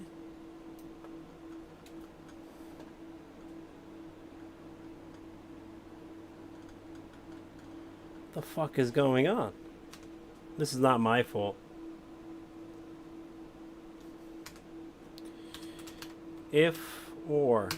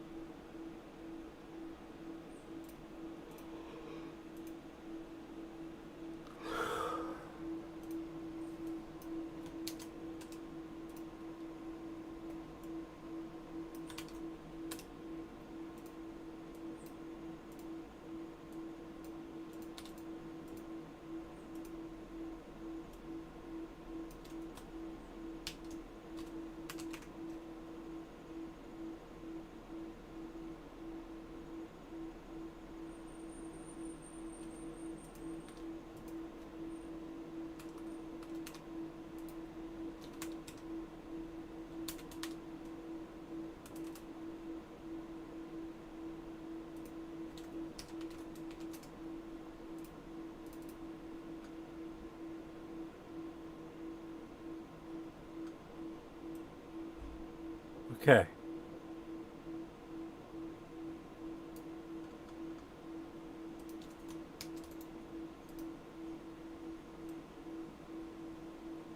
Wow. This is not nice. I'll tell you that.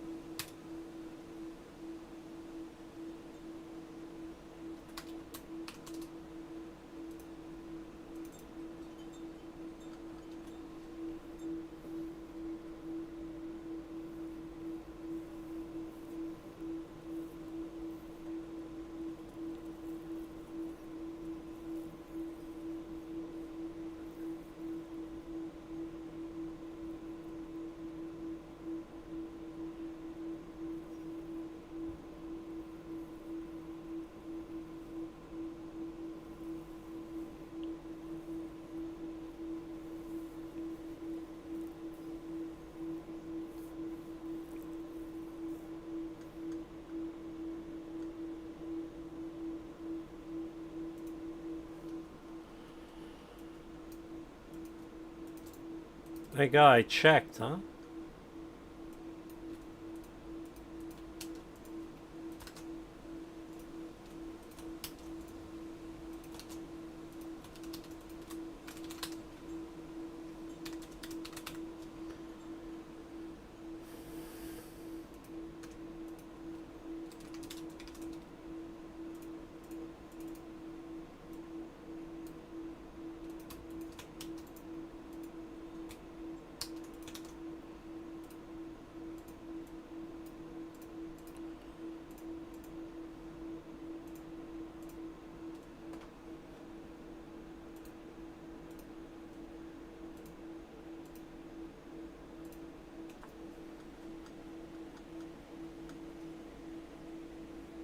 Alright, so you know what? There's not that many bad precincts, so we're actually okay. So it looks like every now and then a single line of code got clipped, okay? And we're just going to have to find what that is. So, about 50 precincts where a single line got clipped somewhere, okay? So, I'm going to make coffee while I figure this out.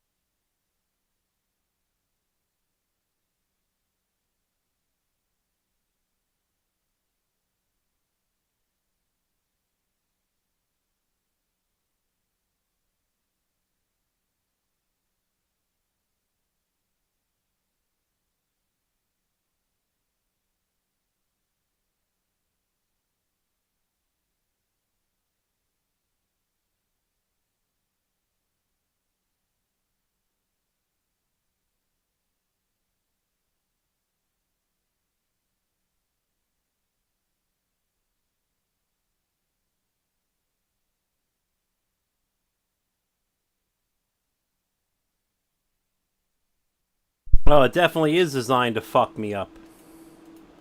They don't want to be looked at. So, I'm going to kill some noobs for a few minutes.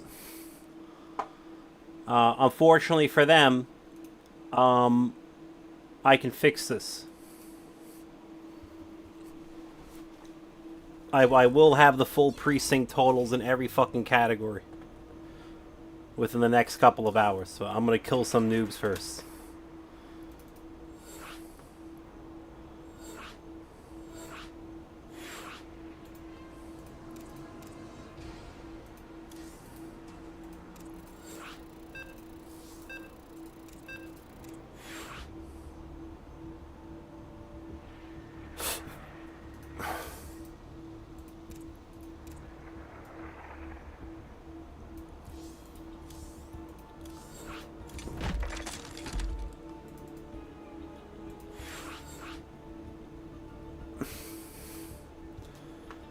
So what we're going to do is go line by line. I'm actually going to start with these going the other way. So I'm going to go by count descending. And then by precinct. Okay? So precinct 3 is what I'm going to start with.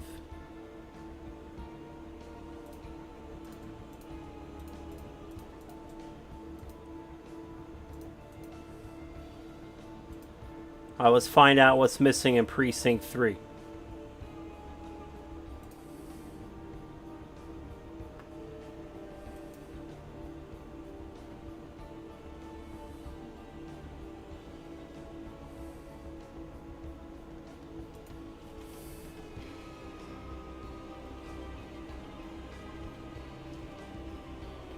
H. Question H. 4 is what's missing, okay?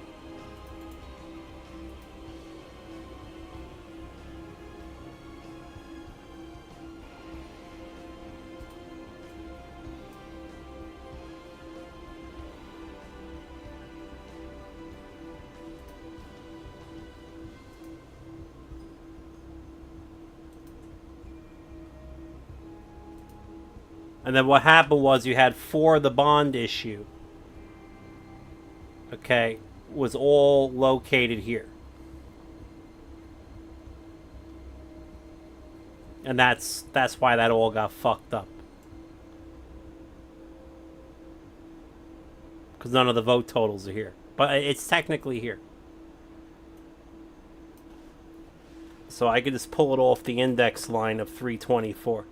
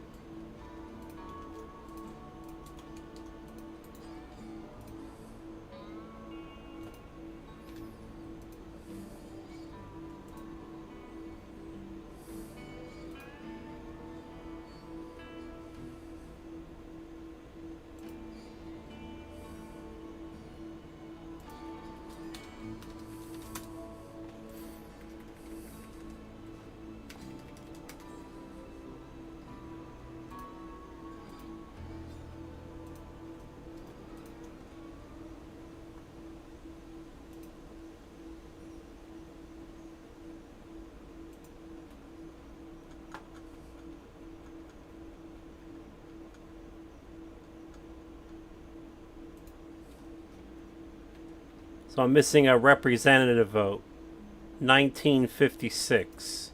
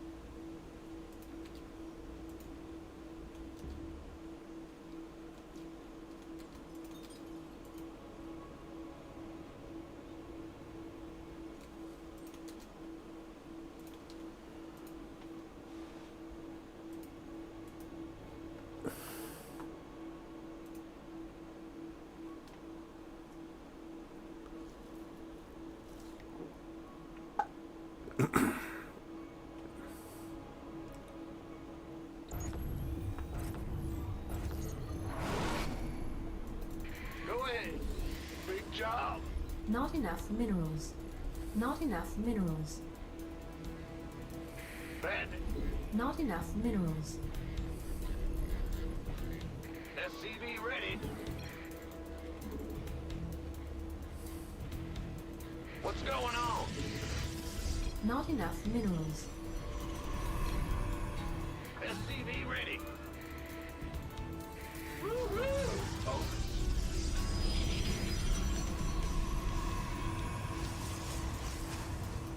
In the rear. SCV ready.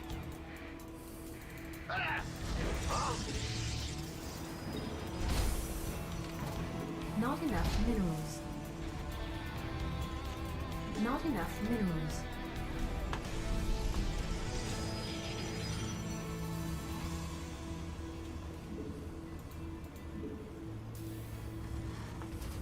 SCV ready.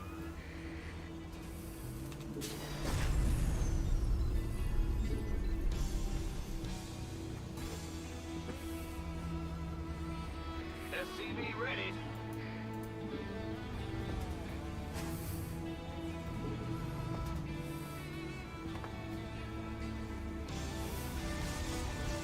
SCV ready.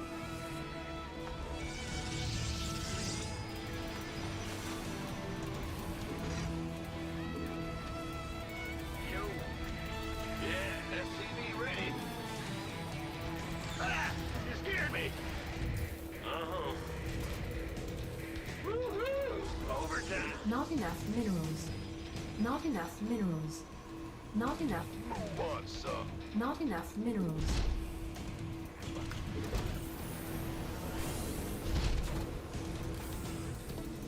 I'm going. Command center upgrade complete. Been waiting on you. Huh? Sure thing. This better.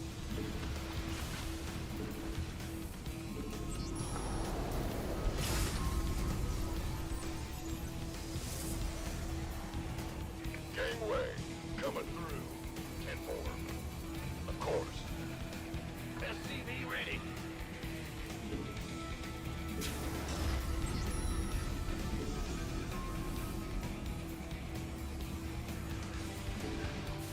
Go, go, go! SCV ready. You gonna get me who wants some? Go ahead. Big job, huh? SCV ready. You want a piece of me, boy?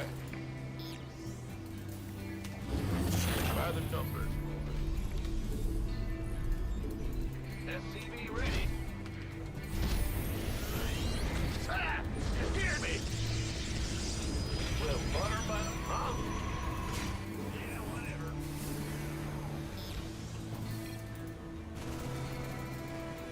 This better be good. Gangway, coming through. Yo, big job, huh? What's going on? Base is under attack. Been waiting on you. You want a piece of me, boy? We could have some help ready. Huh? Base is under attack. Been waiting on you. SCV ready. This better be good. Will do. You gonna give me orders on one? Gangway. Our allies' base commands under attack. SCV ready. Been waiting on you. This better be good. Go, go, go. SCV ready. SCV ready.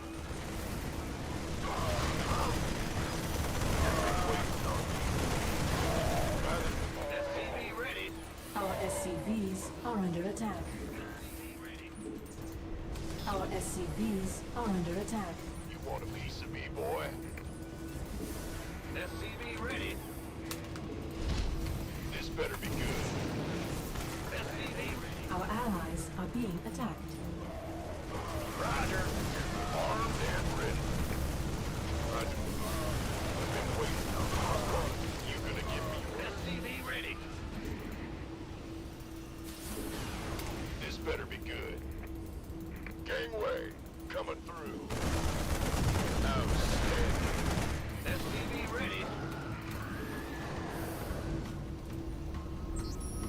Our SCVs are under attack. SCV ready.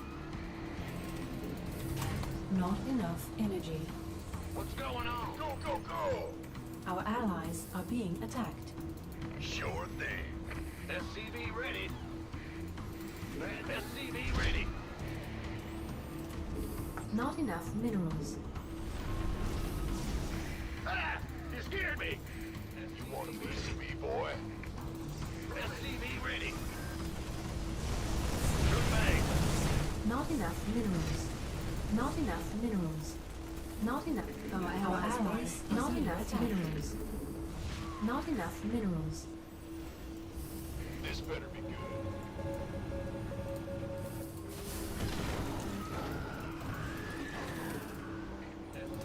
Not enough minerals. Not enough minerals.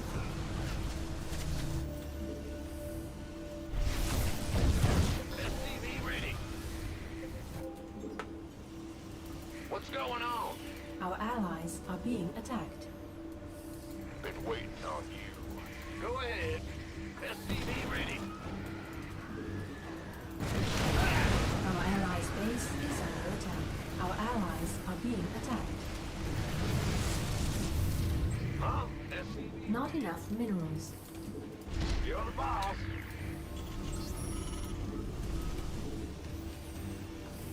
Big job, huh? Our allies are being attacked. Our allies' base is under attack. Gotcha. Our allies' base is our allies are being attacked.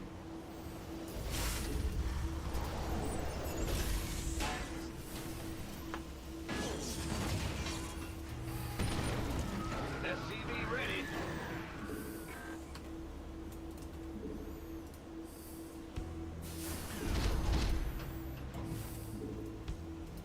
Big job. SCV ready. Our allies' base is under attack. In the rear. Bad news. Huh? SCV ready. Ah! You scared me! Our allies' base is under attack. SCV ready.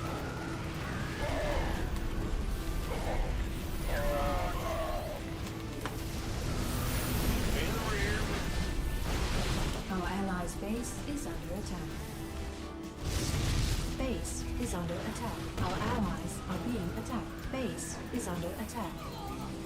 Yeah, whatever. We could use some help here. Our allies' base are under attack.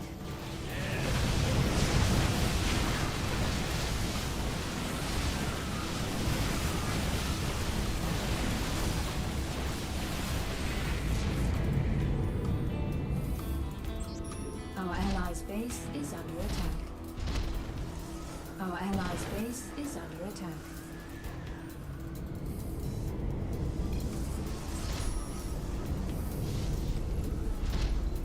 Our allies are being attacked. Our allies are being attacked.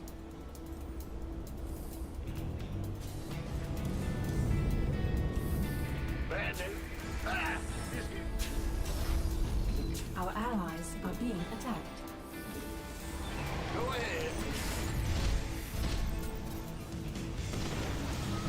Not enough minerals. Not enough minerals. Not enough minerals is under attack. Not enough minerals. Not enough minerals.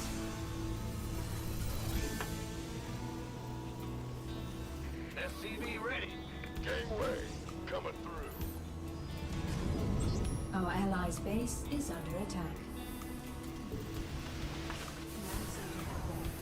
SCV ready. Yeah. In the rear with the gear. Gangway coming through. Move it. What's going on? SCV ready. Yep. Big job.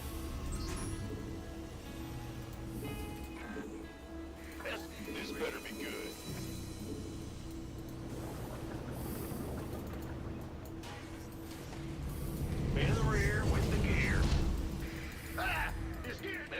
Insufficient Vespine gas.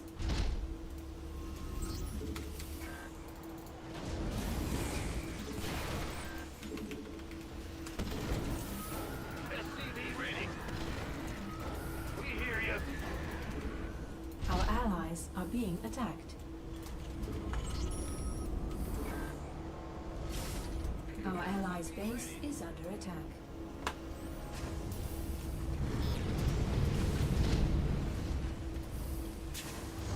Bad news. Base is under SCV attack. ready. Our allies are being attacked.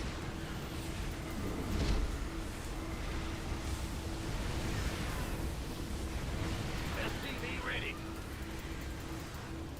Add-on complete. Your time.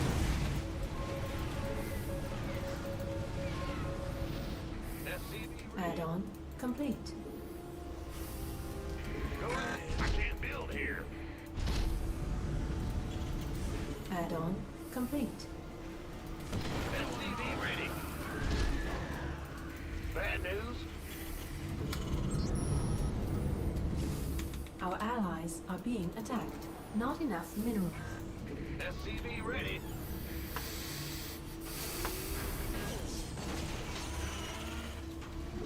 SCV ready. Not enough minerals. SCV ready. Right on, ready to roll it. SCV ready. Yeah. Ah. SCV ready. Yo. Lay it on me. SCV ready. Our allies' base is under attack. SCV ready. Our allies are being attacked. SCV ready. SCV ready. Our allies are being attacked. SCV. Our allies are being attacked.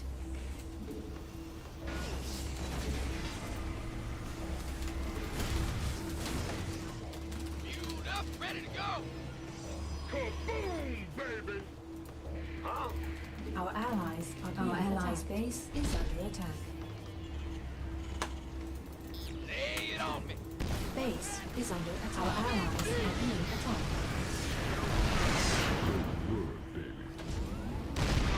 Our allies are being attacked. Research complete. Base is under attack. Our allies are being attacked.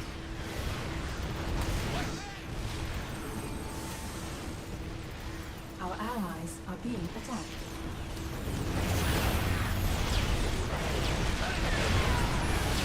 Our base is under attack. Ready to raise some hell. Our allies are being attacked. Our allies' base is under attack. Yeah. I'm going. We hear you. Yeah, whatever.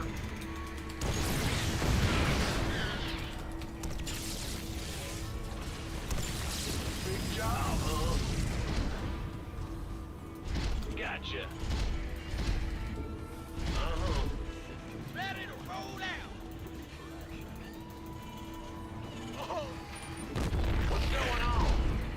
Lay it on me. Not enough minerals. Not enough minerals. Not enough minerals. Not enough minerals. Not enough minerals. Not enough. SCV ready. Our allies' not base enough is minerals. under Attack.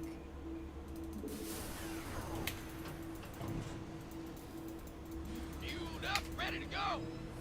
Our allies are being not enough minerals. Our allies are being attacked.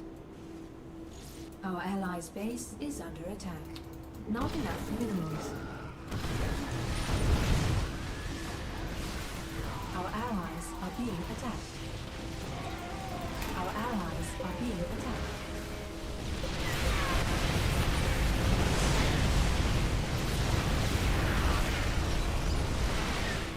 Ready to roll out.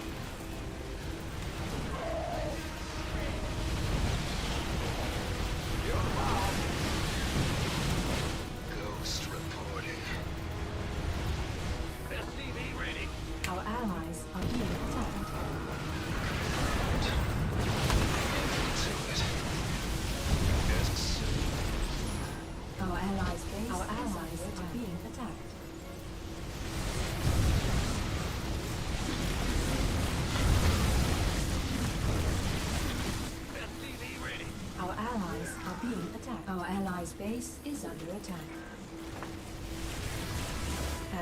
Our allies are being attacked. Our allies' base is under attack. Our allies are being attacked. What's going on? Our allies are being attacked. Our allies' base is under attack. Sure thing. Our allies are being attacked.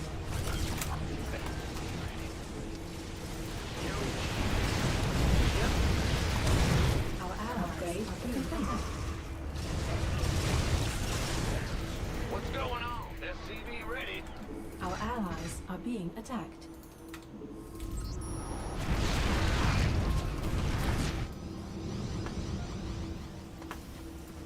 SCV ready. Not enough minerals. Our allies are being attacked.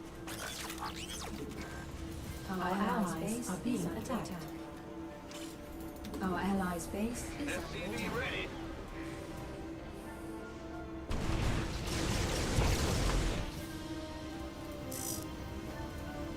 Our allies are being attacked. SCV ready. Mineral field depleted. Yep. What's going on? Research. Our allies' base. Our allies are being attacked. Bad news. Our allies' base is under attack. SCV ready.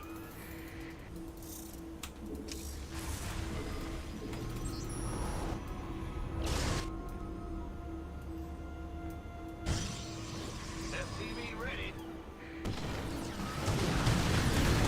In the rear with Our allies' base is under attack. what's going on? SCV ready.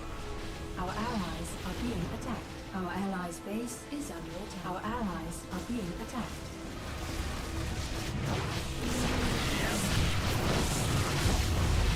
Nothing I can do there.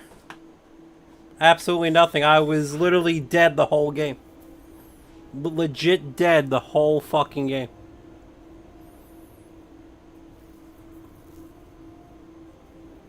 Nothing I could do.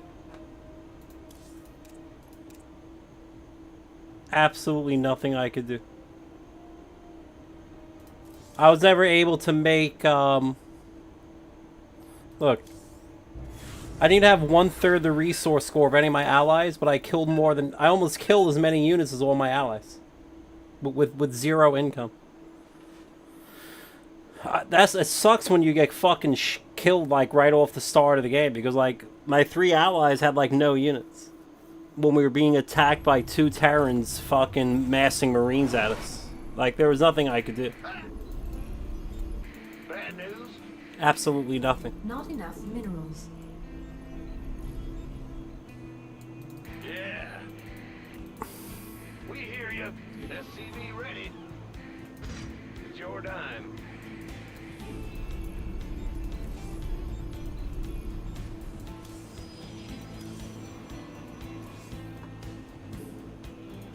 Go ahead. SCV ready. What's going on?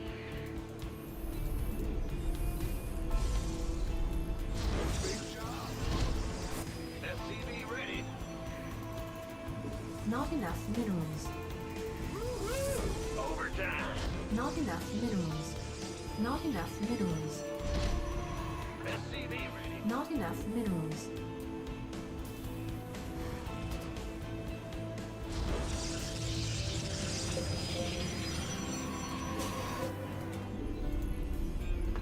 SCV ready.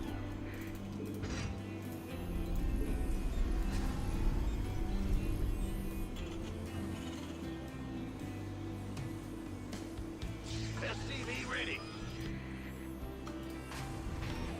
Huh? Our allies' base is under attack.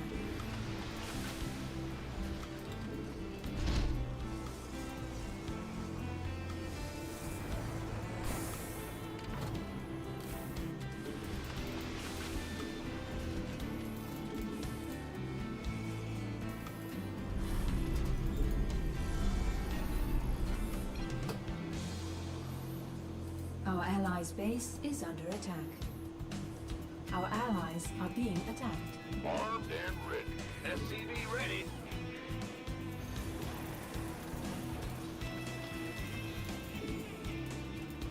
Our allies' base is under attack.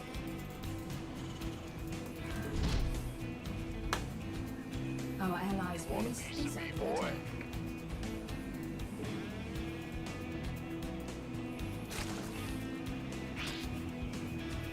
Command center upgrade complete. You scared me.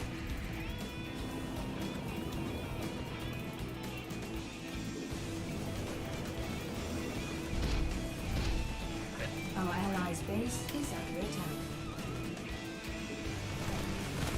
Who wants some? I've been waiting on you. Why not? SCV ready. Not enough energy. What's going on? Huh? Rather you want a piece of me, boy. This better be good. SCV ready. That you gonna give me? Bad news. In the rear with the gear. SCV No ready. additional supply depots required. Will do. Gangway coming through. You scared me. Let's go ahead. Huh? Additional supply depots required. You gonna give me orders?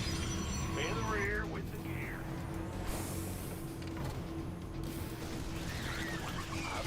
This better be good.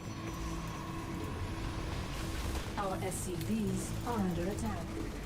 Unacceptable landing zone.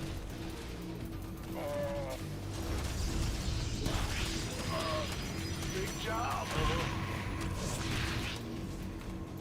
SCV ready.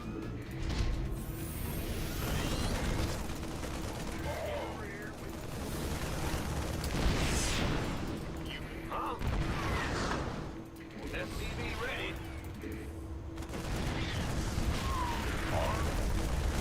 Who wants some? Been waiting. This better be good. Not enough energy. Go, go, go! Something in the way. Bad news?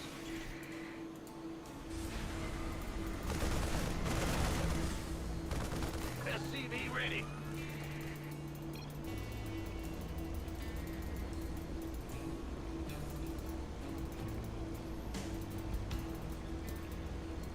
SCV ready. Not enough energy. Go ahead. SCV ready.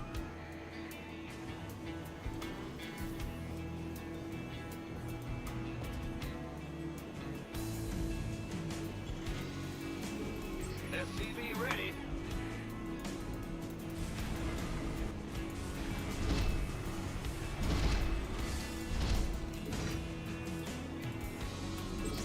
SCV ready.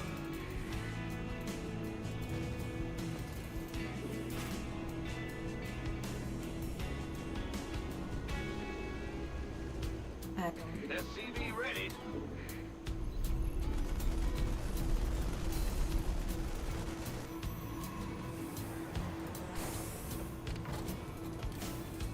SCV ready. It's your dime.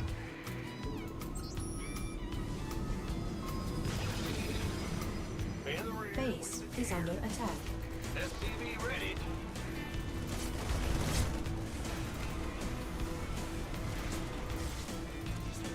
Mineral field depleted.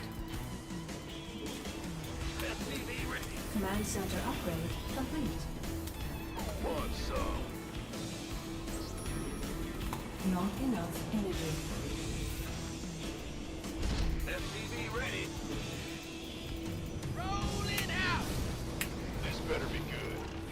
Our allies are being attacked.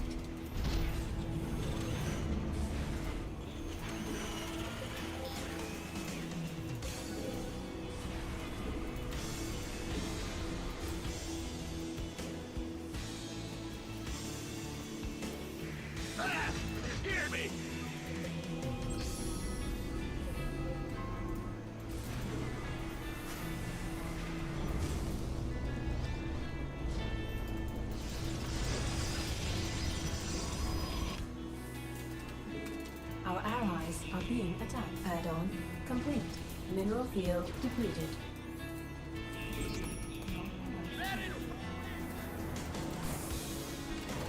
SCV ready. Yes, sir. Not enough minerals. SCV ready. SCV ready. In the ring. SCV ready.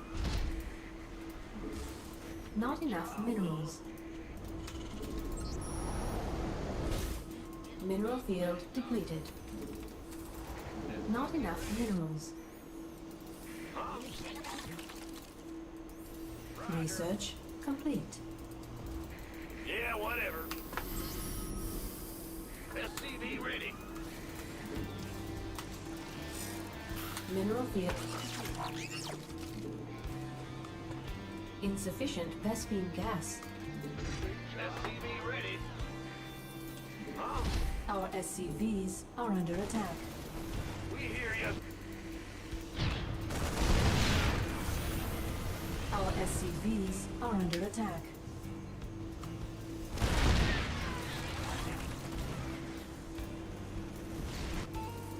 Our allies' base is under attack. Ready to roll out.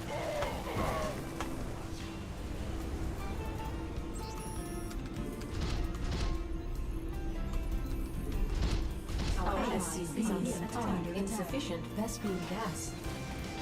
Bad news. Ready to raise some hell. Our allies are being attacked. Not enough energy. Fueled up, ready to go.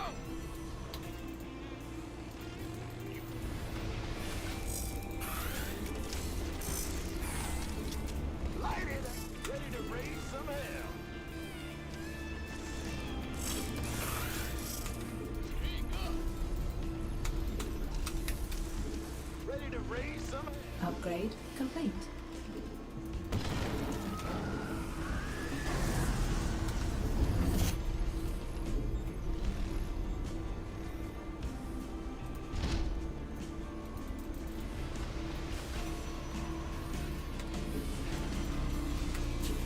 Got no patience. Father, go ahead.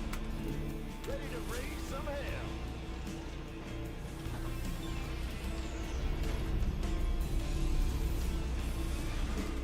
Ready. Insufficient Vespine gas. Oh, it's on! What's our target? Speak up. Ready to raise some hell. Insufficient Vespine gas. Insufficient Vespine gas.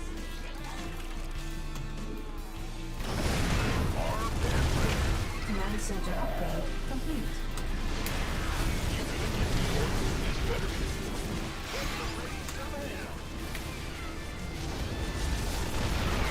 Fired up here, boss. Big job, huh? Our allies are being attacked. You gonna get me? Ready to raise some? Command center upgrade complete.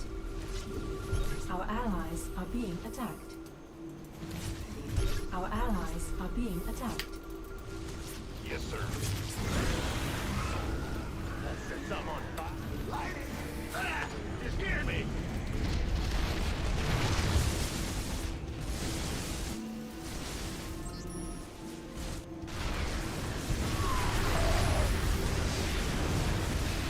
Our allies are being attacked. Our allies' base is under attack.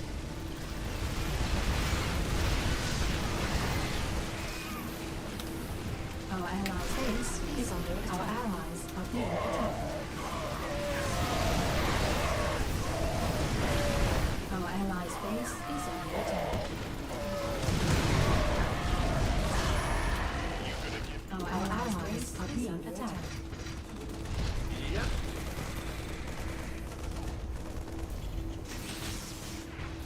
Our allies' base is not enough minerals.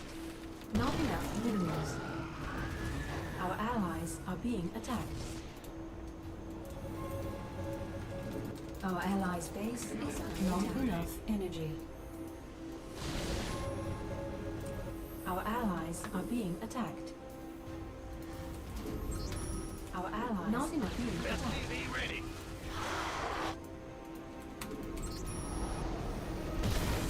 Mineral field depleted. Our allies' base is under attack. Our allies are being attacked. What's going on? Our allies are being attacked. Got no patience for sitting around. SCV ready. Go ahead.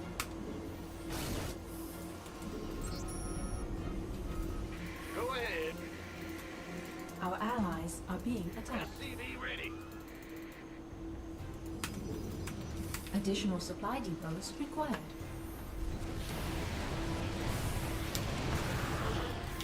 Not enough. SCV ready. Jordan. What's our target? Rocket! SCV ready.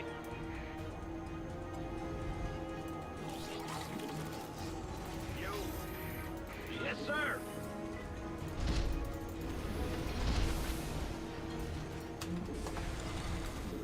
Ready to roll out. Mineral field depleted. Command center upgrade complete. Command center upgrade complete. Our allies are being attacked. SCV ready. Ready to raise some hell.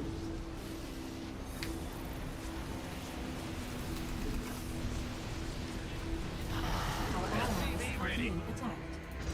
Our allies' base is under attack. Not enough minerals. Our allies are being attacked. SCV ready. Will do. Not enough. Our allies are being attacked.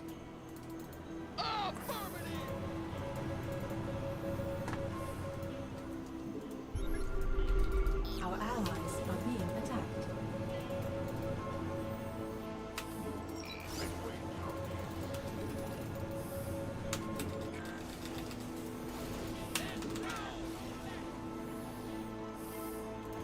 In the rear with the gear. Command center upgrade complete. Our allies are being attacked. Our allies' base is under attack. What's that? Our allies are being attacked. We could use some help here. Mineral field depleted. Our allies are being attacked. Our allies are upgrade complete. Lay it on me.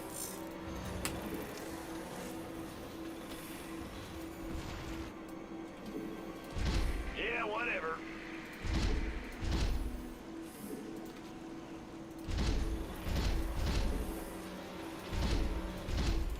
Not enough minerals. Not enough minerals. Our allies are being attacked.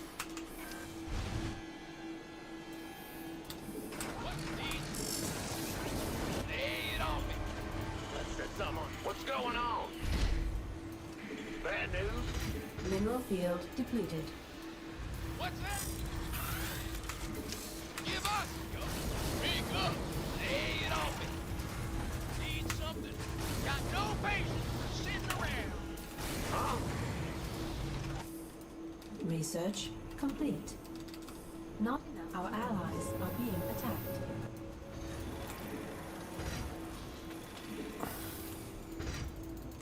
Not enough minerals. On my way. Huh?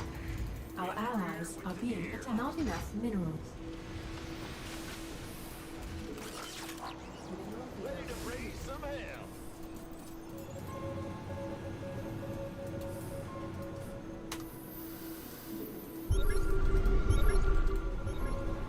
SCV ready.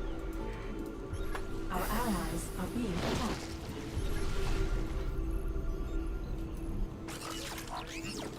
Not enough minerals.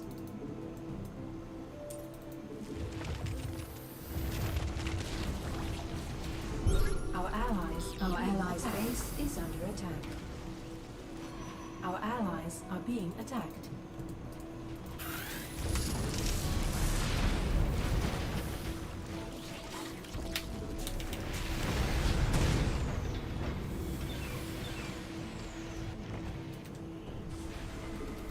Not enough minerals. Fueled up, ready to go. Our allies are being attacked. Our allies are being attacked. Our allies' base is not enough minerals. Yep.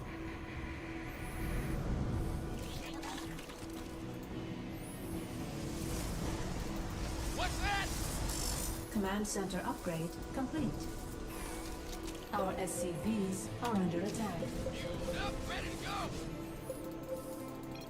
Rolling out.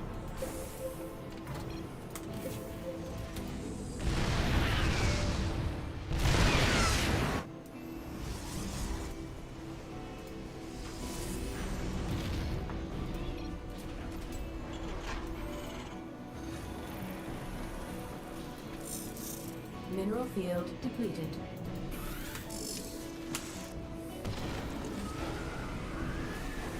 Our allies are being attacked. Yep. Overtime.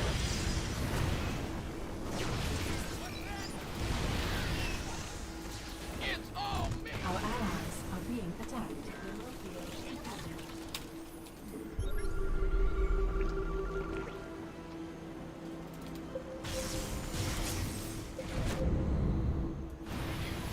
Our allies are being attacked.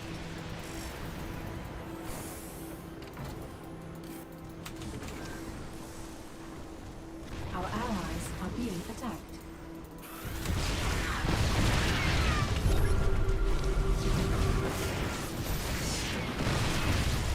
Our allies are being attacked.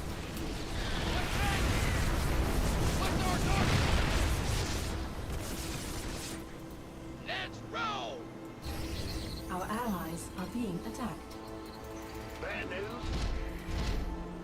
Yep. Our allies are being attacked.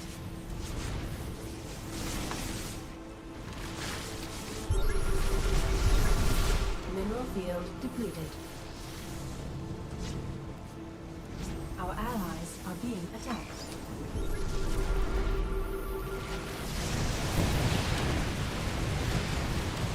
Our allies are being attacked.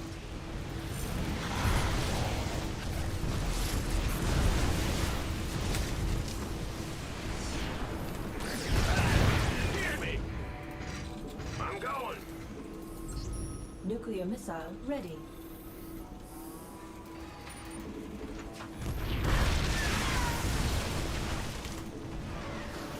Our allies are being attacked. SCV ready.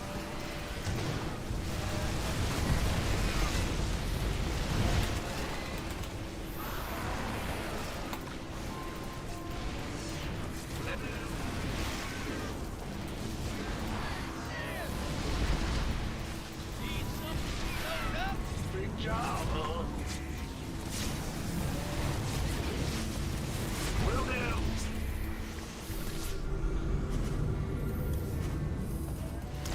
Our allies are being attacked. Our SCVs are under attack. Complete. Got no way.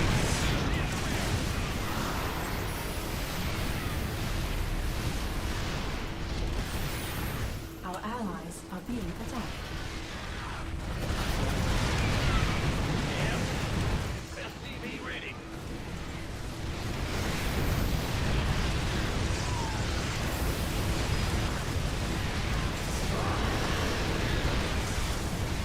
SCV ready. Add-on complete. Ghost report. Our allies are being attacked. SCV ready. Not enough. Vespine geyser exhausted. What's going on? Our allies are being attacked. SCV ready.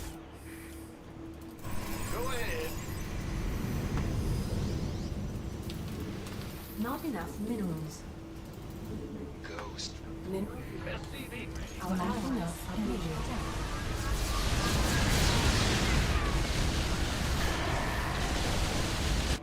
Mineral field depleted. Mineral field depleted. What's going on?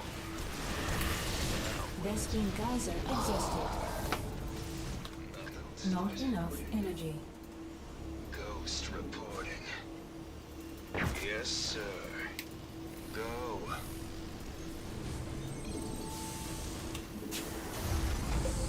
Solo operative. Come again. You sure about that? Are you ready for this? Our allies are being attacked. Our allies' base is our allies are being attacked. Our allies' base is under attack.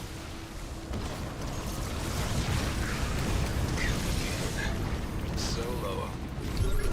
Our allies are being attacked. Our allies' base is under attack. It's heating up out here. Not enough energy. Our allies are being attacked. Our allies' base is nuclear missile ready.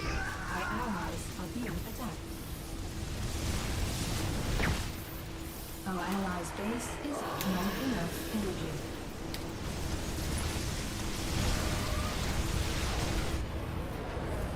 Our allies are being attacked. Ghost reporting. Yes, sir. Right. Copy that. Our allies are being attacked. You're on. Yes, sir.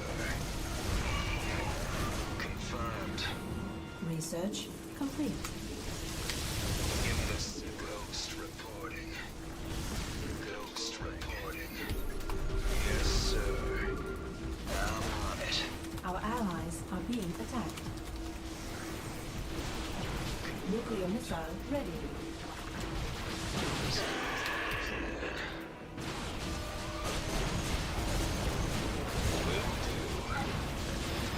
Our allies are being attacked. Solo operative, right? Come again. Our allies are being attacked. You sure about that? Come again. You sure about Our allies are being attacked. Got no.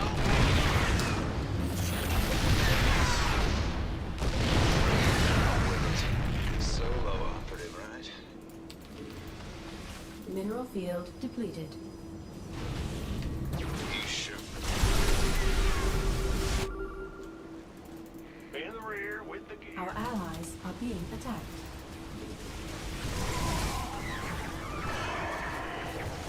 Nuclear missile.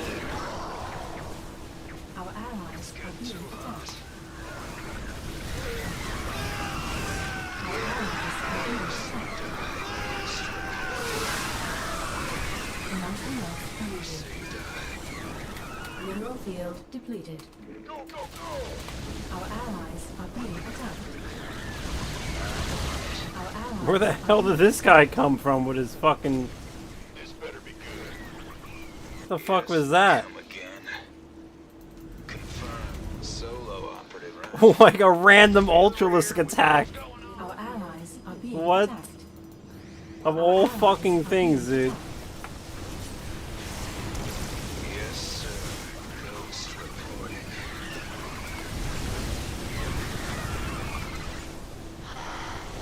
Not enough. Our allies are being not attacked. Enough energy. Not enough.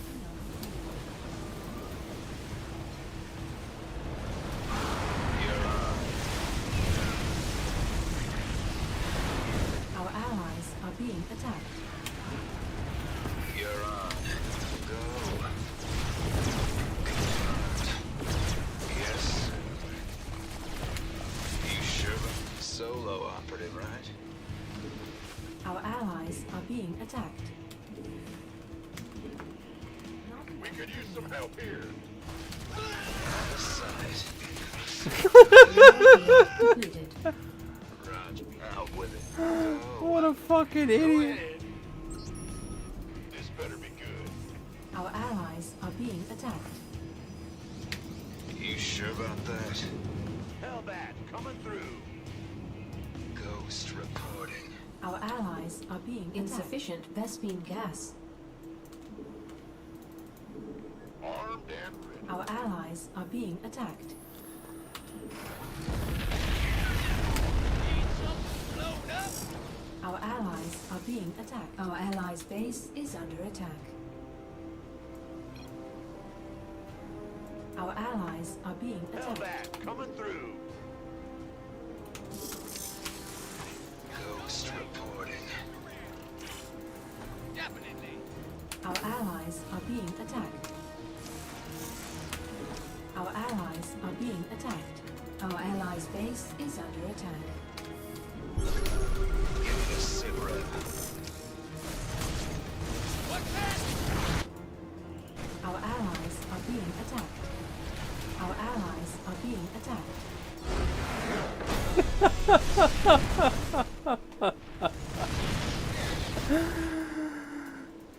What a fucked up game, dude.